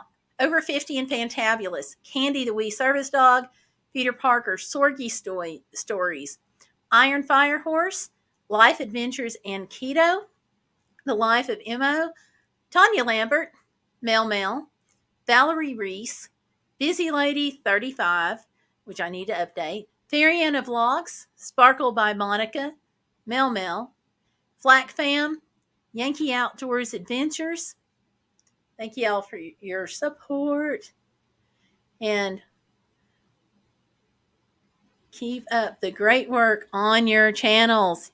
Big time, big time. So anyhow, we'll go back to comments. I'm going to let that run again. So I've been doing this periodically during the live stream as a way to say thank you to you all. Very much appreciate your support, your streaming, you being on the streams, in chats, just all of your, everything you do. Very appreciated. And let's see, Iron Fire Horse says, I have to go to the pain clinic every 2 weeks. Some months it's 3 times, costs $15 in gas. But if I want my meds, I have to go. Yeah. It's a racket. Absolute racket. So take care, Monica. Sparkle by Monica leaves us sparkle. And Busy says, found it on Amazon. We'll check it out. And take care. Yeah. But yeah, I was like so traumatized when Matthew died. And then it's like, couldn't we axe O'Brien and what's that other lady's name that she's taking care of the Lady Dowager, and she is like the Thomas of that household, and I can't think of her character's name, but it's like, couldn't we have knocked off that one? But oh well. And I don't get what Edith did about her daughter. It's like, wouldn't it be easier to just go ahead and admit I have this child than to go through this whole rigmarole of this adoption of her own child? Because, like, she's already said that her name's on the birth certificate. I don't get it. I just don't get it. So if y'all can help me figure that one out. Yay, Busy Ladies giving hearts. Yes, O'Brien. Yeah, she was just, woo! Something else. But we don't write these things. So what can we do? But it is really interesting. We were talking, my husband and I, about the social ills that they have tackled on this show, which are things that you wouldn't necessarily expect. And they did them well, and they did them from a historic aspect. And even the clothing, like the clothing that people wore back in the day to indicate that they were in mourning and coming out of mourning, and how the clothes went from black to like the gray and then the purple or lavender, and then into, your little bit brighter colors. Not that any of them were wearing bright yellow back in the day, but y'all know what I mean. That whole progression. But yeah. Yeah, but then we wouldn't have as many episodes, LOL. Well, that may be true. So, okay, we'll keep her. Just so we can have more episodes. Wouldn't want to cross her, LOL. No! It is great for the social issues. Yeah, Busy, it is. I put off seeing it because the way people described it, I didn't think I was going to like it. but it's a historical representation in this sort of fictitious household that's based on the events that happened. And so you'll hear those events mentioned throughout the telling of the movie. But it also, I'm sorry, the telling of the story. And Stellarpiper is back. So, hello, Of course, I'm Stellarpiper. dead. Yeah, hello. So are we still talking about Downton Abbey? Yeah. So I was just saying, they've taken on these social issues and blended it with history, and they've even made comments about Pride and Prejudice. It's been mentioned rather in a couple of conversations, and it's just really cool. And I put off watching it. Got to tell you, I didn't think I was going to like it. I wasn't interested, and then it came up in the suggested videos one day on Amazon, and I'm like, let's just give it a whirl. And now we're on the last season. Have you seen the movie yet? No, but I will. Oh, there's a sequel coming, by the way. I had heard that. I am excited. I don't know when it's coming out, but And they're going to knock off a prominent older character. That's what I read. It didn't say which, but I'm assuming that it's Lady Dowager. So I don't know. they did allude to that. Okay. And Iron said it's because they were happening. My grandma had to hide having a baby out of wedlock. I guess that, but you just think about people who were higher up in society at that time having more options to keep their baby and to not have to hide. That's what I was thinking. Well, I mean, Lady Edith had a baby out of wedlock and That's what I'm talking about. do some maneuvering to hide it. Yeah, but her name was on the birth certificate the whole time. Because she said Yeah, that but when she went to go take her baby back from the farmers that she'd placed her baby with, she said, my name's on the birth certificate. And I just wanted to reach into the screen and smack her and say, but why didn't you just keep her from the get-go? Say, I wanted to adopt this child. I don't know. I have mixed feelings about Edith's character as a whole. Because on the one hand, I feel for her, but on the other, I just want to smack her sometimes. But she grew up in the shadow of this older sister that's a bully. So that's got to take its toll. True. I think she was the youngest, or was Sybil the youngest? Sybil. Sybil was? Okay. Sybil. The one who ran off with the chauffeur. She was the youngest. Yes. So she got to marry for love rather than position or power or title. That was really sweet. But I still love the love story between Anna and Mr. Bates. Just saying. Okay. They're And adorable. let's see. Iron Firehorse says she would like to see the movie. Me too. You should So see the we're movie Iron. I highly recommend it. No spoilers, but I highly recommend it. And it did make me sad when they had to kill off the dog. Just saying. But I read an article about the logic behind allowing the dog to pass away. And that was, they said that they had an older dog. And so as it progressed through the years, it had to match the timeline. And the dog was going to be older than would normally be for that timeline. So I guess when you start out with a 10-year-old dog and you advance a timeline by 10 years, it's a little not believable. I thought the way they did the opening credits with the dog was really sweet. Yeah. With the two of them walking through the field. And Yeah. then the dog wasn't there, and then the new puppy was there in the opening credits. He just got the puppy last night.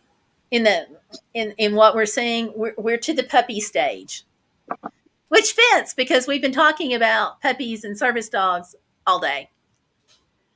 So, okay, Iron says she'd like to see the movie. And Busy says, welcome back. And Iron Firehorse says that Maggie Smith is still alive, an amazing woman. She Isn't she? is. Absolutely.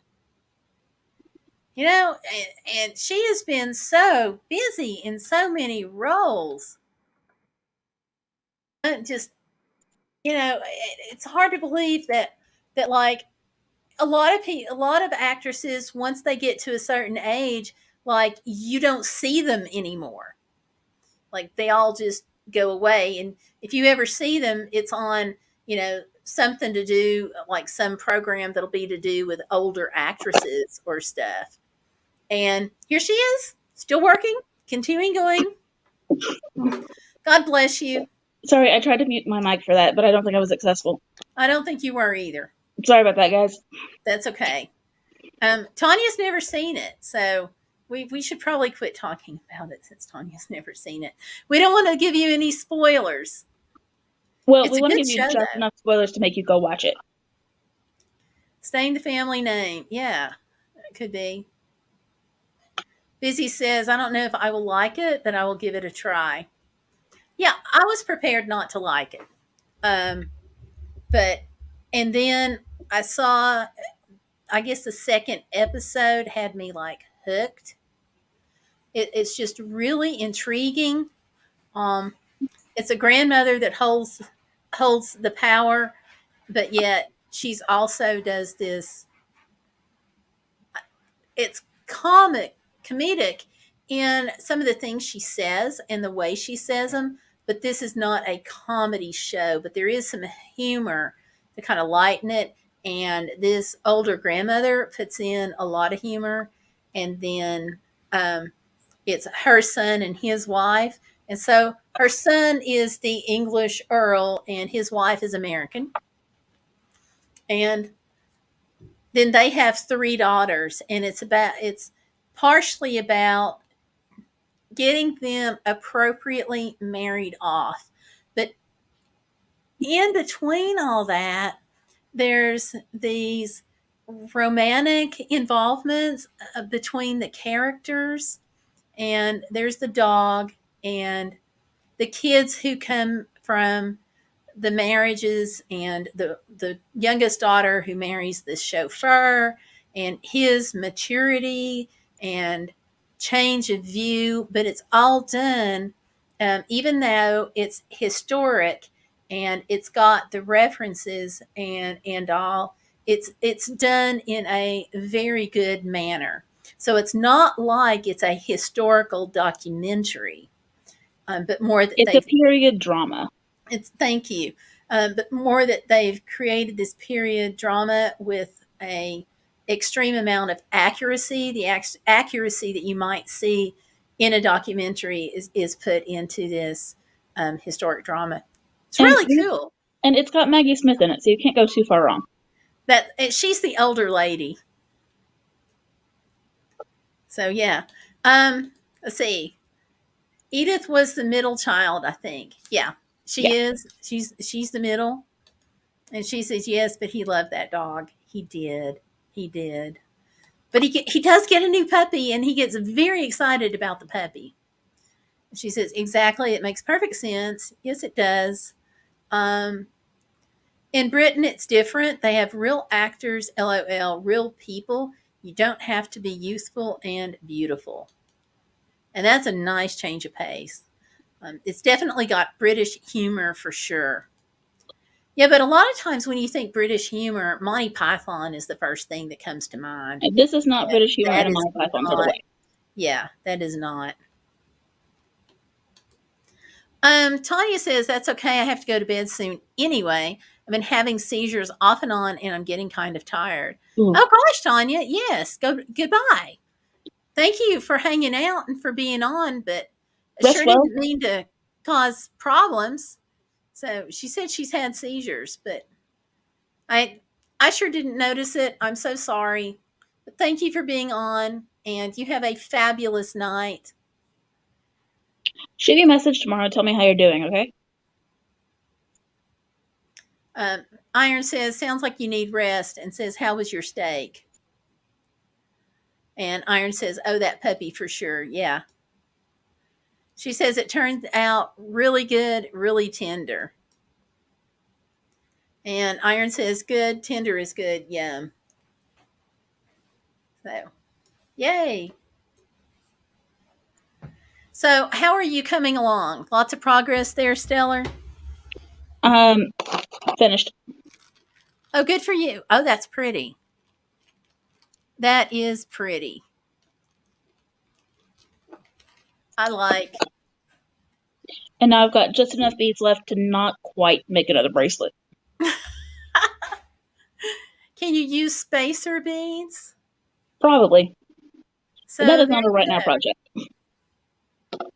Yeah, but there you go. It's good that you can. And Iron says she's almost ready for bed. She's repeating her words. LOL. I understand that. I speak that language. Yep, I get that. So totally get that.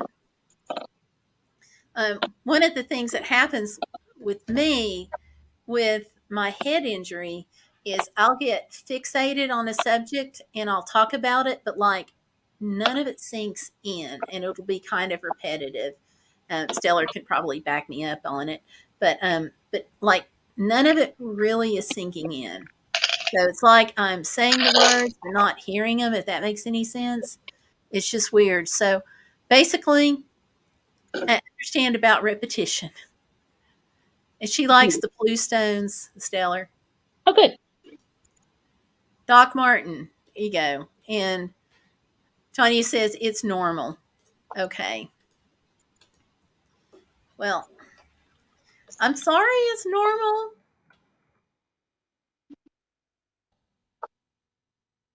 But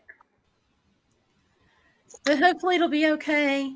Now, I want to double check. You said Doc Martin. So are you talking about the shoes or the actor? Because there's Doc Martin shoes too.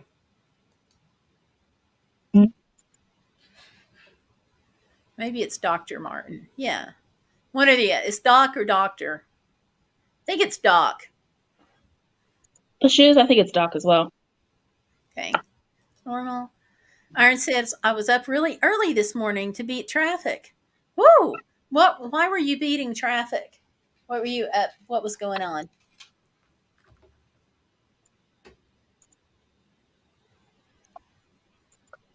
I hope you weren't having like a doctor appointment or something.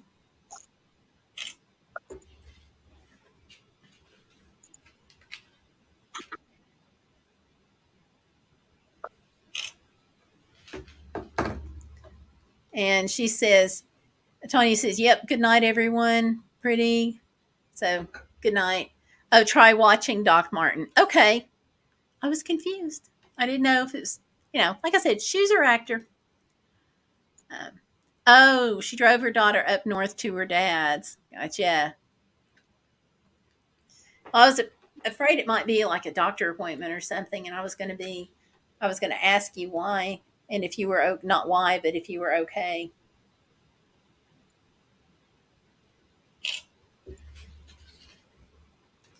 And,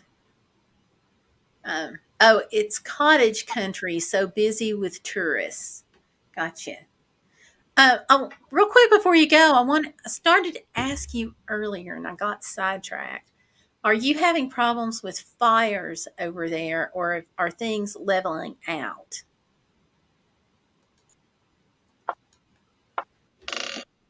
Because I know that Western Canada, I know was having a problem. Because that even made the papers here and all. Tanya says television show. Okay. And Busy says she stepped out for a few, be back in for like 10. Okay. Cool. We'll take you whatever amount of time you want to be here or can. And that's always the way it is. Oh, Iron says that's tomorrow. Rush hour traffic in Toronto. Yay. Ugh. Good. That does not sound fun. Good luck. No. I imagine that would be like rush hour traffic in larger cities. We didn't get to go to Toronto. We almost did. We drove part way from Niagara Falls. So it's on the list. It's one of the things on my growing, expanding bucket list. So, but I hope it goes well. I hope you don't get stuck in traffic too much. Because that's one thing. I don't mind being out in traffic too much as long as it's moving. But you get this stopped traffic stuff, and I'm ready to go. Except there was one day when we got stopped in traffic and the interstate was closed. So I got out in the middle of the street and I did a live stream. Of course. Or maybe I did a video. Anyway, something like that. And Tony's saying it's a British television show. Have to check into that. Okay. And Iron says we had over 100 wildfires last I checked in Ontario. They had a bad one about an hour away from here. We had bad smoke, rated in the top 5 for bad air in the world, apparently. Oh my gosh. Well, I hope that does not. I hope everything is clear when you go out of town and that doesn't affect you at all. We will hope for that. Busy says, I really do like YouTube, but I wish they paid more. LOL. I just don't have time for making vids and editing, etc. No. Editing is the most complicated part of YouTube and the absolutely most time-consuming part. And she says, I don't know how, LMAO. LOL, traffic live stream. Yeah. Yep. You may as well. I mean, if you're stuck in the road. Oh, and Hubby was driving. So I couldn't have done it if he wasn't driving. Because that changes things just a little bit.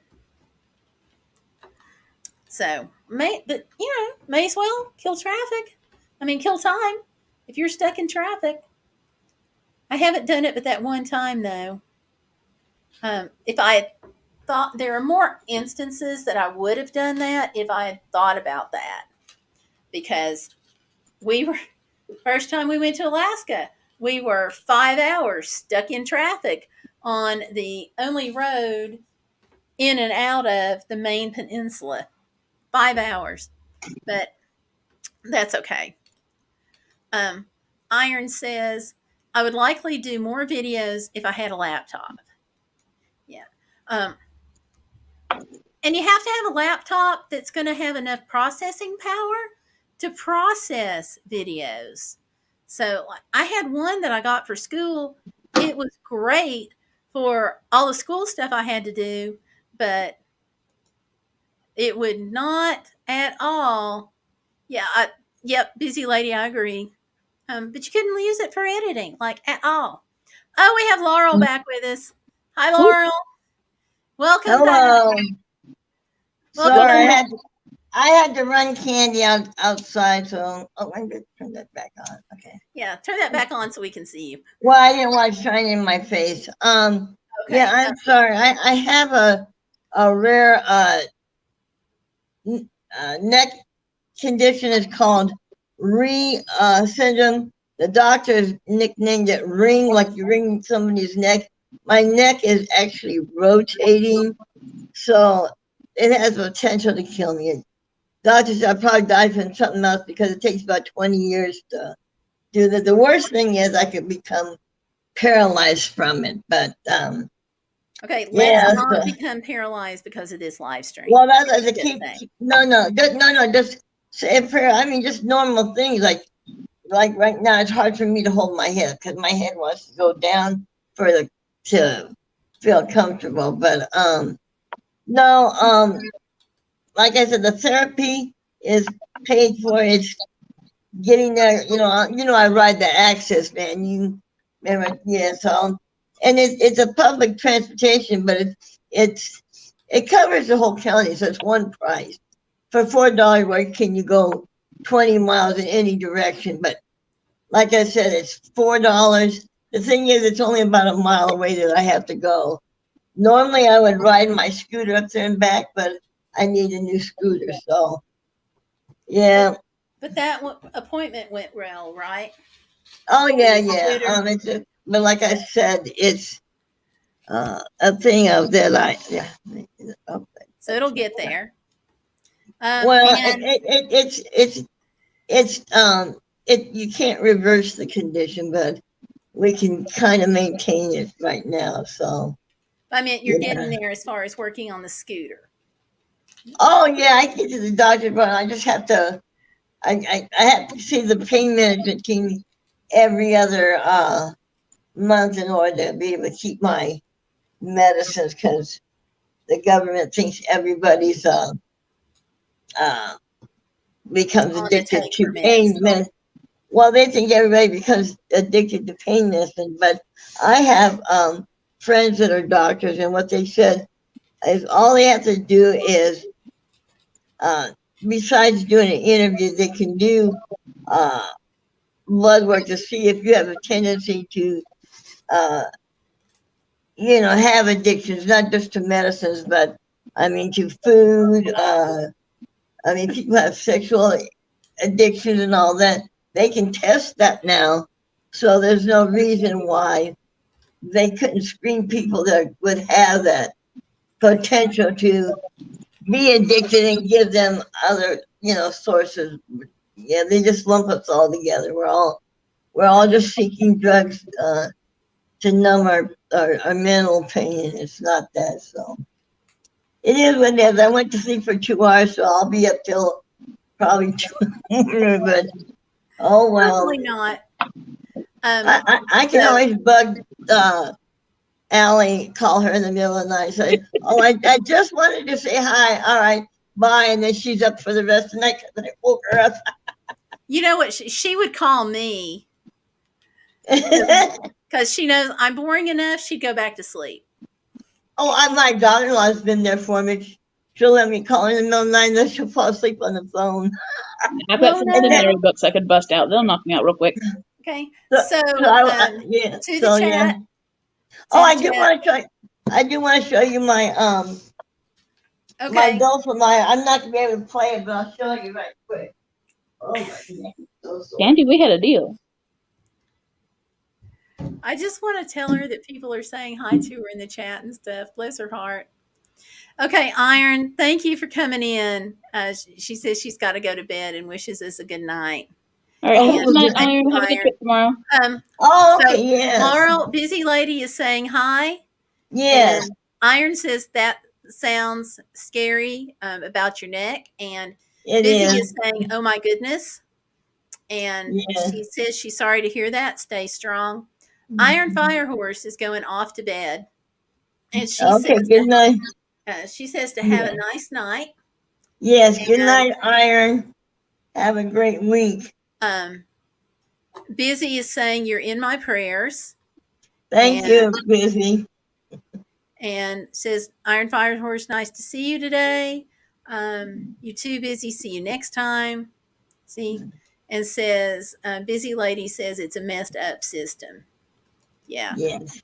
I agree. Okay. But so, and I don't understand why people see have to go to pain clinics. That's the pretty one. Yeah. So that's nice.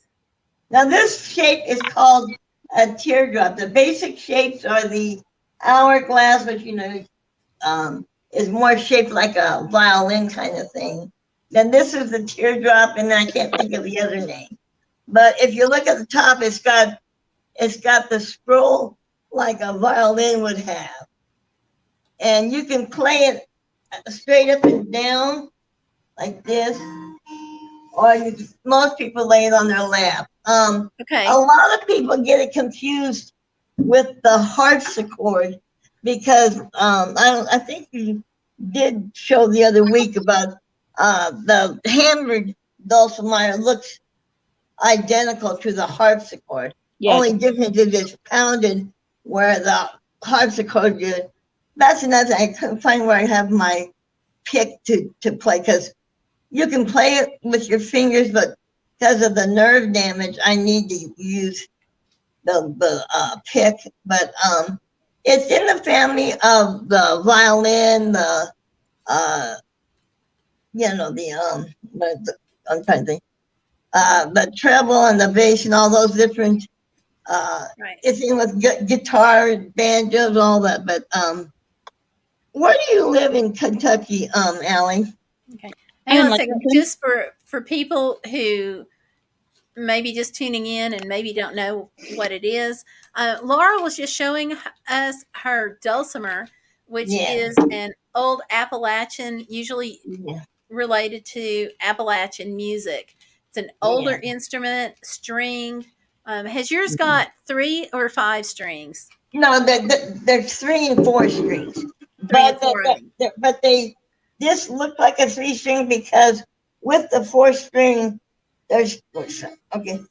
So there's the one side, then there's the middle, and with the 4th string, they're together. The two of them are literally together. So it looks like 3 strings.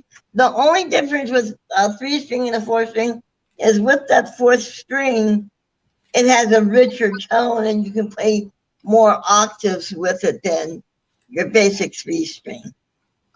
Basically, like on the guitar, you have to have these 4 little, so they each have their own little adjustments, but 2 of the strings are, just literally like almost on top of each other.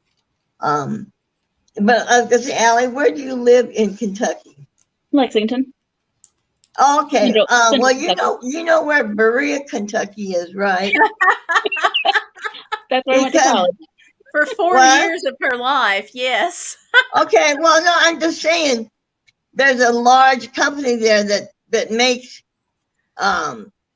they hand make the dulcimers, the lyre, all those different strings.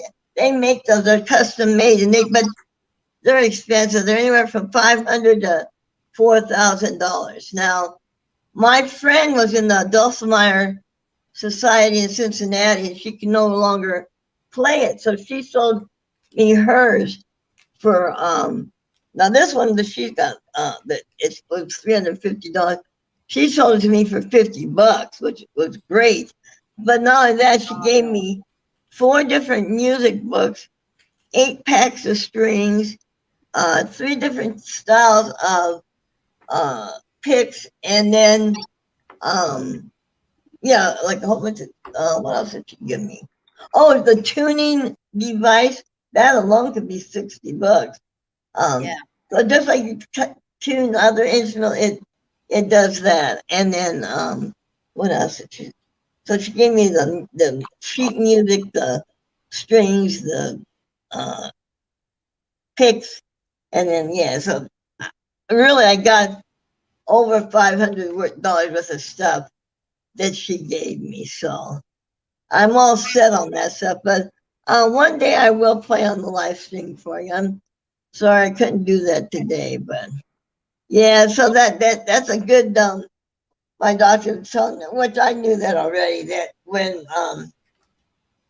you're getting older, it's better to either learn a new thing or relearn something you haven't done. So I used to play the dulcimer when I was younger. I also played the harpsichord. So, but that was when I was a kid up until I was a teenager. So, and that I did when I was in my 20s. But then I had kids and had to teach, and so it went by the wayside. So I'm relearning it. But yeah, it's fun. But yeah, one day I'll have to come on there and play with Allie. She'll play her flute, and we can and then you can sing for us, Gail. Oh, no. No. Watch, Stellar's laughing. She knows that no, you don't, no. No. Biggest bucket in the world would not help me carry a tune. Trust me. And Well, I got to say that until I took guitar lessons, everybody in the family has got musical talent. Mine was to hit the on button on the CD player. That was the extent of my music talent. oh, okay. So, Both my kids learned to play piano from the time they were about 9 up until they were close to 18, and then they didn't continue with that because they ended up having families, kids, and whatnot. But they had a few years of, so they got the basics. They can play if they really wanted to. They could play, you know, for entertainment, but they couldn't be. It couldn't be their professional career. But yeah, like I said, if you, I think I gave you the if not, I got sent you the YouTube channel is called Banjo Lemonade, and she's the one that teaches all the different she teaches the banjo, the dulcimer, the hammered dulcimer, what a guitar. She does all those different instruments. So you need to look on her website. What's really nice that I like think about you her. gave me a link once before. Okay, yeah. Well, I'll do it again. But what's really nice about this person is she is a Christian, and she has more than one channel like you. And so her one channel is the instrument. Well, I won't say it's a separate channel. She one day a week she does scripture, and then the other 4 or 5, I think she does at least 4 or 5 days of the instruments, because there's different instruments she does. But I love that she's a Christian, and yeah, she was talking about all this stuff on Afghanistan too. So you can look in, and she always has scriptures to back her her spin on whatever's going on in the world. So I really like her. And she teaches you really slow. And then there's another one that's a gentleman, and he teaches. He's really good too. Stellar Mel is saying hello. Hey, Mel. Mel's on. Hi, Mel. Yes, Mel's here. Gloria stepped in. She says, I can be here 1 minute only, heading to early bed. Okay. Good night, Gloria, and have a good rest. Thanks for coming in. Yeah. I was going to ask her how things are going in Chicago, and she's vanished. So, yeah. Mel's saying amazing job on the live stream. Mel, you're awesome. Yeah. Thank you. I know you got he it. was on here earlier. Y'all are going to have to go back. I may break some of these down and do specific segments rather than. I'll probably go ahead and do chapters too on this, but y'all have come up with some fabulous stuff. Yeah. So. Well, I gave Mel an ear of when he was asking all those questions, and I was typing in, he was responding to them. So, yeah. So I wanted to kind of clarify some of the things that you were touching on, like you didn't understand on certain things about service dogs. So I was trying to enlighten him on stuff. But a lot of the terminology I learned, Gail, was from the different. I told you that I have 4 friends that are animal trainers, and then I have 2 that are animal behaviorists. And that's why I was telling you, when you go to get a puppy and you want that to be your service dog, to take an animal behaviorist with you, not a trainer. A trainer knows how to motivate the dog to learn things, like I said, for like for entertainment purposes, but also trainers are used for police dogs and stuff. But to get to the behavior, to see if there really would be, because some dogs are good for police work, but they're not good service animal. What I don't think people are really aware of is police dogs and military dogs don't have to be trained to like other dogs. They have to tolerate them, but they don't have to like them. So I know when I went to different events and there was police dogs there, they were telling anybody that has a service dog or a pet to really stay at least 10 feet because it can trigger their dog to get barking and they're strong dogs. But yeah, I thought that they had to be highly trained like a service dog. They do in the work that they have to, like, whether they're sniffing bombs or chasing Different strengths. Yeah, but like I said, they don't have to like, and they for some reason they don't like service dogs. I don't know why the police dog like maybe it's a different type of training. There's a different type of psychology that goes into. But I mean, but the dog doesn't know that. The dog doesn't know, oh, I'm a police dog and you're a service dog, so I'm not gonna like it. I'm trying to figure out animals something. can pick up on different personalities that other animals have, though, don't you all? Yeah. But they said as a whole they don't. The police dogs do not get along with other dogs. So yeah, that was something I learned on that. Interesting. But yeah, so our service dogs have to be, on a whole different level. They have to, talk. Not more. They have to just. I use the word leave it, and I use it for a lot of things, not just leaving food around. I leave whenever there's a sound that is getting Candy's attention because it's something new. I will tell her to leave it. That means leave the sound alone, and she just focuses on me. Or if there's a smell, there's textures on the ground, and she wants to act funny, like Tip tries to leave it, and she'll walk normal, looking at me like, okay, Mom, I'm trusting you. I forget where I went, but again, this is from the dog's perspective. Dogs do not like to walk on. Have you ever seen, like in some museums, they have a glass floor, like it's a little bridge to dogs hate that no matter what kind of training they've had, whether it's a police dog. I'm not fond of that either. Well, but listen, here's the thing about a service dog. They can feel a dog in particular. They can feel the glass, right? Right. But they're going by their vision, and they think like when you can see you're 8 feet above something or sometimes higher, and they look down. It's scary to them because they think they're going to fall through, even though their feet are feeling a solid glass formation. Their mind is saying, see, you can fall down. And so it's hard to get them to walk over that. So I've done that with Candy.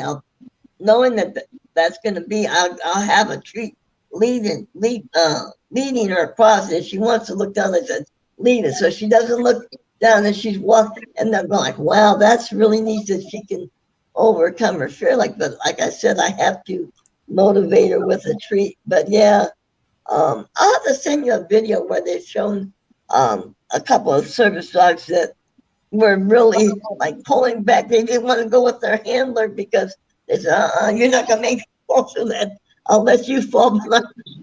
Well, yeah.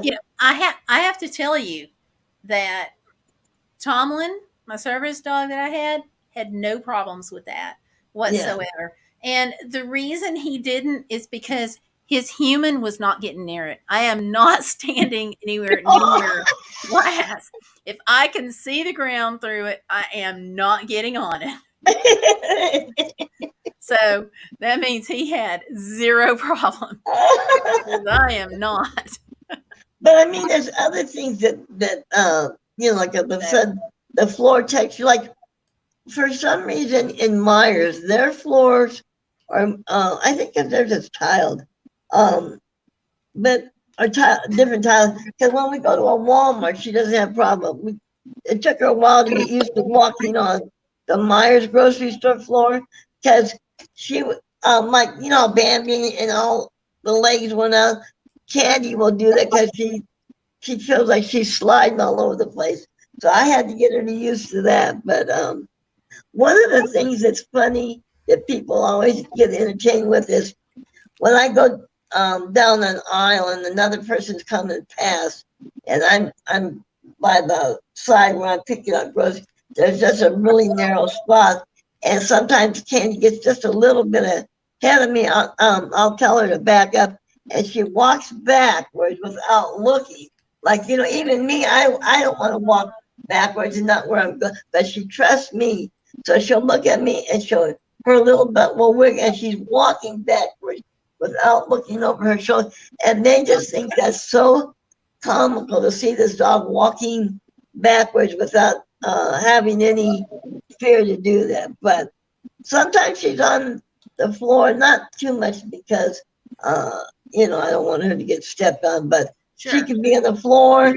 A lot of times she's on the floor of my scooter, and people like, I'll have my purse and other bag. You've seen all the bags I have hanging, and they'll flop in her face, and they don't even know there's a dog down there. And then all of a sudden, I'll say off, which she'll get off the scooter, and they'll go like, oh, I didn't even know there was anything down there. So yeah, they just think that's so comical. I just want to point out real quick, both Busy Lady and Gloria have gone for the evening. Yeah. So Gloria had said she only was going to be here. I think she said a couple of minutes. So good night to both of them. Yes. I just wanted to make sure I said that. Yeah. Is Mel gone too, or is he still on? No, he's still here. Bless his heart. He Oh, has been yeah. here like all day. Oh, that's nice, Mel. He's I'm glad amazing. Yeah. He's a good And I want guy. to show off a photo of Candy. Can I do that? Oh yeah, most definitely. Okay. It's from the day we met. Oh She's yeah. so cute. That's a good Her- picture. Her handler looks horrible. Her what looks horrible? I said her handler do looks not. horrible. Oh, I- her handler looks fine. I look like a babushka. You know what that is, right? No, you don't. Yeah. I said, you outshine me in your beautiful, your mask went so good with your outfit. Yeah. Oh, no, Yeah. actually, I had the red one on. I meant to get a pink one. Whoops. Let me back up. Oh, But it's still got that floral kind of look to it. it does. Yeah. Yeah. But if you see, my neck was bothering me that day. See, when my neck is really bothering, my head goes down like that. So yeah, yeah. Yeah, it is what it is. Look at all your conditions you have. You just have to learn to live with it And roll with the punches. Yeah, but Candy does do 12 tasks for 24 of my conditions. 3 of them are potential life-threatening. So yeah, they're amazing. Like I said, originally she only did 1 or 2 tasks, but we kept adding on to like she knows all. She's a smart girl. Yes, like She's such a sweetheart, and the server would have loved on her all day if Candy had let him near her. I'm sorry, if Laurel. See, I'm used to saying Candy because the live stream. If Laurel had let him near her, he would have been like he was showing us pictures of his dogs, and well, he had just lost his dog. Remember? That's true. Yeah, so he's like flipping through his phone. He's like, but "Look at this one. Look I at had that to one." tell him. I had to tell him so many times not to play with her, and so she did have a little bark. But I redirected her. But see, when somebody starts doing that, she wants to play, and I feel like you can't. She did a great job keeping her attention, but I mean, if he thought he could have gotten away with it, I think he would have picked her up and started petting her. Right. I was kind of watching for that. Yeah. Were you concerned that's the thing. too? I was. And like I said, I've had people grab her while she's on my lap, from over my shoulder, and just start shaking her and like, you don't know that dog. That dog could, be aggressive. I mean, she's not, but they don't know that. Why would you tell? Why would you just come up and grab somebody's dog off their lap while they're on their mobility scooter? I mean, Because people people do. don't think. And Yeah. sometimes Because people are they're dumb. Yeah. Well, honestly, you know what? sometimes people don't use the brains that God gave them. But you had brought up a point about children. But you know what? In all my doings with, interaction with people in different environments, even at church, the kids actually are more knowledgeable and have better sense than the parents. Like parents will be saying, "Oh, hi, doggy," and trying to get her attention, and the kid will say like, "Mom, that's a service dog. You're not supposed to bother them." But there was one 3-year-old that I have to commend. Now, she, you know how a 3-year-old talks. So I taught 3-year-olds for many years. But anyway, she wanted to. She asked could she pet. She called her a working dog, my working dog. And I said, well, she's working, so normally I don't let her be petted. But since you asked so nice, I'm going to let you. And she gave her 2 little strokes. She went twice. She goes, okay, I'm done. And I thought that's okay. She didn't want to over pet her. And then the parents tried to come up, and it was so cute. It wasn't being mean, but she slapped their hands gently when they kept trying to reach. No, one person, because I think there's only one person could pet. So she kept slapping her parents' hands, one person. Like, no, I'm the only one. And I thought that was so cute. She was trying to redirect her parents to leave the dog. That's cute. Yeah. That's cute. But yeah. She wanted the pleasure of petting the dog all by herself. Yeah. But she only gave her 2 with strokes. the 2 fingers. Yeah, no, the whole hand, but she just like, you go like this and you're petting. She just went down once, down twice, and then, okay, I'm done. She wasn't going to continue to. Cute. So yeah, she knew not to overdo it. But I find kids are so much more willing to learn about service animals than the ditzy parents that they have. I'm sorry. Can I say ditzy? Yes, you did, and that's fine. I've actually used that word earlier in the live. I didn't want YouTube to, I think YouTube looks for different words. Okay. So I think you're okay on that. Yeah. But yeah, we had I had 2 girls that came to church and took Tomlin in, and I always took off his vest afterwards, specifically so they could pet him. Because he knew he wasn't working, when I took off the vest, and we'd go away from the pulpit toward another section of church. And we were there one day, the first day that he had come, and the older sister was like, can I pet him? Can I pet him? And I'm like, yeah, you have to be gentle. I'm going through this, be gentle and everything. And she's like 11, 12 years old. So she was pretty good with dogs. And her sister was like 3 years younger.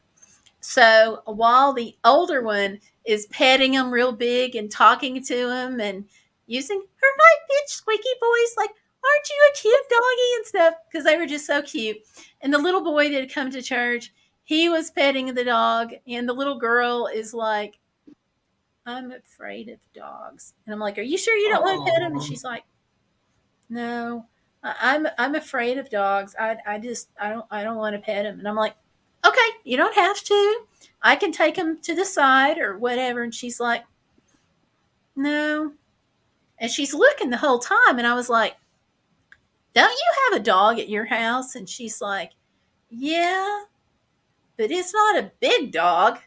And I'm like, okay. So a few minutes later, the kids are still like all over Tomlin, who is like hamming it up. Oh, He's bet. flopping on his back. He's doing every trick known to man. So he's flopped over real fast and played dead, and he's doing the whole paw shakes and the whole thing. And she's looking at him, and she's looking at him, and then she goes, he looks soft. And her sister was like, yeah, man, he is, because soft fur. And she's like, yeah, I'm not afraid of soft dogs. Oh, that's cute. And I'm like, okay, because you never knew what these girls were going to come out with. Yeah. They were fabulous. And so she looks over and she reaches one hand and she like takes, I don't know, one or two fingers and she pets them. Oh, And she pets them. And then a few minutes later, she looks at her sister. I mean, like this has gone on for like 10 minutes. And she looks at her sister and she's like, are you done yet? Because I want a pet. oh. Well, I gotta tell you a cute. That was church- it. No more being Yeah. afraid of the dog. Oh, that's sweet. I gotta tell you a cute church incident. The one senior pastor, he's a pastor emeritus, so basically, he's retired. But he goes, well, he was before COVID hit, going to nursing homes and to people that don't get out as much. And so he would come once a week at the nursing home. He did that for 6.5 years. Well, Candy would be there. She wasn't working, so she would sit on his lap while he would read the scriptures and sing and stuff. Well, when I first started taking her to church, she was fine, but the time where you go and greet, he would come over and say hi, and he would get her to barking because it was a habit. But see, she's seen him as family. Well, there was a kid, and the kid did not look scared at all. I think it was the parents. Said that they were frightened when she barked, and so they had to ban the retired lead pastor. He was the lead pastor for like 40 years, and they had to ban him from talking to Candy in the sanctuary. Now, it was fine when we went out in the foyer, or like we have a little fellowship hall where they sold food for different missionaries and stuff. So he would talk and play with her. But yeah, but I thought that was so funny because his kids are members of the church, and then they actually married. One of them married the lead pastor now. So I mean, it's like a one big family in the church. But his son Mark came up to me afterwards. He says, of all people that had to be banned from talking to Candy was my dad. So, they said that's the way it works sometimes. Well, they threatened him. They said, Pastor Miller, if you don't stop talking to Candy, we're gonna have to duct tape your mouth. Oh, don't worry. He'd still find a way to preach Sunday sermon somehow. But she was That's quiet. true. She was quiet during the message or when they're praying. She would just lay underneath the pew, and we had nice plush carpets. So she just was small, but she loved when people would sing in our churches, and a Pentecostal church where the Assemblies of God. So, a lot of people get, speaking in tongues, and none of that bothered her. And she would just listen like, I wonder what they're saying, and she just was curious, but she was quiet during prayer. And like I said, people would be waving their hands, and none of that bothered her, but she loved the worship part of the service. But during the message, she would be under the pew, and a lot of my friends were like, Candy, did you like the message today? And she would just like wiggle, like. But a couple of times she didn't do it, and they go, oh, she must have not liked what pastor was preaching. But yeah, so that was the funny thing, was retired head pastor had to be banned from talking to Candy during service. That is so cute. Yeah. Well, all right, you all. It's 10 Yeah. p.m. A few minutes after. But Yeah. Oh yeah. I really want to thank you all for Yes. being here, for hanging out. Well, I'm going to go ahead and run the Yeah. Yes. shout outs again. I just want to make sure we get them all. Right. So everybody has a chance to see them. Yes. Ooh, that's a little bright. I think I'm going to change it to the. I like the pink one from earlier. That works. What, Qual? I like the pink one from earlier, but this one works too. Yeah. Yeah, I wanted to have some different ones for the stream, to make y'all show up better. So pop that out, and just want to say thank you. And I want to remind everybody to always be bodacious. Don't let life get in the way of living, because we got too much living to do, right? Yeah. And don't Yeah. forget to like the video and share it, y'all. Really, thanks for coming out. Thanks for being a part of the video and my life and all y'all do. So have a good night, and I'll see you Saturday. Yeah. So Everyone have a great week. All right. Night, everybody. Bye. Bye.